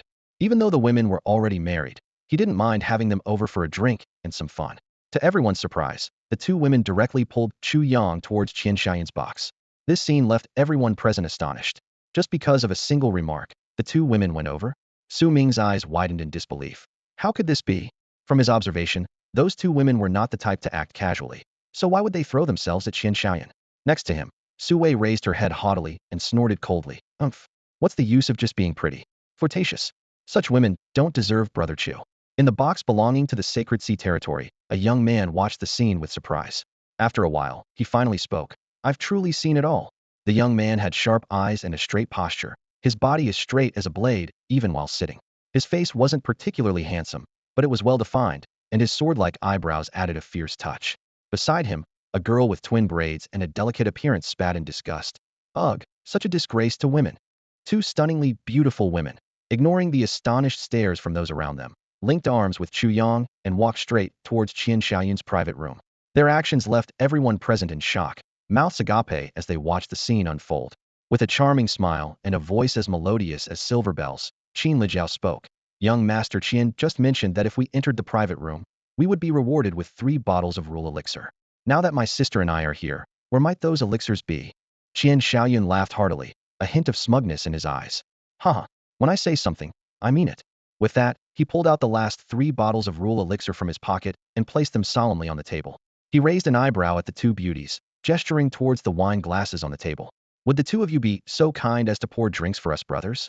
Nearby, Zhongyu, who had a sharp and monkey-like face, was taken aback by the sight of the women, finding them breathtakingly beautiful. His breathing quickened, and his short stature involuntarily rose from his seat, eyes fixed on them as if he had just witnessed the most beautiful sight in the world. Gracefully stepping forward, Qin Luojiao picked up the 3 bottles of rule elixir with her delicate hands. She smiled sweetly and said, Thank you, young Master Qian. Before her words had even faded, she turned and headed for the door, leaving Qian Xiaoyan and Zhongyu staring dumbfounded at their retreating figures. Suddenly, Zhongyu snapped out of his daze, slamming the table in anger and shouting fiercely, How dare you? You think you can just leave after taking our things? Qin Luoxue cast a cold glance at him, her voice as icy as it was piercing. Young Master Qian made it very clear before, as long as we came to the private room, would be given 3 bottles of rule elixir.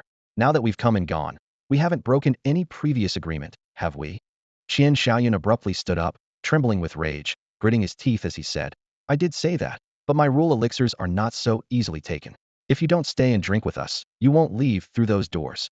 At this tense moment, Chu Yang's cold voice cut through like a chilling wind. Is that so? He walked calmly to the two women, his sharp eyes fixed on the two men opposite, his gaze like a blade causing them to shiver uncontrollably. If not for the auction house's prohibition on violence, these two might have already become lifeless corpses. Chu Yang said icily. Even if you were to worship the ground my two wives walked on, you're not worthy, and you dare bark before them? If you don't shut up, I'll make sure you come in upright and leave horizontally. His eyes flashed with cold light as he let out a snort, leading the two women back to the private room. Throughout the entire process, Qian Xiaoyan and Zhong Yu were like prey caught in the gaze of a predator, unable to utter a single word. The room fell into a dead silence, everyone still processing what had just happened. Two stunning women had entered Qian Xiaoyan's private room, taken 3 bottles of rule elixir, and then casually walked out. Suddenly, a burst of hearty laughter erupted from the private room of the overturning sea sanctuary. That was hilarious. How could the myriad spirit sanctuary have such foolish people? Isn't this just giving away 3 bottles of rule elixir for free? I say, if there's ever such a thing again, let me know. I need rule elixirs too. This laughter was salt in the wounds of Qian Xiaoyun and Zhong Yu, who were left red-faced and humiliated. They had been so intimidated by the other party's presence that they couldn't even speak. Su Ming sighed in relief, laughing as he said, Haha, I told you. Those two women are definitely not just anyone. He was grateful that Chu Yang hadn't been provoked into action. After all, with a 7th-level spirit master overseeing the place, anyone causing trouble would face dire consequences. However, Su Haoran frowned. But now he's completely offended the Qian family. On Ghost Island, they'll certainly try to block him. If we seek his help to find the rule stones, it might become even more complicated. He felt that Chu Yang was too impulsive. Even though a 6th-level spirit master is strong, there are several 7th-level spirit masters in the current coastal city. Being too arrogant isn't a good thing. Su Wei frowned, a hint of concern flashing in her eyes. Not really. I think he seems quite fearless. The auction hall erupted into chaos. Everyone was stunned, finding it hard to believe the sudden turn of events. There were whispers all around, with most people secretly mocking Qian Xiaoyan, thinking he had given away 3 precious bottles of essence for nothing in return. Qian Xiaoyan roared in fury, his shout deafening. He slammed his fist onto the table in front of him, shattering it into splinters. Never in his life had he suffered such a humiliation.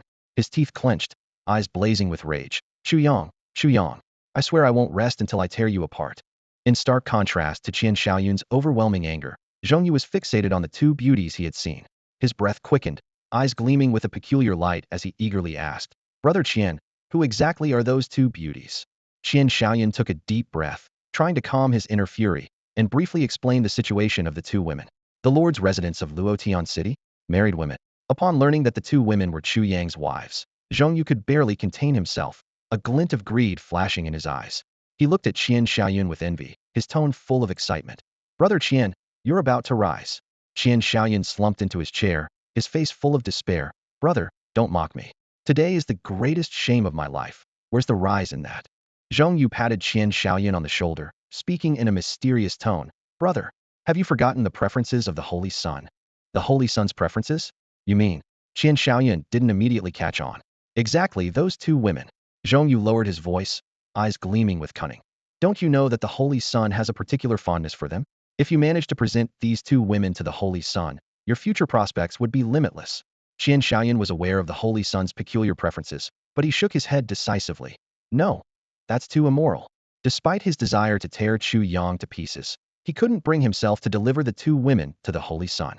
He had heard that the Holy Sun, due to his spirit beast companion, had undergone some unusual experiences in his youth, which greatly altered his nature, resulting in some particular preferences. This repulsive peculiarity made many disciples of the Holy Land loathe him.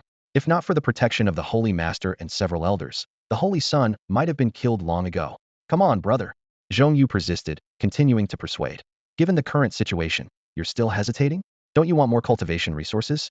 Don't you want your family's patriarch to have a higher status in the Holy Land? If we capture those 2 women for the Holy Sun, wouldn't it just take a word from him when he's pleased? Qian Xiaoyan fell into deep thought. This was, after all, the stronghold of the Qian family, where they wielded significant power. To succeed, he would need to leverage the family's strength. Moreover, he had embarrassed the Wanling Holy Land today and would surely face punishment upon returning. But if he could get the Holy Sun to speak on his behalf, he might avoid punishment or at least have it greatly reduced. Qian Xiaoyan didn't want to commit such an immoral act, but Zhong Yu's persistent temptation was hard to resist. especially when he heard about receiving a large amount of cultivation resources and elevating his and his family's status. His resolve began to waver. All right, Qian Shaoyan finally made up his mind, though still hesitant. Let's plan this carefully. He didn't want anyone to know that the Qian family would brazenly abduct women in broad daylight. Zhong Yu smiled with satisfaction, a glint of triumph in his eyes. Meanwhile, Chu Yang and his group had returned to their private room. Qin Luojiao was brimming with excitement, her eyes sparkling as she looked at Chu Yang. Chu Yang, you were so impressive just now. Chu Yang's lips curled slightly, teasingly asking, really? Is there a reward? Like tonight? Humph. Qin Luojiao pretended to be angry, but there was a hint of shyness in her eyes. My mother hasn't woken up yet. The auction was in full swing, and the crowd's attention finally shifted from other less significant items to the true star of the event, the golden quality Starlight Mingyu flower.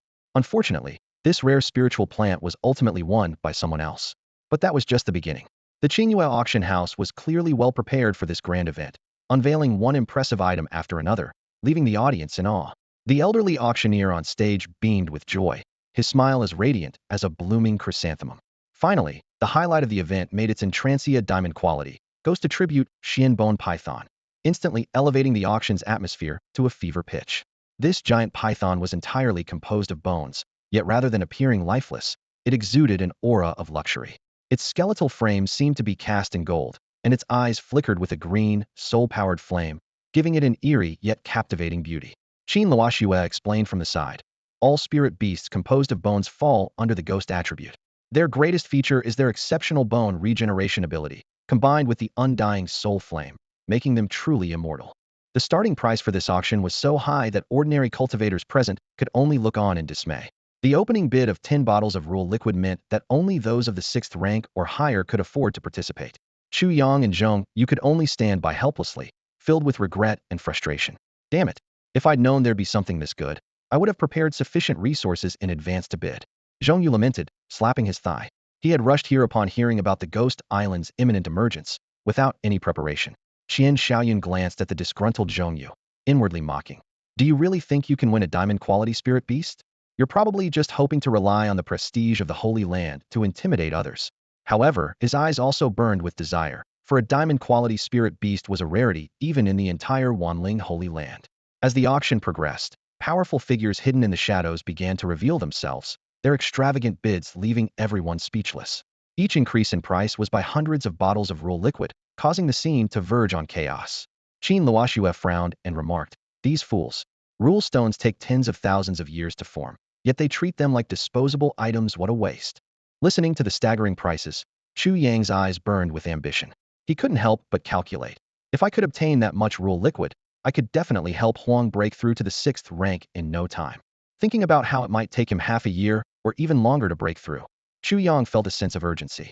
If aided by the elixir of laws, the time required could be even shorter. Chu Yang thought with secret delight, his eyes scanning over the stone of laws and the spirit domain in his hand. The rarity of the desolate attribute made comprehending its laws extremely difficult, but with these two treasures, the breakthrough time would be significantly reduced. He calculated silently that with the addition of the elixir of laws, it might be possible to bring desolate to the 6th level within a few months. Inside the auction venue, the atmosphere grew increasingly heated. The Xianbone python was sold for an astonishing price of 200 bottles, claimed by a powerful rogue cultivator at the peak of the 7th level. Although the people from Covering Sea Sanctuary also participated in the bidding, they dared not turn the Stone of Laws into the Elixir of Laws due to concerns about their foundation and could only watch the opportunity slip away with a sigh. As a diamond-quality spirit beast appeared, the auction erupted. Amidst the rising calls, bottles of precious elixirs of laws poured into the Qingyue auction house, like a stream. Witnessing this, Chu Yang couldn't help but feel a twinge of an impulse to rob. By evening, the auction had seen the transaction of dozens of items, including spiritual herbs, soul drugs, soul artifacts, and cultivation methods. Chu Yang also made 2 bids, acquiring 2 not-so-high-grade living spiritual herbs. Finally, the last auction item made its appearance. A water-blue young flood dragon appeared before everyone, with a single horn on its head, 2 claws on its belly, and its body covered in blue scales, exuding a unique aura of majesty. It was the diamond-quality spirit beast Sanhaijiao. Qian Shaoyan instantly straightened his previously lazy posture, his eyes locked onto the blue flood dragon. This was precisely the target entrusted to him by the Holy Sun. Although arrangements had already been made with the auction house, they had to make sure to avoid any negative impact on Qingyue auction house, so the facade had to be maintained. Zhong Yu frowned and asked, Junior brother Qian, you're not planning to bid on this spirit beast, are you? Qian Xiaoyun, eyes fixed on the center, replied. It's the Holy Sun who wants to acquire this spirit beast. He knew that this task could not afford any mistakes, as any slip could drastically lower his standing in the Holy Sun's eyes. Even offering 2 women might only serve to make up for the oversight, not earn him any rewards. Elsewhere, the group from Covering Sea Sanctuary held their breath.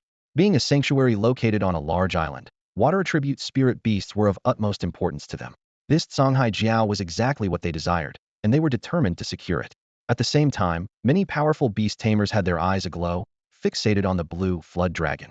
Having missed the Xianbone python, they were determined not to let this opportunity slip away. In contrast, Chu Yang and his companions appeared particularly calm.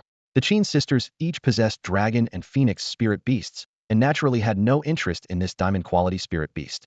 As for Chu Yang, with a genuine Saint Dragon Desolate and an unhatched king quality Tsangshua flood dragon, this diamond quality spirit beast was beneath his notice. Moreover, without the elixir of laws, he didn't even have the qualification to participate in the bidding. On the auction stage, the elderly man announced with radiant energy, the final auction item today, a diamond quality water tribute spirit beast, Songhai Jiao. Starting bid at 20 bottles of the elixir of laws. Let the bidding begin. As expected, the starting bid for the Songhai Jiao was the same as the Xianbone python, set at 25 bottles of rule liquid. The overturning sea sanctuary immediately raised the bid by 5 bottles, showing their determination to acquire this spirit beast. The atmosphere in the auction house instantly became tense as a brave spirit master, unfazed by the sanctuary's influence, promptly bid 26 bottles. Soon, the bidding surged like a tidal wave. 28 bottles. 29 bottles. 30 bottles. The voices of bids echoed from the private rooms, and the price of the Songhai Jiao continued to climb. The bidders in the general area were stunned, with someone exclaiming, "This is like a battle of the gods. They're so lavish, as if the rule liquid means nothing to them." Qin Luojiao sneered and said dismissively, "A battle of the gods. I think it's more like a bunch of fools." Clearly, she disapproved of turning rule stones into rule liquid. Qin Luoxiao pondered. Maybe it's because Earth has been dormant for so long that many rule stones have emerged, making these people unaware of their true value. The 2 sisters' spirit beasts had yet to break through the 6th tier due to a lack of rule stones to comprehend the rules. Although the city lord's mansion possessed a rule stone, it was constantly used by Qin Shufeng. His spirit beast was slowly comprehending the power of rules, hidden within the spiritual vein controlled by the mansion, progressing slowly but steadily. Chu Yang nodded in agreement. In the short term, the effect of rule liquid indeed surpasses that of a whole rule stone. However, in the long run, it's like killing the goose that lays the golden eggs. The formation of a rule stone is extremely difficult, taking tens of thousands of years for one to appear. I'm curious, where do they get their rule stones? They should be incredibly rare. The sisters shook their heads, indicating their confusion. At this moment, an elderly man spoke up. I had some good luck and recently returned from that perilous place with some rule stones. Finally, they come in handy today. With that, he directly bid 40 bottles of rule liquid. This bid sparked a wave of discussion within the private rooms. Someone asked in surprise, "That perilous place? Old man, you really dare to go there? Aren't you afraid of dying inside?" The old man replied nonchalantly, "Heh, I'm just an old loner. What do I have to fear? At worst, it's just death." Others expressed their admiration, with someone lamenting, "A friend of mine went in and hasn't been heard from since. I'm afraid the worst has happened. I'm planning to build a cenotaph for him." Hearing this conversation, Chu Yang couldn't help but speculate. That perilous place, could it be Kunlun Mountain? As the discussion continued, the price of the Songhai Jiao kept rising. Within the overturning sea sanctuary, the young man Yi Qingtian, sitting as straight as a blade, couldn't help but curse under his breath. These old bastards. He suspected these old folks might be emptying their coffers. As a result, he felt he might miss out on acquiring that Songhai Jiao. The cute girl with pigtails, Yi Linger, said, "Who knew there would be diamond-quality spirit beasts here from the start?" Her voice carried a hint of regret. Yi Linger explained that they originally came because of Ghost Island and only learned about the auction upon arrival. Initially, they intended to just browse, but to their surprise, they discovered quite a few valuable items. She sighed. "It's a pity it's too late to gather funds now." Yi Qingtian clenched his fist and gritted his teeth, saying, "Don't push me to resort to highway robbery." His eyes gleamed with desire for the Songhai Jiao, clearly not wanting to miss this opportunity. Yi Linger quickly advised, "Forget it, brother. Don't underestimate these old men. To have lived this long, each one must have some hidden cards." However, when the bidding price for the Songhai Jiao soared to 200 bottles of rule liquid, Yi Qingtian and his companions completely gave up. This price was far beyond their expectations. Yi Qingtian took a deep breath, a trace of unwillingness flashing in his eyes. I want to see who ends up with this spirit beast. If possible, I wouldn't mind having a word with them. If all else fails, being a roadblock might be an option. Yi Linger held her forehead in exasperation. She knew her brother's personality too well. Once he sets his sights on something, he will go to great lengths to obtain it. His life motto is, "There are always more solutions than problems." The auction continued, with a group of 7th-tier spirit masters fiercely competing, none willing to back down. The scene was intense, the atmosphere tense. On the other side, Qian Xiaoyan watched the heated bidding with a smile on his lips, thinking to himself, what's the point of all this excitement? In the end, won't it still be taken by our holy son? He couldn't help but feel pity for their enthusiasm. As fervent as it was, in his eyes, it was all in vain. Before long, the group of elders had reached a conclusion. The auctioneer loudly announced, "Is there anyone willing to offer more than 250 bottles? If not, this Songhai Jiao will belong to this senior." 250 once. Many shook their heads, faces full of regret.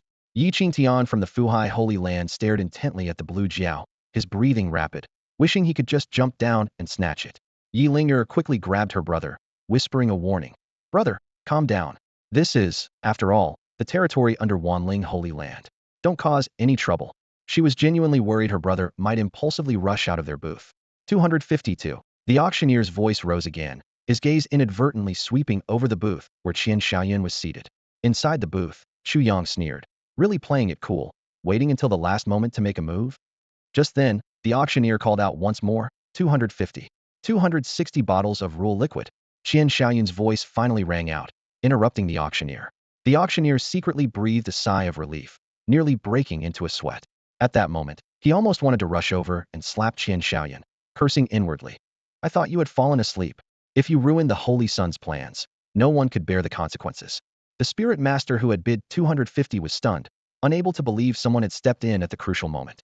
He snorted, 270 bottles. 280, Qian Xiaoyan replied casually, as if discussing something trivial. "You," the elder said coldly. "Boy, are you determined to oppose me?" Qian Xiaoyan replied humbly. "Senior, you misunderstand. Competition at an auction is normal. I also have my eye on this spirit beast. I can't just give it up." Qian Xiaoyan felt the immense pressure from his opponent, as heavy as a mountain. As a 7th-level spirit master, the opponent could easily end his life with a simple soul attack. He dared not speak arrogantly, yet he couldn't ignore the task entrusted to him by the Holy Sun. Qian Xiaoyan silently weighed his options, realizing this could bring significant trouble to the Qian family. However, he had the backing of the sacred land, and his ancestor was an elder there, which gave him some confidence. Anyone thinking of challenging the Qian family would have to consider the power of the sacred land. "All right, young man, you're quite something. Let's see what you're really made of," the old man scoffed, continuing to raise the bid. However, no matter how high the old man raised the price, Qian Xiaoyan always managed to outbid him. A flash of anger crossed the old man's eyes as he warned, "Boy, if you can't pay after the auction, the consequences will be severe." He began to suspect that the other party was deliberately causing trouble. Qian Xiaoyan replied calmly, "I understand the consequences, no need for your concern." Inwardly, he was smirking. The Holy Sun had already arranged with the auction house, making this bidding process merely a formality. No matter how high a price he offered, he would ultimately take the sea dragon for free. Therefore, Qian Xiaoyan felt no pressure. Fine. We'll meet again someday," the old man threatened, and withdrew from the bidding. The entire venue was shocked as the final bid for the sea dragon reached over 300 bottles of law liquid. Such an amount could cultivate several 6th-level spirit beasts in a short time. Chu Yang watched coldly, sighing inwardly. Perhaps this old man is truly wealthy, but he's no match for underhanded tactics. However, it was none of his concern, so he chose not to get involved. That kid is in the same box as that fool from earlier. He must be a disciple of the sacred land of all spirits. Yi Qingtian remarked coldly. He was determined to obtain the sea dragon, as a high-quality water-type spirit beast was crucial for the spirit masters of the sea, subduing sacred land. Later, find out who he is. The auction's impact was citywide, with many spirit masters regretting missing such a grand event, not expecting the appearance of so many valuable items. The news would soon spread to nearby cities, boosting the reputation of the Qingyue auction house, which was precisely what they hoped for. As the auction concluded, Chu Yang and his 2 companions left to purchase various live medicinal herbs around the city. The 2 women fully supported Chu Yang's plans, accompanying him everywhere. Suddenly, Chu Yang became alert, saying, Someone's watching us." Qin Luojiao analyzed. It must be that young master from the Qian family. After suffering such a loss, he won't let it go easily. However, the trio paid no mind and continued their search for herbs. As night fell, they returned to the spirit domain. Chu Yang held the law liquid but hesitated to give it to Huang. Since being reprimanded by Wang Yuan, he had become much more cautious. The world held too many unknowns, and a small mistake could lead to disaster. Let's wait for my mother to take a look when we get back, Qin Luoxue suggested. Once they returned from Netherworld Island, Yun Lifan should be awake. All right, Chu Yang agreed. He then began channeling the law of the wasteland from the spirit domain and the lost stone towards Huang, aiding his comprehension. When the two women saw the lost stone the size of a wash basin, their eyes widened in shock, rendering them speechless. Oh my God, it's huge, they exclaimed in unison. Unable to resist, they reached out to gently touch the massive lost stone, feeling its smooth, cool surface. They recalled Yun Lifan mentioning a lost stone the size of a human head, which already took many thousands of years to form and was considered a rare treasure. But this wash basin-sized lost stone before them exceeded their imagination. How long would it take to form such a colossal stone? Tens of thousands of years? Or hundreds of thousands? This question lingered in their minds. I discovered this during the last beast tide while exploring the wilderness, he explained, his tone tinged with uncertainty. I've never seen other lost stones, so I'm not sure how valuable this one truly is. Qin Luoxue's expression turned serious as she solemnly warned. We must not let anyone else know about this, or we'll be in grave danger. I understand. He nodded in agreement, fully aware of the gravity of the situation. The next morning, as sunlight spread across the land, Su Ming approached Chu Yang. He got straight to the point. Brother Chu, I would like your help to obtain a lost stone on Yuming Island. Chu Yang raised an eyebrow, a playful smile appearing on his lips. Oh, I've offended the Qian family, and yet you dare to seek my help? Aren't you afraid I'll make things worse for you? He was well aware that once he set foot on Yuming Island, the Wang family would surely target him. Was Su Ming so confident in him? Su Ming responded frankly. Of course, I've considered that. But I also see that Brother Chu remains unfazed, striding boldly through Linhai City despite being watched. Hearing this, Chu Yang nodded slightly. Indeed, he didn't regard those petty troublemakers as a threat. Yet, he curiously asked, your Su family is a top-tier force in Linhai City. How is it that you don't have even a single lost stone? Su Ming appeared embarrassed as he explained. In Linhai City, the two most powerful forces are the Qian family and the City Lord's Mansion. The Qingyue Auction House is part of the City Lord's Mansion. Both these forces have backing in the Wanling Holy Land, as the Qian family patriarch and the elder of the City Lord's Mansion are both elders there. With these two powers in control, do you think other forces in Linhai City have any chance to rise? He continued with a bitter smile. To be frank, the two major forces give us no room to grow. Every year when Ghost Island appears, they suppress other forces with all their might. Forget about obtaining anything valuable. Surviving the trip is already considered fortunate. Chu Yang nodded in understanding, recognizing that such situations were all too common in the world of cultivation. He candidly stated, however, I'm a straightforward person and can't help you for free. After all, they had only known each other for a few days, and their relationship wasn't that close yet. Su Ming responded readily. Brother Chu, feel free to name your terms. As long as it's within the Su family's capabilities, we won't refuse. Is that so? Chu Yang pondered briefly before stating his conditions. I'm currently in need of various spiritual herbs and soul medicines, with no quality restrictions, but they must be alive. Secondly, I want a spirit beast with ghost attributes. Upon hearing Chu Yang's requests, Su Ming said, the first request shouldn't be a problem if there's no quality restriction. Our Su family has its own herb garden. As for the second, he frowned slightly. We do have ghost attribute spirit beasts, but they are all contracted. However, we know where on Ghost Island there are many ghost attribute spirit beast cubs. I can take you there, but whether you can capture a high-quality spirit beast depends on your luck. Chu Yang nodded in agreement. All right, it's settled then. I'll help you obtain the lost stone, and you'll provide me with live herbs and take me to find ghost attribute cubs. Su Ming added seriously. But let me warn you, that place is extremely dangerous. Last year, several of my family members lost their lives there. So, when the time comes, I'll only be responsible for leading you to that place. The rest is up to your skills. He made it very clear that he could only lead Chu Yang to the place, and whether Chu Yang could capture the spirit beast was not his responsibility. This candid statement gave Chu Yang some reassurance, preventing any future blame if the capture failed due to lack of forewarning. In the following days, Linhai City was visited by wave after wave of spirit masters. They came from all directions, staying in the city, waiting for the tide to recede. Chu Yang noticed the presence of several imposing 8th-level spirit masters among them, which piqued his interest in the secrets of Kunlun Mountain. Chu Yang wondered to himself, what power does Kunlun Mountain hold to attract so many strong individuals? He knew it was a den of fierce beasts, not easily accessible to those below the 7th level of spirit mastery. The mountain was filled with various powerful beasts and lurking dangers. Clearly, there must be some unknown secrets hidden there, otherwise, it wouldn't draw so many 8th-level spirit masters. In Chu Yang's understanding, 8th-level spirit masters were among the most powerful people on Earth today. Aside from the founders of the sanctuaries 500 years ago, these individuals represented the pinnacle of strength. Their presence added a layer of mystery to the upcoming expedition. Meanwhile, an important meeting concerning the future of the Qian family was taking place at their ancestral residence. Qian Xiaoyan reported Zhong Yu's plan to his father, Qian Xiannan, and other senior members of the Qian family. Such matters concerned the family's reputation, and he dared not make decisions on his own. After hearing the report, Qian Xiannan frowned. The act of forcibly taking another man's wife was indeed unethical, but the accompanying benefits were hard to ignore. It would not only secure Qian Xiaoyan a significant position beside the Holy Sun, but also elevate the family's standing in the sanctuary. Looking around, Qian Xiannan sought the opinions of the other family elders. What do you all think? In the meeting room, the Qian family's leaders expressed various opinions. Some believed that although the act was disgraceful, the benefits far outweighed it. They even comforted themselves by saying, "Perhaps those women will thank us." After all, how can a man from a small place like Luotian City compare to the Holy Sun? If they follow the Holy Sun, wealth and prosperity will be within their grasp. However, others opposed. "I think this is unwise. By doing so, we become accomplices. If this gets exposed, how will our family maintain its footing in Linhai City?"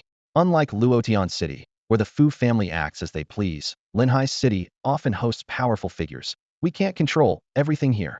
A heated debate ensued, with each side holding firm. Ultimately, all eyes turned to the clan leader, Qian Xiannan, awaiting his decision. After a moment of contemplation, Qian Xiannan said, "There is still time before the ghost island appears and disappears, enough for us to send someone to consult the ancestor. Since we find it difficult to decide, we should seek his advice." Everyone agreed, acknowledging that the ancestor's words carried the most weight. Qian Xiannan added, "Additionally, as per our annual tradition, we must search for rare treasures on Ghost Island to prepare for the ancestor's birthday celebration. This task must not be neglected." "Yes," everyone responded in unison. The Qian ancestor's birthday celebration was scheduled shortly after the Ghost Island expedition. At that time, the entire Qian family would travel to the sanctuary to celebrate. This event was not only a family occasion, but also a crucial platform to demonstrate the Qian family's strength. This has been a tradition for years, and this year is no exception. More and more spirit masters have gathered in Linhai City, coming from all directions with one goal in mind: to explore the mysterious Ghost Island. A few days later, in the early morning, a deafening hum suddenly erupted, causing the entire Linhai City and the coastal areas to shake violently. Chu Yang exclaimed, "What the heck? Was that an earthquake?" He frowned in thought. Could the receding tide cause such a commotion? Why would it cause such a strong tremor? This doesn't make any sense. Chu Yang and his two female companions mounted their spirit beast, the Tianqing Peng, and soared into the sky. From above, they gazed out over the deep sea. Under the sunlight, the sea surface appeared eerily black. However, at the far end of the vast ocean, a golden light shot skyward, illuminating the distant Kunlun Mountains in a golden hue. "The tide is receding," a spirit master shouted. Clearly, the golden light was a sign of the receding tide. At this moment, Su Ming and others also joined Chu Yang on their flying spirit beasts. With a serious expression, Su Ming said, "Brother Chu, the tide is retreating, and Ghost Island is about to appear. We need to prepare in advance." Curious, Chu Yang asked, "What kind of preparations are needed?" Su Ming explained, "After Ghost Island appears, it will be shrouded in thick fog, and the soul power on the island will be compressed within a few feet around us. We must not get separated, or it will be very difficult to regroup. Additionally, although the tide recedes, Ghost Island remains in the sea, shifting from the deep sea to shallow waters. Be cautious when passing through the sea, as there might be water beasts lurking." Chu Yang was surprised. Compressed soul power? He became increasingly curious about the secrets hidden within the so-called Ghost Island. The violent tremors, the burst of golden light, and the suppression of soul power all hinted at something strange. "What is that golden light shining from the depths of the sea?" Chu Yang asked. "Could it be some kind of treasure?" Su Ming shook his head. "I don't know. No one dares to venture deep into the sea to investigate. The dangers in the sea are far more terrifying than on land. Spirit masters usually have only one water attribute spirit beast, and their combat power is greatly reduced in water, so they don't dare to enter the deep sea." With the sound of rushing water, the sea began to recede visibly. Between the Kunlun Mountains and the coast, a small island began to emerge from the water. It was none other than Ghost Island. The crowd became restless. This was the main goal for most of them, a place of potential fortune, but also a possible grave for many. As the island gradually surfaced, waterfalls cascaded down from it, splashing into the sea. Chu Yang watched the island emerging from the water, and with a peculiar expression, he asked, "Will there be spiritual herbs and soul medicines on this island? I feel that since the island has been submerged for so long, it might be hard for any herbs to grow. Su Ming confidently replied, "Don't underestimate this island, Brother Chu. There are countless herbs on it, and even diamond-quality soul medicines have been found before." Chu Yang's eyes lit up upon hearing this and said, "In that case, I'll have to trouble Brother Su to help spread a message." Soon after, a message spread throughout the area. The Su family is purchasing all kinds of herbs, regardless of quality, but they must have intact roots. An elder from the Qian family frowned and said, "What is the Su family doing buying herbs and not caring about the quality?" The Su family has always wanted to rise, but due to a lack of cultivation resources, they've always been overshadowed by the Qian family and the city lord's mansion. What are they up to now? Another member of the Qian family sneered. "Ignore them, just keep an eye on them as usual, and if they get anything good, we'll just take it." The Ghost Island is a place where killing is unrestricted, and death is an ordinary occurrence. However, the island's dangers are matched by its abundant rewards. Every year, a mysterious gathering of rare treasures occurs here, sparking numerous speculations. Some even suspect a mastermind might be placing these treasures on the island, but such theories remain unproven. As the tide recedes, the silhouette of the Ghost Island begins to appear. Various factions, including the City Lord's mansion, the Qian family, the Su family, and many external forces, are poised and ready. When the island is fully revealed, countless spirit tamers, riding various spirit beasts, swarm towards this mysterious land like locusts. Chu Yang and his companions heeded Su Ming's warning and deliberately maintained high-altitude flight to avoid attacks from sea beasts. However, not everyone was so cautious. Suddenly, a piercing scream shattered the sky. Chu Yang looked towards the sound and saw a water column, glowing with blue light, shooting up from the sea like a sword, instantly piercing through an unsuspecting spirit beast. This was the power of the water element, indicating a 6th-level fierce beast lurking in the ocean. This scene made Chu Yang's heart tighten, and he quickly signaled Qin Luoxue to ascend further. Looking at the turbulent sea below, his deep-sea phobia began to surface again. "Little turtle, when will you take me to conquer the sea?" Chu Yang thought to himself, clenching his fist with anticipation. Meanwhile, within Chu Yang's spiritual domain, Little Turtle seemed to sense its master's emotions and began to train vigorously in the lake. Thanks to the rich spiritual materials in the domain, Little Turtle's training speed was beyond ordinary imagination. Compared to the spirit-poor Luotian city, this place was like a training paradise. Chu Yang calculated that it wouldn't be long before Little Turtle reached the peak of the 2nd level, bringing him one step closer to his dream of conquering the sea. Qin Luoxue's Azure Rock, as a wind attribute spirit beast, was incredibly fast. Each beat of its massive blue wings propelled the three of them through the sky with breathtaking speed. Su Ming and his team followed closely, marveling at the imposing 5th-level Azure Rock. Who would have thought the seemingly delicate young girl was actually a 5th-level spirit tamer? Only Su Ming rejoiced inwardly, knowing he had chosen the right people.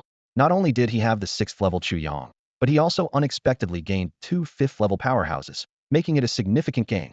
Chu Yang couldn't help but envy the Azure Rock's speed, considering whether he should also acquire a wind attribute spirit beast. Although his spirit beast could fly, it wasn't known for its speed. In the future, if he needed to chase enemies or make a quick escape, a speed-oriented spirit beast would be invaluable. As they continued onward, cries of pain echoed from below. Occasionally, spirit beasts were struck down by lurking sea beasts, their massive bodies falling into the sea, only to be swiftly devoured by the swarming sea creatures, creating a horrific scene. After about 15 minutes of flying, they finally reached the skies above the Ghost Island. Suddenly, a spirit tamer from the Su family excitedly exclaimed, "Hey, do you guys think this island looks like a giant turtle? I had this feeling last time, and it's stronger now. Could it really be a turtle?" Su Ming immediately shot him a glare and retorted, "Shut up, will you? There's no such thing as a turtle that big." Other members of the Su family joined in the teasing. "Yeah, if this is a turtle, I'll stand on my head and pee." Indeed, the scale of the island was astonishing, even larger than the entire Linhai city. It resembled a continent floating on the sea, and even a 10th-level Emperor-class spirit beast couldn't possibly have such an enormous size. However, upon closer inspection, Qin Luoxue couldn't help but remark, "You know, this island really does look a bit like a turtle." From a bird's eye view, the entire island indeed resembles a giant turtle lurking on the sea's surface. The largest central island connects with 5 smaller surrounding islands, resembling the limbs and head of a turtle. "Miss Qin, your analogy is certainly interesting." Su Ming chuckled, shaking his head. "The shape does bear some resemblance, but do you really think that's possible? If it were truly a turtle, what level would it be? Beyond the Emperor level." He continued to explain, "Moreover, this island shows no signs of life. Even if it were a turtle, it would have to be dead. But who could possibly have the power to kill such a colossal creature? It's simply impossible." Chu Yang nodded in agreement. "Indeed, suggesting it's a turtle is quite far-fetched. No creature on Earth should be able to reach such a size. Then, under Su Ming's lead, the group began descending towards the ghost island. He pointed eastward and said, "We'll enter from that direction, first helping Brother Chu find a ghost attribute spirit beast. As for the rule stone the Su family seeks, its location is uncertain, so we'll search as we go. Everyone, stay together and don't get separated." Su Ming loudly reminded the members of the Su family. "We suffered heavy losses last year, and we can't afford any casualties this year, or our family spirit masters will face a gap." Yes, all the Su family spirit masters responded in unison, putting away their playful demeanor and following closely behind Su Ming. Meanwhile, spirit masters of the 7th level and above were flying towards Kunlun Mountain. Qin Luojiao curiously asked, "Why aren't there any spirit masters above the 7th level entering Ghost Island?" Su Ming explained, they're just mixed in with the crowd and not easily spotted. There are so many spirit masters coming to Ghost Island. The sky is filled with flying spirit beasts, making it hard to distinguish the 7th level ones." Chu Yang frowned. 7th level spirit masters? Doesn't that mean those of us below the 7th level stand little chance? Su Ming laughed. "Don't worry, Brother Chu. On this island, even spirit masters above the 7th level will have their abilities suppressed to below the 7th level. This includes the spirit beasts. Everyone's spirit power is limited. But this also makes it dangerous," he added, "since the native fierce beasts on the island aren't restricted, putting us at a disadvantage." Chu Yang listened, growing more perplexed. This island is truly full of strange phenomena. The suppression of power above the 7th level, spirit power extending only a few feet, it's all so odd. At this moment, Qin Luoshua looked at the strong ones flying towards Kunlun Mountain and asked, "What exactly is the allure within Kunlun Mountain? Why are so many strong individuals drawn to it?" Su Ming answered, "Besides various high-grade herbs, it said there's a spirit beast within Kunlun Mountain that surpasses the king quality, which is enough to drive all spirit masters to risk everything." Surpassing king quality? Chu Yang and the others exclaimed, "Isn't the quality above king supposed to be divine? Could there really be such spirit beasts within Kunlun Mountain?" Su Ming replied, "That's just a legend. Its truth unknown. Who knows if there's a quality beyond king?" With their conversation, the group finally landed on Ghost Island, ready to embark on their adventure. As Su Ming had mentioned earlier, Ghost Island was shrouded in thick fog, impenetrable even by the rays of the sun. As Chu Yang and his companions set foot on the damp ground, their visibility was limited to just a few meters around them. Chu Yang immediately sensed that his soul power was severely suppressed. What once could envelop the entire city of Linhai was now struggling to extend. The island was scattered with puddles of varying sizes, and before the group could fully take in their surroundings, a fierce attack suddenly came from ahead. They were startled, thinking they were under ambush. Qin Luoshua reacted swiftly. Her azure rock spread its massive wings, unleashing sharp wind blades. Not to be outdone, Chu Yang and the others summoned their spirit beasts, ready for battle. However, Chu Yang quickly realized the truth.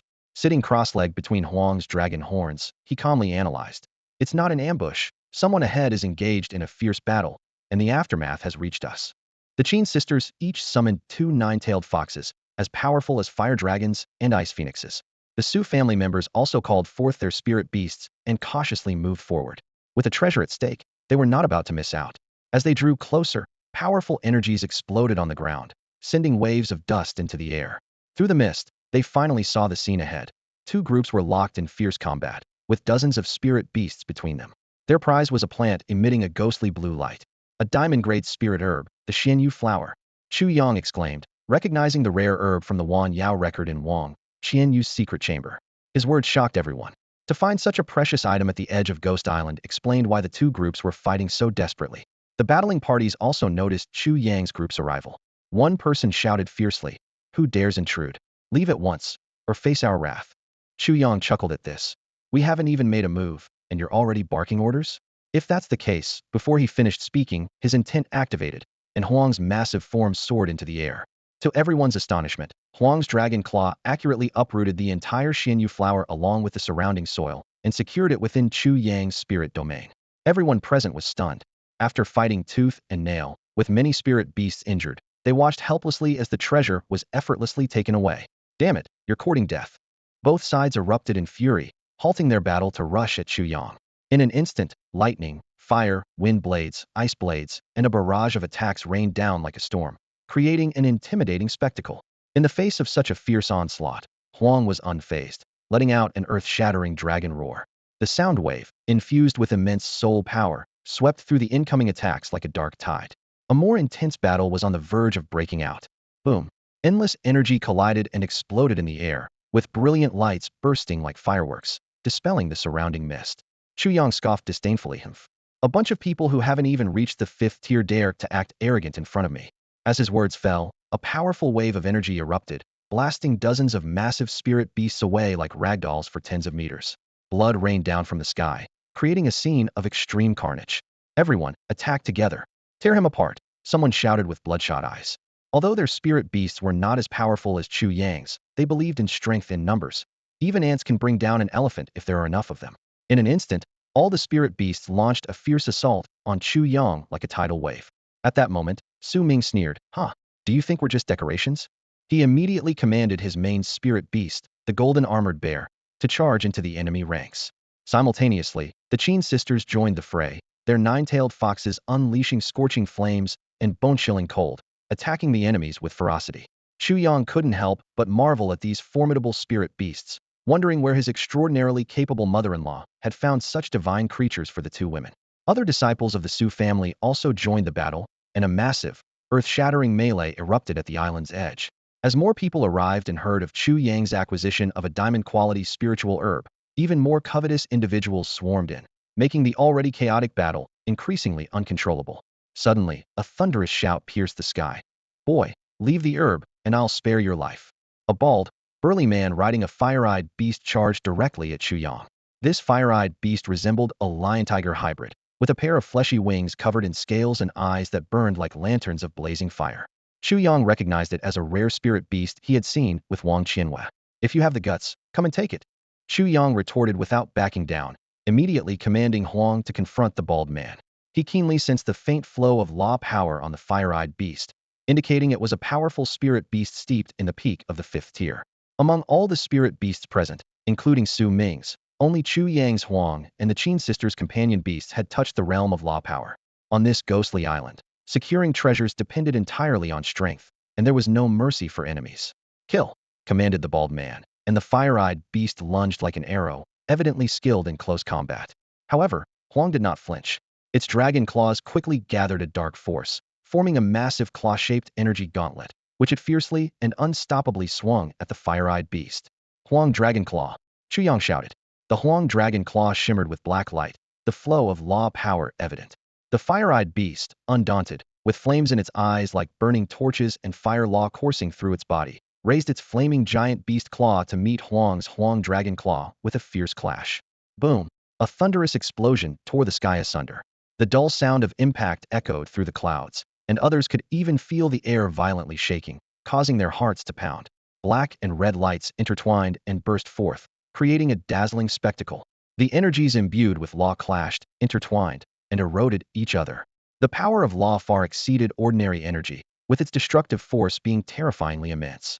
The mere aftermath of their exchange forced all the combatants below to retreat in unison.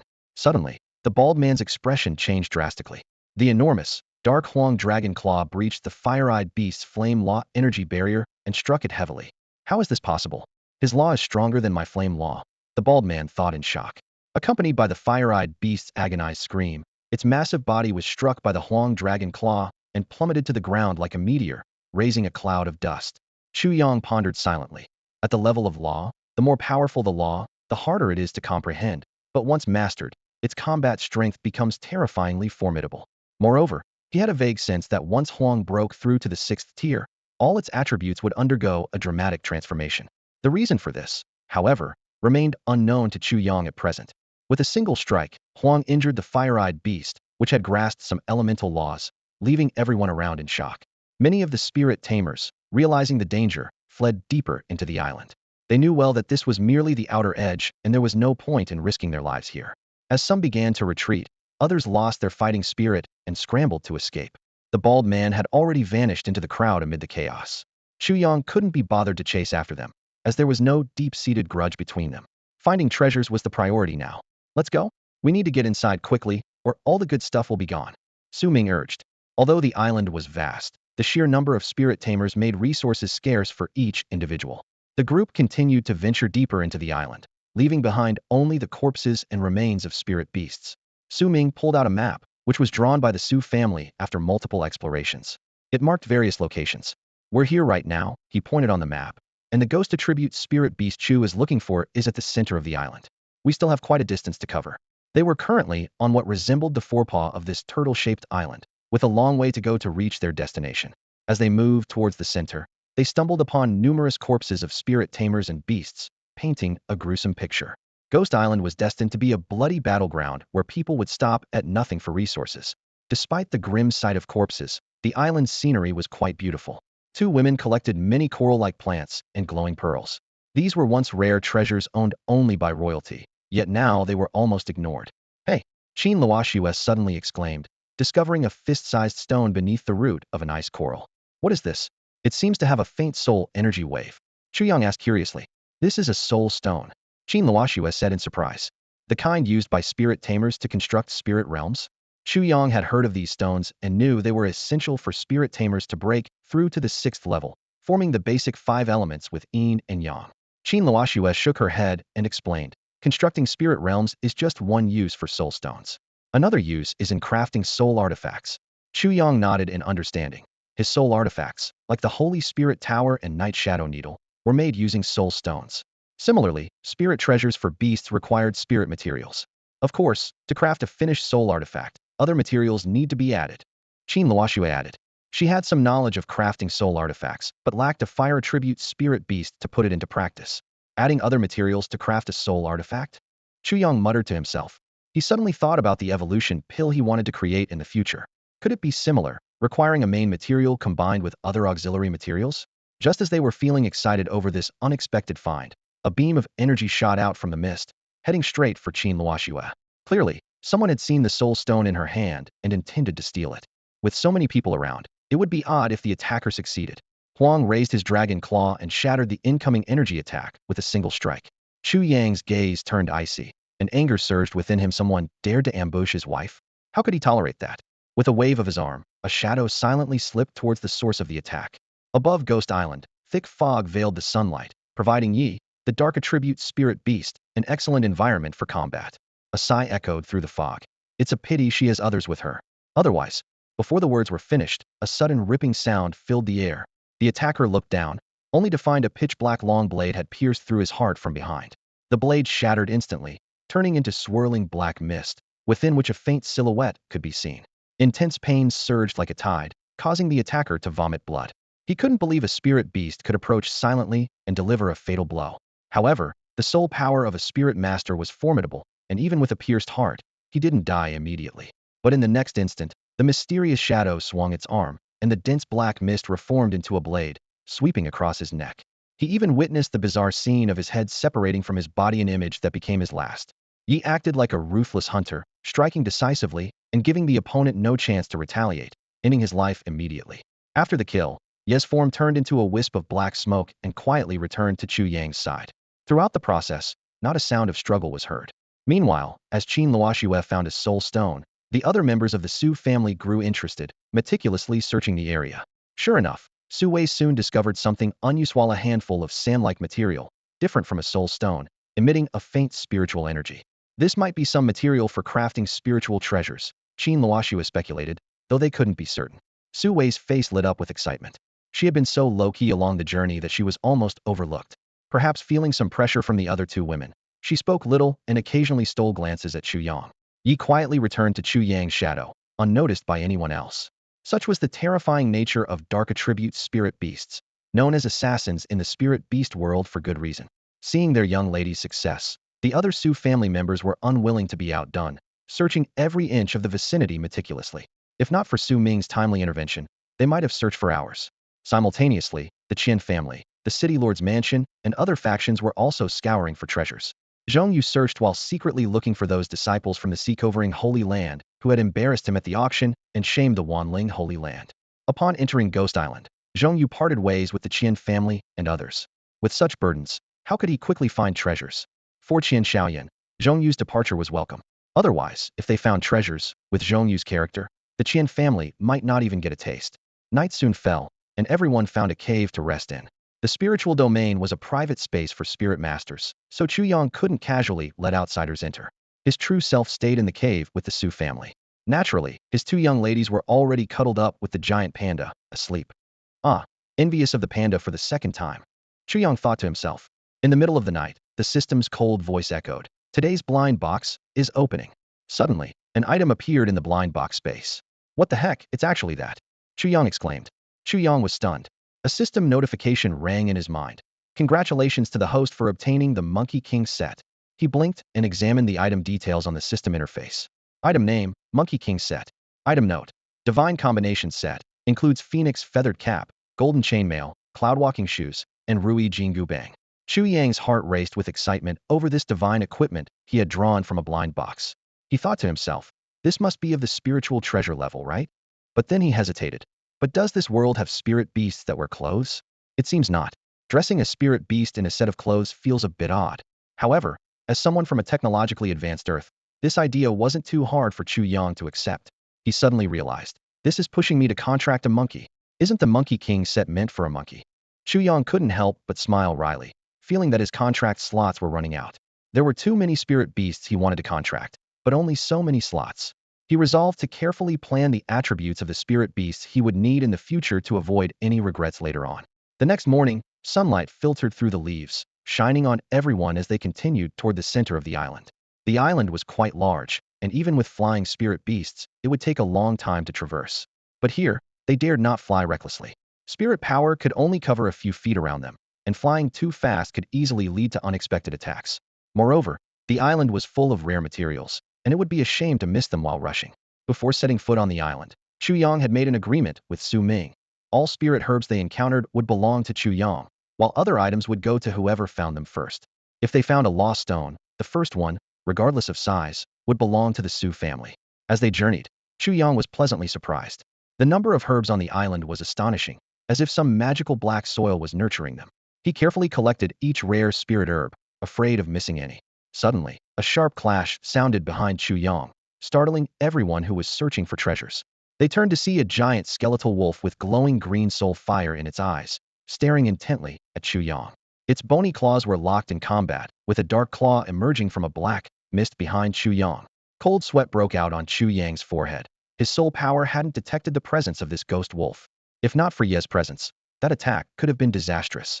Be careful, ghost attribute beasts are as elusive as ghosts, and their speed is naturally fast. Coupled with the uniqueness of this island, spirit masters find it hard to track them. Su Ming warned, but his gaze was fixed on the black mist behind Chu Yang. And dark attribute spirit beast? Su Ming was quite surprised. All this time, he hadn't realized there was a dark attribute spirit beast hiding so close. This was Ye's skill Shadow Melt.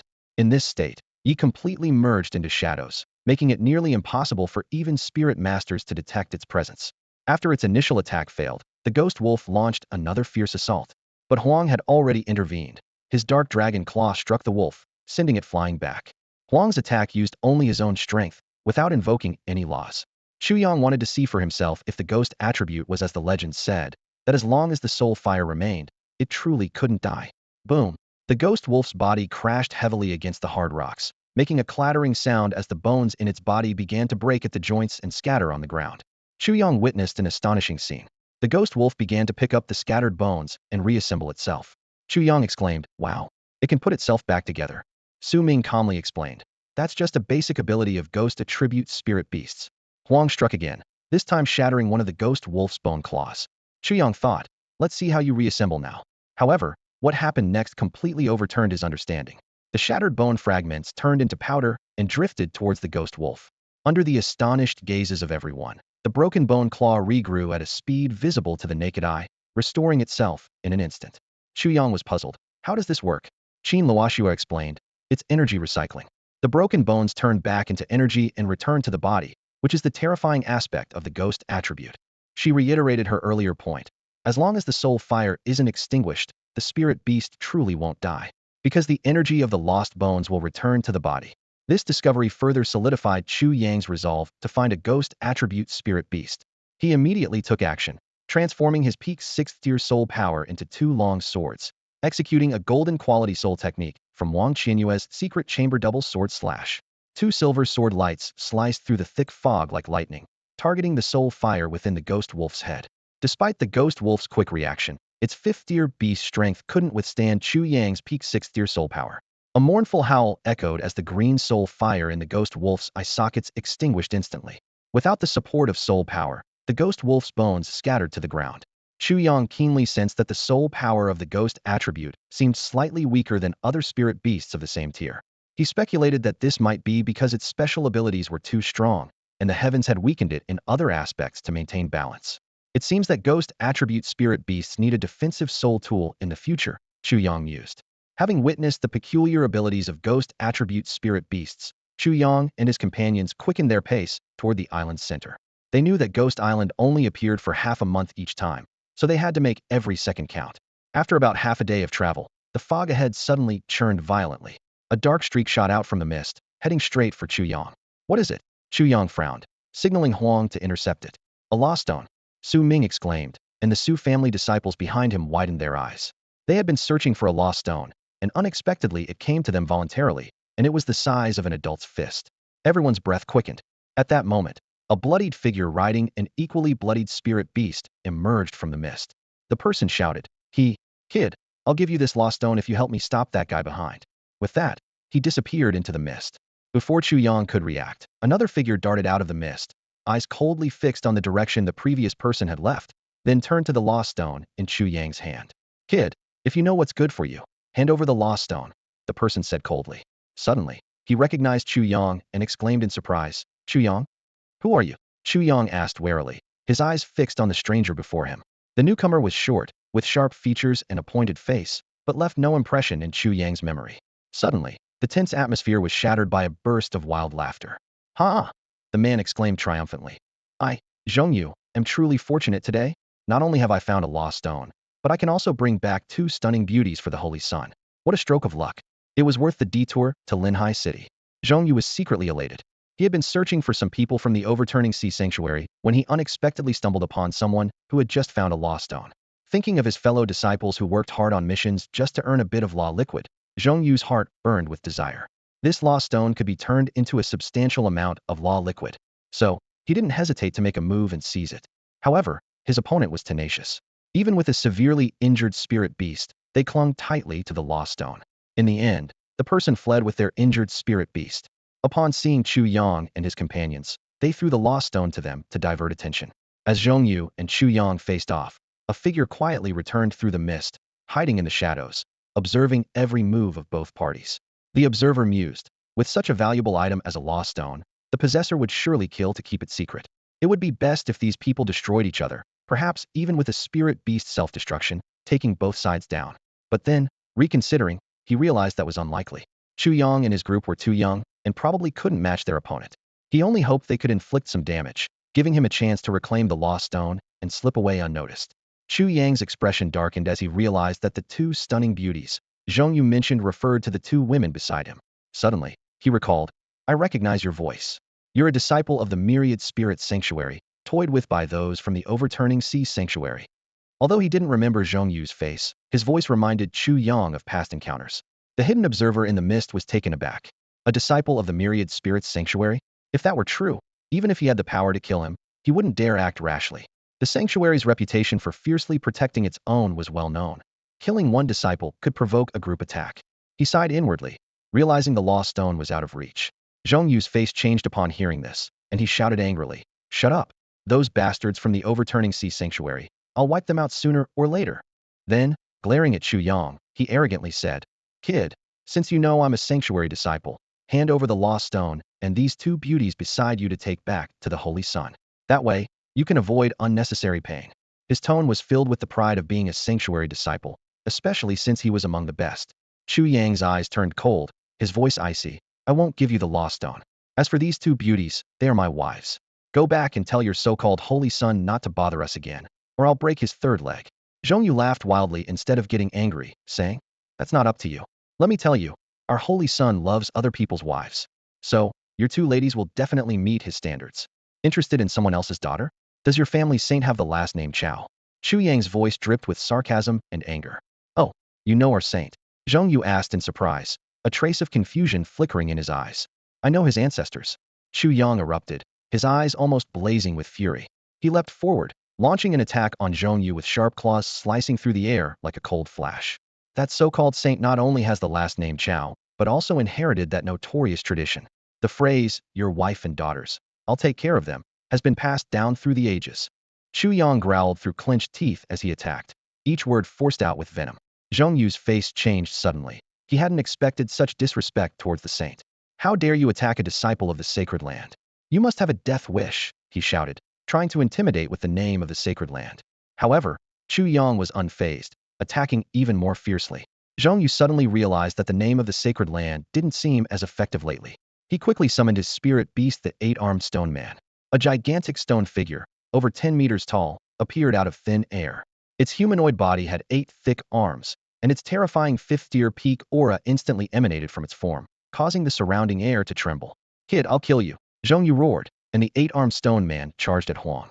Do you think I'm afraid? Chu Yang sneered, and Huang fearlessly met the attack head-on. Boom. In an instant, Huang and the eight-armed stone man clashed.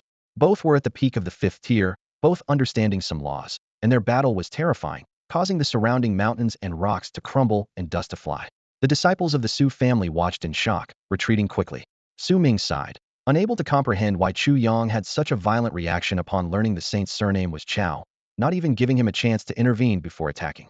The battle intensified, spiritual energy surged through the air, and the power of laws collided. The petrification power of the eight-armed stone man was rendered ineffective against Huang's force, instantly turning to dust and dissipating. Huang's dragon claw clenched, and dark law energy spread as it swung fiercely at the head of the eight-armed stone man. The stone man advanced instead of retreating, its 8 massive arms swinging like the wind, creating afterimages as they met the attack. Boom. The sound of the clash was deafening, scattering the surrounding mist and reducing countless rocks to powder under the impact of the laws. With its numerical advantage, the eight-armed stone man gained the upper hand in close combat, and its stone body was indestructible under the power of the laws. Seeing this, Huang leapt into the air, energy gathering in its mouth, unleashing a beam of dark energy mixed with light nether Huang dragon breath. The eight-armed stone man didn't dare to be careless, letting out a low roar as brown law energy surged. The ground trembled, and 3 thick stone walls rose, flowing with the laws of stone, seemingly ready to block everything. Retreat now. Su Ming's face changed as he quickly led the Su family members away from the battlefield. The clash of 5th-tier peak spirit beasts was too dangerous for them to stay. Boom. The violent impact made the ground shake, and countless fragments of stone flew like raindrops. However, these stones were quickly eroded by Huang's power and turned to dust, scattering in the air. Crash. The 3 stone walls shattered instantly, and the nether Huang dragon breath continued its trajectory towards the 8-armed stone man. Zhong Yu's pupils shrank. He hadn't expected the opponent's spirit beast to be so powerful. Not daring to underestimate it any longer, he quickly formed a hand seal, and 2 more summoning arrays appeared around him. It was a metallic silver wolf and a water-attributed azure-scaled beast. Their bodies exuded the powerful aura of peak 5th-order strength, with muscles taut, ready to pounce at any moment. Chu Yang was secretly cautious, fully aware that the comprehension of laws between the 5th and 6th orders was a significant barrier, often hindering many spirit beasts for decades or even centuries. Zhong Yu summoned 2 more peak 5th-order spirit beasts, and the 3 beasts advanced towards Chu Yang. However, Chu Yang remained unfazed, sensing that the power of rare attribute spirit beast laws was beginning to manifest through his cultivation.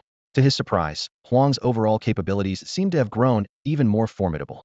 Roar! A deep dragon's roar emanated from Huang's mouth, resonating through the surroundings. Its aura instantly became overwhelmingly imposing, like a moving mountain. Attack! Zhong Yu commanded, and the 3 spirit beasts shot towards Huang like arrows, encircling it in an instant. Chu Yang watched Zhong Yu coldly, thinking to himself, if not for the soul power being compressed to a few meters around him on this island, he would have delivered a double sword strike to the opponent. He also realized the urgency of nurturing other spirit beasts. At this moment, Huang faced the 3 adversaries alone. At the same level of cultivation, the strength of the laws began to show its effects. The dark power of Huang emanated from its body, interspersed with the shining brilliance of law power, resembling a suspended galaxy. Confronted with the advancing spirit beasts, Huang let out another soul-stirring roar. Roar! The dragon's roar erupted, and its formidable soul power surged forward like a monstrous wave, penetrating the soul sea of the 3 spirit beasts through sound waves. The 8-armed stone man and the other 2 spirit beasts, though at the peak of the 5th order, had soul power only at the mid-5th order level. In an instant, they were shaken and disoriented, their movements slowed. Damn! Soul power attack. Zhong Yu's face turned grim. He hadn't expected the opponent's spirit beast to possess such a means. Unlike Wang Qian, he couldn't afford to equip each spirit beast with spirit treasures. Seizing this opportunity, Huang launched an attack on the silver wolf with a move called Huang's Spiral. Its body accelerated abruptly, spiraling around the silver wolf. Through this high-speed motion, Huang's dragon claws left several meters-long gruesome wounds on the opponent, infused with the laws of Huang's power, making the wounds difficult to heal. The intense pain brought the silver wolf back to its senses. It twisted its body, and sharp force emanated from its massive wolf claws, forming a golden long blade shadow, slashing down towards Huang's tail. However, after executing the spiral, Huang's speed didn't diminish. With a slight flick of its tail, it easily dodged the deadly strike. Clang! The massive golden blade struck a nearby giant rock with a diameter of several meters, cleaving it in two, showcasing the terrifying power of the sharp metal force. Not willing to concede, the silver wolf quickly gathered golden energy in its mouth. A golden energy beam, imbued with sharp force and traces of metal laws, howled as it shot towards Huang, who had turned around. Huang stood his ground fearlessly, gathering energy in his mouth and unleashing a dark, destructive breath imbued with the laws of the desolate wilderness. At the same time, the silver Tsang wolf on the opposite side projected a beam of golden energy. The two forces collided fiercely in midair, and with a thunderous roar, the golden and black energies intertwined, dispelling the surrounding fog and revealing a clear area. The vibrations awakened the eight-armed stone man and the azure-scaled beast from their stupor. They opened their eyes just in time to see the golden energy dissipate in an instant, while the dark breath surged towards the silver Tsang wolf like a mighty flood. With a loud crash, the massive body of the silver Tsang wolf was sent flying like a cannonball, smashing heavily into a small hill several meters away. The spirit master, who had secretly returned, was left dumbfounded by the scene, involuntarily swallowing hard. He thought to himself, where on earth does this guy come from? How can someone so young be stronger than the disciples of the Holy Land? Could he also belong to a Holy Land? He quickly realized that his lost stone was probably lost forever. Not only him, but even the members of the Su family, except for Su Ming and his sister, were also wide-eyed, watching in disbelief. A question surged in their minds. How could someone younger than them be so powerful? On the other side, Zhong Yu watched the severely injured silver Tsang wolf on the ground and felt a sinking feeling. He couldn't understand it. Even if his spirit beast's law is stronger than mine, it shouldn't be so overwhelming. In his understanding, the laws comprehended at this stage shouldn't differ so greatly, so why was there such a vast disparity? Chu Yang himself was puzzled. He recalled Huang's previous battle with the lunar python, which didn't seem as overpowering. Just as he was wondering, Qin Luoxue's soul voice reached him. Don't be surprised, because Huang is a supreme spirit beast. With each new stage, its abilities increase dramatically. Now, Huang is transitioning to a new stage, so its combat power far exceeds before. Supreme spirit beast? This term piqued Chu Yang's interest, vaguely recalling that Wang Qianyue had mentioned it before. But he had no time to delve deeper, as the eight-armed stone man and the azure-scaled beast were already launching an attack on Huang. The battle erupted once more, and Chu Yang continued to summon only one spirit beast. Zhong Yu speculated inwardly. Is it because he's focused all his resources on a single spirit beast? He had to admit that faced with such a formidable opponent, he might do the same. Zhong Yu decided to summon another spirit beast, although it wasn't his main one and hadn't reached the peak of the fifth stage. However, his expression changed dramatically at that moment. He rushed to the silver Tsang wolf's side, horrified to find its body withering at a visible rate. The once powerful body was shriveling, and its silver fur had lost its luster. Zhong Yu quickly identified the problem. The wound on the silver Tsang wolf was being invaded by a black, glowing law power, and the wolf couldn't expel it. Helplessly, Zhong Yu had to retract the silver Tsang wolf back into his spirit domain. As a mid-sixth stage spirit master, his spirit domain had long transformed into a real spirit realm, though it was small and incomplete in laws. Then, Zhong Yu began to mobilize the power of his spirit domain's laws, striving to eradicate the desolate law from the silver Tsang wolf. In the spirit domain, which belonged to the spirit master, the desolate law on the silver Tsang wolf was quickly eliminated. However, seeing the opponent in such a state, Zhong Yu knew he would need a long period of recovery. His gaze then shifted to the intense battle among the three spirit beasts, his eyes narrowing slightly. Even with two spirit beasts joining forces, they couldn't suppress their formidable opponent. Suddenly, a thunderous dragon roar echoed around them, causing Zhong Yu's mouth to twitch. Is it that soul-powered attack again? He thought to himself. But being too far from the two spirit beasts, he couldn't intervene in time. Sure enough, the eight-armed stone man and the jade-scaled beast were hit once more, their movements suddenly halting. Huang's figure shot into the sky like an arrow released from a bow, with his dragon horns emitting a menacing black glow. The surging power of Huang gathered around the dragon horns, forming a terrifying energy sphere. Heaven's silent desolation dragon jade. Zhong Yu's face changed drastically, fully aware of the terrifying power of this move. He feared his two spirit beasts wouldn't withstand such a powerful attack. However, as a spirit master, he knew well the taboo of recalling spirit beasts during battle. He could only retrieve the silvered song wolf previously because it was already out of combat. Acting rashly now could lead the opponent to track the location of his spirit domain, with disastrous consequences. Then I'll target the spirit master directly. Zhong Yu thought, activating the summoning array again. A dazzling green light burst from the array, transforming into a swift shadow that darted towards Chu Yang. Chu Yang didn't even have time to see the new spirit beast's appearance. Only a series of afterimages streaking across the sky as fast as lightning. Heh. Zhong Yu sneered. Once the spirit master is dead, what use are strong spirit beasts? However, his smile froze like snow in the sun. Looking down, he saw a claw formed from black mist tightly gripping a still beating crimson heart. Is this my heart? Zhong Yu turned his head with difficulty, seeing a figure shrouded in black mist silently standing behind him. Ugh! A mouthful of blood spurted from Zhong Yu's mouth.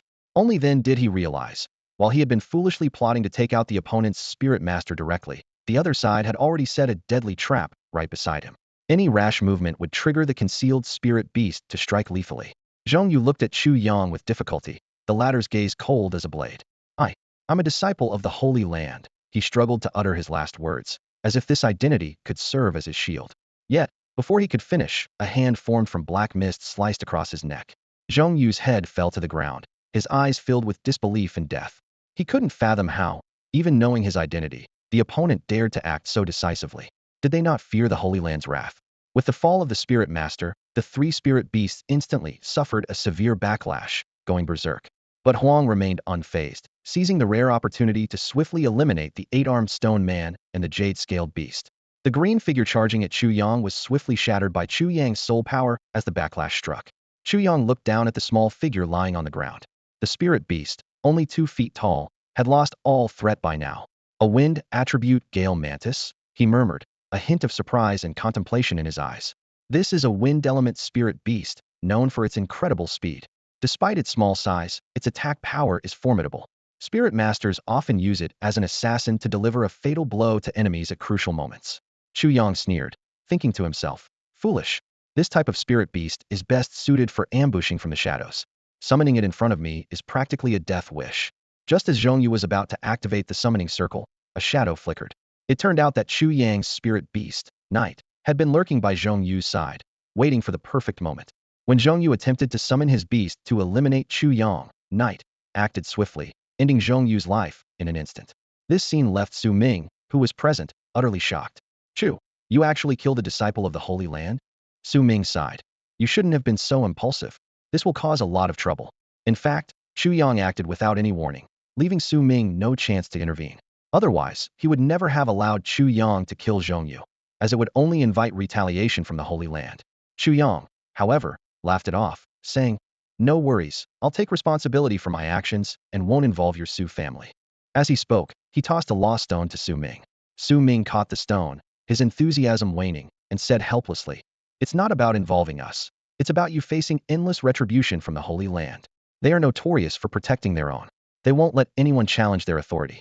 What you've done is a provocation in their eyes. Su Ming regretted not explaining the seriousness of the situation earlier, which might have prevented Chu Yang from jumping into the fire pit. Chu Yang remained indifferent. Don't worry. It's fine. On Ghost Island, there's no limit to killing. What's done is done, no big deal. If someone dares to target my woman, why spare them? Even if their so-called Holy Sun Chao were to come, I wouldn't show mercy if necessary. Su Wei sighed. Chu, you're underestimating the power of the Holy Land. They've been dominant since spirit masters emerged, and their strength is unfathomable. After leaving Linhai City, you should find a remote place to hide for a while, or you'll struggle to escape their pursuit. Chu Yang calmly replied, haha, don't worry, Su Wei. If the Holy Land dares to come after me, I'll make sure they don't return. The Su siblings shook their heads, thinking Chu Yang was too overconfident. Seeing their worried expressions, Chu Yang smiled and asked, so, will you still guide me, or can I at least have the map? Su Ming answered decisively, of course, we'll guide you. We've made an agreement, and I, Su Ming, am not someone who breaks promises. Despite the trouble Chu Yang was in, Su Ming remained true to his word. A nearby member of the Su family expressed concern. Young master, won't this bring trouble to our family? Su Ming reassured them. Don't worry, I'll explain everything to the clan leader and the elders.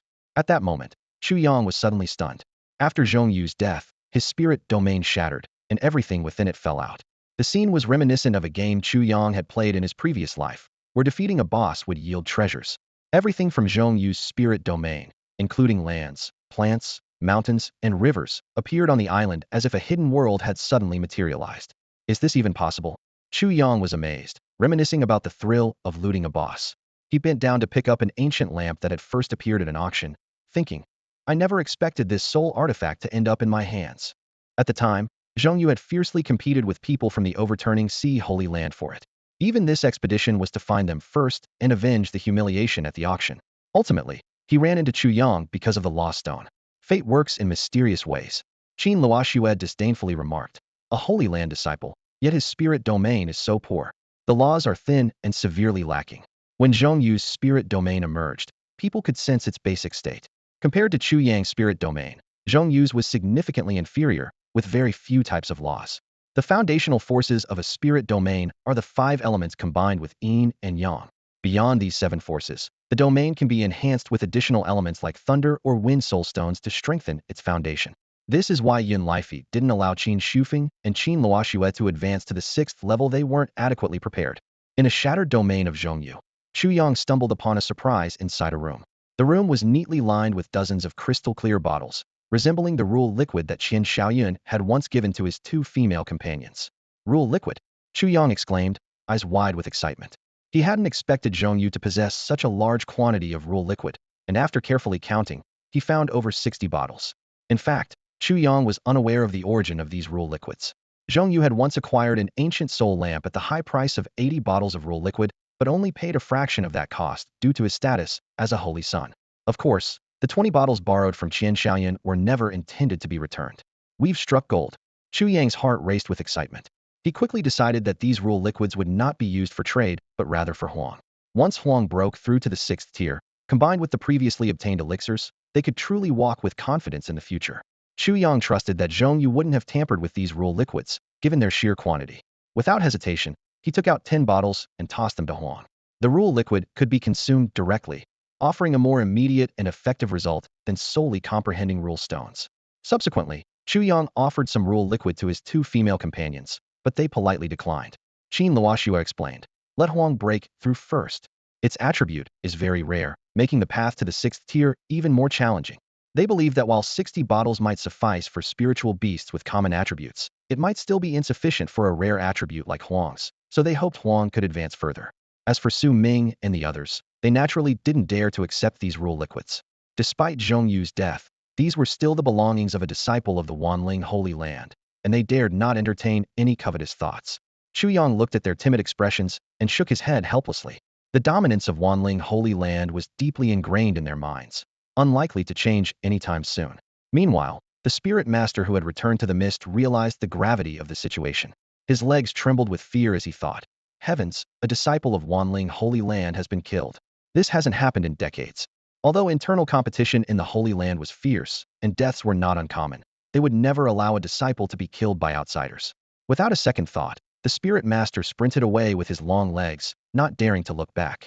Watching Chu Yang continue to venture deeper into the island, Su Ming couldn't help but advise, Brother Chu, I think you should leave Linhai City quickly and find a remote place to hide for a while. In Su Ming's view, Chu Yang seemed completely unaware of the terrifying power of the Holy Land. Having stood for centuries and dominated the region, Wanling Holy Land's foundation was unmatched by ordinary family forces. However, Chu Yang calmly replied, it's okay, no need to worry. Hearing this, Su Ming and his sister sighed softly. They thought to themselves that Brother Chu's courage was truly astounding. As they continued deeper into the island, the news of Chu Yang killing Zhong Yu suddenly spread. However, people's focus wasn't on Zhong Yu himself, but on the formidable force behind him, the fearsome Wanling Holy Land. What? Brother Zhong has been killed. Qin Shaoyun sprang up from the rock, his eyes wide with disbelief. Although he had his reservations about Zhong Yu's character, the fact remained that Zhong was a favored aide of the Holy Sun. Now, to hear that he had met his end? The middle-aged man beside him narrowed his eyes slightly, his voice low as he asked, are you saying that the one named Chu Yang obtained a lost stone? With that, he slowly rose, his expression serious. Qin Shaoyun, impatient, urged, yes, exactly. Mr. Zhang, it would be best if you went personally. Make sure to eliminate this person and also bring back the 2 women with him. He calculated in his mind. Zhong Yu, despite his average appearance, had mastered the art of flattery and was invaluable to the Holy Sun. More importantly, he understood the Holy Sun's nature and handled many unsavory tasks behind the scenes. Therefore, Zhong Yu held an extraordinary position by the Holy Sun's side. Now that he had perished on Ghost Island, it would undoubtedly provoke the Holy Sun's wrath. As one of the major forces on Ghost Island, the Qian family would face the Holy Sun's wrath if they failed to protect Zhong Yu. This would be detrimental to their development. The middle-aged man frowned upon hearing this, thinking to himself, kidnapping women? That's not something he was willing to do. He was only interested in the Lost Stone. As a dignified 7th-rank spirit master, he still didn't have a single 6th-rank spirit beast, which was somewhat embarrassing to admit. Meanwhile, Yi Qingtian and the others from the overturning sea sanctuary were also stunned. They knew well the domineering nature of the myriad spirit sanctuary, and yet someone dared to kill their disciple within their jurisdiction? Yi Qingtian couldn't help but ask, who exactly is this Chu Yang? An elder beside him replied. It said he's the one who got 3 bottles of law liquid from Qian Xiaoyan at the auction without paying. Yi Qingtian suddenly realized, exclaiming, it's him? He then sighed, what a pity. Provoking the sanctuary likely means he won't live much longer. Elsewhere, Chu Yang and his group continued their search for treasures. The island's resources were indeed abundant. As they traveled, they found a wide variety of herbs and materials, yielding significant gains. Although the auction hadn't gone as planned, their findings on the island were more than satisfying. Chu Yang, feeling pleased, looked at the various herbs growing in the black soil with a satisfied smile. In addition, they collected many unknown materials. Su Ming and the others shook their heads in resignation, thinking how this person felt no pressure at all. Qin Luojiao frowned and said, have you noticed that the sense of oppression is getting stronger as we go deeper? Previously, our soul power could extend several feet, but now the range is shrinking. Chu Yang nodded, aware of the change. Could there be something at the center of this island? He mused, then asked Su Ming. How far are we from the center? Not far. We should reach it today, Su Ming replied.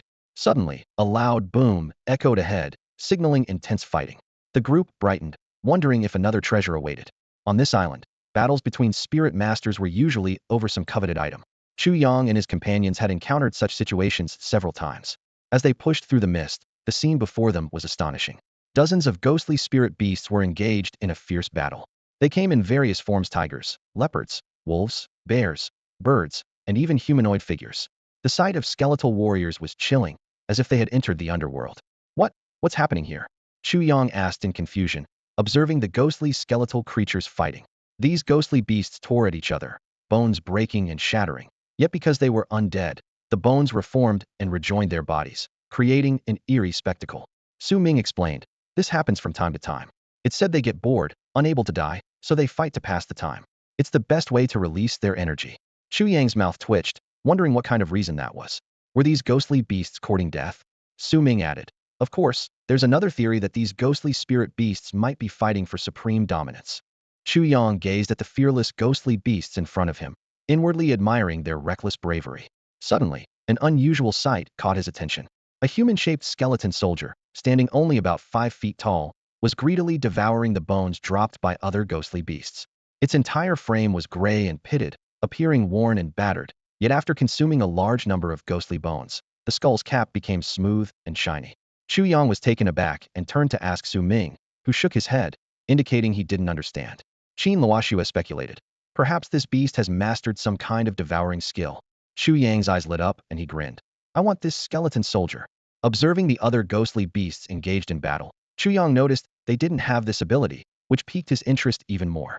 He resolved to study this first-level skeleton soldier carefully before deciding whether to form a contract with it.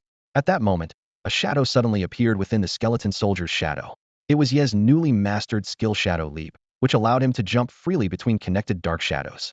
This skill was especially powerful in the sunless environment of Ghost Island, possessing some spatial ability traits, albeit with limitations. Yi quickly grabbed the skeleton soldier's skull and vanished into the darkness. Chu Yang breathed a sigh of relief, surprised at how smoothly things had gone. Su Ming remarked, only someone with a dark attribute spirit beast as powerful as Chu could pull this off. Anyone else would have been detected by these beasts. Ghostly beasts are inherently reckless, emboldened by their indestructible nature. They fear nothing and always charge headlong into confrontations, indifferent to life or death. If this group of brutes had discovered Chu Yang and his companions, it would have led to a fierce battle. The last time Ghost Island opened, many of the Su family members were brutally killed by these ghosts. Chu Yang stored the skeleton soldier in his spirit domain, planning to study it thoroughly later. With this, his main objective for this trip was perfectly achieved.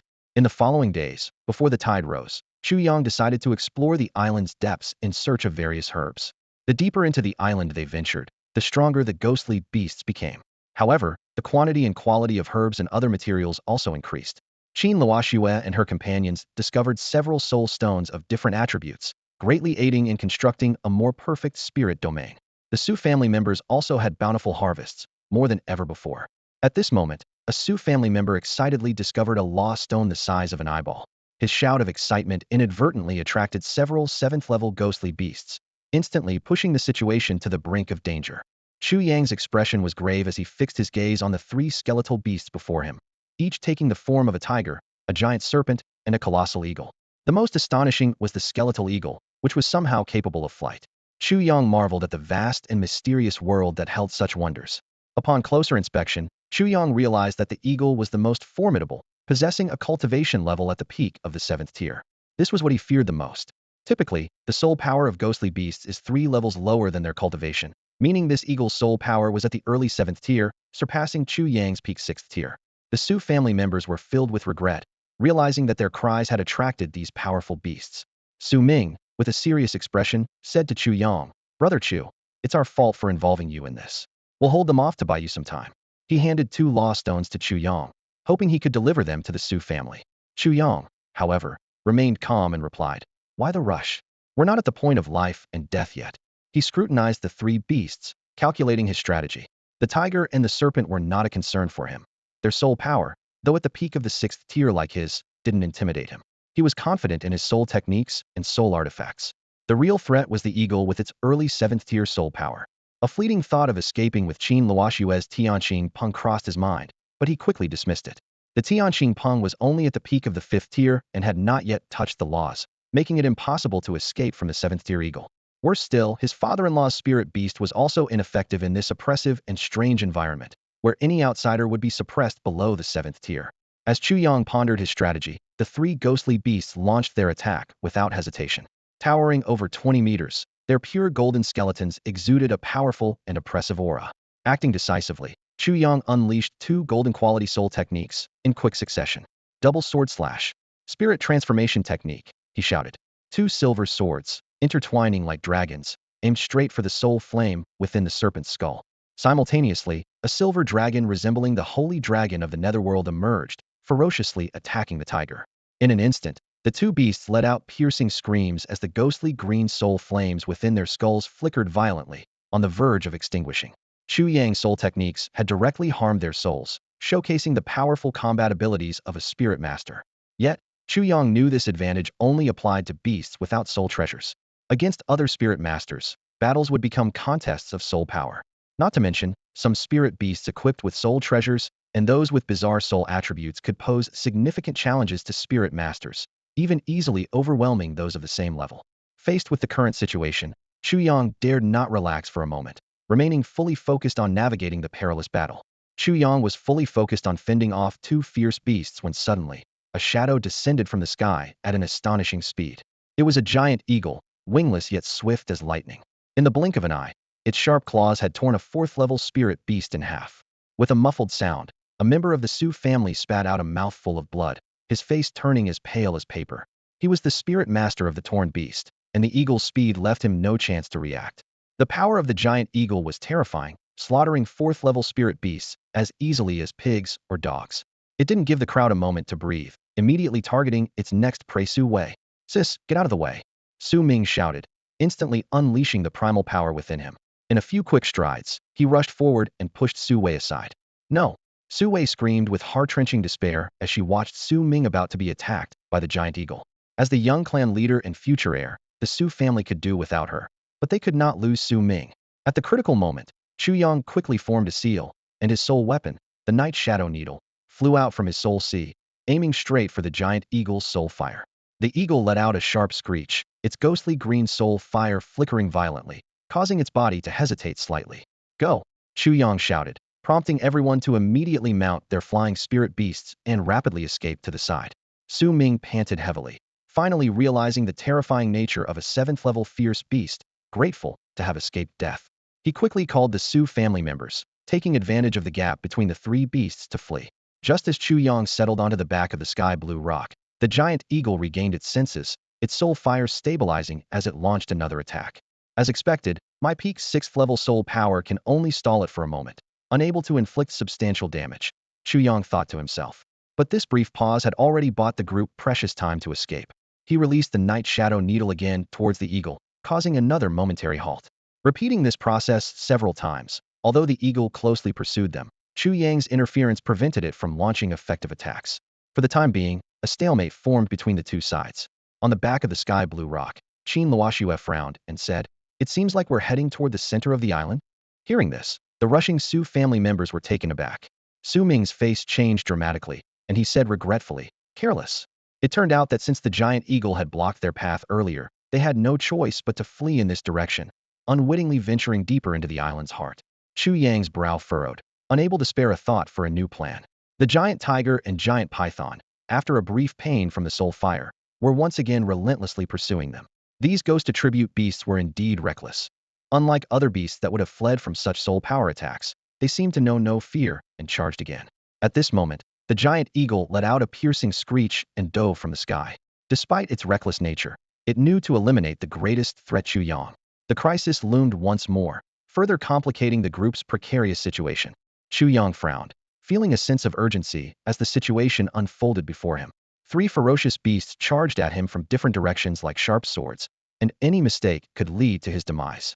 Worse still, the oppressive suppression of soul power in this place severely limited his attack range. Sigh. Chu Yang sighed inwardly. If it comes to it, I'll have to enter the spirit realm. Yet he hesitated. The dense spiritual essence and the power of laws within the spirit realm, along with precious treasures like black soil, would inevitably bring endless trouble if exposed. He was reluctant to open his spirit realm to too many people. At this critical moment, a voice suddenly called out from behind, interrupting Chu Yang's thoughts. "Boy, I've finally found you. Hand over the rule stone, and I'll spare your life." As soon as the words fell, the mist cleared, revealing a large flying spirit beast descending. Standing proudly on its back was a middle-aged man with bright, piercing eyes, staring excitedly at Chu Yang. Clad in a blue robe, his square face carried a scholarly air. He was Chun Ling, a 7th-level beastmaster who had rushed over from Qianshaoyan. Not daring to waste time, Chu Yang swiftly released the Night Shadow Needle to fend off the oncoming giant eagle, and followed up with 2 soul techniques, causing the giant tiger and python to cry out in pain. Then, he cautiously turned his gaze to the suddenly appearing middle-aged man. At that moment, Chun Ling's soul power resonated again. "Boy, if you hand over the rule stone, I'll help you drive away these 3 beasts." Chu Yang's eyes flickered as he looked at Chun Ling, then at the Su family members. Su Ming, full of guilt, spoke up. "Brother Chu, you should go. We've already caused you enough trouble." After all, this disaster began because they found a rule stone. After weighing his options, Chu Yang said to the middle-aged man, "If you can take them away safely, I am willing to give you the rule stone." After all, the Su family had ventured into danger to guide him, and he felt responsible. However, Chun Ling shook his head, refusing. "No, there are too many of them. Taking them would make us easy targets for the beasts." Chu Yang's eyes brightened with an idea. "That's easy to solve. You can take them into your spirit realm, and I'll distract the beasts for you." He then used soul power to communicate the plan to Su Ming. Without hesitation, Su Ming agreed. "As long as you can take us away, I'm willing to give up the rule stone." He presented an eye-sized rule stone. Chun Ling's eyes lit up, and his breath quickened. It really is a rule stone. He rejoiced inwardly, knowing that with this stone, his spirit beast could quickly advance to the 6th level. Although beastmasters themselves possessed considerable combat strength, their most powerful attacks came from their spirit beasts. Even if a beastmaster's soul power was stronger than many spirit beasts of the same level, without defensive soul artifacts, they would be vulnerable to soul attribute beasts. Thus, the true strength of a beastmaster lay in their beasts, while they primarily played a supportive role. Chun Ling smirked. "Do you trust me so easily? Aren't you afraid I'll rob you once you're in my spirit realm?" He thought to himself that once they were inside, they would be at his mercy. Su Ming smiled wryly. "You've seen our situation. What is there to worry about now? At worst, it's just death." Chu Yang directly added, "As long as you safely escort them out, I promise to reward you handsomely when I return." He presented several bottles of rule liquid. Chun Ling's eyes burned with desire, his body trembling with excitement. "Deal," he agreed eagerly. "But I want 20 bottles of rule liquid along with the rule stone." His demand was indeed exorbitant. Gritting his teeth, Chu Yang agreed. Ultimately, the rule liquid would come from another rule stone owned by Su Ming. He wouldn't take a loss in this transaction. "All right, I'll wait for you in Linhai City." Chun Ling's voice was firm and powerful. He then turned to the Su family and others, saying, "All of you, enter my spiritual domain." Su Ming was about to speak when Chu Yang interrupted him. "Don't worry, I'll be fine." Chu Yang's tone was filled with undeniable determination. With tearful eyes, Su Wei looked at Chu Yang, her voice full of concern. "Brother Chu, go," Chu Yang commanded coldly. "Staying here will only hold me back." Before he finished speaking, he was already forming seals with his hands, launching attacks at the giant eagles soaring towards them. Chunling squinted his eyes, his tone threatening. "Kid, I'll be waiting in Linhai City, and if you don't come, well." His gaze swept over Chu Yang, hinting at the existence of those 20 bottles of law essence. He then frowned at the two women on the back of the azure eagle, contemplating. Since ancient times, beauty has been the root of trouble. No wonder Qian Shaoyan asked me to take these two women away. Despite this, Chunling ultimately did not lay a hand on the two women. He couldn't bring himself to abduct someone's wife. After all, if word got out, how could he face others? Moreover, many people around him were already married. Besides, his cooperation with the Qian family was merely temporary, aimed at obtaining the Law Stone. Otherwise, why would he auction off his golden grade cultivation method at the auction? As the large group vanished, the three fierce beasts roared in anger and charged at Chunling. "You call them brainless, but they still have brains." Chu Yang sneered. "Kid, hold them off," Chunling shouted. Although he was a 7th-tier spirit master on Ghost Island, he could only exert the peak power of the 6th tier, on par with Chu Yang. Chu Yang acted decisively, using soul power to restrain the three fierce beasts until Chunling and his spirit beasts disappeared into the mist. Relieved, he then channeled his soul power again, casting soul techniques to induce a brief stupor in the three spirit beasts. Taking advantage of this opportunity, Chu Yang swiftly took the two women into his spiritual domain. When the three beasts regained their senses and found no one around, they roared in unison. They then resumed their usual mindless brawling with each other. Within the spiritual domain, Chu Yang once again envied the giant panda. He mused to himself, "Once my mother-in-law wakes up, it will be time to deal with you properly." After fully recovering the soul power consumed in battle, Chu Yang stepped out of the spiritual domain. By then, it was already the next day, and the three fierce beasts were long gone, leaving behind a scene of chaos. "System, open today's blind box," Chu Yang commanded. A flash of black light, and the system's voice followed. "Congratulations to the host for obtaining a silver-grade revival pill formula." Chu Yang's eyes widened, his heart racing. This was exactly what he needed. To refine a pill, one must first understand the steps of alchemy, and then determine the pill's effects and required materials. Eagerly, he opened the formula, which described the revival pill as a medicine for restoring a spirit beast's power. Excitement gleamed in Chu Yang's eyes. This silver-grade formula was undoubtedly a huge surprise. The best choice for alchemy is soul fire, with beast fire being second. Chu Yang frowned, a trace of confusion flashing in his eyes. What exactly is soul fire? He recalled Qin Luoxua mentioning a green, ghostly flame inside ghost-type spirit beasts' heads, known as soul fire. But clearly, the elixir didn't refer to this kind of soul fire.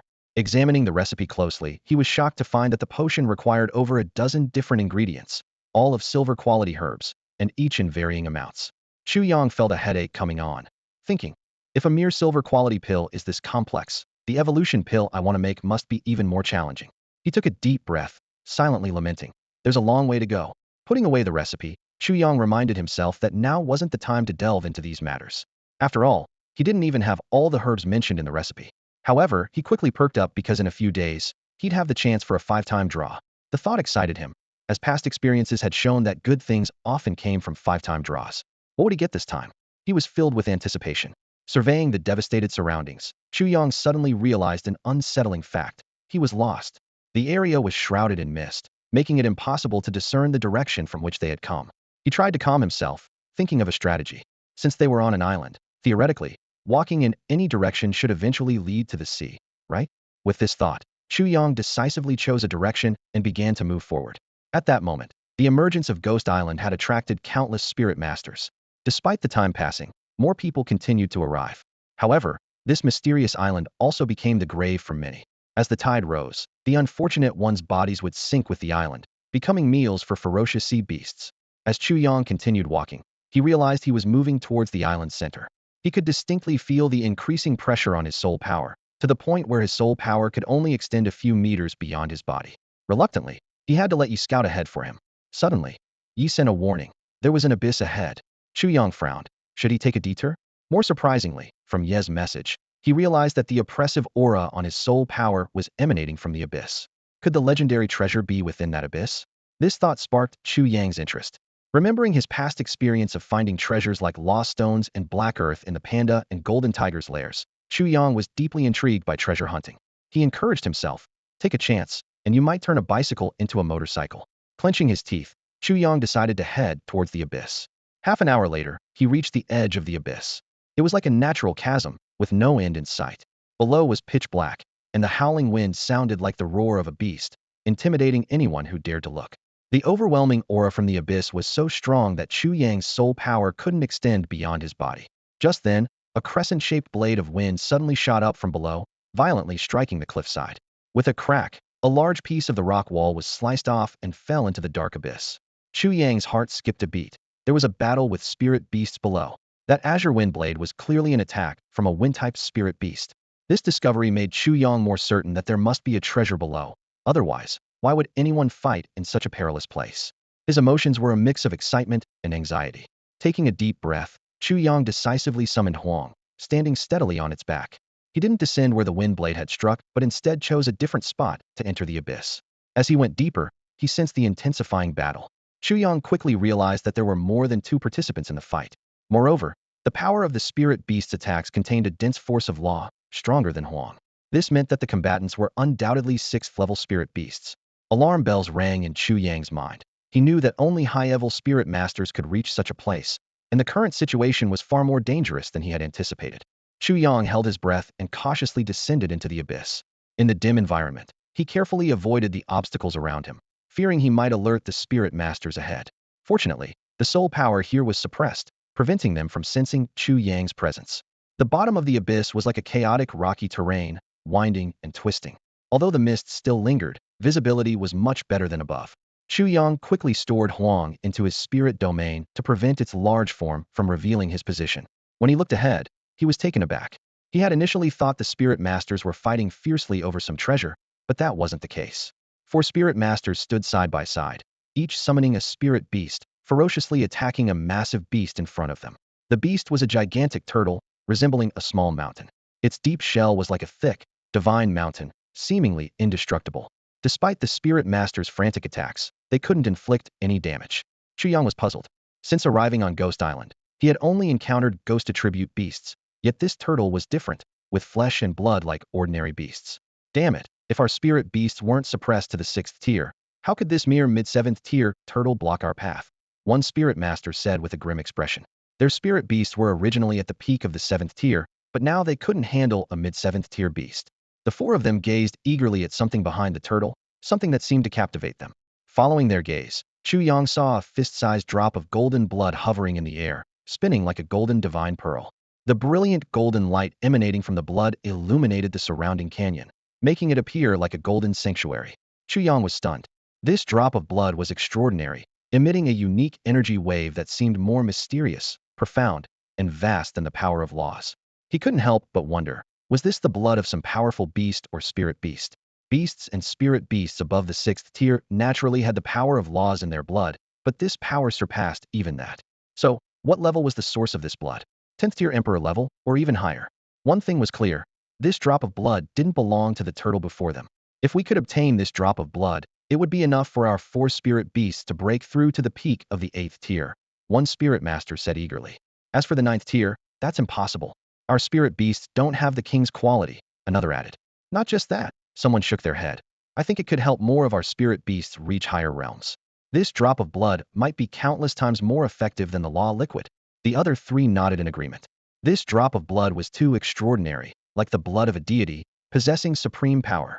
The golden light from the blood illuminated the area, making it look like a golden sanctuary. However, in front of this miraculous blood, the turtle, like a divine mountain, remained unmoved, blocking the 4 spirit masters from advancing. It stood like a loyal guardian, vigilantly protecting the drop of golden blood, allowing no one to approach. The 4 spirit masters were helpless in this situation, their spiritual power suppressed by an invisible force, unable to launch any soul attacks. Chu Yang stood at the back, silently observing everything. He frowned slightly, keenly sensing that the source of suppression on the spirit master's power did not originate from the drop of golden blood, but rather from deep within the cracked earth. Initially, he had mistaken the golden blood for the legendary treasure, but upon closer inspection, he realized this was not the case. Although the blood exuded a mighty force, it lacked the ability to suppress the spirit master's power. Instead, it seemed to emit a subtle force that suppressed the cultivation of spirit beasts. Chu Yang pondered whether the reason foreign spirit beasts were suppressed below the 7th tier was due to this blood. Since he himself did not possess a spirit beast above the 6th tier, he did not feel this effect deeply. Nonetheless, this did not diminish Chu Yang's desire for the golden blood. He recalled the earlier discussion among the group, who speculated that the effects of this blood might surpass those of the rule liquid. As someone in urgent need of such auxiliary items, Chu Yang's heart burned with a strong desire. However, a tricky problem lay ahead: how to obtain the drop of blood. More importantly, once acquired, how could he escape from the 4 7th-tier spirit masters and the fierce turtle beast? Chu Yang realized that this task might have to rely on Yi to accomplish. At that moment, a stir suddenly came from Chu Yang's spirit domain. The Tsung Blood Jiao Dragon, which had not yet hatched, finally showed a reaction.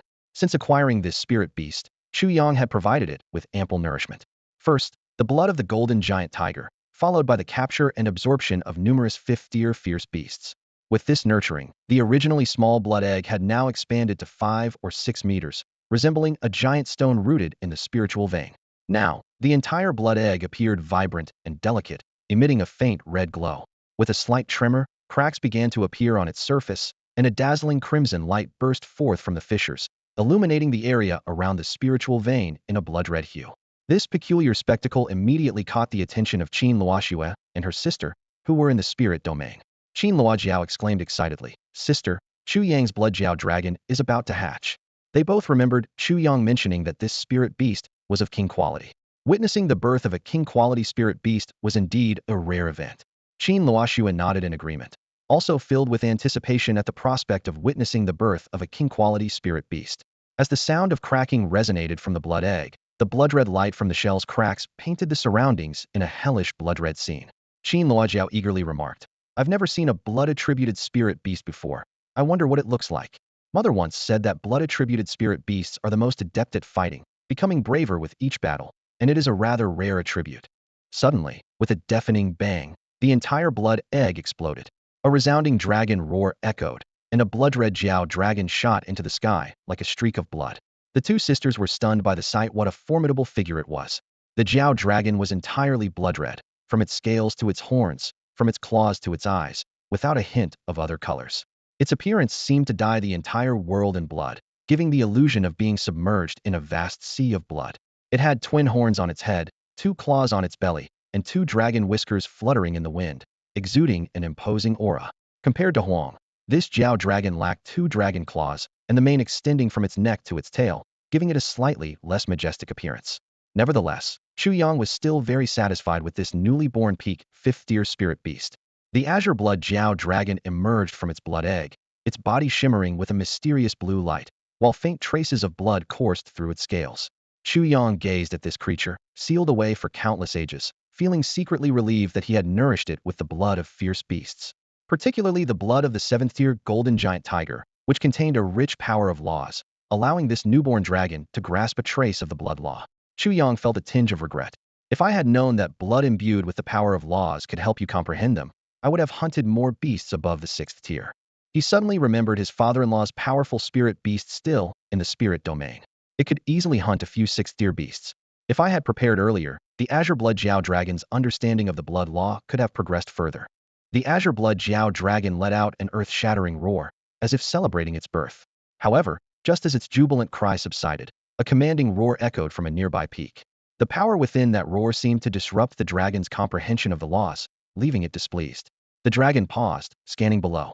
Upon seeing the source of the sound, its proud demeanor vanished, replaced by a sycophantic expression. It swiftly descended, landing beside Huang, and unceremoniously licked Huang's dragon claw with its blood-red tongue. This scene left the two women present utterly stunned, and Chu Yang was also taken aback. "Why have you suddenly turned into a sycophant?" he muttered, shaking his head in disbelief. Yet, he sensed a deep admiration in the dragon's emotions. Chu Yang pondered whether this admiration stemmed from Huang's true dragon form or its saintly quality. He leaned towards the latter, recalling similar occurrences with the spirit beasts accompanying Qin Luoxue and her sister. "I've heard that the blood attribute is best for combat, so I'll name you Zhan Yi," Chu Yang decided, naming the newly born Azure Blood Jiao Dragon. He silently noted Zhan Ye's attributes: king quality, peak of the 5th tier, blood attribute, and mastery of skills like blood control, blood essence armor, blood burst, and blood shadow clone. At that moment, Zhang Yi conveyed a message to Chu Yang, its eyes revealing a longing for a drop of golden blood. Chu Yang understood that Zhang Yi's appearance at this precise moment was likely due to this blood drop. He recalled what other spirit tamers had said before. This drop of blood was more effective than law elixirs, making it an ideal auxiliary material for Zhang Yi, who had already grasped a trace of the law. It seems I must obtain this drop of blood, Chu Yang calculated inwardly. Initially, he intended it for Huang to help it comprehend the law faster, but now it was evidently more suitable for the blood-attributed Zhang Yi. Chu Yang's gaze swept over the four spirit tamers ahead. In the unique environment of Ghost Island, their soul power was suppressed, unable to be unleashed, leading Chu Yang to estimate their strength at the peak of the 6th tier. After all, outsiders on Ghost Island were all suppressed below the 7th tier in terms of soul power. Chu Yang's eye sharpened as he began contemplating how to seize the precious drop of golden blood in such circumstances. On Ghost Island, Chu Yang feared no one. However, facing the threat of 4 peak 6th tier spirit beasts, his soul power was stretched to its limits. Worse still, if any of these beasts were equipped with a defensive spirit treasure, he would be at a severe disadvantage. At this moment, Chu Yang pinned all his hopes on Yi, whose Shadow Leap skill was his only chance to obtain the precious drop of blood. Following Chu Yang's signal, Yi appeared like a phantom behind the turtle. The mist at the bottom of the abyss was thin, but the sunlight still couldn't penetrate it, providing an ideal environment for Yi's Shadow Leap. The 4 peak 6th tier spirit beasts continued to fiercely attack the turtle, oblivious to the looming threat. Yi's successful infiltration allowed Chu Yang to breathe a slight sigh of relief. In the next moment, black mist surged around Yi, transforming into a giant black hand that lunged towards the golden blood. Just then, the drop of golden blood seemed to be stimulated, suddenly bursting with dazzling golden light, illuminating the entire abyss like a miniature sun. The golden light shot skyward, immediately drawing the attention of all spirit masters on the island, and even people as far away as Linhai City could faintly see this towering golden pillar. This unprecedented phenomenon shook everyone to their core, speculating whether the legendary treasure was about to appear. The island erupted into chaos. Countless spirit masters rushed to the island's center, and even the practitioners from Linhai City, who had previously been reluctant to set foot on Ghost Island, joined the frenzied scramble. Who could resist the allure of a treasure that could suppress all spirit masters' cultivation? Chen Ling, sitting on the back of a Qingyun crane, looked at the dazzling island, sighed, and turned to fly towards Linhai City. His spirit beast's cultivation was too low to stand a chance in this melee. However, he wasn't concerned, as the rule stone and rule liquid in his possession were enough to quickly elevate his spirit beast to the 6th tier. Before leaving, he muttered to himself, "Kid, you still owe me that rule liquid. You better come out alive, or else, humph." The situation on the island spiraled out of control. Qian Xiaoyan from the Qian family, Yi Qingtian from the Overturning Sea Sanctuary, and others led their teams to the island's center. As the number of spirit masters increased, the battles became more intense. Incidents of treasure snatching and underhanded tactics were rampant, and even a 7th-tier spirit master had fallen. The death of a 7th-tier spirit master sparked a new wave of frantic competition, as their fallen spirit domain became a new prize. The battles were already fierce, and with a group of reckless skeleton warriors joining in, Ghost Island quickly turned into a bloody battlefield. Blood flowed like rivers, spilling into the sea and staining the surrounding waters crimson. The strong scent of blood attracted a horde of fierce sea beasts, leading many spirit masters flying towards the island to meet their demise in the mouths of these marine predators. Chu Yang's heart raced. The moment the drop of blood burst into blinding light, he sensed trouble. The chaotic situation far exceeded his expectations, and an unprecedented massive battle was about to erupt. As night returned, a turtle that had been lurking inside its shell suddenly extended its head, revealing a pair of golden eyes that scanned the surroundings sharply. Shortly after, another head emerged from the shell's rear, its majestic golden gaze fixed on a floating drop of golden blood. A two-headed turtle, the 4 spirit masters exclaimed in unison. Although they hadn't noticed the presence of night or understood why the blood drop caused such a startling phenomenon, the true nature of this turtle left them in shock. They had been attacking for so long without realizing it was a two-headed turtle. A single mistake could have resulted in dire consequences. Seemingly provoked by the phenomenon caused by the blood drop, a trace of cold light flashed through the two-headed turtle's golden eyes. Its limbs, like towering pillars, slowly lifted its massive, mountain-like body. The ground trembled violently, and debris from the abyss above crumbled and fell. In the next moment, the enormous body of the two-headed turtle advanced towards the 4 spirit beasts, crushing everything in its path. With each step, the ground shook intensely. Its towering figure, over 20 meters high, exuded an overwhelming sense of oppression. Despite the frenzied attacks from the 4 spirit beasts, the two-headed turtle stood firm, allowing the assaults to land on its indestructible shell without a scratch. You three, hold it down, I'll attack from the other side, one of the spirit masters commanded decisively. Without waiting for a response, he summoned a flying spirit beast and soared over the two-headed turtle, heading straight for the drop of golden blood. Chu Yang, don't you dare hog it all, came an angry shout from behind, as another spirit master quickly summoned a flying spirit beast to follow. The remaining two exchanged glances, unwilling to fall behind, and joined the pursuit. Chu Liang's eyes gleamed with golden light as he neared the drop of golden blood, his excitement palpable. Haha, I'll gladly accept this treasure, he laughed, commanding his primary spirit beast to diamond-grade silver Buddha charge forward. The silver Buddha, entirely silver in appearance and shaped like a Buddha with 3 heads and 6 arms, opened its mouth wide and lunged at the radiant drop of golden blood. Chu Liang, how dare you? Came the furious cries of the three behind. Meanwhile, the two-headed turtle let out a thunderous roar, swinging its claws at the silver Buddha. Unfortunately, despite its incredible defense, the turtle's attack was relatively slow, allowing the silver Buddha to easily evade. The three behind looked grim as they saw the treasure about to be snatched away. However, before Chu Liang's laughter could end, his expression abruptly changed. No, no, spit it out, quickly, he shouted desperately at the silver Buddha, but it was too late. The silver Buddha's body began to expand rapidly, like an inflating balloon, soon covered with cracks like a fragile ceramic jar about to shatter. Crimson blood gushed from the fissures. No, Chu Liang's eyes widened in despair, his roar filled with helplessness. Boom! An ear-splitting explosion echoed through the abyss as the massive body of the silver Buddha disintegrated into dust. The terrifying blast wave swept through the depths like a catastrophic tornado, tossing massive boulders, several meters in diameter, like leaves in the wind. At the moment Chu Liang was backfired, a powerful shockwave swept through. His body was flung dozens of meters away like a kite with a broken string, crashing heavily against a hard stone wall, leaving his fate uncertain. Meanwhile, the three advancing companions were not spared either, being thrown by the force. Fortunately, their spirit beasts protected them from harm. Although Chu Yang was at a distance, he was still forced to retreat several steps by the residual impact, barely managing to steady himself. The only creature seemingly unscathed was the two-headed turtle, though it instinctively retracted its heads into its sturdy shell. The explosion was akin to a spirit beast self-destructing, and considering the silver-bodied Buddha that triggered it had a 7th-tier peak cultivation, the power was immense. A violent tornado erupted from the abyss's depths, carrying a suffocating aura skyward. This sudden phenomenon caught the attention of nearby spirit masters. They frowned at the abyss, filled with curiosity.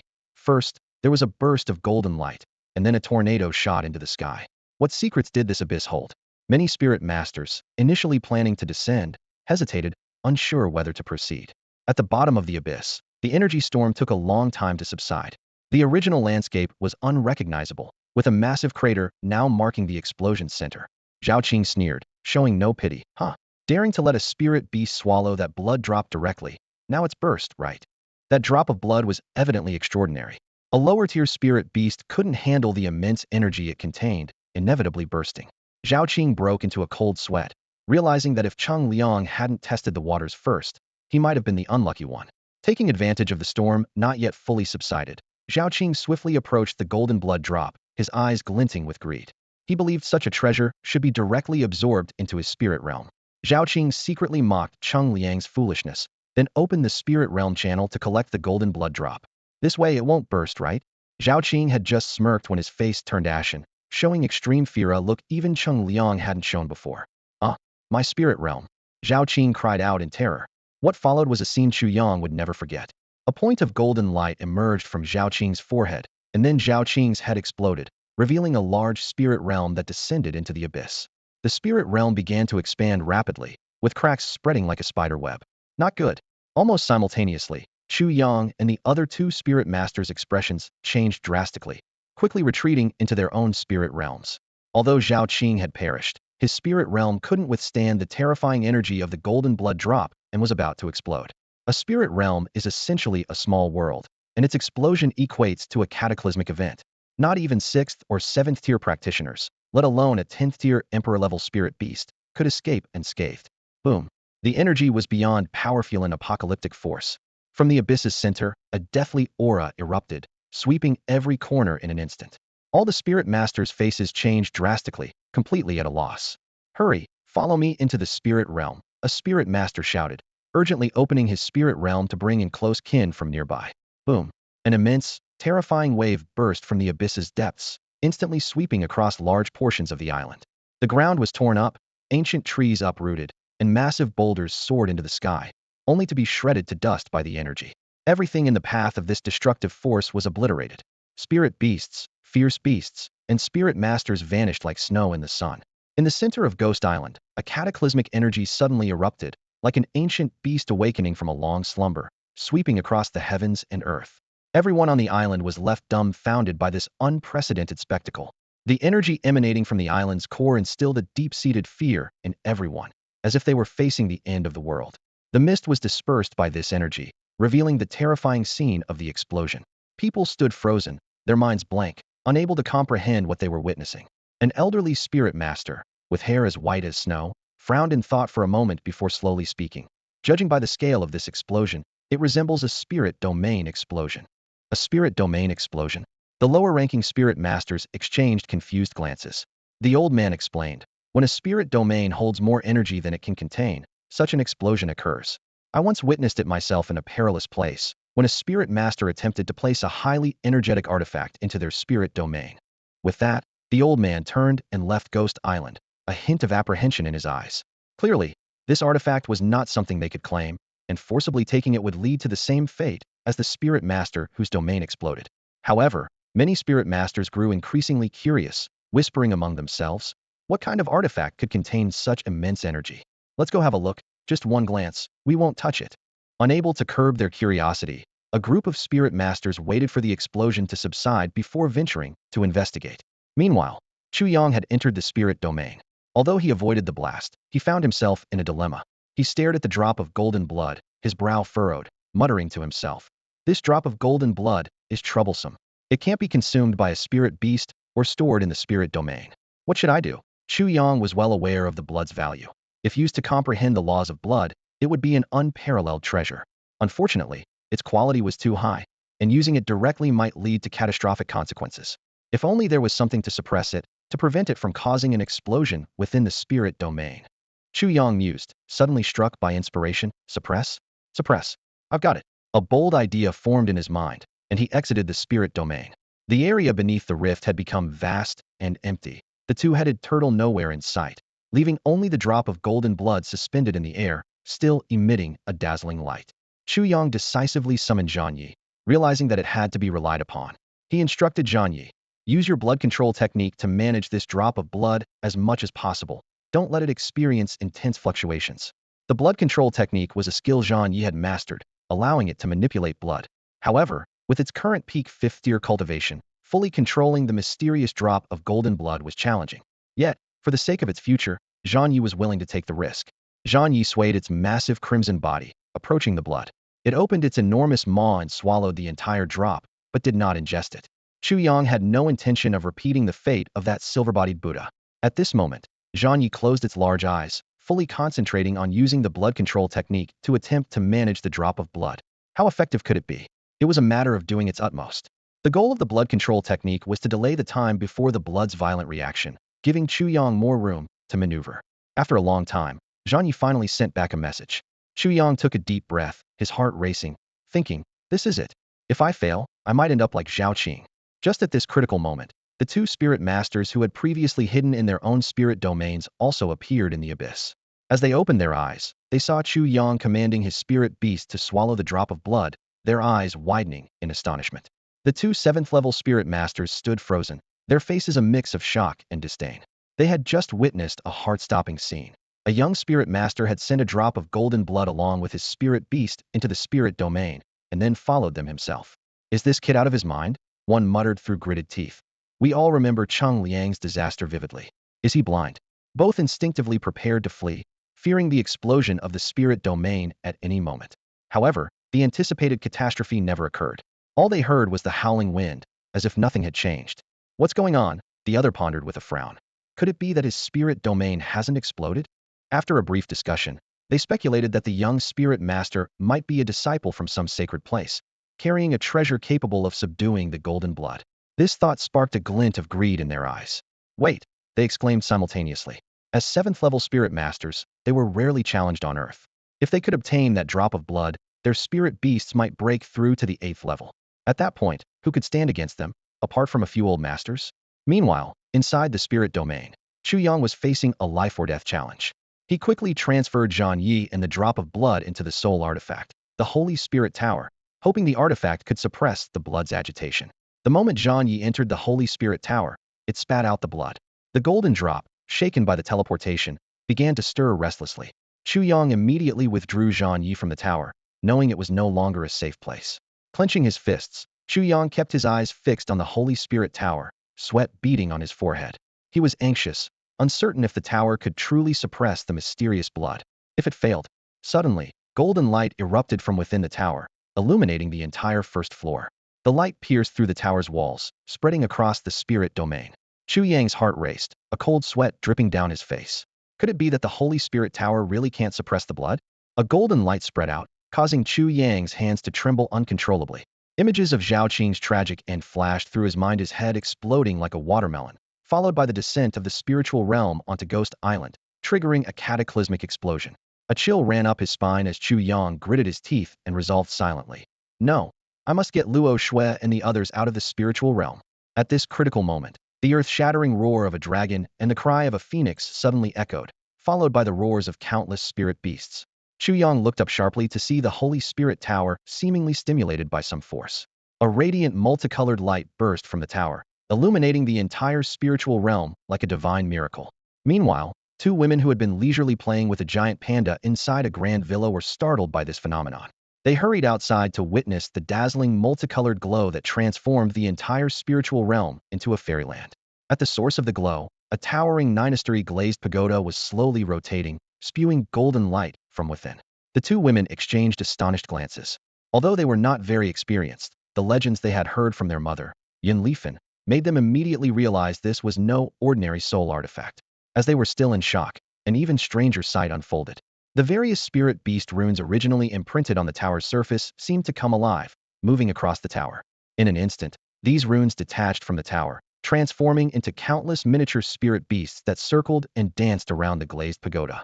True dragons, divine phoenixes, qilin, white tigers, black tortoises, vermilion birds, giant kuan, along with other extraordinary creatures like flame spirits, thunder spirits, and rock giants, all appeared.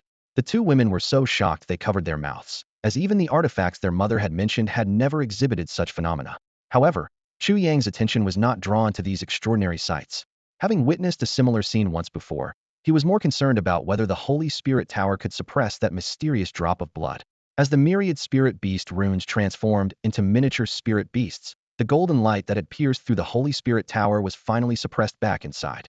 Seeing this, Chu Yang exhaled deeply, only then realizing he was drenched in sweat. He inwardly lamented, "My cultivation is still too low. If I could actively control the Holy Spirit Tower, it wouldn't be so perilous. Now, relying solely on its passive defense, such crises arise." With no other options, Chu Yang could only hope to find a diamond-quality cultivation method from a blind box or make discoveries in the ancient secret realm upon returning to Luotian City. At this moment, the two women approached Chu Yang, and seeing him drenched in sweat, Qin Luo gently took out a handkerchief to wipe his brow. Although Qin Luoxue and Qin Luojiao were unsure of what had transpired, they could infer from Chu Yang's state that the situation had been extremely perilous. Chu Yang took a deep breath, pulling the two women into his embrace. Feeling their warmth and a surge of relief washed over him. "It's all right now, it's all right," Chu Yang murmured softly, his voice still carrying a slight tremor. His hands shook slightly, evidence of the deathly danger he had just faced. Qin Luoxue grasped Chu Yang's trembling hand, resting her cheek against his chest, and whispered gently, "No matter what happens, we'll always be by your side." As he looked at the two beauties nestled against him, Chu Yang felt warmth in his heart and planted a gentle kiss on their foreheads. Gradually, his expression started to relax. Chu Yang led the two women into the Holy Spirit Tower. The energy unleashed by the drop of golden blood had calmed, lying dormant like a sleeping lion, unlikely to react unless provoked by external forces. "Is this a drop of blood?" Qin Luojiao asked in astonishment, her eyes alight with curiosity. Qin Luoxue was equally amazed. How could such a thing exist on Ghost Island? "The aura from this blood is even stronger than my mother's spirit beast." Narrowing his eyes thoughtfully, Chu Yang remarked, "The strongest on Earth today doesn't exceed the 9th tier, so it's impossible for something of this level to appear. This island might be more than it seems." He recalled what the Su family members had said before they entered the island, likening it to a giant turtle. Chu Yang shook his head, finding it hard to believe that such a massive beast or spirit creature could exist. Yet, he remembered the earlier encounter when the two-headed turtle attacked four spirit beasts, its sharp claws slicing through the outer rock wall like tofu, undeterred. But when it struck the inner rock layer, sparks flew, and its claws couldn't make a dent. Even the subsequent explosion in the spirit realm couldn't destroy the abyss. Chu Yang mused that there must be something extraordinary within the abyss, perhaps high-quality materials. It wouldn't be surprising if this magical island could produce soul stones or spirit objects. Jean also entered the Holy Spirit Tower, settling beside the drop of blood to comprehend the laws of blood. Chu Yang didn't leave immediately, aware that the lack of disturbance in his spirit realm might have alerted the two spirit masters. He needed a foolproof plan. At present, Chu Yang was refining a diamond-grade defensive soul artifact palace he acquired from Wang Qinyu. Since the Holy Spirit Tower was currently suppressing the drop of blood within his spirit realm and couldn't return to the Soul Sea, he needed another soul artifact to guard against spirit master attacks. Time passed slowly as the two 7th-tier spirit masters waited patiently in the abyss for Chu Yang to emerge. The other side must have sensed us, one of them remarked with a frown. The other responded calmly, let's keep waiting. I don't believe he won't appear before the tide rises. They knew that the young man possessed at least two treasures, the drop of blood and the artifact capable of suppressing it. Either one would significantly enhance their power, so they were patient. The significant phenomena on Ghost Island even drew some powerful individuals heading to Kunlun Mountain, leading to the appearance of 7th-tier spirit masters on the island. Of course, their strength was also suppressed to the peak of the 6th tier. Even they dared not act recklessly on the island, especially near the island's center, where ghostly beasts that had been obliterated in the earlier spirit realm explosion were now full of life again, charging once more at the spirit masters venturing into the island's heart. Once again, battles erupted. In the spiritual realm, Chu Yang opened his eyes and realized that 2 days had passed. He cautiously peeked outside, hoping the people had left. However, as soon as he stepped out of the realm, he saw two spirit masters glaring at him angrily. Oh crap, Chu Yang exclaimed, instinctively darting back into the spiritual realm. Kid, if you've got the guts, never come out again, one of the spirit masters shouted, his voice filled with frustration and anger. For the past 2 days, the two spirit masters had been waiting there, but they didn't expect Chu Yang to be quicker than them and retreat back into the realm. The other spirit master took a deep breath, suppressing his agitation, and said, we'll keep waiting. There's still a few days until the tide rises. I'll wait him out. Inside the spiritual realm, Chu Yang's face was grim. Those two 7th-tier spirit masters were indeed lying in wait for him, and he was glad he had been cautious. He glanced at the spirit beast left by his father-in-law, feeling a bit regretful. Unfortunately, on Ghost Island, any foreign spirit beast's power is suppressed below the 7th tier, otherwise, it might have been useful. Never mind, let's wait a bit longer, Chu Yang muttered to himself, then moved to the area with the black soil and began to focus on studying the herbs. 2 days later, Chu Yang's previously calm mood grew restless again. It was time for the 5 consecutive draws. Rubbing his hands together, he eagerly said, System, give me some luck. He secretly hoped to draw something like an escape talisman. System, open the blind box. Chu Yang resolved and began the draw. Congratulations, host. You've received a bottle of black dog blood. Chu Yang was stunned. Black dog blood?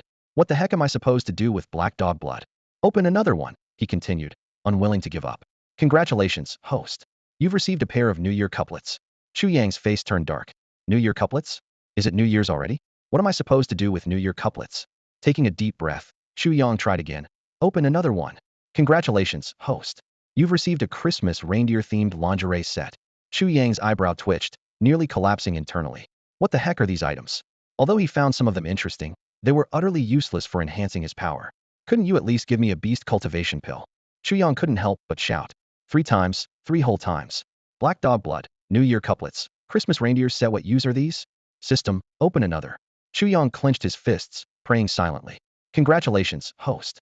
You've received a peachwood sword. Chu Yang almost spat blood. Black dog blood and a peachwood sword. Are you trying to turn me into a monster hunter? Chu Yang relaxed, having lost hope. He thought the chance of drawing something good with 5 consecutive draws would be higher, but it turned out to be so disappointing. Not a single item to enhance his power. He had opened 4 out of 5 blind boxes, and now he felt there was little hope left.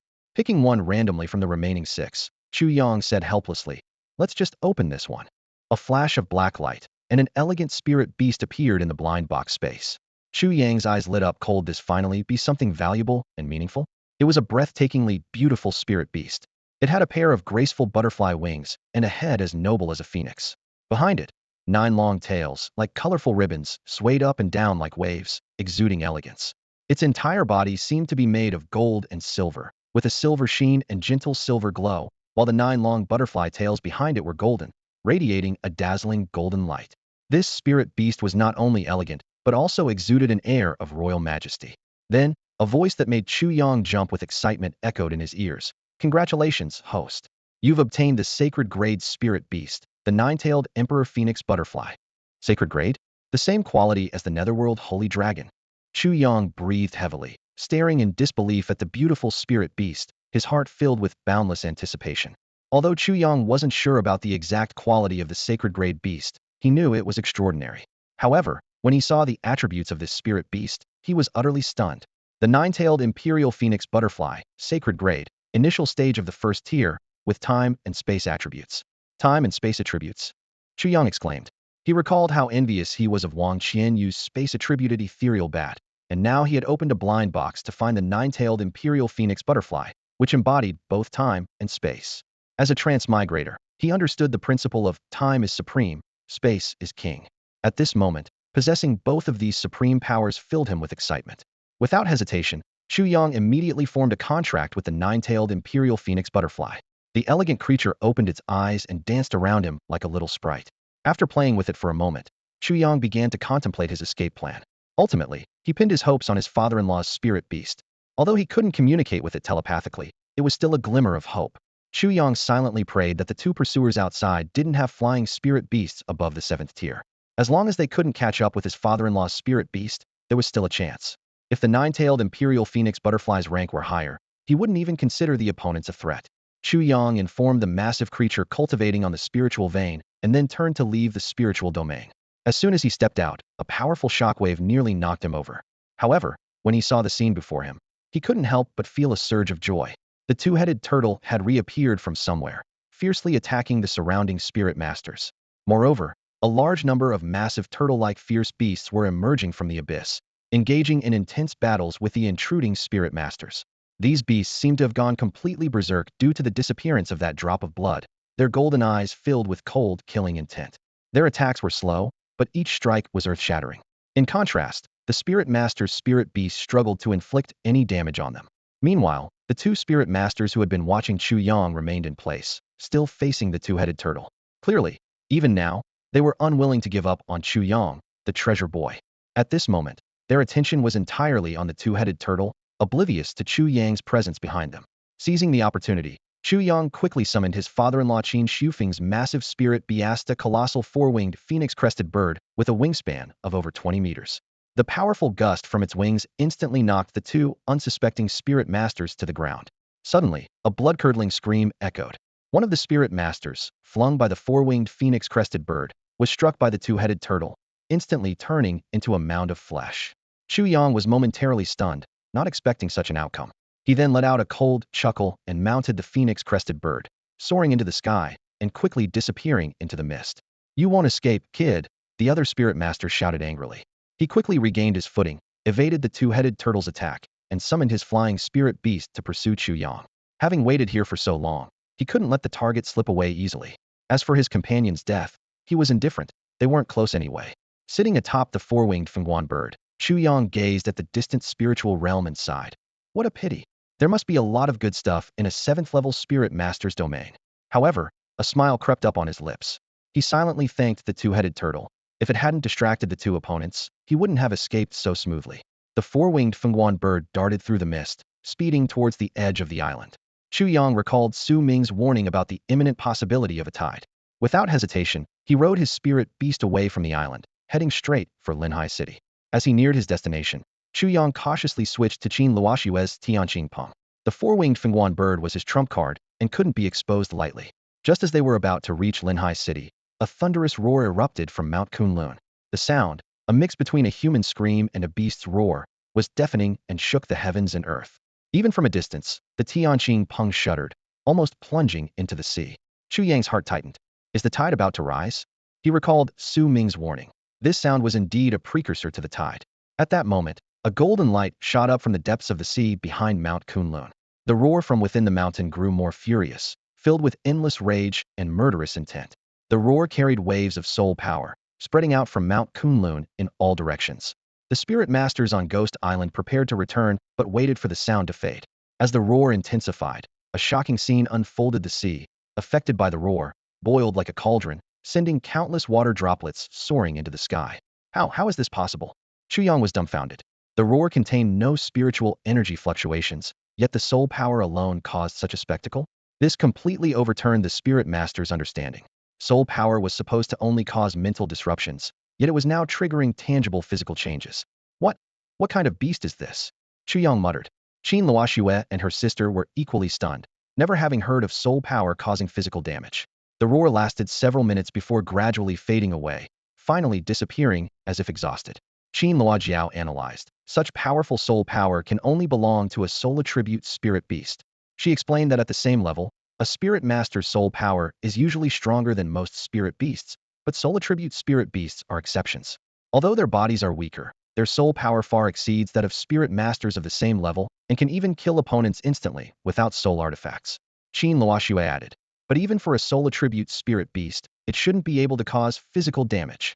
Whether it's a spirit master or a soul attribute spirit beast, pure soul power attacks can only damage the mental realm. This is a well-known fact. Chu Yang furrowed his brow and, after pondering for a moment, said, could it be that the fierce beast from Mount Kunlun possesses a special soul weapon that caused the sea to boil with its power? Although I'm not certain, this seems to be the only reasonable explanation. The group remained silent, and then began their return to Linhai City. The tide was about to rise, and Ghost Island would soon submerge again. Chu Yang took one last look around, his gaze sweeping over Ghost Island, Mount Kunlun, and the mysterious golden light emanating from the seabed behind it. He sighed inwardly, realizing there were too many secrets hidden here, but with his current strength, he couldn't explore them, let alone uncover their mysteries. Linhai City was as bustling as ever. As soon as Chu Yang arrived at the city gates, he saw Chunling leisurely waiting while seated on the back of a Qingyun crane. Chunling teased, kid, I thought you weren't coming back. Chu Yang knew what he was really after the 20 bottles of law liquid he owed. With a helpless smile, Chu Yang tossed the 20 bottles to Chunling, thinking he'd get them back from Su Ming later. Where are they? Chu Yang asked. Chunling casually replied. They've already returned to the Su family. Chu Yang immediately felt he'd been played. Chunling put away the law liquid but suddenly turned serious and warned. Since ancient times, beauty has been a source of trouble. Be wary of the Qin family. With that, he flew into Linhai City on the Qingyun crane, leaving Chu Yang deep in thought. Chu Yang stroked his chin, pondering, is the Qin family planning to act against me? Or is it because of my two ladies? He then considered that Qin Shaoyun and Zhongyu both serve the holy land of myriad spirits, likely under the command of the holy son named Chao. He chuckled coldly. They better not provoke me, or else, haha. He wouldn't show mercy just because of the myriad spirits' holy land. Chu Yang then headed straight to the Su family and directly said to Su Ming, start helping me purchase various herbs. Also, I advanced you 20 bottles of law liquid. Su Ming gave an awkward smile, knowing that without Chu Yang's help, they wouldn't have obtained the law stone. If not for Chen, the Su family might have suffered significant losses. However, with that fist-sized law stone, 20 bottles of law liquid were just a small matter. Chu Yang wasn't concerned about how they used the law stone. He just wanted his 20 bottles back. He could feel that Huang was about to break through within the next few days. By then, he wouldn't care about any holy lands. Chu Yang handed over the treasures he obtained from the Fu and Wang families to Su Ming, asking him to help purchase various herbs. Meanwhile, people from all sides were arriving in Linhai City, and discussions about the roar from Mount Kunlun were rampant. The most popular theory was that it was the sound of a beast whose quality surpassed that of a king, which caused such a startling effect. This reinforced the belief that a legendary divine beast resided within Mount Kunlun. Spirit masters of the 7th rank and above had already decided to explore Mount Kunlun next year when the tide receded to find out the truth. After most spirit masters returned to Linhai City, a free trade fair quietly began. This trade fair primarily involved bartering, with high-quality items also exchanged for law liquid. The most sought-after items were water and ghost attribute soul stones, as they could be used to forge soul weapons and construct spirit domains, making their demand immense. At the trade fair, Chu Yang only managed to acquire a few spiritual herbs. Nothing else caught his eye. To him, these trade items were not worthy of much attention. The area of fertile black soil was starting to become insufficient. Chu Yang stood in front of his herb garden, a slight frown on his face. With the constant increase in various medicinal herbs, the once spacious black soil now appeared overcrowded. His gaze shifted to the nearby spiritual vein, and a thought sparked in his mind. In that case, why not make use of what's available? Chu Yang murmured softly to himself. He then cleared a new patch of land on the spiritual vein, specifically dedicated to planting low-tier spiritual herbs. His fingers lightly brushed over the freshly prepared soil, sensing the rich spiritual energy contained within. Meanwhile, the Su family was busily gathering various spiritual herbs. They didn't limit themselves by grade. The only requirement was that the herbs must be alive. The entire Su family estate was bustling with activity, with everyone holding different types of herbal seedlings. While Chu Yang was busy expanding his herb garden, the Qian family estate received an important visitor. The lord of the city lord's mansion in Linhai City made a personal visit, causing a stir among the Qian family. Standing before the head of the Qian family, the city lord maintained his usual air of authority. Patriarch Qian, as in previous years, he began, his voice deep and resonant. The rule essence obtained from this year's Linhai City auction is entrusted to the Qian family to deliver to the sacred land. With that, he retrieved several large boxes from his spiritual domain, each emitting a faint glow. Patriarch Qian's eyes widened slightly. Even for a 7th-rank spirit master like him, the sight of so much rule essence was enough to quicken his heartbeat. The city lord did not stop there. He took out 15 bottles of crystal-clear rule essence and handed them to Qian Xiannan. These 15 bottles are a gift from the city lord's mansion for Mr. Qian's birthday celebration. He then took out 5 more bottles. Consider these 5 bottles a small token of my personal appreciation. I hope you won't find them lacking. Qian Xiannan accepted these precious gifts with respect, feeling both delighted and apprehensive.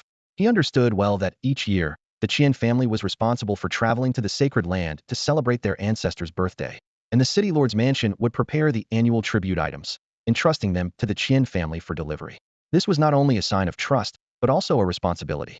Despite the temptation of such a large quantity of rule essence, neither Qian Xiannan nor the entire Qian family dared to harbor any greed. They knew too well that if the sacred land discovered any tampering, not even their ancestor could save them. Rest assured, City Lord, I will not fail in my duty. Qian Xiannan promised solemnly. The City Lord nodded, and then took out an exquisite box from his robe. This is for the Holy Sun, he said, handing the box to Qian Xiannan.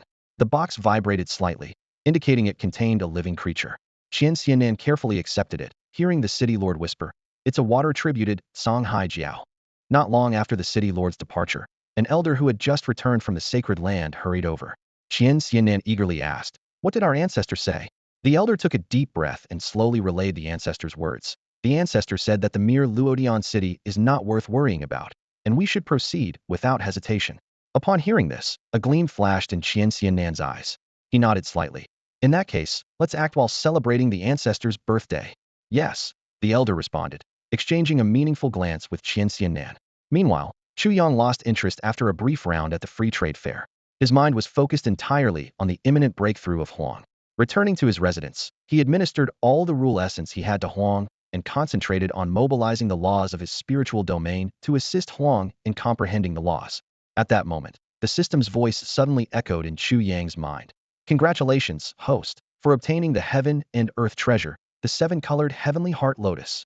Chu Yang paused, halting his assistance to Huang. Why did something strange appear today?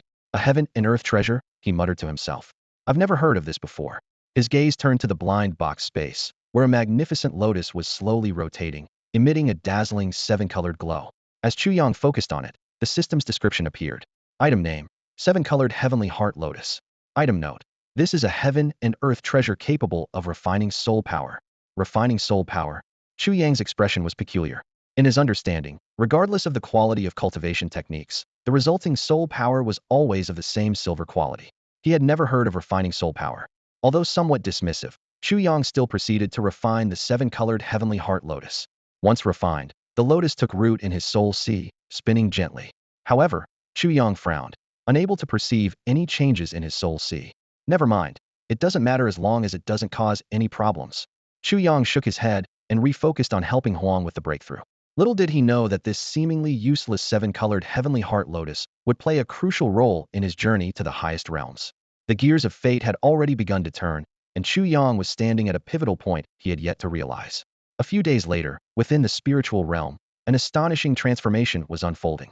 Huang's body suddenly erupted with intense black light, as the powerful laws of Huang permeated his entire being. This aura far surpassed the pinnacle of the 5th tier, shaking the entire realm. Chu Yang trembled with excitement, knowing that this moment had finally arrived. After prolonged efforts, the laws of Huang in the realm, combined with the basin-sized law stone and over 60 bottles of law liquid, had finally propelled Huang to the 6th tier. After the breakthrough, Huang's body extended nearly 20 meters. Though it hadn't yet been tested in battle, Chu Yang could clearly sense the significant enhancement in Huang's attributes. Is this what Luo Shui and the others referred to as the supreme spirit beast characteristic? Chu Yang pondered. Before reaching the 6th tier, the rare attribute Tying Dragon Python could still be a match for Huang, but beyond the 6th tier, it would no longer stand a chance. The leap from the pinnacle of the 5th tier to the 6th tier was a qualitative change in the laws, allowing Huang to overpower other spirit beasts in all aspects. With this in mind, Chu Yang decided it was time to use that precious elixir. A golden pill materialized in Chu Yang's hand, its rich spiritual essence swirling and emitting a dazzling golden glow. This was the miraculous elixir he had obtained from a blind box after returning from the city lord's mansion. The elixir had a specific condition for use. The spirit beast must have reached the 6th tier, otherwise it would be ineffective. Now, after a long wait, Huang finally met the requirement. Upon ingestion, the spiritual essence within the realm surged towards Huang like rivers converging into the sea. Countless snowflake-like spiritual essences enveloped Huang, forming a massive black cocoon-like structure. At this moment, the spiritual essence of the entire realm seemed to be drained. Even the rate at which the king-quality spiritual veins emitted essence struggled to keep up. Fortunately, this didn't affect the overall situation, but it meant that, aside from Zhan, who was comprehending the laws of blood, other spirit beasts had to pause their training. Chu Yang felt relieved that all this was happening within the spiritual realm. Had it occurred in the outside world, even the sacred ground's concentration of spiritual essence might not have supported Huang's breakthrough. The effect of that elixir was truly terrifying. Judging by the situation, Huang's breakthrough would take several more days. Just then, Chu Yang's attention was drawn to another change. He swiftly moved to Di Huang's side and was astonished to discover that it had reached the pinnacle of the 1st tier in just a few days. Such rapid progress was astounding. Through their bond, Chu Yang learned that Di Huang had mastered an incredible skill time acceleration. It could control the flow of time in a certain area, making it different from the normal passage of time. No wonder Di Huang progressed so quickly. It had been training under time acceleration. Chu Yang stroked his chin, his heart racing. This discovery opened new avenues for him, seemingly providing a solution to the slow training speed of other spirit beasts. In the following days, the Su family gathered a large amount of medicinal herbs for Chu Yang, including many precious ones from their own herb garden. Upon learning that Chu Yang planned to leave, Su Ming warned him again. Brother Chu, you should find a place to hide. Or, you could change your appearance entirely. We've discovered that Zhong Yu is no ordinary person. He's someone close to the Holy Sun. So, it's not just about what the sacred grounds will do. The Holy Sun won't let you off easily. Chu Yang accepted the herbs, a calm smile on his face. No worries. If they really don't know their place, then I'll just have to send them to meet Yama. His tone was unusually calm, with not a hint of disturbance, as if he truly didn't see the sacred grounds as a threat. Su Ming's attempts to persuade were like stones dropped into the sea, as Chu Yang continued to act on his own will. The next morning, as the first rays of sunlight appeared, Chu Yang, accompanied by Qin Luoxue and Qin Luojiao, boldly flew towards Luotian City on a Tianqing Peng. Meanwhile, several high-ranking members of the Qian family quietly set out, intending to visit the sacred land to celebrate their ancestor's birthday.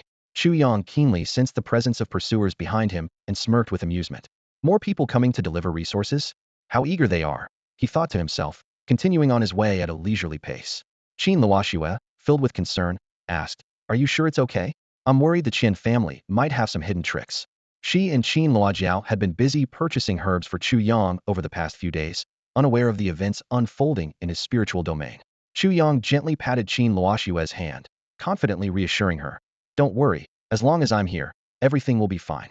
Qin Luojiao rolled her eyes, thinking that if he was so confident, there probably wasn't much to worry about. A day later, at a location sufficiently far from Linhai City, the Qian family finally dropped their pretense. The sound of rushing wind filled the air from all directions as flying spirit beasts emerged, surrounding Chu Yang and his companions. Several high-ranking members simultaneously took action, maneuvering their beasts to encircle the trio, aiming for a swift resolution to avoid tarnishing the Qian family's reputation. Qian Xianan stood tall on the back of a hurricane eagle, arms crossed, looking down at Chu Yang. His voice, imbued with the powerful soul force of a mid-6th rank cultivator, reverberated around them. "Bold criminal, how dare you kill a disciple of the sacred land? Surrender at once." Chu Yang sneered, unfazed by Qian Xinnan's soul force. He impatiently cleared his ear, mocking, "A sacred land disciple died, so what? Is all this shouting necessary? It's deafeningly annoying." Qian Xiaoyun, infuriated, stepped forward and shouted harshly. "Such arrogance. Whether it's Linhai City or Luotian City, they all fall under the sacred land's jurisdiction. The fate of a city is but a word from the sacred land. Do you intend to erase Luotian City from the map by defying us?" Chu Yang remained indifferent, retorting, "Is that so? In that case, Luotian City is mine from now on. Go tell the Wanling Sacred Land to stay out of Luotian City's affairs, or else I won't agree. Qian Xiannan became furious, but restrained his anger, speaking coldly. I see you're young, so I'll overlook what you just said. Hand over the two ladies by your side to the son of the Sacred Land, and I'll let you die with your body intact. Upon hearing this, Chu Yang's expression instantly turned icy. He stared at Qian Xiannan, warning in his tone. I'll give you one more chance to rethink your words. Don't make a mistake you can't undo. You insolent brat, courting death. Qian Xiannan was completely enraged. With a wave of his hand, several elders charged forward on their spirit beasts from all directions. Chu Yang snorted coldly, forming hand seals. In an instant, the figure of a four-winged phoenix-crowned bird appeared, releasing its formidable aura without reservation. Originally, Chu Yang didn't want to reveal this card, preferring to let Huang take action, but he reconsidered, deciding to save his strongest weapon for last. Boom. A massive pressure suddenly descended upon the approaching Qian family elders. The terrifying force caused them and their spirit beasts to plummet as if an invisible giant hand had slammed them down. Upon sensing this overwhelming presence, Qian Xiannan's expression changed dramatically. An eighth-tier spirit beast? How is this possible? His mind was in turmoil. How could this young man from a small place like Luotian City possess such a powerful spirit beast? Before he could recover from his shock, the four-winged phoenix-crowned bird in the sky launched its attack. Its enormous wings flapped, sending countless sharp wind blades raining down like a storm. Screams echoed across the battlefield as chaos ensued. Against this casual strike from the eighth-tier spirit beast, the elders of the Qian family were as fragile as paper, unable to resist at all. One by one, they fell from the sky like kites with broken strings. Qian Xiaoyan witnessed this scene with wide eyes and a blank mind. How could a bumpkin from a small place possess such terrifying power? Watching the elders around him fall one after another, he was utterly bewildered. Qian Xiannan's eyes were bloodshot, understanding that the Qian family was doomed today. It was clear that the opponent had deliberately hidden their strength to lure them in. With so many elders lost at once, it would take the Qian family a long time to recover. You beast! Our Qian family is backed by the Holy Land, and you dare to attack us. Qian Xiannan roared in anger, his voice filled with resentment and fury. Ha! A burst of laughter rang out. Your words are truly laughable. I dare to kill even disciples of the Holy Land, let alone your Qian family. Before the words had fully settled, the four-winged phoenix-crowned bird let out a deafening cry. Immediately, a massive tornado burst from its mouth, heading straight for Qian Xiannan. Run! Qian Xiannan's face changed dramatically as he grabbed Qian Xiaoyan beside him, attempting to flee. But how could they outrun the speed of an eighth-tier wind element spirit beast? If you dare kill me, my Qian family will never rest until we destroy all of Luotian City. Qian Xiannan shouted his final threat in despair. Heh, with just your Qian family? Or perhaps your ancestor? Or the Holy Land behind you? Let me tell you, if the Holy Land dares to come, Luotian City will become their grave. As soon as the words were spoken, the four-winged phoenix-crowned bird's talons descended like lightning. Zhongyu, you treacherous dog! You've doomed my entire family. Qian Xiaoyan cried out with tears streaming down his face. Even in death, I'll haunt you as a ghost, never resting until we are both destroyed. He was filled with regret. Initially, he had no intention of provoking Chu Yang, only feeling a twinge of jealousy.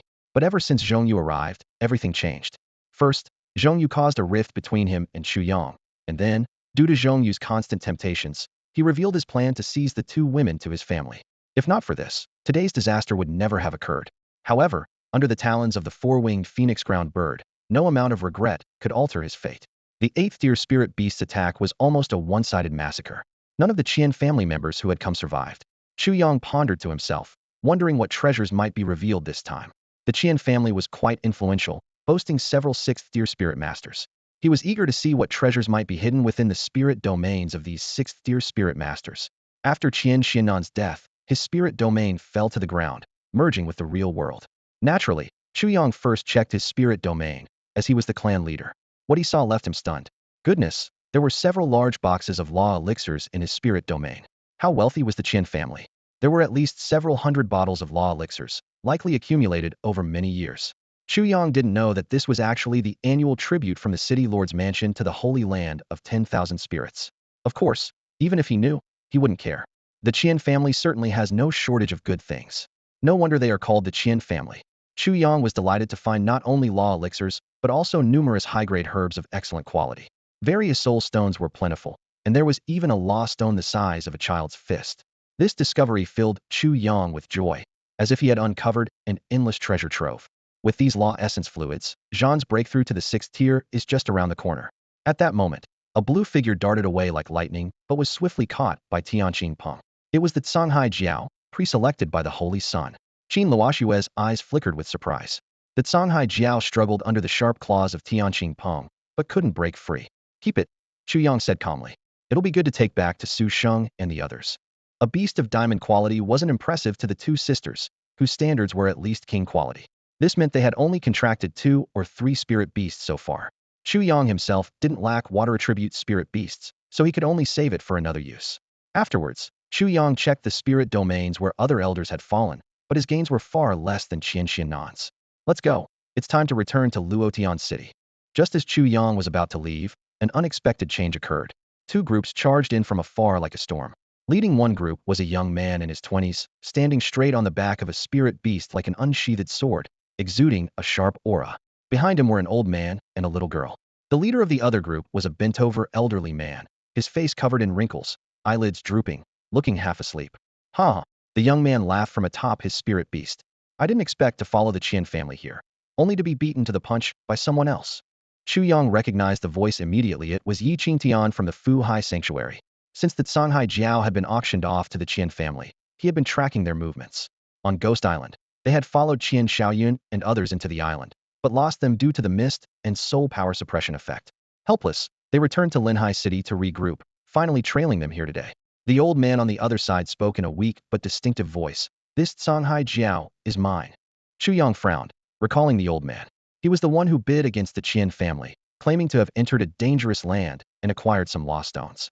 Initially, Chu Yang thought it was Kunlun Mountain, but later realized it must be elsewhere, as even 7th-tier spirit masters admitted they dared not enter that place. So, you're both after the Canghai Jiao? Chu Yang sneered. Too bad, I won't hand it over. Whether the Canghai Jiao was useful or not, it was his now, and he wouldn't give it away. It's not up to you, the old man said, glancing at the fallen spirit domains and the bodies of the Qian family head and several elders, a hint of solemnity in his eyes. The Qian family head was a 6th-tier spirit master, yet he died here. This young man was no ordinary person. The old man behind Yi Qingtian also noticed the unusual situation, and for a moment, neither side dared to make a move. If you're not going to make a move, then I'll be leaving, Chu Yang said, preparing to turn and leave. Did I say you could leave? Yi Qingtian snorted coldly, a complex expression in his eyes. While he admired Chu Yang's boldness in the auction, where he snagged the lost stones, the Canghai Jiao was something he couldn't let go. In an instant, Chu Yang's vision blurred as the opponent rapidly formed hand seals, and a powerful soul force swiftly condensed into an exquisite bronze bell, pressing down towards him. This was not an ordinary soul weapon, but a more profound soul technique. Chu Yang's eyes turned cold, and his fingers flicked rapidly to form a seal. In a flash, 2 long swords shimmering with silver light whistled out from his soul sea, slicing through the air straight toward the bronze bell. Twin sword slash. Boom. A massive energy wave swept through the surroundings. To Chu Yang's shock, his proud twin sword slash was shattered in an instant, turning into specks of silver light and dissipating. The bronze bell continued its unstoppable advance, pressing down on his soul sea. Chu Yang was startled, pondering silently. The opponent's cultivation is clearly on par with mine, so even the power of their soul technique should be comparable. Why is my soul technique so powerless against theirs? At that moment, Qin Luoshue's voice sounded in his ear, with a hint of tension. Chu Yang, be careful. The opponent possesses mutated soul power. Mutated soul power. Chu Yang was taken aback upon hearing this, and he carefully observed the bronze bell formed by soul power. It was a bizarre green color, starkly different from the usual silver soul power. You two ladies have sharp eyes, recognizing mutated soul power. Yi Qingtian smirked with pride. Before his words finished, the soul power from his soul sea surged like a tide, continuously enhancing the green bell, making it even more formidable as it pressed down on Chu Yang's soul sea. At the critical moment, the soul power within Chu Yang's soul sea suddenly boiled, and a golden, radiant treasure pavilion appeared out of nowhere at his brow. It was the defensive soul weapon he had refined in Linhai City. Clang! A clear, melodious bell sound resonated all around. The moment the green bell collided with the golden pavilion, it burst like a bubble. Curse it, a defensive soul weapon. Yi Qingtian's face darkened, a trace of unwillingness flashing in his eyes. The quality of that treasure pavilion soul weapon clearly exceeded his expectations, easily withstanding his prized soul technique, the soul-suppressing bell. With just one exchange, Chu Yang clearly felt the vast difference between their soul powers. That green soul power was extraordinary, its destructive force far surpassing ordinary silver soul power. Yet, Chu Yang was not discouraged. He once again used the soul transformation technique, and a shimmering silver dragon roared towards Yi Qingtian. The latter sneered, once again summoning the soul-suppressing bell. Bang! The silver dragon formed by soul power instantly shattered, disappearing into specks of silver light. The soul-suppressing bell continued its unstoppable trajectory, once more crashing heavily against the treasure pavilion soul weapon. Chu Yang marveled inwardly at the realization. Even at the same level, his soul power was completely outmatched. He deeply felt the disparity in their strength.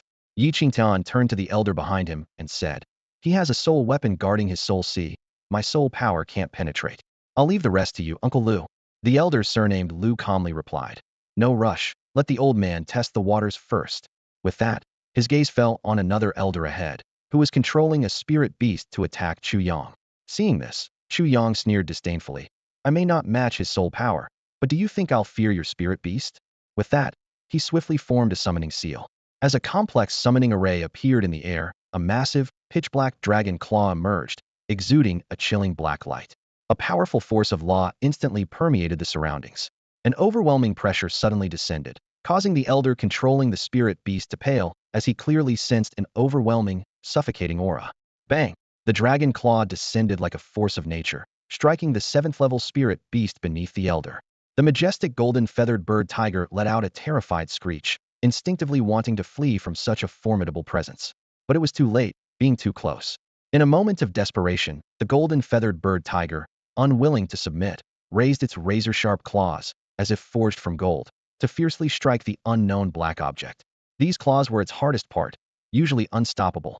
Meanwhile, the elder did not sit idly by. He quickly formed a seal, unleashing a powerful 7th-level soul force like an arrow towards Chu Yang's soul sea, hoping to halt his attack. However, Chu Yang's defense was impenetrable. The treasure pavilion soul weapon reappeared at his brow, effortlessly blocking the opponent's soul force attack. In the blink of an eye, the two spirit beasts finally clashed. Boom! With a loud crash and a piercing wail, crimson blood rained down from the sky. The massive body of the golden-feathered bird tiger was sent flying, then shattered in midair, meeting its end on the spot. With a muffled thud, the elder on the back suddenly spat out a mouthful of blood, the crimson liquid tracing an arc through the air. The intense backlash left him pale, but in the face of danger, he couldn't afford to hesitate. He immediately summoned another flying spirit beast. This was a wind-type beast, its wings like blades, swiftly carrying the elder out of Chu Yang's attack range. The elder looked at Chu Yang in terror, his eyes filled with disbelief. In all his centuries of experience in the martial world, he had never encountered such a terrifying spirit beast. More frightening was the fact that the opponent had caused such a formidable impact with just a single finger. Not far away, another elder, surnamed Lu, sensed danger the moment the black dragon finger appeared. He hastily retreated with Yi Qingtian and the stunned young girl beside him. "This is a great terror. A great terror." Elder Lu trembled all over, his heart filled with fear. What kind of spirit beast is this, that a single finger can emit an aura only a few of the great ancestors' beasts possess? Elder Lu's heart raced like a drum, and he nearly thought an ancestor from a sacred land had descended, almost scaring him to the point of losing control.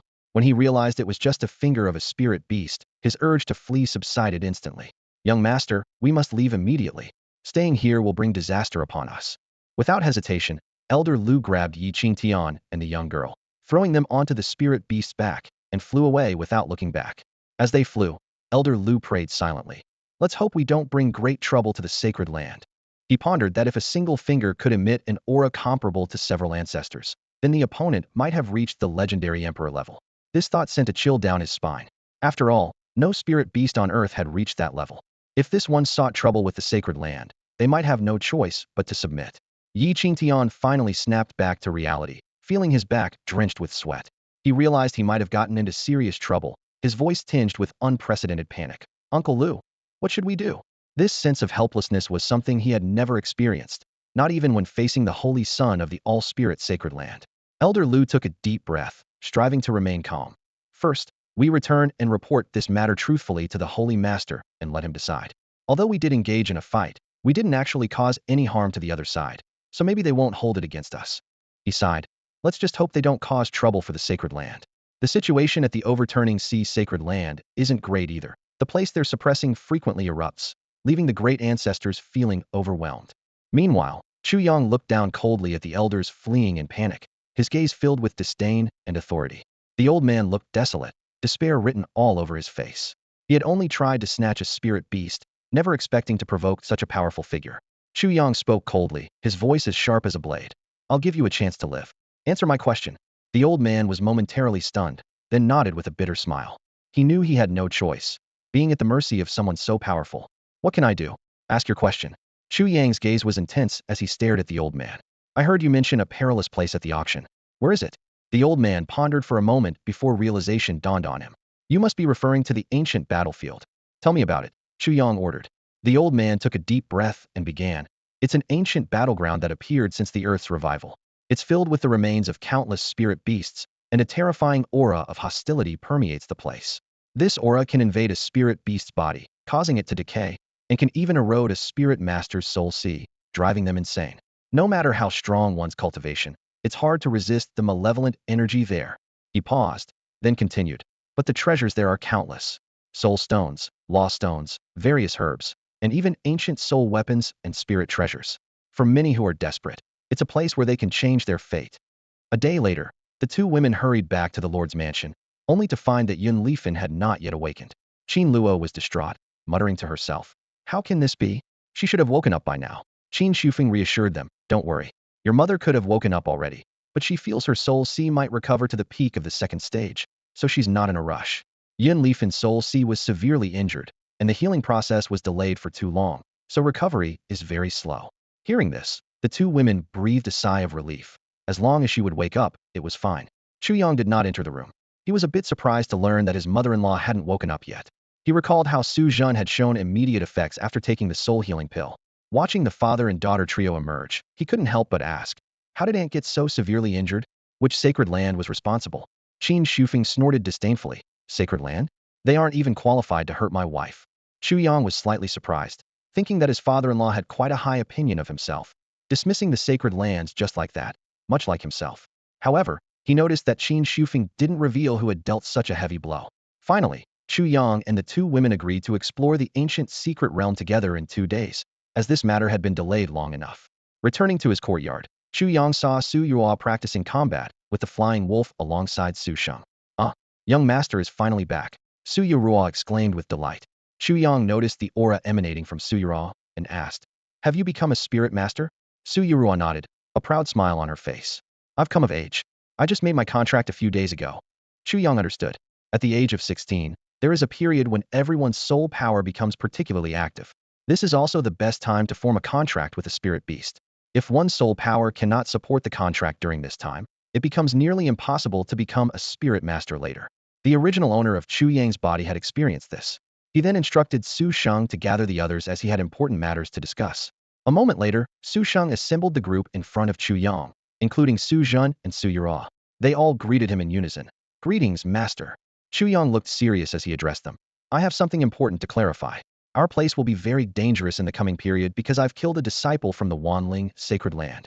Everyone's eyes widened in shock. To them, Wanling's sacred land was like a distant legend, a force above all spirit masters. Just one word from them could easily wipe out a city. Now that their master had killed a disciple from the sacred land, the consequences were unimaginable. Su Zhen and his grandson clenched their fists, their bodies trembling slightly. Chu Yang had already suspected that the Wanling sacred land was behind the destruction of the Xingyue dynasty. They must have learned of the dynasty's possession of a king-quality spirit beast, leading to the subsequent events. Chu Yang continued, the consequences of killing a sacred land disciple are evident even without me explaining. It will certainly bring fierce retaliation from the sacred land. So, leaving now might spare you from being implicated. But if they find out later, it will be too late. I'm giving you the choice now. Whether to stay or leave is entirely up to you. He wanted to use this incident to identify a few loyal and reliable individuals. It's hard to see through people's hearts in ordinary times, but when disaster strikes, it's the best time to discern someone's true nature. However, it turned out that Su Zhen's judgment was indeed excellent. None of the 7 people chose to leave. Zhao Mu, a short and seemingly frail man, chuckled and said, Master, with our strength, no one would want us elsewhere anyway. Besides, what's the big deal about the sacred land? We can always hide, right? In some ways, their faith in Chu Yang stemmed from Su Zhen. Su Zhen had encountered descriptions of a black divine dragon in ancient ruins and conveyed an inspiring message to them.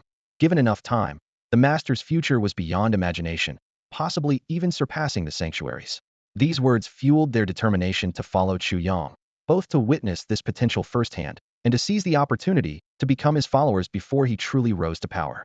Chu Yang understood their intentions, but didn't mind. With a slight smile, he announced an important decision. From today onwards, your spirit beasts can enter my spiritual domain to train. This privilege was something even Su Ming and others had not enjoyed, highlighting Chu Yang's regard for them. As Su Zhen and the others stepped into the spiritual domain, they were utterly amazed. The rich spiritual essence overwhelmed them, far exceeding what they had experienced in the sanctuaries. Su Zhen stroked his beard, suddenly realizing.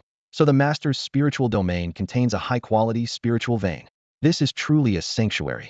Soon after, Chu Yang appeared before them, holding several silver-quality spirit beasts.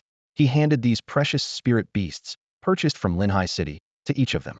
Su Sheng and the others were so excited they jumped in place, as even Su Sheng, the most advanced among them, had never owned such high-quality spirit beasts. As for the diamond-quality Canhai Jiao, coveted even by the sanctuary's holy son, Chu Yang had not yet allocated it, intending to save it as a future reward. Chu Yang organized the law elixirs and gave a few bottles to Zhang Yi. He estimated that these elixirs would be enough to cultivate several 6th-tier spirit beasts. At this time, Ye's cultivation had reached the late 5th tier, on the verge of crossing into the 6th tier. Both Wu Shuang and Little Turtle were progressing rapidly, and under the nourishment of the dense spiritual essence in the domain, their breakthrough speed would significantly increase. Chu Yang planned to find a time to take these two spirit beasts out for actual combat. As for the young panda still in its infancy, Chu Yang decided to let it peacefully pass through its early stage. Meanwhile, the cultivation speed of Di Huang was astonishing, almost changing daily, and it was expected to soon surpass both Wu Shuang and Little Turtle. 2 days later, 2 women arrived as scheduled. The information obtained from Wang Qianyue had sparked their intense interest in the ancient secret realm they were about to explore. Chu Yang was slightly worried, fearing that the old man might have already emptied the secret realm. The 3 of them began searching for the secret realm's location according to the map. Suddenly, Qin Luojiao looked at the map, her brows furrowing. This place seems somewhat familiar. She tried to recall, but couldn't quite grasp it. At that moment, Qin Luoxue's eyes lit up, and she exclaimed, "Why does this place seem like the terrain near the spiritual vein controlled by our city's lord's mansion?" This statement instantly triggered her sister Qin Luojiao's memory. Yes. I remember now, it's that place." Chu Yang exclaimed with excitement in his eyes. Qin Shufeng's spirit beast reaching the 8th level is all thanks to that spiritual vein. The spiritual resources in Luotian City are simply insufficient to support any spirit beast reaching such a level. The 3 wasted no time and immediately set off on a Tianqing Peng towards their destination. Half an hour later, they arrived at a rugged terrain. Dense forests covered the entire area, with towering mountains all around. One peak stood out, exceptionally tall, reaching about 10,000 feet into the sky, exuding a majestic aura. On the side of the peak, a deep gorge lay hidden. The lush vegetation on both sides of the gorge sharply contrasted with the surroundings. A faint spiritual essence drifted like a gossamer from the bottom of the gorge, nourishing the surrounding flora. "If it weren't for you leading the way, it would have been quite difficult to find this place," Chu Yang remarked. "The terrain is too treacherous, and ancient maps inevitably have some discrepancies." At the gorge's entrance, 2 6th-level fierce beasts lay prostrate, greedily absorbing the spiritual essence. Qin Luoxue explained in a low voice, "The spiritual vein is beneath the gorge. One of my father's spirit beasts is cultivating there. However, according to the map, we should head towards the summit of the main peak." The trio carefully avoided the fierce beasts and flew directly towards the majestic mountain peak. Upon landing, Chu Yang immediately released his soul power to survey the surroundings, a slight smile appearing on his lips. "What's up?" Qin Luo Jiao asked curiously. "Nothing, just a few clowns," Chu Yang replied indifferently. He had already sensed someone lurking in the shadows, undoubtedly Wang Qianyue. However, this made Chu Yang secretly pleased, as it indicated there were still things worth exploring in the secret realm. "How do we open the secret realm?" Chu Yang had no idea. "You should inject soul power into it." Although the 2 women had never seen such a thing, they decided to give it a try. Fortunately, their guess was correct. As soul power was infused into the stone mirror, a gray light began to flicker. Suddenly, ripples appeared in the void, and a large door shimmering with silver light manifested out of thin air. "Is this the entrance?" Chu Yang asked, surprised. The 2 women nodded excitedly in confirmation. How did people in ancient times create something like this in the air? Chu Yang marveled. Qin Luoxue explained. "It said that when a spirit master reaches a certain level of power, they can carve out a space in the void. This must be a space created by the ancients. Can you create a space if your power is high enough?" Chu Yang was astonished. Since the journey to Ghost Island, especially after Huang's breakthrough, he realized that the limits of a spirit master go beyond the 10th emperor level. Even Huang, after his breakthrough, couldn't suppress that mysterious drop of blood, let alone create a space. What realms exist beyond the 10th level? Chu Yang inquired further. The sisters shook their heads, indicating they didn't know. Mother only told us to be grounded and not aim too high, so we aren't sure. All right, I'll ask my mother-in-law when I get the chance, Chu Yang said with resignation. Then, the three of them rode the spirit beast towards the mysterious silver portal. At that moment, the shadow hidden in the mountain peak began to stir. Elder Wang was right. They would eventually enter this ancient secret realm. The person murmured to themselves, a gleam in their eyes. In the ancient secret realm, Chu Yang, Qin Luojiao, and Qin Luoxue gazed at the dim sky and the space filled with a decaying aura. Chu Yang glanced around, thinking to himself that this secret realm was not much different from the outside world. Qin Luojiao softly remarked, apart from the absence of the sun, everything else is indeed similar to the outside. That decaying smell might be due to long-term isolation from the outside world, causing the air to stagnate. As soon as she finished speaking, Qin Luoxue eagerly said, "Let's go and find the inheritance." The three of them rode on spirit beasts, discovering that the secret realm was lush with vegetation and rich in spiritual energy. Chu Yang recalled how Wang Qianyue had once trained his spirit beast to the peak of the 5th tier here, and he couldn't help but marvel. With the concentration of spiritual energy here, it's enough to train a spirit beast to the peak of the 6th tier. There must be at least one golden quality spiritual vein here. Sitting on the back of the spirit beast, Chu Yang mischievously wrapped his hands around the slender waists of the two women, occasionally exploring. Qin Luoxue slapped his hand away with a smack, only to have it caught by him. Before long, a ruined site came into view. The buildings were decayed, crumbling into ash at a touch. After careful observation, Qin Luoxue said, judging by the layout, this should be the site of an ancient sect. Although most of the structures have turned to ash, the foundations remain, covered by green vines and weeds, yet still discernible. The trio ventured to the deepest part of the ruins, presumably the core area of the past.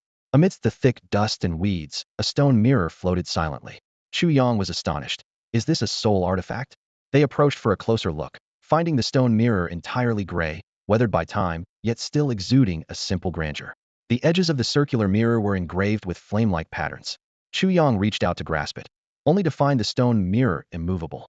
Qin Luoxue suggested, why not try using the soul power to activate the key that opens the secret realm? Following her advice, Chu Yang did so, and suddenly, a gray light shot out from the top of the stone mirror, enveloping the three of them. Before they could react, they were pulled into a strange space. Chu Yang was startled to find himself in a spacious, bright chamber, with no sign of the two women. He reassured himself, there shouldn't be any danger. If Wang Qianyue could come out unscathed, they should be fine. As he was surveying his surroundings, a roar suddenly erupted. A mysterious creature appeared out of nowhere, lunging at him. Chu Yang was taken aback, observing that the creature looked terrifying, neither human nor beast, covered in menacing black scales, exuding a dark mist. Its fangs dripped with nauseating slime, and its claws glinted with a chilling light. What is this? Chu Yang wondered to himself. This thing is disgusting. It looks a bit like an alien from those movies I watched in my past life. He quickly regained his composure. But it's weak, only at the peak of the 1st tier. Chu Yang swiftly summoned Wushuang, whose sword emitted a brilliant light, effortlessly vanquishing the creature. Shortly after, 2 more 1st-tier creatures appeared, only to be easily dispatched as well. The first wave consisted of 3 1st-tier monsters, followed by 4, and so on, until 9 1st-tier monsters.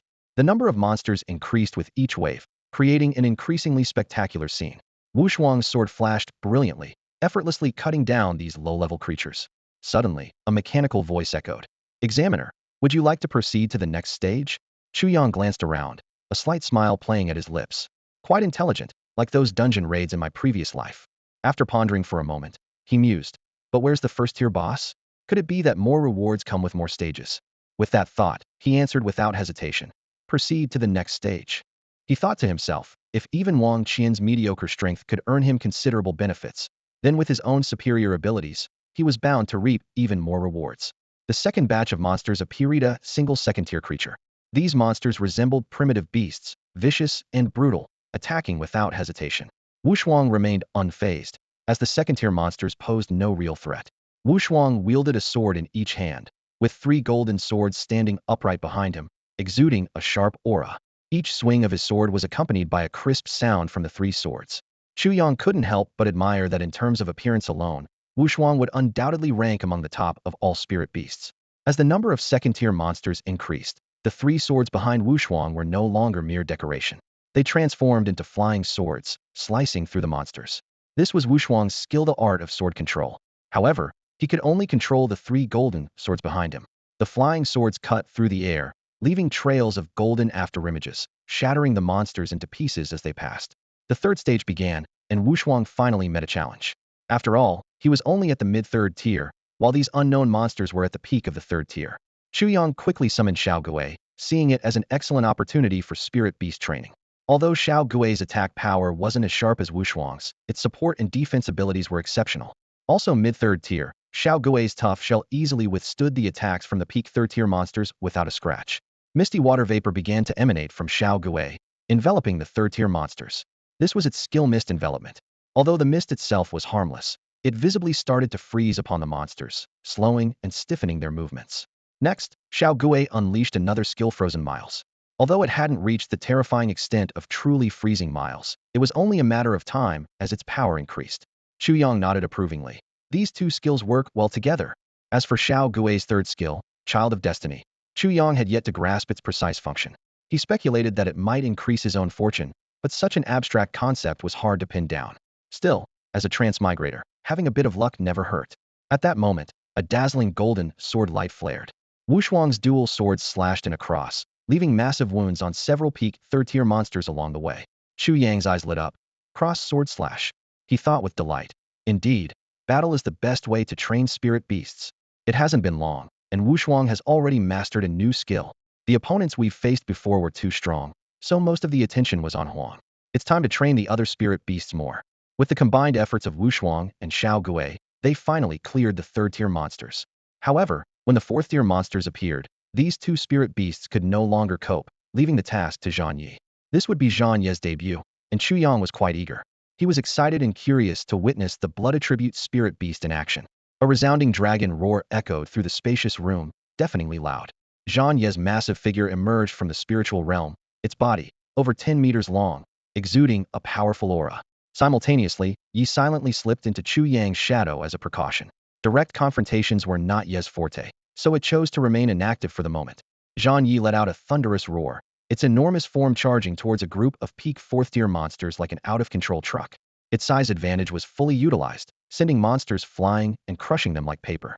With the strength of a peak fifth tier, Zhang Yi moved through the group of fourth-tier monsters with ease and grace. However, Chu Yang's attention wasn't on this one-sided battle. He was more concerned about the real challenge Zhang Yi was about to face: a confrontation with fifth-tier monsters. As the fifth wave commenced, a horde of fifth-tier monsters surged forward. Zhang Yi's fighting style changed instantly. It radiated a dazzling red light, and the blood from the monster corpses scattered on the ground began to rise eerily. This was Zhang Yi's signature skill, blood control. The blood danced in the air, eventually converging on Zhang Yi to form a thick, blood-red armor. This was another of Zhang Yi's specialties, the blood essence armor. It could use the surrounding blood to create an indestructible armor, significantly enhancing its defense. The higher the quality and quantity of blood, the stronger the blood essence armor. This meant that whether the enemy was injured or Zhang Yi itself was wounded, either could be used to bolster its power. With the blood essence armor, Zhang Yi became even more reckless. It roared once more, charging into the group of fifth-tier monsters without hesitation. These monsters, though powerful, lacked intelligence, resembling mass-produced machines with no combat awareness. Despite this, their attacks were genuinely at the peak of the fifth tier. Even with the blood essence armor's protection, Zhang Yi wasn't entirely unscathed, facing the assault from 9 monsters. Cracks appeared on the blood-red armor, but fresh blood quickly filled them. As more fifth-tier spirit beasts fell, Zhang Yi's blood essence armor grew increasingly impenetrable. Boom! Zhang Yi swung its blood armor dragon claws fiercely at 2 nearby monsters. The blood essence armor's enhancement drastically increased its attack power. The 2 monsters simultaneously spewed black light, striking Zhang Yi's dragon claws with the full force of a peak fifth-tier attack. However, Zhang Yi didn't retreat. It charged heat-in against the attack. The blood essence armor shattered under the assault, but was rapidly repaired as more blood gathered.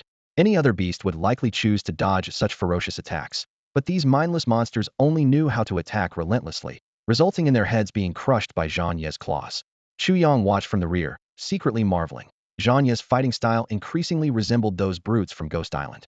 With the blood essence armor, it no longer considered dodging, only focusing on brute force. Zhang Yi fought with increasing vigor, excitedly signaling Chu Yang that it wanted to continue battling. Chu Yang shook his head helplessly and proceeded to initiate the 6th wave. He was curious to see how Zhang Yi would handle a peak 6th-tier monster with its peak 5th-tier prowess. With the emergence of a sixth-tier monster, Zhang Yi finally started strategizing. Near the monster, the blood from the previously slain fifth-tier monsters began to coalesce into blood-red particles, emitting a faint red glow as they slowly approached the sixth-tier monster.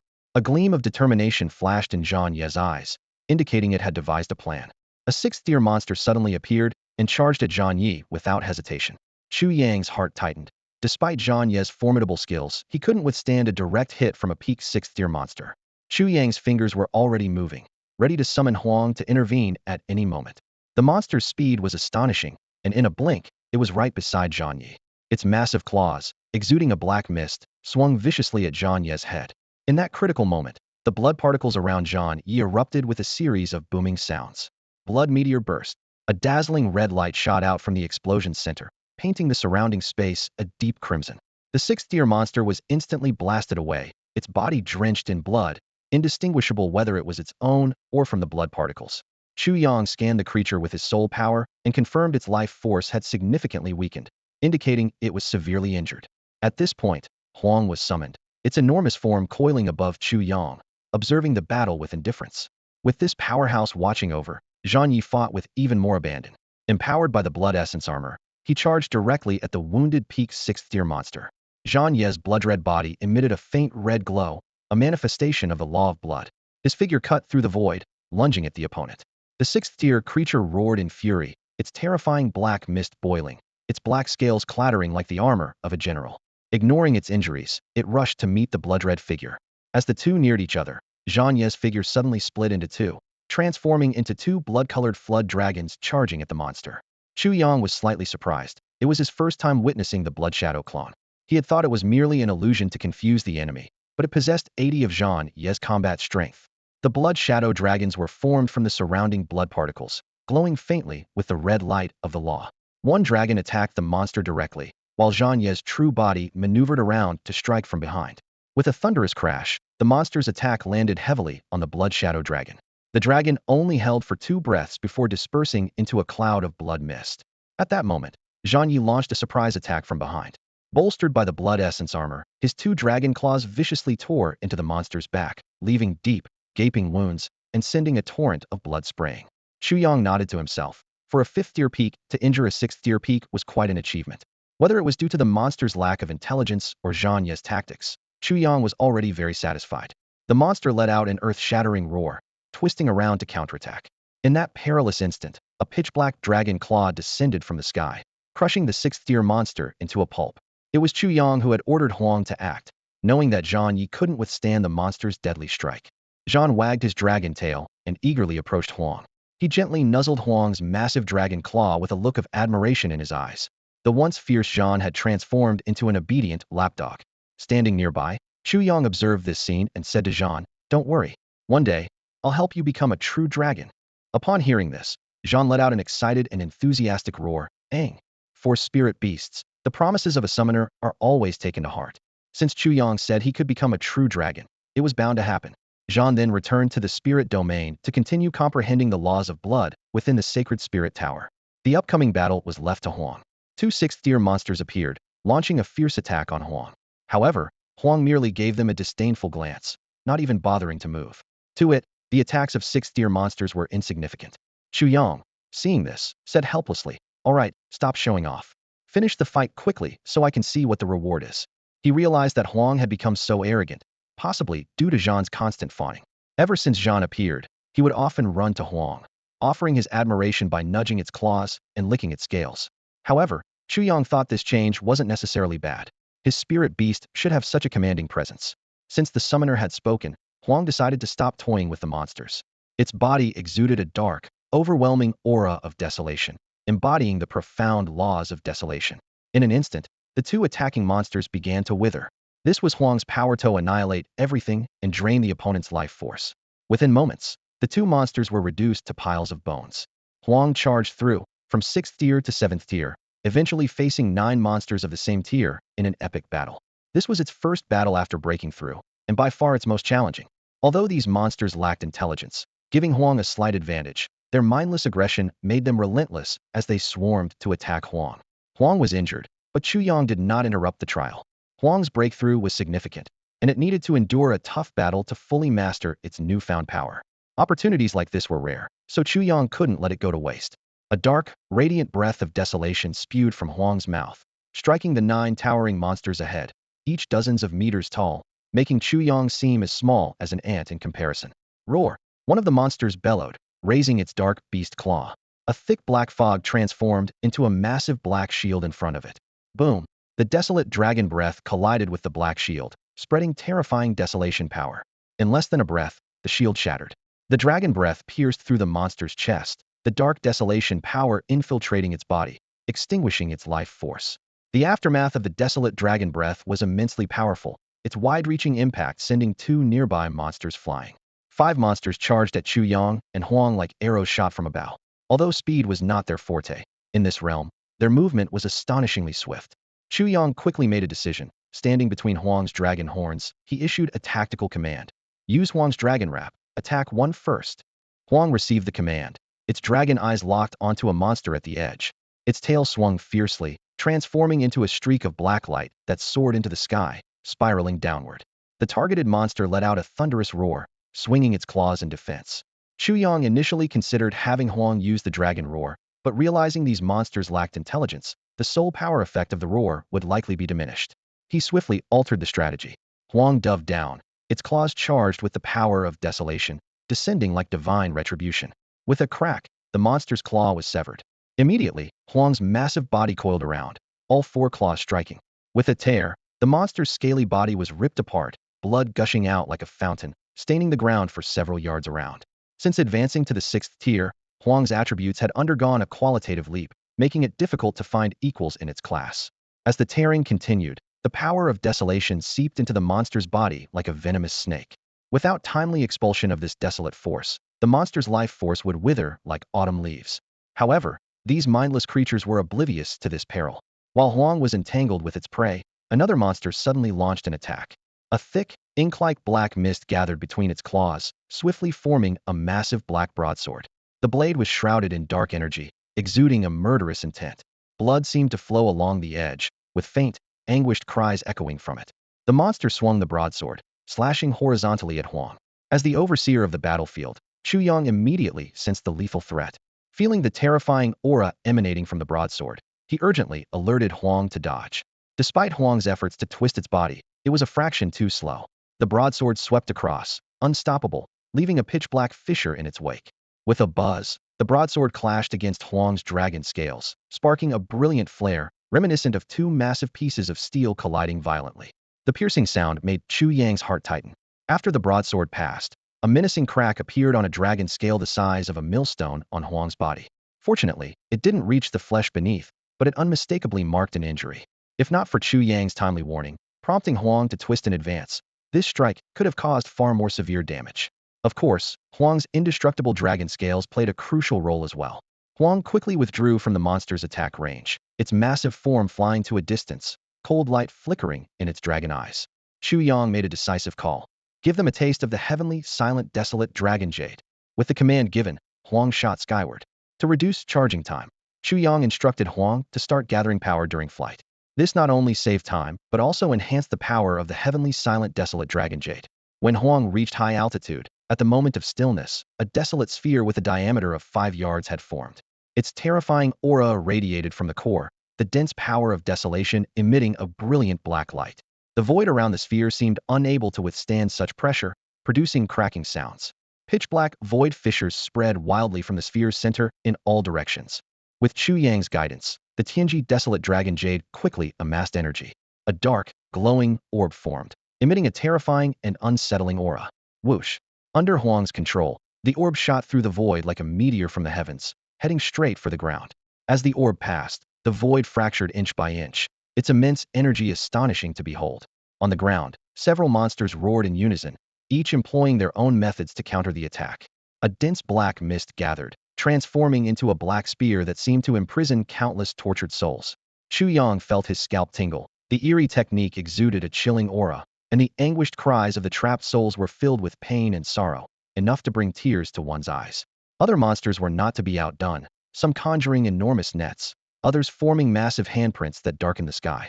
All attacks converged on the descending orb. Boom!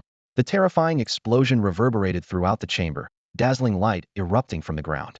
At the explosion's center, the void continuously collapsed and healed, over and over.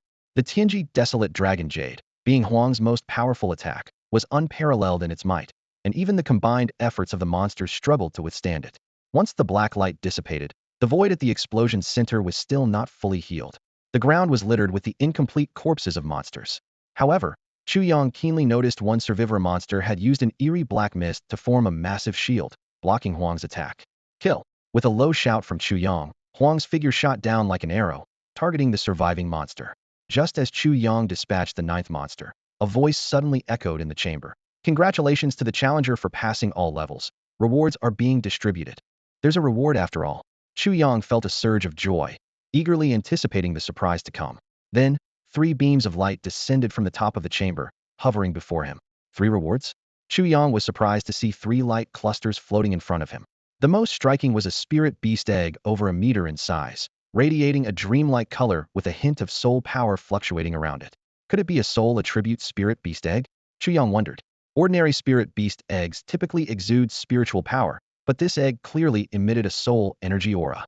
Chu Yang fell into contemplation.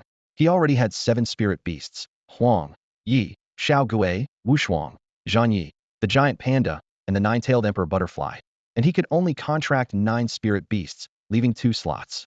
He calculated. With the Monkey King set, I must contract a monkey, and I need to contract light and with attributes too. Suddenly, Chu Yang realized his contract slots might not be enough. But given Wang Qianyu's situation, the quality of spirit beast eggs here was undoubtedly high. After a moment of thought, Chu Yang made a decision. Since I'll need to contract a soul attribute spirit beast eventually, I'll choose you. Having made up his mind, Chu Yang focused on drawing the contract symbol. As the contract succeeded, fine cracks began to appear on the surface of the dream-colored spirit beast egg, as if something inside was about to hatch. A moment later, Chu Yang's expression turned peculiar. His gaze fell on the reward before him, and he couldn't help but murmur to himself, "Why is it another butterfly? Do I have some special connection with butterflies?" The butterfly was only the size of a palm, yet it was astonishingly beautiful. It was adorned with vibrant patterns and emitted a dreamlike glow. Chu Yang gazed at it, almost entranced. The quality of this butterfly left him in awe. Dream sky butterfly, of supreme quality, at the initial stage of the first tier. Chu Yang carefully examined the butterfly's attributes: soul attribute skills dream eater, soul power //. He marveled internally, as he had never heard of a supreme quality spirit beast before. Which is higher, supreme quality or divine quality? Chu Yang wondered, filled with curiosity. However, one thing was certain. Both qualities far surpassed the king level. He couldn't help but feel satisfied with his gains, thinking to himself, as expected of an ancient secret realm, the rewards are indeed extraordinary. In addition to the dream sky butterfly, Chu Yang obtained 2 other items that made his heart race. One was a supportive soul technique, the power word formula, which could increase a spirit beast's strength by 30%. The other was a divine level technique, the heavenly soul art, allowing a spirit master to cultivate all the way to the divine level. Chu Yang was overjoyed, his happiness evident on his face. He hadn't been able to cultivate for a long time due to issues with techniques. Although the mystery boxes might yield cultivation pills, that method was too uncertain. Now, with this technique, he could finally enhance himself steadily and securely. After Chu Yang stored away the rewards, he was instantly transported out of the reward space and back into the ancient secret realm. Chu Yang. 2 cheerful voices rang out simultaneously. The Qin sisters, Luo Xue and Luo Jiao, beamed with bright smiles. Clearly they had also gained significantly. Chu Yang immediately stepped forward, concerned, and took the girl's hands, asking, "How was it? You didn't get hurt, did you?" Qin Luo Jiao replied enthusiastically, "Not only did we not get hurt, but our haul was also quite substantial." She playfully asked, "Guess what I got?" Chu Yang pondered for a moment and guessed, "A king quality spirit beast?" "Wrong," Qin Luo Jiao announced triumphantly. "It's a divine quality spirit beast egg." Chu Yang was astonished. "With your abilities, you managed to get a divine quality spirit beast egg?" Qin Luo Jiao explained that because they were spirit beast companions, they received additional rewards after passing the trials. Besides the reward for clearing the 5th-tier Chalinja King quality spirit beast egg, they also got an extra divine quality spirit beast egg. After hearing this, Chu Yang couldn't help but reflect. Their rewards were so generous. It seemed less like a mere assessment and more like receiving precious gifts. Perhaps, Chu Yang mused, the purpose of this secret realm is to pass down the heritage of ancient times, ensuring the continuation of the sect's tradition. In ancient times, there was a brilliant civilization of beast tamers whose traces can be found scattered across ancient ruins. The secret realm before them is a masterpiece created by the spirit masters of that era, showcasing power far beyond what exists today. High-quality cultivation techniques, spirit beast eggs, soul artifacts, and other rare treasures are abundant, each telling the story of that era's splendor. Although this civilization eventually vanished, the ancestors seem to have preserved its essence through some grand method, passing down the legacy to the present day. Chu Yang gripped the stone mirror tightly, his muscles tense, sweat beading on his forehead, yet he couldn't move it an inch. Unwilling to give up, he summoned Huang to assist, but the outcome remained disappointing. Qin Luoxua chuckled. Such a level of soul artifact must be refined to work. Refine it? You two go ahead. I already have a soul artifact. Chu Yang waved his hand, calculating in his mind. Once refined, not only would they obtain a high-quality soul artifact, but also the inheritance within. Who knows how many treasures the stone mirror holds? This treasure must be in his grasp. However, with the Holy Spirit Tower, he no longer needed another soul artifact. Letting the two women refine it would enhance their strength. The sisters knew Chu Yang possessed an extraordinary soul artifact, so they didn't refuse. They eventually decided that Qin Luoxua would refine the stone mirror. Chu Yang's attention turned to the refreshed blind box.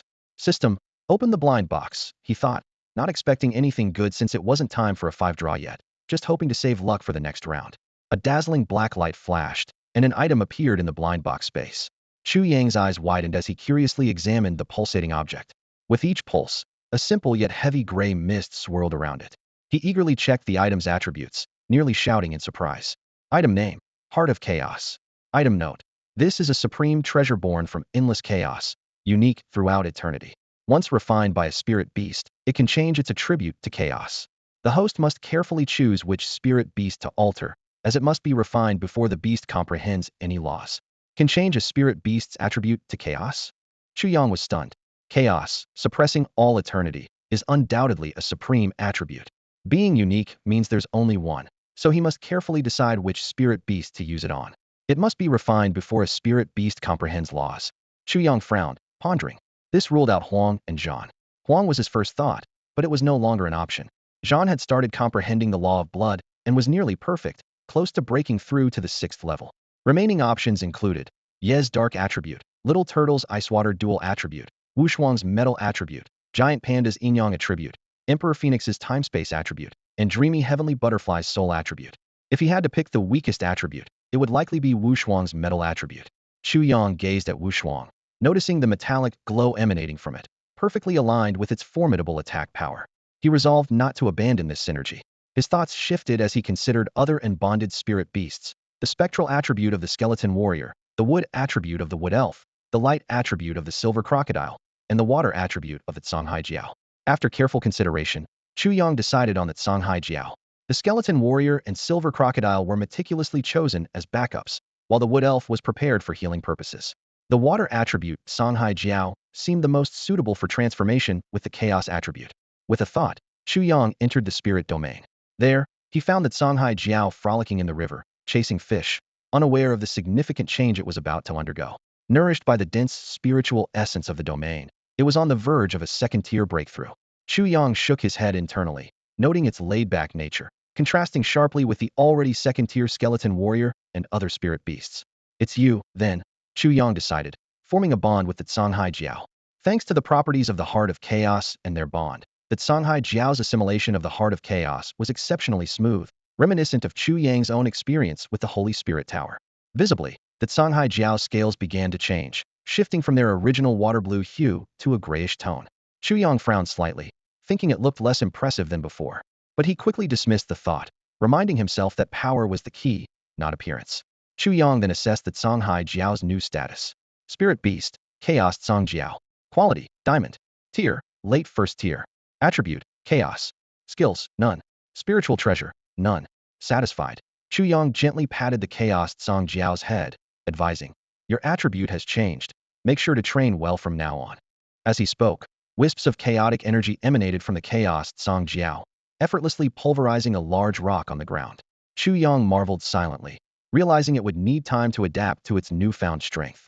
With that, all of Chu Yang's spirit beast slots were filled. He resolved to intensify his training upon returning, aiming to enhance his strength swiftly. Back in the secret realm, Chu Yang found Qin Luoxua had already returned. Curious, he asked, did you succeed in refining it so quickly? Qin Luoxua shook her head, looking slightly frustrated. I couldn't refine it. My soul power couldn't penetrate it. As if something was blocking me, she explained, having tried for a long time without success. Spirit masters refine soul artifacts by injecting their soul power to imprint their mark for complete control. However, for some reason, her soul power couldn't seep in, as if a mysterious force was preventing it. Chu Yang comfortingly wrapped an arm around Qin Luoxue's slender waist and spoke softly. Don't worry, there's plenty of time. Once your mother wakes up, we can ask her for guidance. She might know what to do. Although he knew little about his mother-in-law's past, Chu Yang had gleaned some insights from the sisters. That mysterious elder's knowledge was unparalleled. At that moment, a voice filled with ethereal sighs suddenly echoed. My foolish daughter, a divine artifact with a spirit won't easily choose its master.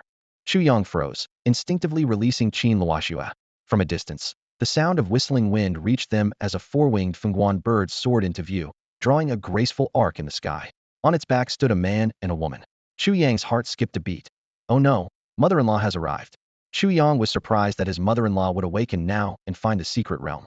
A four-winged phoenix crown bird descended from the sky, and Yun Lifan and Qin Shufeng slowly stepped down. Mother, Qin Luoxue and her sister spoke in unison, their faces lighting up with joyful smiles. They quickly approached, affectionately linking arms with their mother. Yun Lifan was dressed in white, her figure elegant and tall, exuding mature charm. Despite being a mother for decades, her face was as delicate as a girl in her 20s. Chu Yang finally understood why Qin Shufeng stayed by her side constantly. Who wouldn't want to protect such a beauty? Yun Lifan gazed at her daughters' faces and sighed softly. If I had woken up any later, I might have become a grandmother already.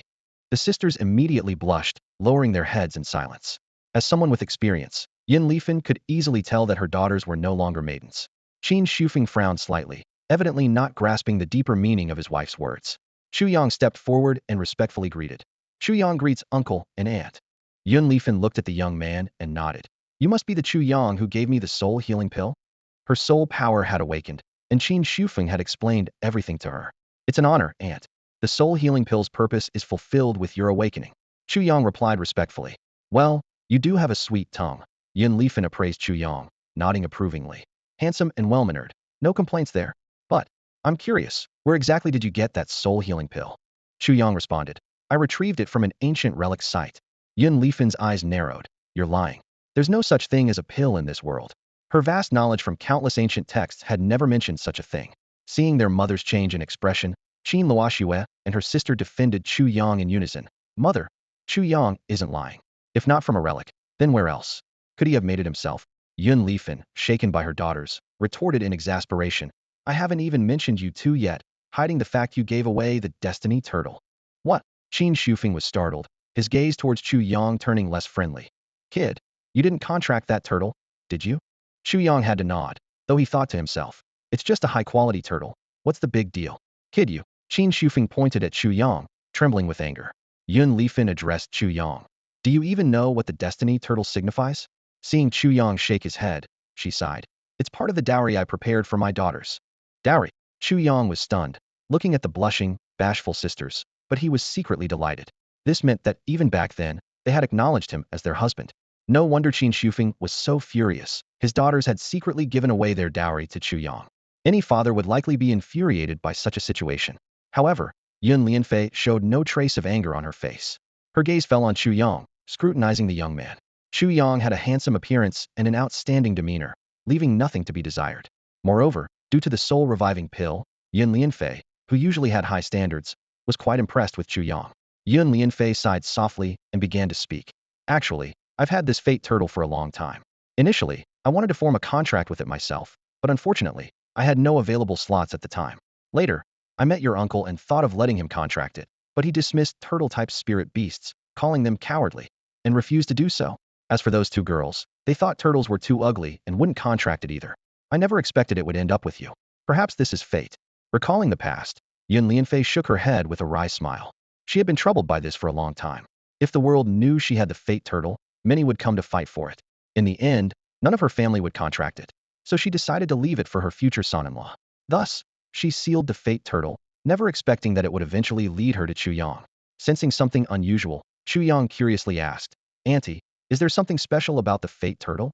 Yun Lianfei responded, haven't you noticed the fate turtle's skill? Are you referring to the child of fate? Chu Yang pondered.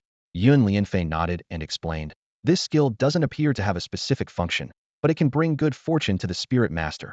almost like being favored by the heavens. Chu Yang fell into thought. As someone who had crossed over from another world, he was skeptical about the notion of bringing good fortune. However, upon reflection, he realized that after obtaining the Fate Turtle, he indeed experienced continuous good luck. From the Wang family's secret chamber, the Beast Tide's lair, to Ghost Island, and even this secret realm expedition, he had reaped significant rewards each time. Yun Lianfei's voice suddenly turned serious. But remember, the Fate Turtle only appears once in an era, so you mustn't expose it lightly. Until you have fully grown, it's best not to reveal it to the world. She warned Chu Yang. There was once someone who obtained a Fate Turtle, and after being discovered, they were captured along with the turtle, and the outcome was not good. Chu Yang nodded in shock, thinking to himself, only one appears per era. The prestige of this king-quality spirit beast is incredibly high.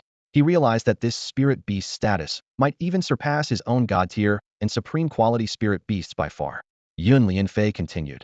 Of course, if the Child of Fate skill truly brings good fortune to a spirit master, it would undoubtedly attract the envy of many. Luck is such an elusive thing. Who wouldn't wish for it? Yun Lianfei's gaze returned to Chu Yang, her tone becoming stern. While I am satisfied with you as a person, we are spirit masters, and we rely on spirit beasts. So, what do you have that can match the spirit beasts of my two daughters? That's the main point. How far a spirit master can go, and how strong they can become, ultimately depends on their spirit beasts. Otherwise, no matter how high a spirit master's cultivation is, they remain vulnerable against other spirit masters of the same level. Of course, she asked this somewhat rhetorically. As a beast master herself and being the mother-in-law, even if Chu Yang didn't have high-quality spirit beasts, she would ensure he acquired some. After all, the situation was already set. Seeing her two daughters' delicate demeanor, she couldn't possibly separate them. Faced with his mother-in-law's question, Chu Yang knew he had to answer truthfully. Chu Yang introduced his lineup of spirit beasts to his mother-in-law, Yun Lifi. He had 4 king-quality spirit beasts: the dark-attributed Night Fury, the metal-attributed Sword King, the ice-water dual-attributed Destiny Turtle, and the blood-attributed Azure Blood Dragon. Yun Lifi nodded slightly, noting that aside from the familiar Destiny Turtle, the attributes of the other 3 spirit beasts were quite impressive. While Yun Lifi was silently assessing this, Chu Yang dropped another bombshell. I also have a divine quality spirit beast. It's the Inyang Wuji beast.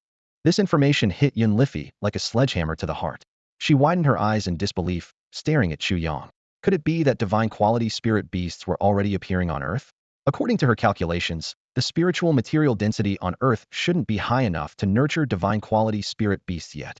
After all, the spiritual revival in this world had only been occurring for a few hundred years, and the accumulation in various aspects was far from sufficient. Nurturing a divine quality spirit beast should, theoretically, take much longer. Yun Lifi was about to ask for more details when Chu Yang spoke again, with a hint of pride in his voice. Additionally, I have a supreme quality spirit beast. Boom. Yun Lifi felt her mind go blank, her body trembling uncontrollably. She stammered, what quality did you say? Supreme quality. Chu Yang replied, seeing the shock on his mother-in-law's face. He had already guessed that supreme quality must be above divine quality and likely quite extraordinary. Yun Lifi took a deep breath, trying to calm herself, though her voice still trembled slightly. Can you show me this supreme quality spirit beast? Upon her request, Chu Yang immediately obliged. Moments later, a butterfly radiating a dreamy glow appeared before everyone. This spirit beast, named the illusionary sky butterfly, was only the size of a palm but was breathtakingly beautiful. It gently flapped its wings, gracefully circling around Chu Yang twice before settling on his shoulder. Yun Lifi's breathing quickened as she gazed at the illusionary sky butterfly with intense interest. She carefully examined every detail of the spirit beast and concluded, judging by its characteristics, this is indeed the legendary supreme quality spirit beast, and it's an extremely rare soul attribute. Her voice was filled with barely contained excitement. Soul attribute spirit beasts are rare, let alone a supreme quality one, Yun Lifi explained. In the same level of cultivation and without soul tools, a soul attribute spirit beast can easily overpower spirit masters with strong soul power, not to mention other spirit beasts. Qin Shufeng curiously asked, Madam, is supreme quality very high? He had never seen Yun Lifi so unsettled, which could only mean this quality was extremely rare. Yun Lifi nodded, her eyes still fixed on the illusionary sky butterfly. Not just high, it's the highest. She sighed deeply and continued. Besides the bronze to king qualities you're familiar with, there are 3 more above them. What? 3 more? I thought there was only divine quality. Qin Luojiao asked in surprise. She remembered Yun Lifi had previously told them that above king quality was only divine quality. How were there now 3 more? Yun Lifi explained, I told you that before because the other 2 qualities are almost impossible to encounter. In reality, above king quality, there are divine, celestial, and the highest, supreme quality. The three of them were stunned by this revelation. Qin Shufeng involuntarily swallowed, thinking to himself that he didn't even have a divine quality spirit beast, let alone celestial or supreme quality. While gently stroking the illusionary sky butterfly, Yun Liffey continued, divine quality is already exceedingly rare. Celestial quality spirit beasts are only found in a few major powers, possessing possibly one or two. As for supreme quality, that is reserved for absolute dominant powers, and such spirit beasts are a Ancient Millennium sight. At this, a glimmer of nostalgia passed through Yun Liffey's eyes before she began recounting a legend about a supreme quality spirit beast. Once, a fully grown supreme quality spirit beast caught the eye of a dominant power. To subdue this formidable creature, dozens of elite spirit tamers gathered, leading to several earth-shattering battles. However, the outcome was unexpected. The supreme spirit beast not only remained untamed, but also inflicted significant losses on the power, leaving it severely weakened. Upon hearing this, Chu Yang and his companions couldn't help but gasp. A single spirit beast capable of challenging a vast power was truly astonishing. Yun Lifan shifted her gaze from the mysterious spirit beast to Chu Yang. She gently pinched his cheek, her tone a mix of envy and warning. You lucky kid, stumbling upon a spirit beast of such quality. But keep your cool, don't do anything reckless. In the future, you will surely stand atop the world. She grew increasingly satisfied with her son-in-law, yet was also concerned about the impulsiveness of youth. She sternly advised, stay calm, don't be rash. If others discover you possess a supreme quality spirit beast, it will bring disaster, not fortune. Chu Yang respectfully replied, I will heed your advice, aunt. Later, when Yin Lifan learned that Chu Yang's supreme spirit beast came from the stone mirror before them, she couldn't resist exploring it herself. However, the results were disappointing. She only obtained a divine quality spirit beast. In contrast, Qin Shufeng, who also ventured inside, was beaming, having finally acquired a divine quality spirit beast. Yin Lifan sighed. Ah, you beat me to it. She had hoped for an immortal quality spirit beast, but ended up with only a divine one. She couldn't help but wonder, when will I be able to contract an immortal quality spirit beast? Though hopeful, she understood that such creatures were rare and could only be chanced upon. As for a supreme spirit beast, that was beyond her wildest dreams. Curious, Chu Yang asked, Aunt, is supreme quality the highest? Is there nothing above it? He pondered internally, considering how to explain his two saint quality spirit beasts if supreme was indeed the highest. Yun Lifan nodded affirmatively. Supreme quality is the highest. Nothing surpasses it. Chu Yang nodded thoughtfully. He concluded that saint quality must exceed supreme, and that this world likely couldn't produce saint quality, which is why people were unaware of their existence. Chu Yang then inquired about soul fire, which was crucial to his future plans for alchemy, thus piquing his interest. Yun Lifan patiently explained, spirit tamers have two types of soul seas. The ordinary soul sea, which is common silver soul power, and the mutated soul power. She elaborated on the various attributes of mutated soul power, such as wind, fire, lightning, and others, noting that these attributes surpass ordinary soul power in damage. Additionally, spirit tamers with innate mutated soul power have a higher affinity for soul substances and faster cultivation rates. Chu Yang recalled his encounter with someone from the Overturning Sea Sanctuary, whose azure soul power was likely wind attribute mutated soul power. Soul fire, formed from fire attribute mutated soul power, was named for its soul sea resembling blazing flames. Can it only be innate? Chu Yang asked, frowning, worried he might never acquire soul fire, which would force him to consider fire spirit beasts for alchemy. Seeing Chu Yang's concern, Yun Lifan clarified, no, mutated soul power can be innate or acquired. However, acquiring soul fire requires the assistance of a strong individual. She added, if you wish to acquire soul fire, I suggest visiting the endless fire domain. There might be fire seeds there. But I don't recommend attempting fusion. Now your soul power can't withstand the fire seed's blaze and might endanger your life. Yin Lifan recalled her past journey through the endless fire domain while searching for high-quality soul elixirs, noting its peculiarities. Her words were filled with concern for Chu Yang, urging him to act cautiously and avoid reckless risks. Unfortunately for Yun Lianfei at that time, those things were of no use. Merging with the fire seed required enduring immense pain, and there was even a risk of death. In her condition, with injuries not yet healed, she couldn't withstand such agony. Otherwise, her soul sea might collapse instantly. Qin Shufeng stood nearby, his soul power emanating from his body, appearing in a rare white color. A chilling aura rushed over, prompting Chu Yang to exclaim in surprise, Ice attribute mutated soul power? Qin Shufeng grinned proudly. If I didn't have some skills, would my wife have noticed me? Yun Lianfei ignored her husband's boasting, her gaze resting on Chu Yang. She recalled the series of coincidences that led to her meeting Qin Shufeng. If she hadn't been severely injured and cared for by him for so long, they might not have developed feelings over time. Given the difference in their status and position, they shouldn't have had a chance to be together. She continued speaking to Chu Yang. Moreover, deep within the endless fire domain, there's an extraordinary beast. Although I haven't seen it myself, its quality must be high. If you can form a contract with it, it would make an excellent spiritual beast for you. Chu Yang's interest was piqued. A beast? What kind of beast? There were too few spiritual beasts worth noting, and each had to be carefully considered. Yun Lianfei explained. If I'm not mistaken, it should be a fire spirit. A fire spirit? Qin Shufeng asked in confusion. Is it a fire elf? Yun Lianfei shook her head. A fire elf is a creature born from flames, whereas a fire spirit is formed when the flame itself gains intelligence. Once you contract with a fire spirit, it's equivalent to controlling the fire itself. Qin Shufeng was immediately frustrated. Wife, why didn't you tell me about such a great spiritual beast? Haven't you already got a fire attribute spiritual beast?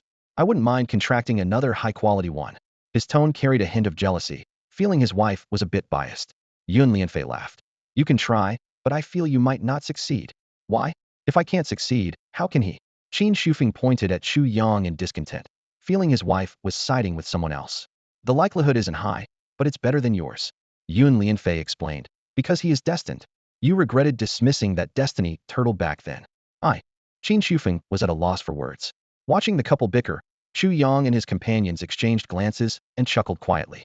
Later, Chu Yang learned quite a bit from Yun Lianfei, such as the concept of supreme spiritual beasts. Supreme spiritual beasts refer to those whose soul power, cultivation, and physical body are at the same level. Unfortunately, supreme spiritual beasts do not mean supreme quality, but rather that their soul power, cultivation, and physique are always at the same level. For the vast majority of spiritual beasts, it's challenging to achieve all three at the same level. Their soul power is usually 2 levels below their cultivation, or their physical strength is 2 levels below their cultivation. For example, among Chu Yang's spiritual beasts, Yi, Little Turtle, Panda, Zhang Yi, Emperor Phoenix, and Chaos Azure Dragon all have soul power 2 levels below their cultivation. Although the Dream Butterfly's soul power is stronger than those of the same level, its physique is 2 levels weaker than most spiritual beasts. Among Chu Yang's numerous spiritual beasts, only Huang and Wushuang have all 3 aspects at the same level, making Huang a supreme spiritual beast. This information gave Chu Yang deeper insight into his spiritual beasts and provided new directions for future development. According to ancient legends, Earth has given rise to 3 supreme mythical creatures, the dragon, the phoenix, and the qilin. Yun Lifen stood in front of Chu Yang, her eyes shining with wisdom as she spoke. I haven't seen a qilin myself, but dragons and phoenixes are undoubtedly supreme beings.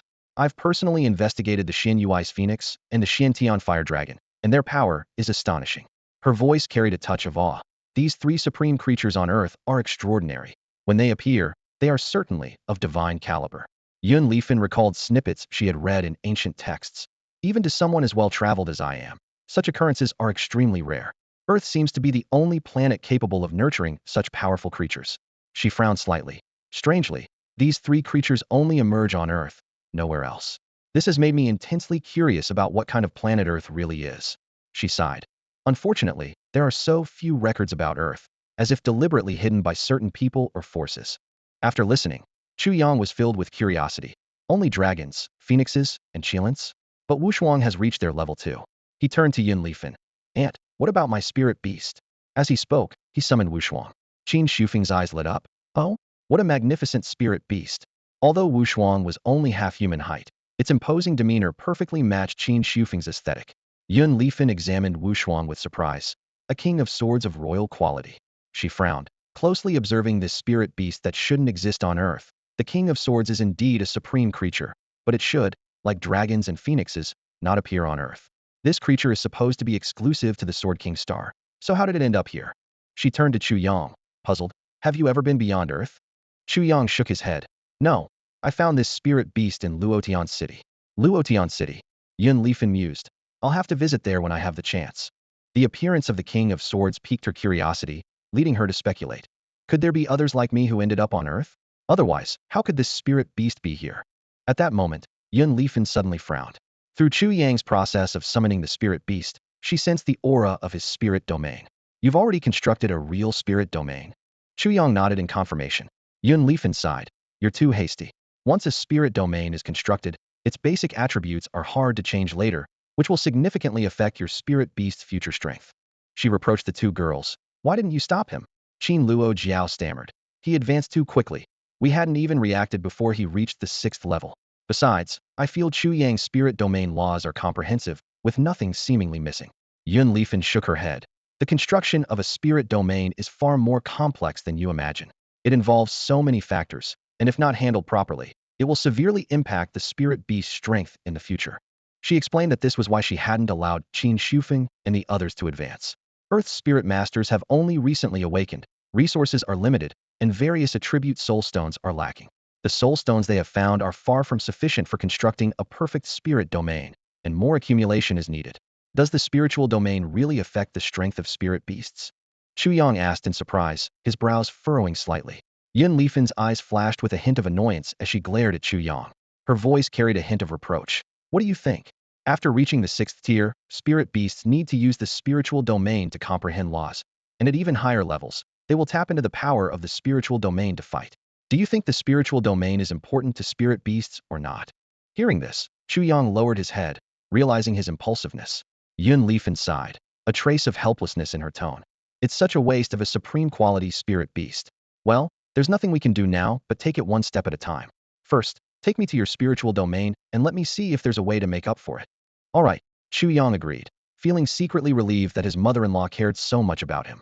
However, he thought to himself that his spiritual domain was constructed from a world stone, so there shouldn't be any problems, right? As Yun Lifan and her group stepped into Chu Yang's spiritual domain, Qin Shufeng exclaimed, "Such dense spiritual material." His eyes shone with amazement. This is far denser than the spiritual material drifting from the spiritual veins beneath the canyon outside the secret realm. Yun Lifan said calmly, "It's a king-quality spiritual vein." However, what truly surprised her was the completeness of the laws within Chu Yang's spiritual domain, which were identical to those of the outside world. How about it, mother? I wasn't lying, was I? Chu Yang said proudly. The laws within my spiritual domain are really comprehensive. Yun Lifan's body trembled slightly, and a look of disbelief flashed in her eyes. This isn't just comprehensive, it's perfect. She turned to Chu Yang, her voice urgent. What materials did you use to construct this spiritual domain? How many types of soul stones does it take to build such a perfect domain? World stone. Chu Yang blurted out. Oh, world stone, huh? Yun Lifan repeated absent-mindedly. Then her voice suddenly sharpened, her eyes wide with shock. World stone? Are you saying you constructed your spiritual domain with a world stone? Chu Yang nodded, not understanding why his mother-in-law was so agitated. Yun Lifan muttered in disbelief. How is that possible?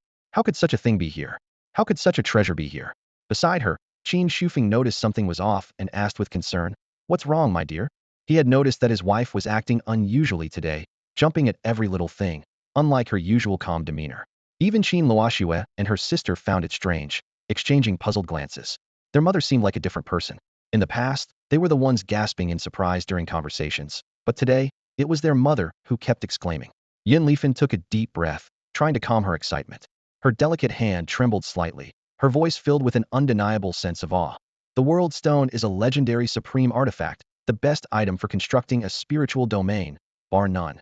She continued to explain, there's very little written about the World Stone because it has only appeared once in ancient times. Since then, countless powerful spirit masters have scoured the stars hoping to find a World Stone, but it has never appeared again. Who would have thought my clueless son-in-law would end up with one? Yun Lifan's voice carried a hint of reverence. The World Stone can nurture a complete set of world laws, and in the future, it has the potential to grow into a true grand world. Thinking of this, she felt a bit terrified. A true grand world is something no other spiritual domain can ever achieve. She further explained, that's why ordinary spirit masters' domains can only be called domains. No matter how large, they can't be called a world because the laws are incomplete. Who can say how many laws exist in the universe? Take fire laws as an example. They include profound fire, nether fire, celestial fire, ice fire. Yun Lifan's tone carried a hint of helplessness. So, no matter how powerful the backing, it's impossible to gather all the laws. Her eyes gleamed with a peculiar light. But the World Stone is different. A single World Stone encompasses all the laws in the world. Especially in the future, the way it enhances the abilities of spirit beasts is what's truly terrifying. After reaching the 10th level, the spirit beasts empowered by the World Stone exhibit astonishing strength, able to single-handedly defeat several spirit beasts of the same level from other spirit domains. Yun Lifan gazed into the distance, her eyes reflecting a complex light, as she murmured to herself, Earth, oh Earth, what kind of planet are you? Why have you given rise to 2 world stones in succession? Chu Yang, intrigued by her words, couldn't help but ask, Aunt, do you mean that a world stone once appeared on Earth before? Yun Lifan nodded slowly, her gaze filled with reminiscence. It said that during the ancient ages, a world stone appeared on Earth and was obtained by an Earth spirit master. That person once dominated the entire ancient era. Although they later fell for unknown reasons, their legend still circulates to this day. Suddenly, Yun Lifan recalled something a certain elder had once told her, and her expression grew solemn.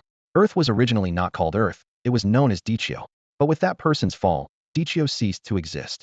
This thought struck Yun Lifan like a bolt of lightning, reminding her of what the elder known as Tianjizi, who possessed a spirit beast called the Celestial Turtle, had told her. If you ever have the chance to go there, cherish everything about it.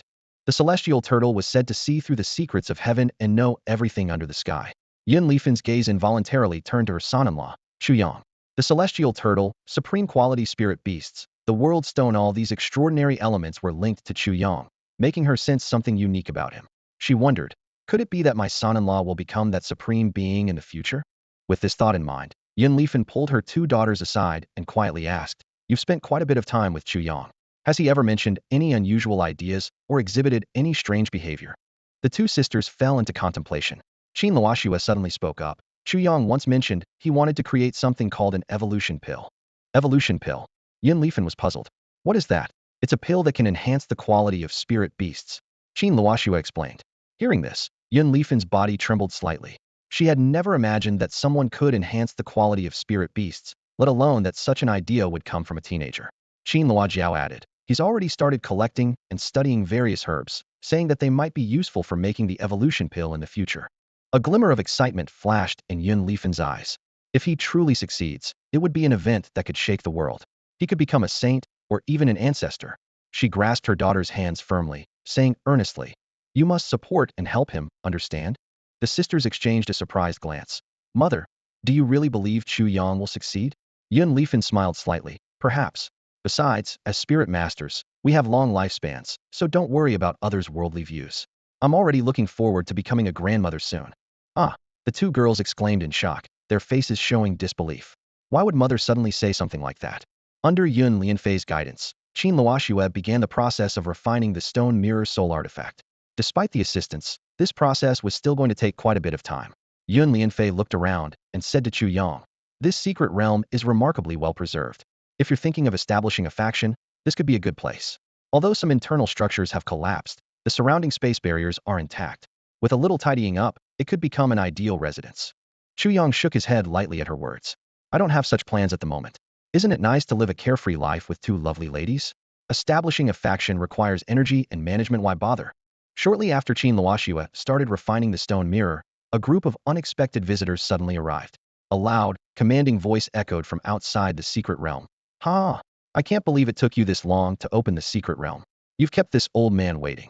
A troop of people, riding various spirit beasts, surged into the secret realm. Leading them was a formidable middle-aged man, Wang Qianhua. He sat atop a fiery red beast, his eyes fixed sharply on Chu Yang. Elder Wang was right. There's indeed a perfectly preserved ancient secret realm here, one of them exclaimed.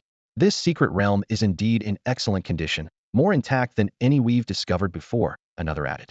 Upon entering, they didn't immediately acknowledge Chu Yang and his companions. Instead, they began to survey the area, as if leisurely strolling through their own backyard. Chu Yang chuckled coldly to himself, thinking, Wang Qianhua?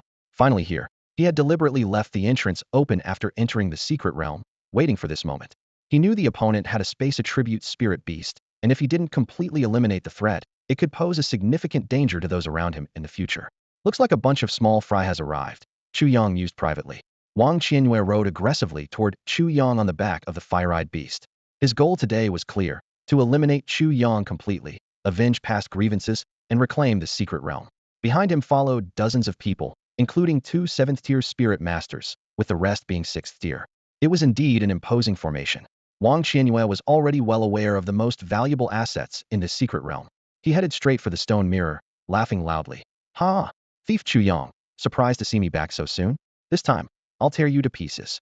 Chu Yang scrutinized the attire of Wang Qianhua and his followers, his heart sinking. The holy land of myriad spirits. Wang Qianhua has joined them. Hee, that's right. I'm now an elder of the Holy Land. Boy, this time, just accept your fate. Although Wang Qianyue wore a smile, he wasn't truly happy. To secure a position in the Holy Land, he had not only contributed several spirit treasures, but also disclosed the existence of the secret realm, which pained him greatly. However, the outcome was favorable. The Holy Master appointed him as an elder and granted him a large amount of rule liquid and soul stones, allowing him to reach the 6th tier in a short time. Seeing the unfavorable situation, Chu Yang quietly asked Yun Lianfei, "Auntie, do you have a method to strip someone of their spirit beast?" He had heard that contracted spirit beasts could be stripped, but he didn't know how to do it himself. "What? Which of his spirit beasts caught your eye?" Yun Lifen asked curiously, her eyes sparkling with interest. Chu Yang remained calm, as if he were facing an ordinary person rather than a sacred land elder. He said nonchalantly, "That old guy has a Tine attribute dragon python and a space attribute ethereal bat. If I could seize them, they'd make fine spirit beasts." Yun Lifen's eyes lit up. "Oh, Tine and space attributes? Those are indeed impressive spirit beasts." She looked at Chu Yang with great interest. "If you can capture him, leave the rest to me. I can almost guarantee a seamless transfer." Just then, Wang Qianyuan noticed Qin Shufeng and the others nearby. His smile widened, and he laughed heartily. "Ha ha ha. It's perfect that you're all here. This time, I'll capture every one of you." The group of spirit masters behind Wang Qianyue paid no heed to his words, their eyes fixed intently on the stone mirror, filled with fervor. "Is that the inheritance you mentioned, Elder Wang?" they asked eagerly. Wang Qianyue nodded in confirmation. "Indeed, this stone mirror contains the inheritance. There's also a key required to open it. Once obtained, you can enter the world inside the mirror periodically to gain the inheritance." However, at that moment, an elder noticed Qin Luoxue refining the stone mirror, and his expression turned icy. "Is that little girl refining that soul artifact?" The item highly prized by their sacred land was being contested. He immediately commanded his spirit beasts to attack. Seeing this, Chu Yang wasted no words and directly activated the summoning array. Instantly, a terrifying black dragon claw emerged from the array, reaching straight for Wang Qianyue. Boom! The sacred land elder at the forefront had no time to react before being crushed into a pulp along with his spirit beast by the dragon claw. "Elder Chun!" someone exclaimed from the rear. "How dare you attack a sacred land elder?" Someone shouted angrily, yet no one dared to advance. Wang Qianyue's expression changed drastically, his scalp tingling with fear as he sensed imminent danger. Elder Chun was a 7th tier spirit master, and his main spirit beast was 7th tier as well, now dead just like that. He looked at Chu Yang, only to find the latter staring at him, with that terrifying black claw heading straight for him. Chu Yang spoke softly. "Wang Qianyue, do you know why I left the secret realm's gate open? I was waiting for you to come." Wang Qianyue's heart raced as he finally realized it was a trap aimed at him. Earlier, he had mocked the other for foolishly leaving the secret realm's gate wide open, only to discover it was a lure for him. "Chu Yang, I am an elder of the sacred land. If you attack me, you'll be opposing the entire sacred land." Wang Qianyue shouted, trying to intimidate Chu Yang. At the same time, he summoned the ethereal bat and flew towards the secret realm's entrance. As long as he reached the outside, he was confident he could escape. "Do you really think you can get away?" Chu Yang sneered, pulling out the small stone mirror key and instantly closing the entrance. Wang Qianyue was startled, but his expression remained unchanged. He and the ethereal bat immediately concealed themselves in the void, disappearing from sight. "Haha, boy, I've entered the space rift. Let's see how you find me now." Wang Qianyue breathed a sigh of relief, his mind calming down. Chu Yang coldly replied, "You overestimate yourself." Suddenly, the black glow on the dragon claw intensified, unleashing an overwhelming surge of power. The space around the claw shattered instantly, producing a piercing crack sound. Wang Qianyue fell out from the fractured void with a terrified expression, his scream echoing in agony. Yun Lifen stood at the back, her eyes trembling slightly as she whispered, "10th tier Emperor level." "What?" Qin Shufeng looked at Chu Yang in disbelief and asked, "Wasn't that black dragon claw only at the 6th tier before? How did it advance to the 10th tier Emperor level so quickly?" Yun Lifen studied Chu Yang thoughtfully, pondering, is this the young man who might become a supreme being in the future? Reaching the 10th tier Emperor level at 16 is an achievement only possible for those with spirit beast companions in her exalted faction, and even then, it requires abundant resources. As far as she knew, Chu Yang wasn't a spirit beast companion, so what kind of opportunity allowed him to reach this level in less than half a year? Wang Qianyue, who had fallen from the void, was immediately caught by the dragon claw and then tossed to Yun Lifen. Chu Yang politely said, "Thank you, Aunt." Yun Lifen nodded and began the process of separating Wang Qianyue from his 2 spirit beasts in front of everyone. Instantly, Wang Qianyue's screams echoed throughout the secret realm. "Ah, Chu Yang, I was wrong, spare me. I don't want the secret realm anymore. I don't want anything. Ah." The excruciating pain of losing his spirit beasts contorted Wang Qianyue's face, and if he weren't held tightly, he might have frantically rolled on the ground. Qin Luojiao felt uneasy listening and instinctively moved closer to Chu Yang. He held her hand and comforted her. It's okay. Think about the things he made Wang Yuan do to those girls, and you won't feel sorry for him. He gently rested her head against his chest. Qin Shufeng watched this scene with mixed emotions. He sighed and said, Wang Qianyue's willingness to use such despicable means on two girls shows his true nature. Keeping someone like him around would only lead to trouble. Although his wife had agreed to their relationship, he still felt a sense of loss. His daughter, who used to seek comfort in his arms when afraid, now found solace elsewhere. Yun Lifen, while performing the secret technique, added, because they found someone they can rely on now. Nearby, a group of spirit masters from the Holy Land looked extremely displeased. A seventh-tier elder had already died, and now Wang Qianyue was being separated from his spirit beasts in front of them. As his screams filled the air, one elder stepped forward to warn. Aren't you afraid of making enemies with the Holy Land of all spirits by doing this? Chu Yang responded disdainfully, enemies? Are you worthy? Even if your Holy Land's ancestor came, they wouldn't have the right to be my enemy. The Holy Land elder's face turned red, but he didn't dare to argue. The opponent's spirit beast, with just one claw, made them bow their heads, a feat only possible for a supreme-level powerhouse.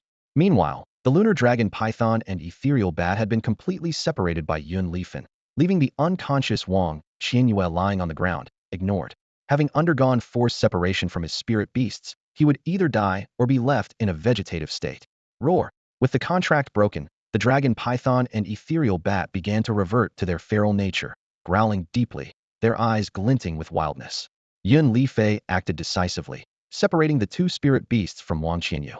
The beasts, now unbound, lunged at her, their bond still strong. However, Huang's dragon claws struck like lightning, capturing them firmly and pulling them into the spirit realm. Chu Yang surveyed the surroundings, his gaze falling on the members of the Wanling Sanctuary.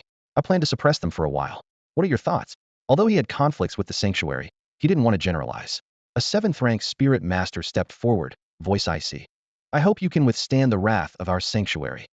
Chu Yang chuckled, huh? Tell your master, if you want revenge, have your ancestors come themselves. I can't be bothered with the rest of you. The spirit master snorted but did not argue, clearly wary of Chu Yang's strength. He turned to leave with several trembling sixth-rank disciples. Suddenly, an unexpected change occurred. Crack! A sharp sound echoed, like thunderclaps or a mirror shattering. What was that sound? Chu Yang asked alertly. It's outside the secret realm, someone shouted. Everyone quickly moved outside the secret realm, where Yun Lifei's face had changed dramatically. Her jade-like hands clenched tightly, her breath heavy. A void passage. She pointed to the sky, where a black rift had appeared, with dark mist continuously seeping out. Chu Yang observed intently. It looks like a rift formed from space breaking, but more stable than when Huang breaks space, and it's still expanding. Yun Lifei frowned and explained, this isn't ordinary space breaking. Someone has torn open a stable passage from the other side. If I were at my peak, I could forcefully destroy it, but now. She turned to Chu Yang and the others, her expression serious. Remember, any creature that emerges from this rift must be exterminated without exception. Otherwise, there will be endless trouble. The seventh-rank elder from the sanctuary turned pale and staggered. A demon lair has appeared here. We must return to the sanctuary immediately. With that, he hurriedly left with the others. Yun Lifei looked at Chu Yang with determination. You should establish your own power. Whether to suppress this rift or to prepare for the future, it's wise to plan ahead. She was aware of the challenges Chu Yang might face and, as his future mother-in-law, felt the need to offer guidance and lay the groundwork. Noticing Yun Lifei's shift in attitude, Chu Yang couldn't help but ask, what exactly is behind this void passage? Why must we eliminate every trace? Yun Lifei's expression grew solemn as she revealed a shocking secret. Inside are terrifying demons. I've seen fragments in ancient texts suggesting that the interruption of Earth's spirit master legacy in ancient times might be related to these demons beyond the void passages. Everyone was shocked. The reason for the disappearance of Earth's spirit masters was actually related to these things? Chu Yang's expression turned serious instantly, his brows furrowed. Although he didn't know the exact power of the ancient spirit masters on Earth, he was certain it far surpassed today's standards. At this moment, the rift in the sky was continuously expanding, with inky black gas pouring out incessantly, as if ready to devour the entire world. In this tense atmosphere, Qin Shufeng spoke. It said that hundreds of years ago, the emergence of spirit master legacies was due to these void rifts. Chu Yang's curiosity was piqued, and he asked, Uncle, what is the connection between the spirit master legacies and these void rifts? Qin Shufeng shook his head and admitted, I'm not entirely sure, but you should know about the 9 sacred lands on Earth, right? Chu Yang nodded, thinking to himself, Not only do I know, but I recently had a confrontation with the sacred land of all spirits, not to mention my previous conflict with the sacred land of the overturned sea. Qin Shufeng continued. The fundamental purpose of establishing the 9 sacred lands was to suppress the void passages. That era was bloody, with demonic creatures descending from the sky, leaving devastation in their wake, rivers of blood flowing. Everywhere they passed, there was desolation, and all life became their prey. He paused, then continued. But it was precisely because of the appearance of these demonic creatures that some hidden secrets of Earth seemed to be unveiled. The ancient spirit master legacies resurfaced in the world. After a century of hard-fought battles, people finally managed to drive away all the demonic creatures. However, the void rifts still existed, and the creatures continued to emerge. Eventually, a group of strong individuals united to guard the void rifts and fend off these creatures. This force eventually evolved into what we now know as the Sacred Lands. Chu Yang listened, falling into deep thought. He could imagine how people struggled to survive during those dark years. In a world without advanced technology, armed only with cold weapons, how much could humanity resist such fearsome creatures? Without the emergence of the spirit master legacies, humanity on Earth might have faced extinction. At this moment, Qin Luo asked curiously, Dad, why is it that only a few hundred years later, hardly anyone mentions these things? Chu Yang interjected, because human nature is inherently forgetful. Once life becomes comfortable, people tend to selectively forget past hardships, even if it's a history of blood and tears revered by their ancestors. Qin Shufeng looked at Chu Yang in surprise, not expecting such profound insight from the young man. Chu Yang had a personal understanding of this. In his previous life, his country was founded less than 100 years prior, and people already began to forget past sufferings. Here, nearly 500 years had passed, and much had been forgotten. Probably only the sacred lands retained detailed records. Yun Liffey looked at the increasingly large void rift, her expression grave. The larger the void passage expands, the more powerful the creatures inside become. Chu Yang, you really should seriously consider establishing a force. After all, the strength of a group is always greater than that of an individual. Chu Yang sighed.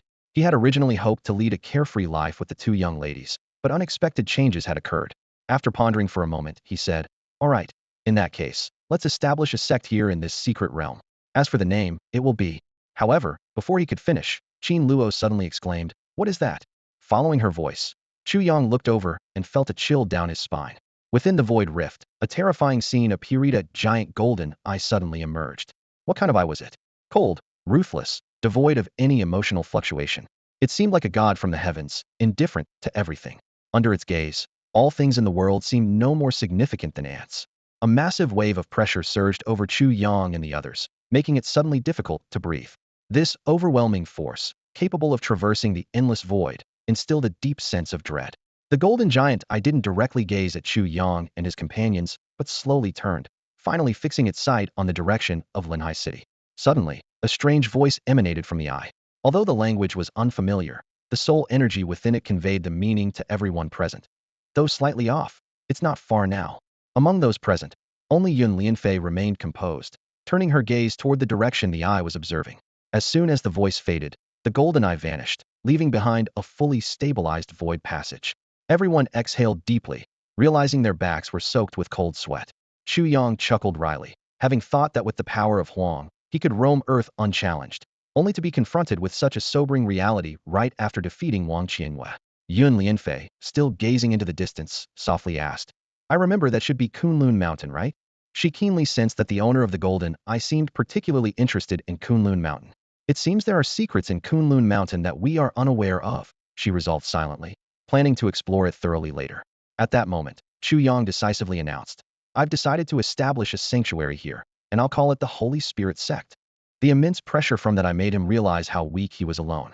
Yun Lianfei teased with a smile, Holy Spirit Sect? I thought you might call it something like the Supreme Alliance. After all, Chu Yang had a supreme quality spirit beast, so such a name wouldn't be out of place. But she quickly added, Holy Spirit Sect is good too, keeps things low-key, avoiding unwanted attention. Chu Yang smiled slightly. The name wasn't about being low-key, but was inspired by his 2 saint quality spirit beasts. He was convinced that saint quality was indeed superior to supreme quality. He even suspected that saint quality spirit beasts had never existed in this world, which was why people were unaware of their existence. Suddenly, hurried footsteps echoed from the passage, and Chu Yang and the others tensed up, ready for anything. Yun Lianfei, seeing their nervousness, couldn't help but chuckle. Don't worry, the passage isn't large enough yet. It can only let through creatures below the 8th tier. Chu Yang relaxed a bit. Creatures below the 8th tier weren't much of a threat to them. However, Yun Lianfei quickly added, but there are many of them, possibly endless. No sooner had she spoken than a thunderous roar erupted from the passage. A massive creature stepped out. It was humanoid, with beastly claws, covered in pitch-black scales, and surrounded by a swirling black mist. It's one of those creatures from the stone mirror. Qin Luojiao exclaimed in shock. Chu Yang's eyes narrowed, the scene reminding him of a possible connection between ancient Earth and these creatures. Otherwise, why leave such creatures in that sole artifact for future generations to train against? Yun Lianfei calmly explained. That's a black scale demon, a common type of creature. As soon as the black scale demon emerged from the passage, it took a deep breath of Earth's air and instantly looked disgusted. It roared. This world's air is repulsive, better to destroy it soon. Clearly, despite the presence of spiritual and soul matter, the lack of demonic essence made the black scale demon extremely uncomfortable, even feeling its power suppressed here. However, before it could continue its tirade, it was met with the sharp talons of the four-winged phoenix crown bird. Qin Shufeng had already launched an attack on the unwelcome guest. The majestic four-winged phoenix crown bird of Qin Shufeng, a formidable 8th-tier spirit beast, dominated the battlefield with ease. Its sharp claws effortlessly tore apart the head of a black-scaled demon, sending blood flying, creating a scene that was both terrifying and awe-inspiring. Having been confined to the city lord's mansion for far too long, Qin Shufeng finally found an opportunity to unleash his pent-up energy. His eyes gleamed with excitement as he commanded all his spirit beasts to join the fray, even summoning the ones deep in the canyon. Go, unleash your fury, he growled, his voice filled with long-suppressed anger.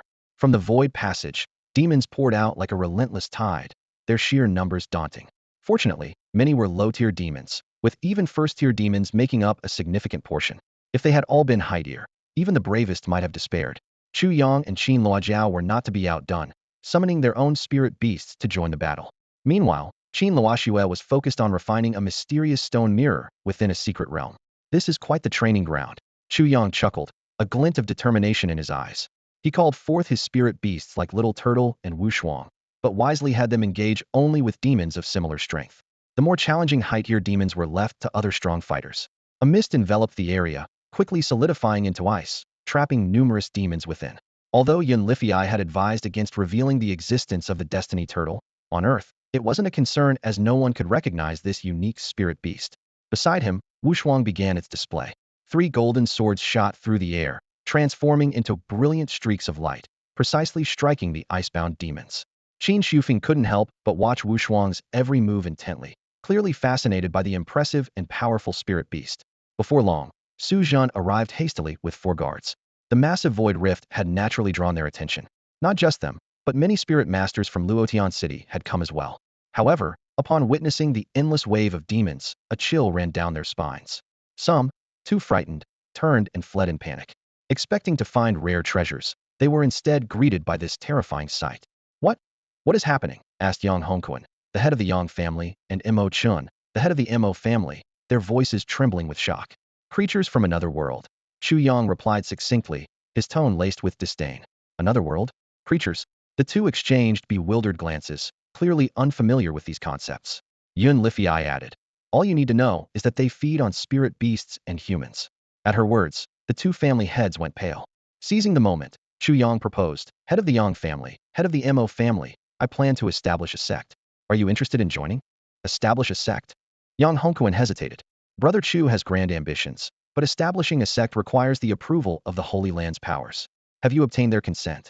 Chu Yang sneered, a trace of disdain in his eyes. Why should I seek anyone's permission to establish a sect? Yang Hongquan and Mo Chun exchanged a worried look. Clearly, Chu Yang hadn't received the Holy Land's approval. Mo Chun cautiously replied, if that's the case, I'm afraid we cannot agree. They understood all too well that angering the Holy Land could spell disaster, potentially leading to the annihilation of their entire families. Chu Yang nodded gently, not forcing the issue. He shared his plan to establish the Sacred Spirit sect with Su Zhan, entrusting him with full responsibility for the task. Su Zhan's eyes lit up with excitement as he responded, rest assured, my lord, I will complete the construction of the sect in no time. Despite his concerns about the wrath of the Holy Land, he believed Chu Yang had a strategy to handle it. Subsequently, Su Zhan led a few guards to Luotian City to procure building materials. For today's spirit masters, constructing a sect is not a challenge as long as there's sufficient funding. Chu Yang then turned to the young man beside Su Zhan, Zhou Yun, and instructed, Zhou Yun, go inform Su Sheng and the others to move directly to the sect. Zhou Yun was one of the 7 guards, standing alongside Li Xian, Tang Hao, and Yang Qi. The other 2 guards staying at the Chu family estate were Zhao Mu and Chen Sang. Notably, Chen Sang, despite being only at the peak of the 2nd tier, possessed a dark attribute spirit beast, the Night Shadow skeleton. Zhou Yun respectfully clasped his hands in acknowledgement and then led his group back to Luotian City to start preparations. Yang Hongquan and Mo Chun observed all this and shook their heads in disapproval. They thought Chu Yang was too young and reckless, daring to challenge the authority of the Holy Land. They feared this so-called sacred spirit sect might be destroyed by the Holy Land before it was even established. Nonetheless, although they didn't agree to join the sect, they began leading some of their clansmen to hunt down magical creatures. This vast and protracted battle would persist unless the void passage was completely destroyed, as magical creatures would continue to emerge endlessly. According to Yun Lianfei, this passage connected to another world, where the number of magical creatures was immeasurable, making this battle inevitably long-lasting. 2 days later, Qin Luoxue, using the method provided by Yun Lianfei, successfully refined the stone mirror. She excitedly reported to Chu Yang. Chu Yang, this is actually a quasi-immortal artifact. Chu Yang was astonished to hear this. According to spirit beast quality classification, above the king level are divine, immortal, and supreme qualities, and it seems soul artifacts, spiritual treasures, and techniques correspond to these levels. Yun Lianfei nodded in agreement. Very impressive, a quasi-immortal artifact is enough to be the treasure of a sect. Even in my place, the appearance of a quasi-immortal artifact would cause a sensation. Chu Yang couldn't help but marvel at how such a powerful force still met its demise in ancient times. However, what surprised him even more was that this quasi-immortal artifact contained many precious materials from ancient times, sealed within like spirit beast eggs, preserved perfectly to this day. Chu Yang speculated that the ancient predecessors might have foreseen some changes, which is why they sealed these valuable resources in advance for future generations. This undoubtedly laid a solid foundation for the sacred spirit sect. Qin Luoxue also informed Chu Yang that the soul artifact had many wonderful uses, some of which she could already utilize. For instance, with enough soul stones, she could open a space within the soul artifact to test a spirit master's willpower. Although this function seemed unremarkable for a newly established sect, it was an important means of selecting disciples. Chu Yang pondered whether the ancestors hoped for future generations to rebuild their strength. At that moment, he decided to open another blind box. This was his 5th attempt since entering the secret realm, and the previous attempts had yielded good results, including law stones and soul stones the size of a human head. System, open the blind box. Chu Yang silently commanded in his mind. Instantly, a dazzling black light flashed, and the system's voice followed. Congratulations to the host for obtaining the heaven and earth treasure, Chaos Breath Soil. Chaotic Breath Soil. Chu Yang's body shuddered, and a hint of surprise flickered in his eyes. The mere mention of this name was enough to stir one's imagination. A system prompt appeared before him. Chaotic Breath Soil. Note: soil born from chaos, imbued with a chaotic aura, containing the essence of chaos. It can accelerate the growth of any medicinal herbs and enhance the quality of certain herbs. Enhance the quality of herbs. Chu Yang's eyes lit up. Having long focused on the study of quality evolution, he was particularly sensitive to these words.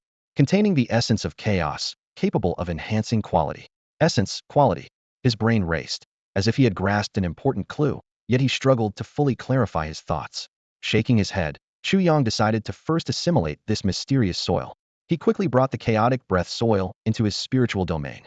To his amazement, the soil, which had been only palm-sized in the system space, now expanded to occupy 1/3 of his spiritual domain, resembling a floating island. The chaos Tsang Jiao, engrossed in cultivation, was immediately drawn to it.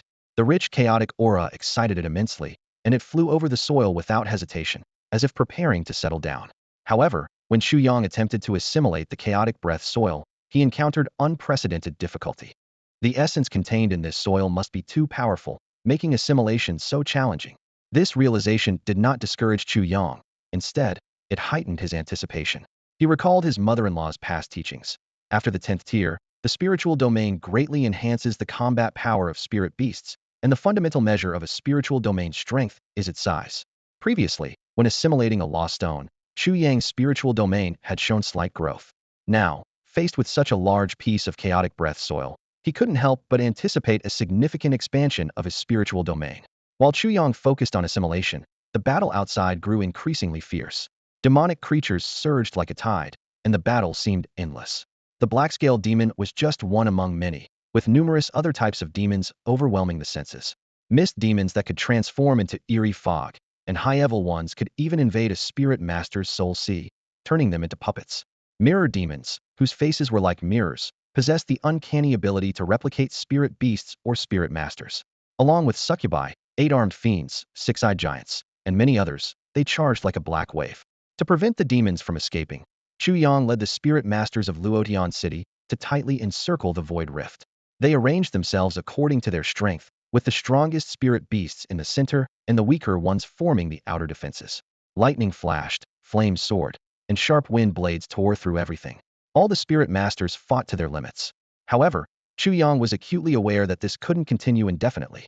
1 or 2 days might be manageable, but if it persisted for a year or two, at that moment, he deeply understood the hardships of the Holy Land. 2 days later, reinforcements arrived from Linhai City, drawn by the loud noise when the world was torn apart. Chu, my friend, how have you been? Su Ming, along with Su Wei and the Chun Bo whom Chu Yang had once injured, greeted him. Upon learning of the situation, they couldn't help but gasp. These things are actually creatures from another world? And they feed on humans and spirit beasts. Su Ming exclaimed. This is undoubtedly humanity's nemesis. Seizing the opportunity, Chu Yang shared his plan to establish a sect and invited them to join.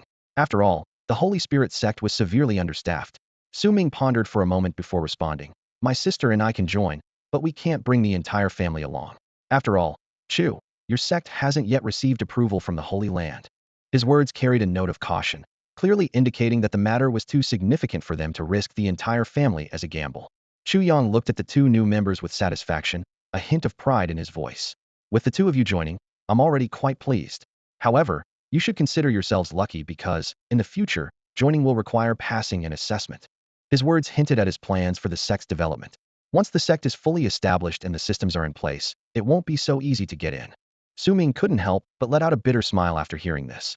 A trace of worry flashed through his eyes as he thought that Chu Yang's actions seemed to be constantly opposing the Holy Land.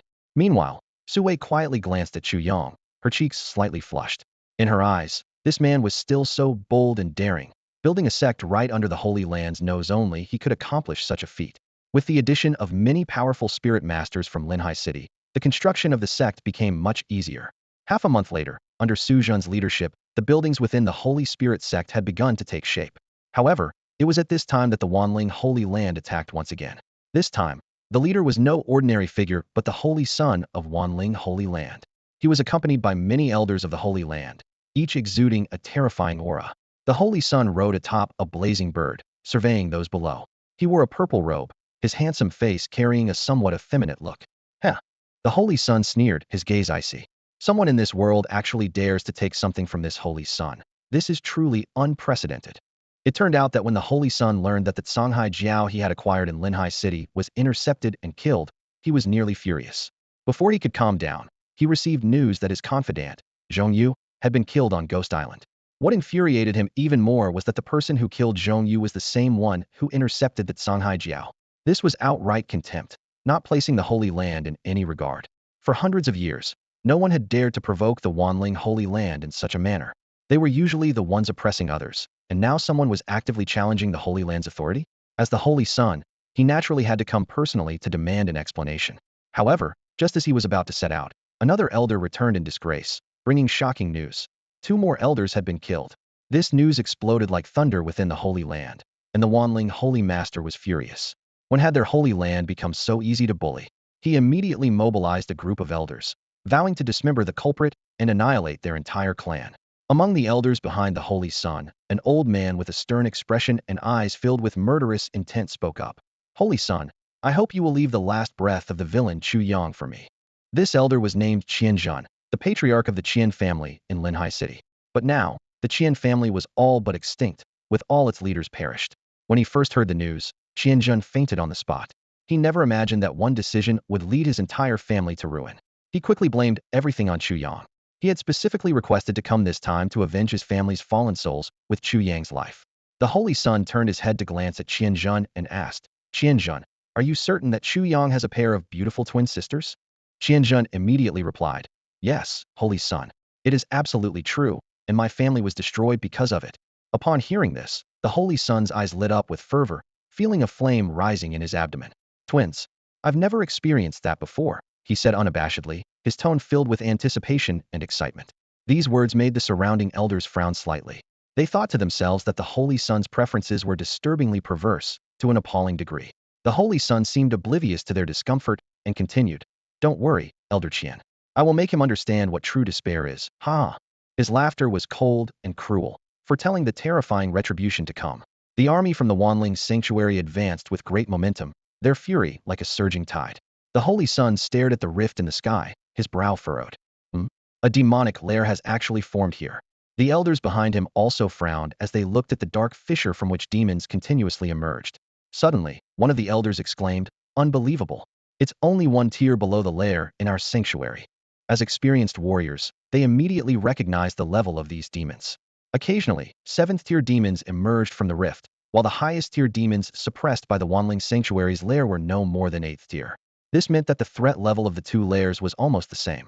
However, the Holy Sun was indifferent to this. Having never fought in a demonic lair, he was unaware of the demon's brutality. To protect this special lair, the sanctuary's patriarch and leader never allowed him to take risks, planning for him to join the battle only once he had fully matured. A smile played at the Holy Sun's lips, his eyes gleaming with anticipation as he thought of the two beauties he was about to meet.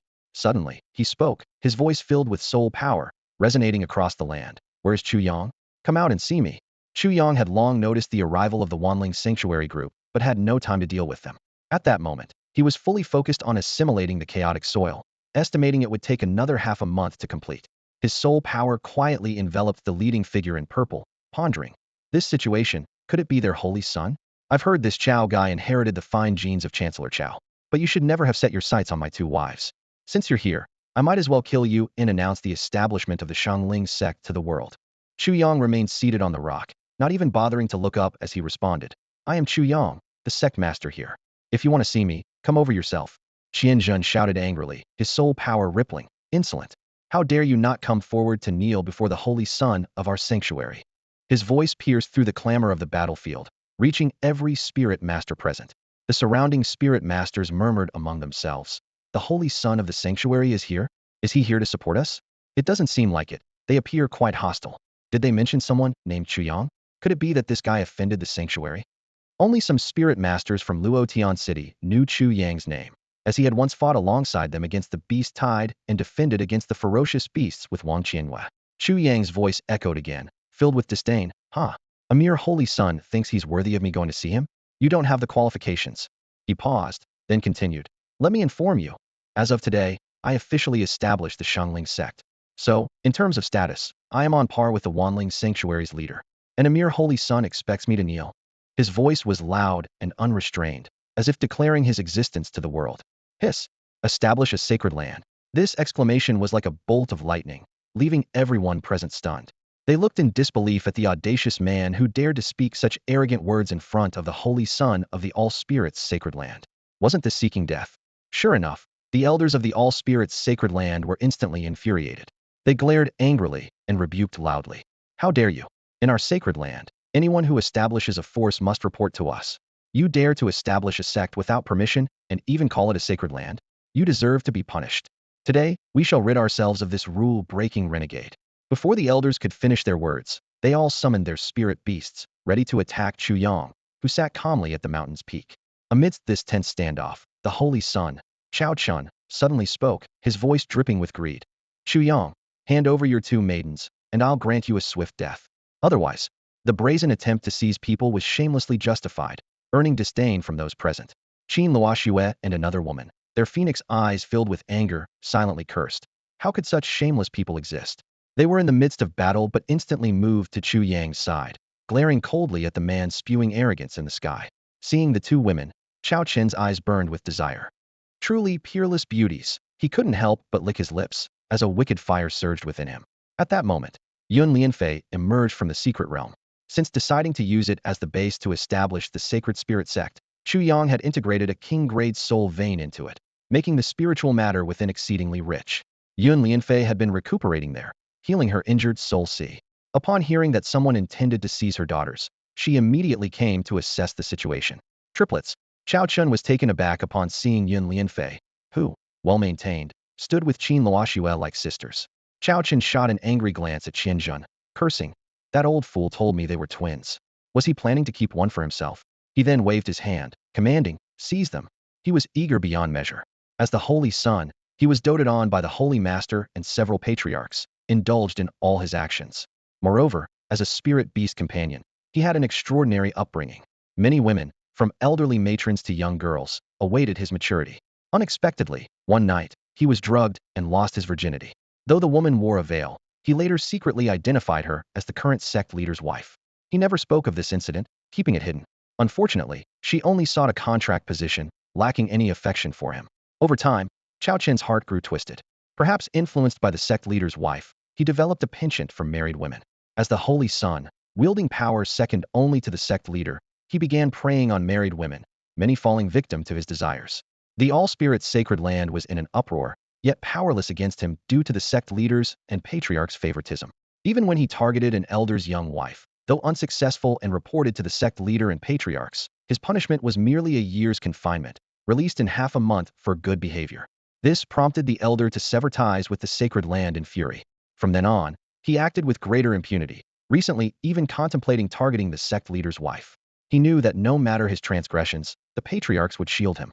This was all because his companion spirit beast was of divine quality, with the potential to surpass the 10th tier. The patriarchs viewed him as the hope of the sacred land, believing he could one day unite the entire earth under their banner. Chu Yang sneered. It seems you've forgotten the reason your sacred land was established. Go back and ask your patriarchs. Then, he turned his gaze to Chao Chun, eyes filled with murderous intent. Without a word, a massive dragon claw emerged from a summoning circle, reaching for Chao Chun. Protect the Holy Sun, the crowd cried in alarm. Seeing Chu Yang directly attack the Holy Sun, the elders acted in unison. They summoned their spirit beasts to form an impenetrable defense, firmly shielding Chao Chun. They understood all too well that if anything happened to the Holy Sun, they would bear the blame.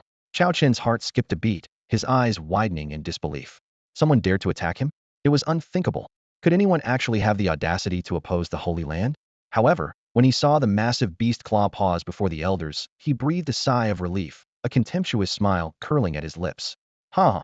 Chao Chen laughed maniacally, his eyes gleaming with madness. I am the Holy Son of the Holy Land. Who dares lay a hand on me? Quickly, capture those 3 girls for me. I can't wait to show them my affection.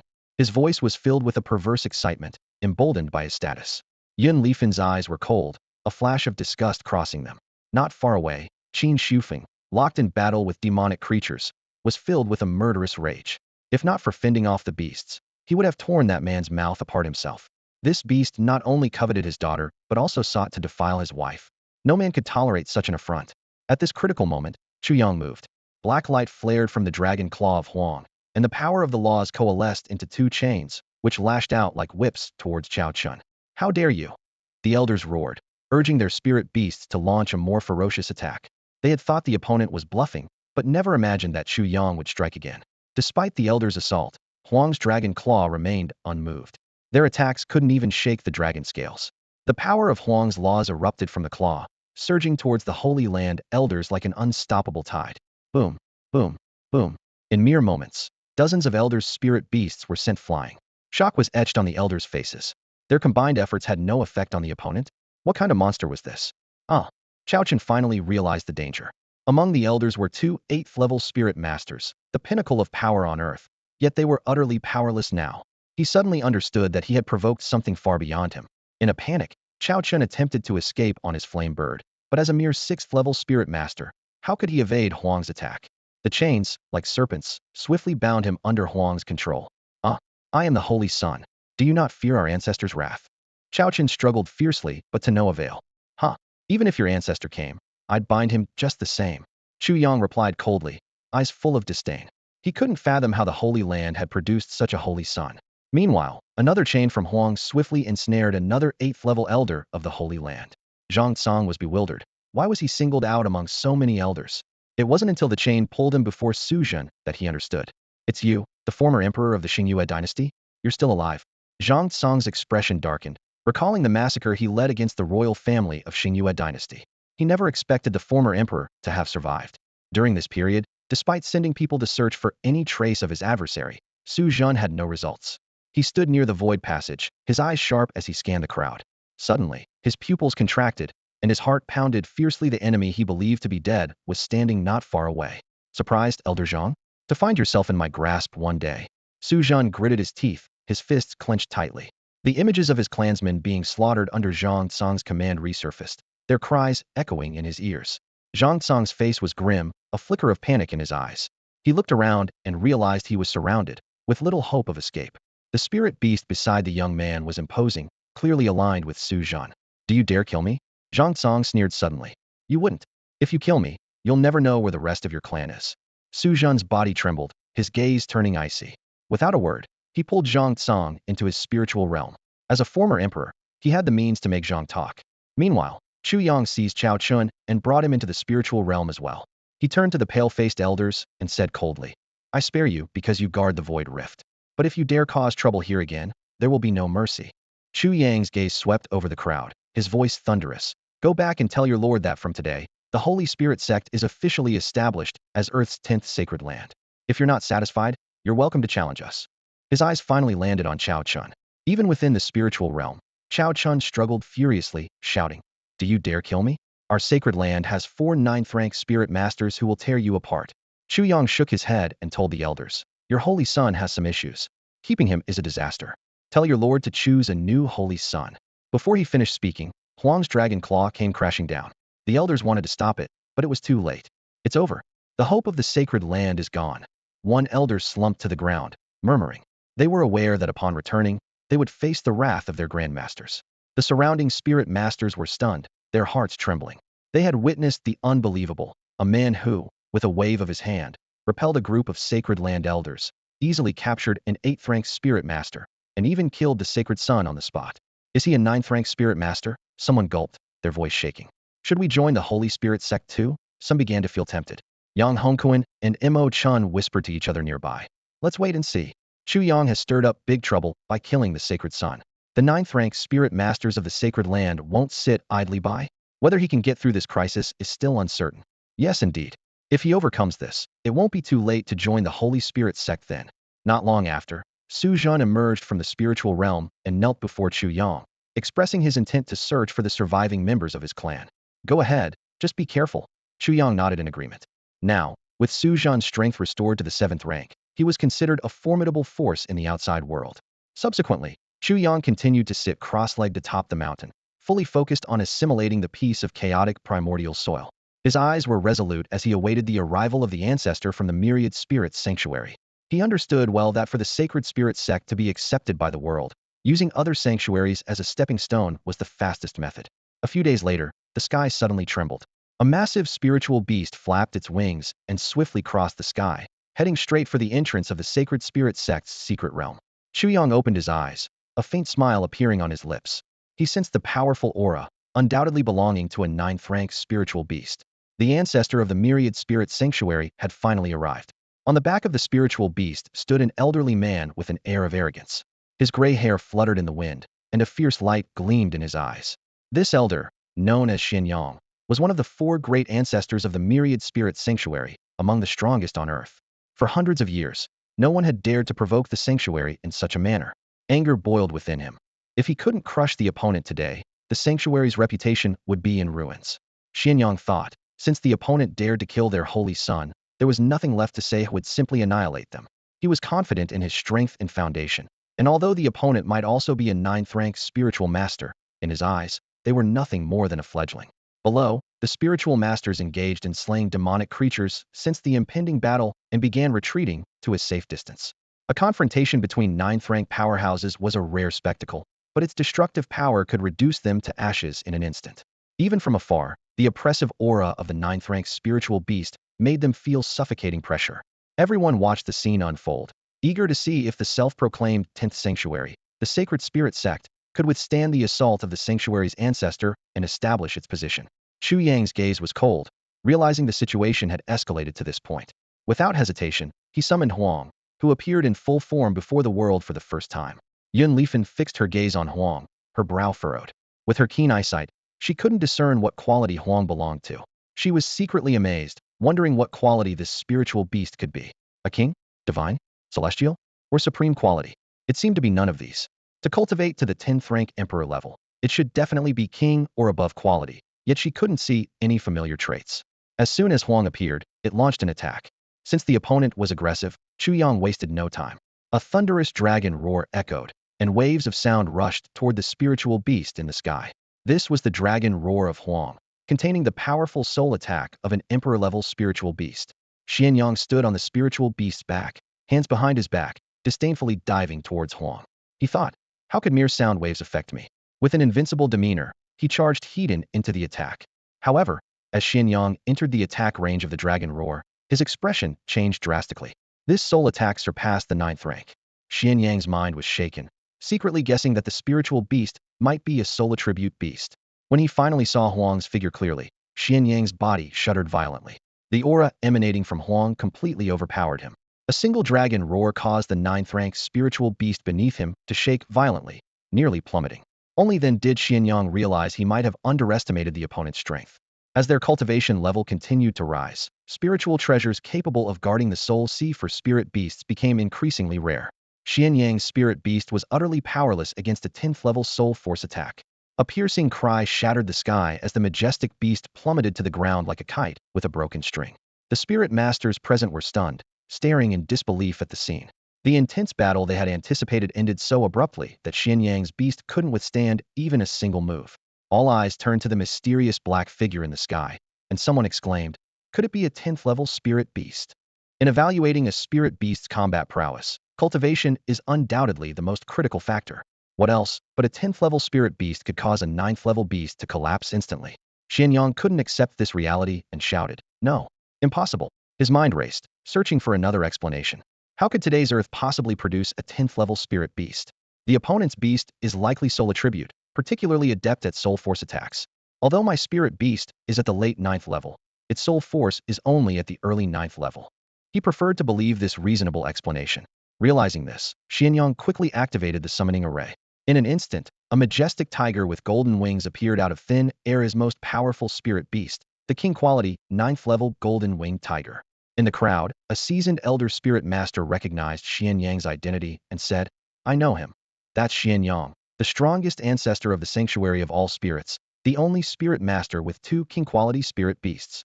After Xian Yang summoned 2 9th-level spirit beasts, the elder confirmed his identity. After all, king-quality spirit beasts are extremely rare, and ordinary people can hardly find one. Among the many 9th-level spirit masters, only Xian Yang possesses 2 king-quality spirit beasts. Hearing someone recognize him, Xian Yang immediately regained his composure and said proudly, oh, someone recognizes this old man. His confidence stemmed from the king-quality defensive spiritual treasure possessed by the golden winged tiger, a rare item recently offered by Wang Qian. Xian Yang thought to himself with delight, although soul attributes have strong soul force, their physique is weak. Let's see what you can do now. The golden winged tiger let out a thunderous roar, flapping its wings as it charged toward the black figure Huang. Chu Yang stood steadily between Huang's dragon horns, smiling to himself. Soul attribute? Huang isn't a soul attribute. After transitioning through the 6th level, Huang's attributes increased significantly due to the characteristics of a supreme spirit beast, including soul force. It was likely comparable to spirit beasts of the same level with soul attributes. The golden winged tiger roared and unleashed a golden energy beam from its mouth. This beam, imbued with the rich law of gold, was incredibly sharp, seemingly capable of cutting through anything in its path. The real battle begins now, someone shouted excitedly from below. They believed the defeat of the previous 9th level spirit beast was merely an accident. However, Huang also released a dark energy beam filled with the power of desolate dragon breath. The black dragon breath collided with the golden tiger's roar instantly. Yet, the expected evenly matched clash did not occur. The black energy beam overwhelmed the golden light effortlessly, striking the golden winged tiger directly. A tragic tiger's roar echoed through the sky. No, Xian Yang shouted in disbelief. Isn't it a soul attribute? Why is its spiritual attack also so powerful? The desolate dragon breath pierced through, striking the golden winged tiger directly. The terrifying energy erupted with a deafening roar. In the stunned gazes of everyone, the 9th level golden winged tiger, along with Xian Yang, fell to the ground like a kite with a broken string. Boom. The violent tremor snapped the stunned crowd back to reality. A 10th level. It's definitely a 10th level spirit beast, someone shouted desperately. Only a 10th level emperor spirit beast could defeat a 9th level beast with such overwhelming power. In an instant, the crowd erupted with shock and disbelief, their cries echoing. A 10th level emperor spirit beast has been born on Earth. Since the lineage of spirit masters emerged, this is the first time a tier 10 spirit beast has appeared. Su Ming and the others were dumbfounded, eyes fixed on the scene before them, their hearts filled with indescribable shock. A Tier 10 spirit beast was a realm even the ancestors of the sacred lands had never reached. Yang Hongkuan and Mo Chun exchanged a glance and simultaneously made a decision. They must join the sacred spirit sect. The presence of a Tier 10 spirit beast was enough to awe any sacred land, and this was an opportunity they couldn't afford to miss. Although Xian Yang was sent flying, he wasn't mortally wounded. As a Tier 9 spirit master, he personally felt the invincible power of the opponent and knew without a doubt it was Tier 10. However, he found it hard to believe his own senses. The sacred lands boasted the highest quality spirit veins and the most lost stones, yet they had never birthed a Tier 10 spirit beast. To break through to Tier 10, one must have a king-quality spirit vein. Xian Yang was full of questions. Where did this young man find such a high-quality spirit vein? The myriad spirit sacred land had several diamond-quality spirit veins, but they were still significantly inferior to a king-quality vein, which was why they had never broken through to Tier 10. Earth had yet to produce a Tier 10 spirit vein, so how did this young man achieve it? Chu Yang stood between the dragon's horns, looking down at Xian Yang. The latter got up, dusted off his clothes, and gave a wry smile. Indeed, the younger generation is to be feared. I've been away from the sacred land for just a few decades, and the world has changed so much. Since I've lost, do as you please. Despite being shocked by the opponent's Tier 10 power, Xian Yang remained proud and showed no sign of begging for mercy. Chu Yang looked at him and said calmly, "Now, you shouldn't oppose the establishment of my sacred spirit sect, right? As for your so-called saint, you'd better find a normal person. That person is not right in the head, and if you hand over your sacred land to him, your sacred land will be in chaos." Xian Yang sighed and replied helplessly, I know Chao Chen's character is flawed, but his companion spirit beast is divine, with unlimited potential. Besides that peculiar habit, Chao Chen is excellent in other aspects, and his personal combat strength is unmatched among his peers. Yet, in front of Chu Yang's Tier 10 spirit beast, these advantages seemed dim. Chu Yang snorted. You should know by now that lust is a dangerous thing. I once knew someone with the surname Chao who lost a great warrior in his life because of his lust. If you truly hand over the myriad spirit sacred land to him, it's only a matter of time before you provoke public outrage, and even then, you might not be able to suppress it. The reputation and status of your sacred land would be finished. Xian Yang understood this well. Many wives of disciples in the myriad spirit sacred land had fallen victim to Chao Chun, and even some elders had been forced to leave. But in front of a divine spirit beast, these issues seemed trivial. Chu Yang continued, considering your past achievements and your efforts in suppressing the void passage for centuries, I don't wish to make a move against you. You may leave. Despite the old man's aggressive intentions and his merciless actions, his contributions to Earth were undeniable. Chu Yang thought to himself that he had only been in charge for less than a month and was already facing such a tricky situation. This made him somewhat irritated, especially considering these people had been guarding for hundreds of years. Chu Yang pondered silently, his gaze sweeping over the weathered elders before him. He couldn't help but imagine that without their daily vigilance, Earth might have long since become a wasteland overrun by demons. Their contributions were indeed monumental. Chu Yang took a deep breath, suppressing his displeasure. As long as they didn't provoke him, he had no desire to confront these venerable elders. After all, respect is mutual. Xian Yang looked at the young man in front of him, a complex expression flickering in his eyes. He sighed deeply, a hint of helplessness in his voice. At this point, even if I wish to avenge the Holy Sun, there is nothing I can do. I acknowledge your establishment of the Holy Land sect. I hope you fulfill the responsibilities of the Holy Land. With that, Xian Yang cupped his hands in a respectful gesture, his gaze inadvertently drifting towards the void passage. He knew his presence here was no longer meaningful. Moreover, the situation at the Wanling Holy Land was grim, and he couldn't stay away for long. Soon after, Xian Yang mounted his spirit beast and departed, his silhouette quickly vanishing from sight. Standing between the dragon horns of Huang, Chu Yang surveyed the people below. He took a deep breath and projected his voice, imbued with soul power, resonating in all directions. The Holy Spirit sect is established. From today, we are recruiting disciples and elders. Anyone who passes the assessment can join our holy land. His voice echoed like thunder across the land. Those who had been contemplating the idea were now filled with excitement, their eyes shining with hope. The establishment of a new holy land would undoubtedly require a large number of elders and disciples, and they, being nearby, had a distinct advantage. Yang Hongkuan and Mo Chun exchanged a glance and quickly approached Chu Yang. Yang Hongkuan eagerly asked, Brother Chu, what about us? Chu Yang glanced at them calmly and replied, Wait for the assessment. If you pass, you can join the Holy Spirit sect. Mo Chun was taken aback and asked in confusion, Do we still need to be assessed? Didn't you invite us before? Chu Yang's lips curled into a slight smile as he countered, But didn't you also refuse back then? At this moment, Su Ming approached, his eyes filled with anticipation. Brother Chu, do we also need to pass the assessment? He was excited, as he had once hoped to join the Wanling Holy Land but was rejected. He never expected to have this opportunity now. Chu Yang looked at Su Ming, his tone softening slightly. No need. You already agreed before, so you're considered a member of the Holy Spirit sect. However, to become an elder, you must have a 6th level power. Upon hearing this, Su Ming beamed with a bright smile. I understand. As long as I can join the Holy Land, I'm already very happy. Even before the assessments began, the number of applicants was already substantial. It wasn't long before the news of the Holy Spirit sect's establishment and the 10th level spirit beast spread like wildfire, reaching Luotian City, then Linhai City, and further beyond. Many spirit masters eager to join the Holy Land were on the move, heading towards the Holy Spirit sect. Meanwhile, beneath a void passage at the Wanling Holy Land, countless disciples were fiercely battling demons. Xianyang hurried back and informed the other 3 elders of what had transpired. A 10th level spirit beast, really? The 3 exclaimed in unison, shocked. Xianyang nodded gravely. I witnessed it myself. It can't be false. Hearing this, the 3 sighed deeply. Having guarded the void passage for centuries, they knew Xianyang wouldn't lie. One elder asked solemnly, so, avenging Chao Chun is impossible? Another elder shook his head. He's already dead.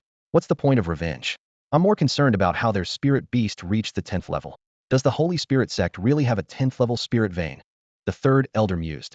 It could be due to that ancient secret realm. According to Wang Qianyue, the legacy there is extraordinary, with many ancient relics. There might even be divine-grade spirit beasts. Xianyang furrowed his brow. What should we do? Should we join forces with the other 8 holy lands to apply pressure and share the legacy?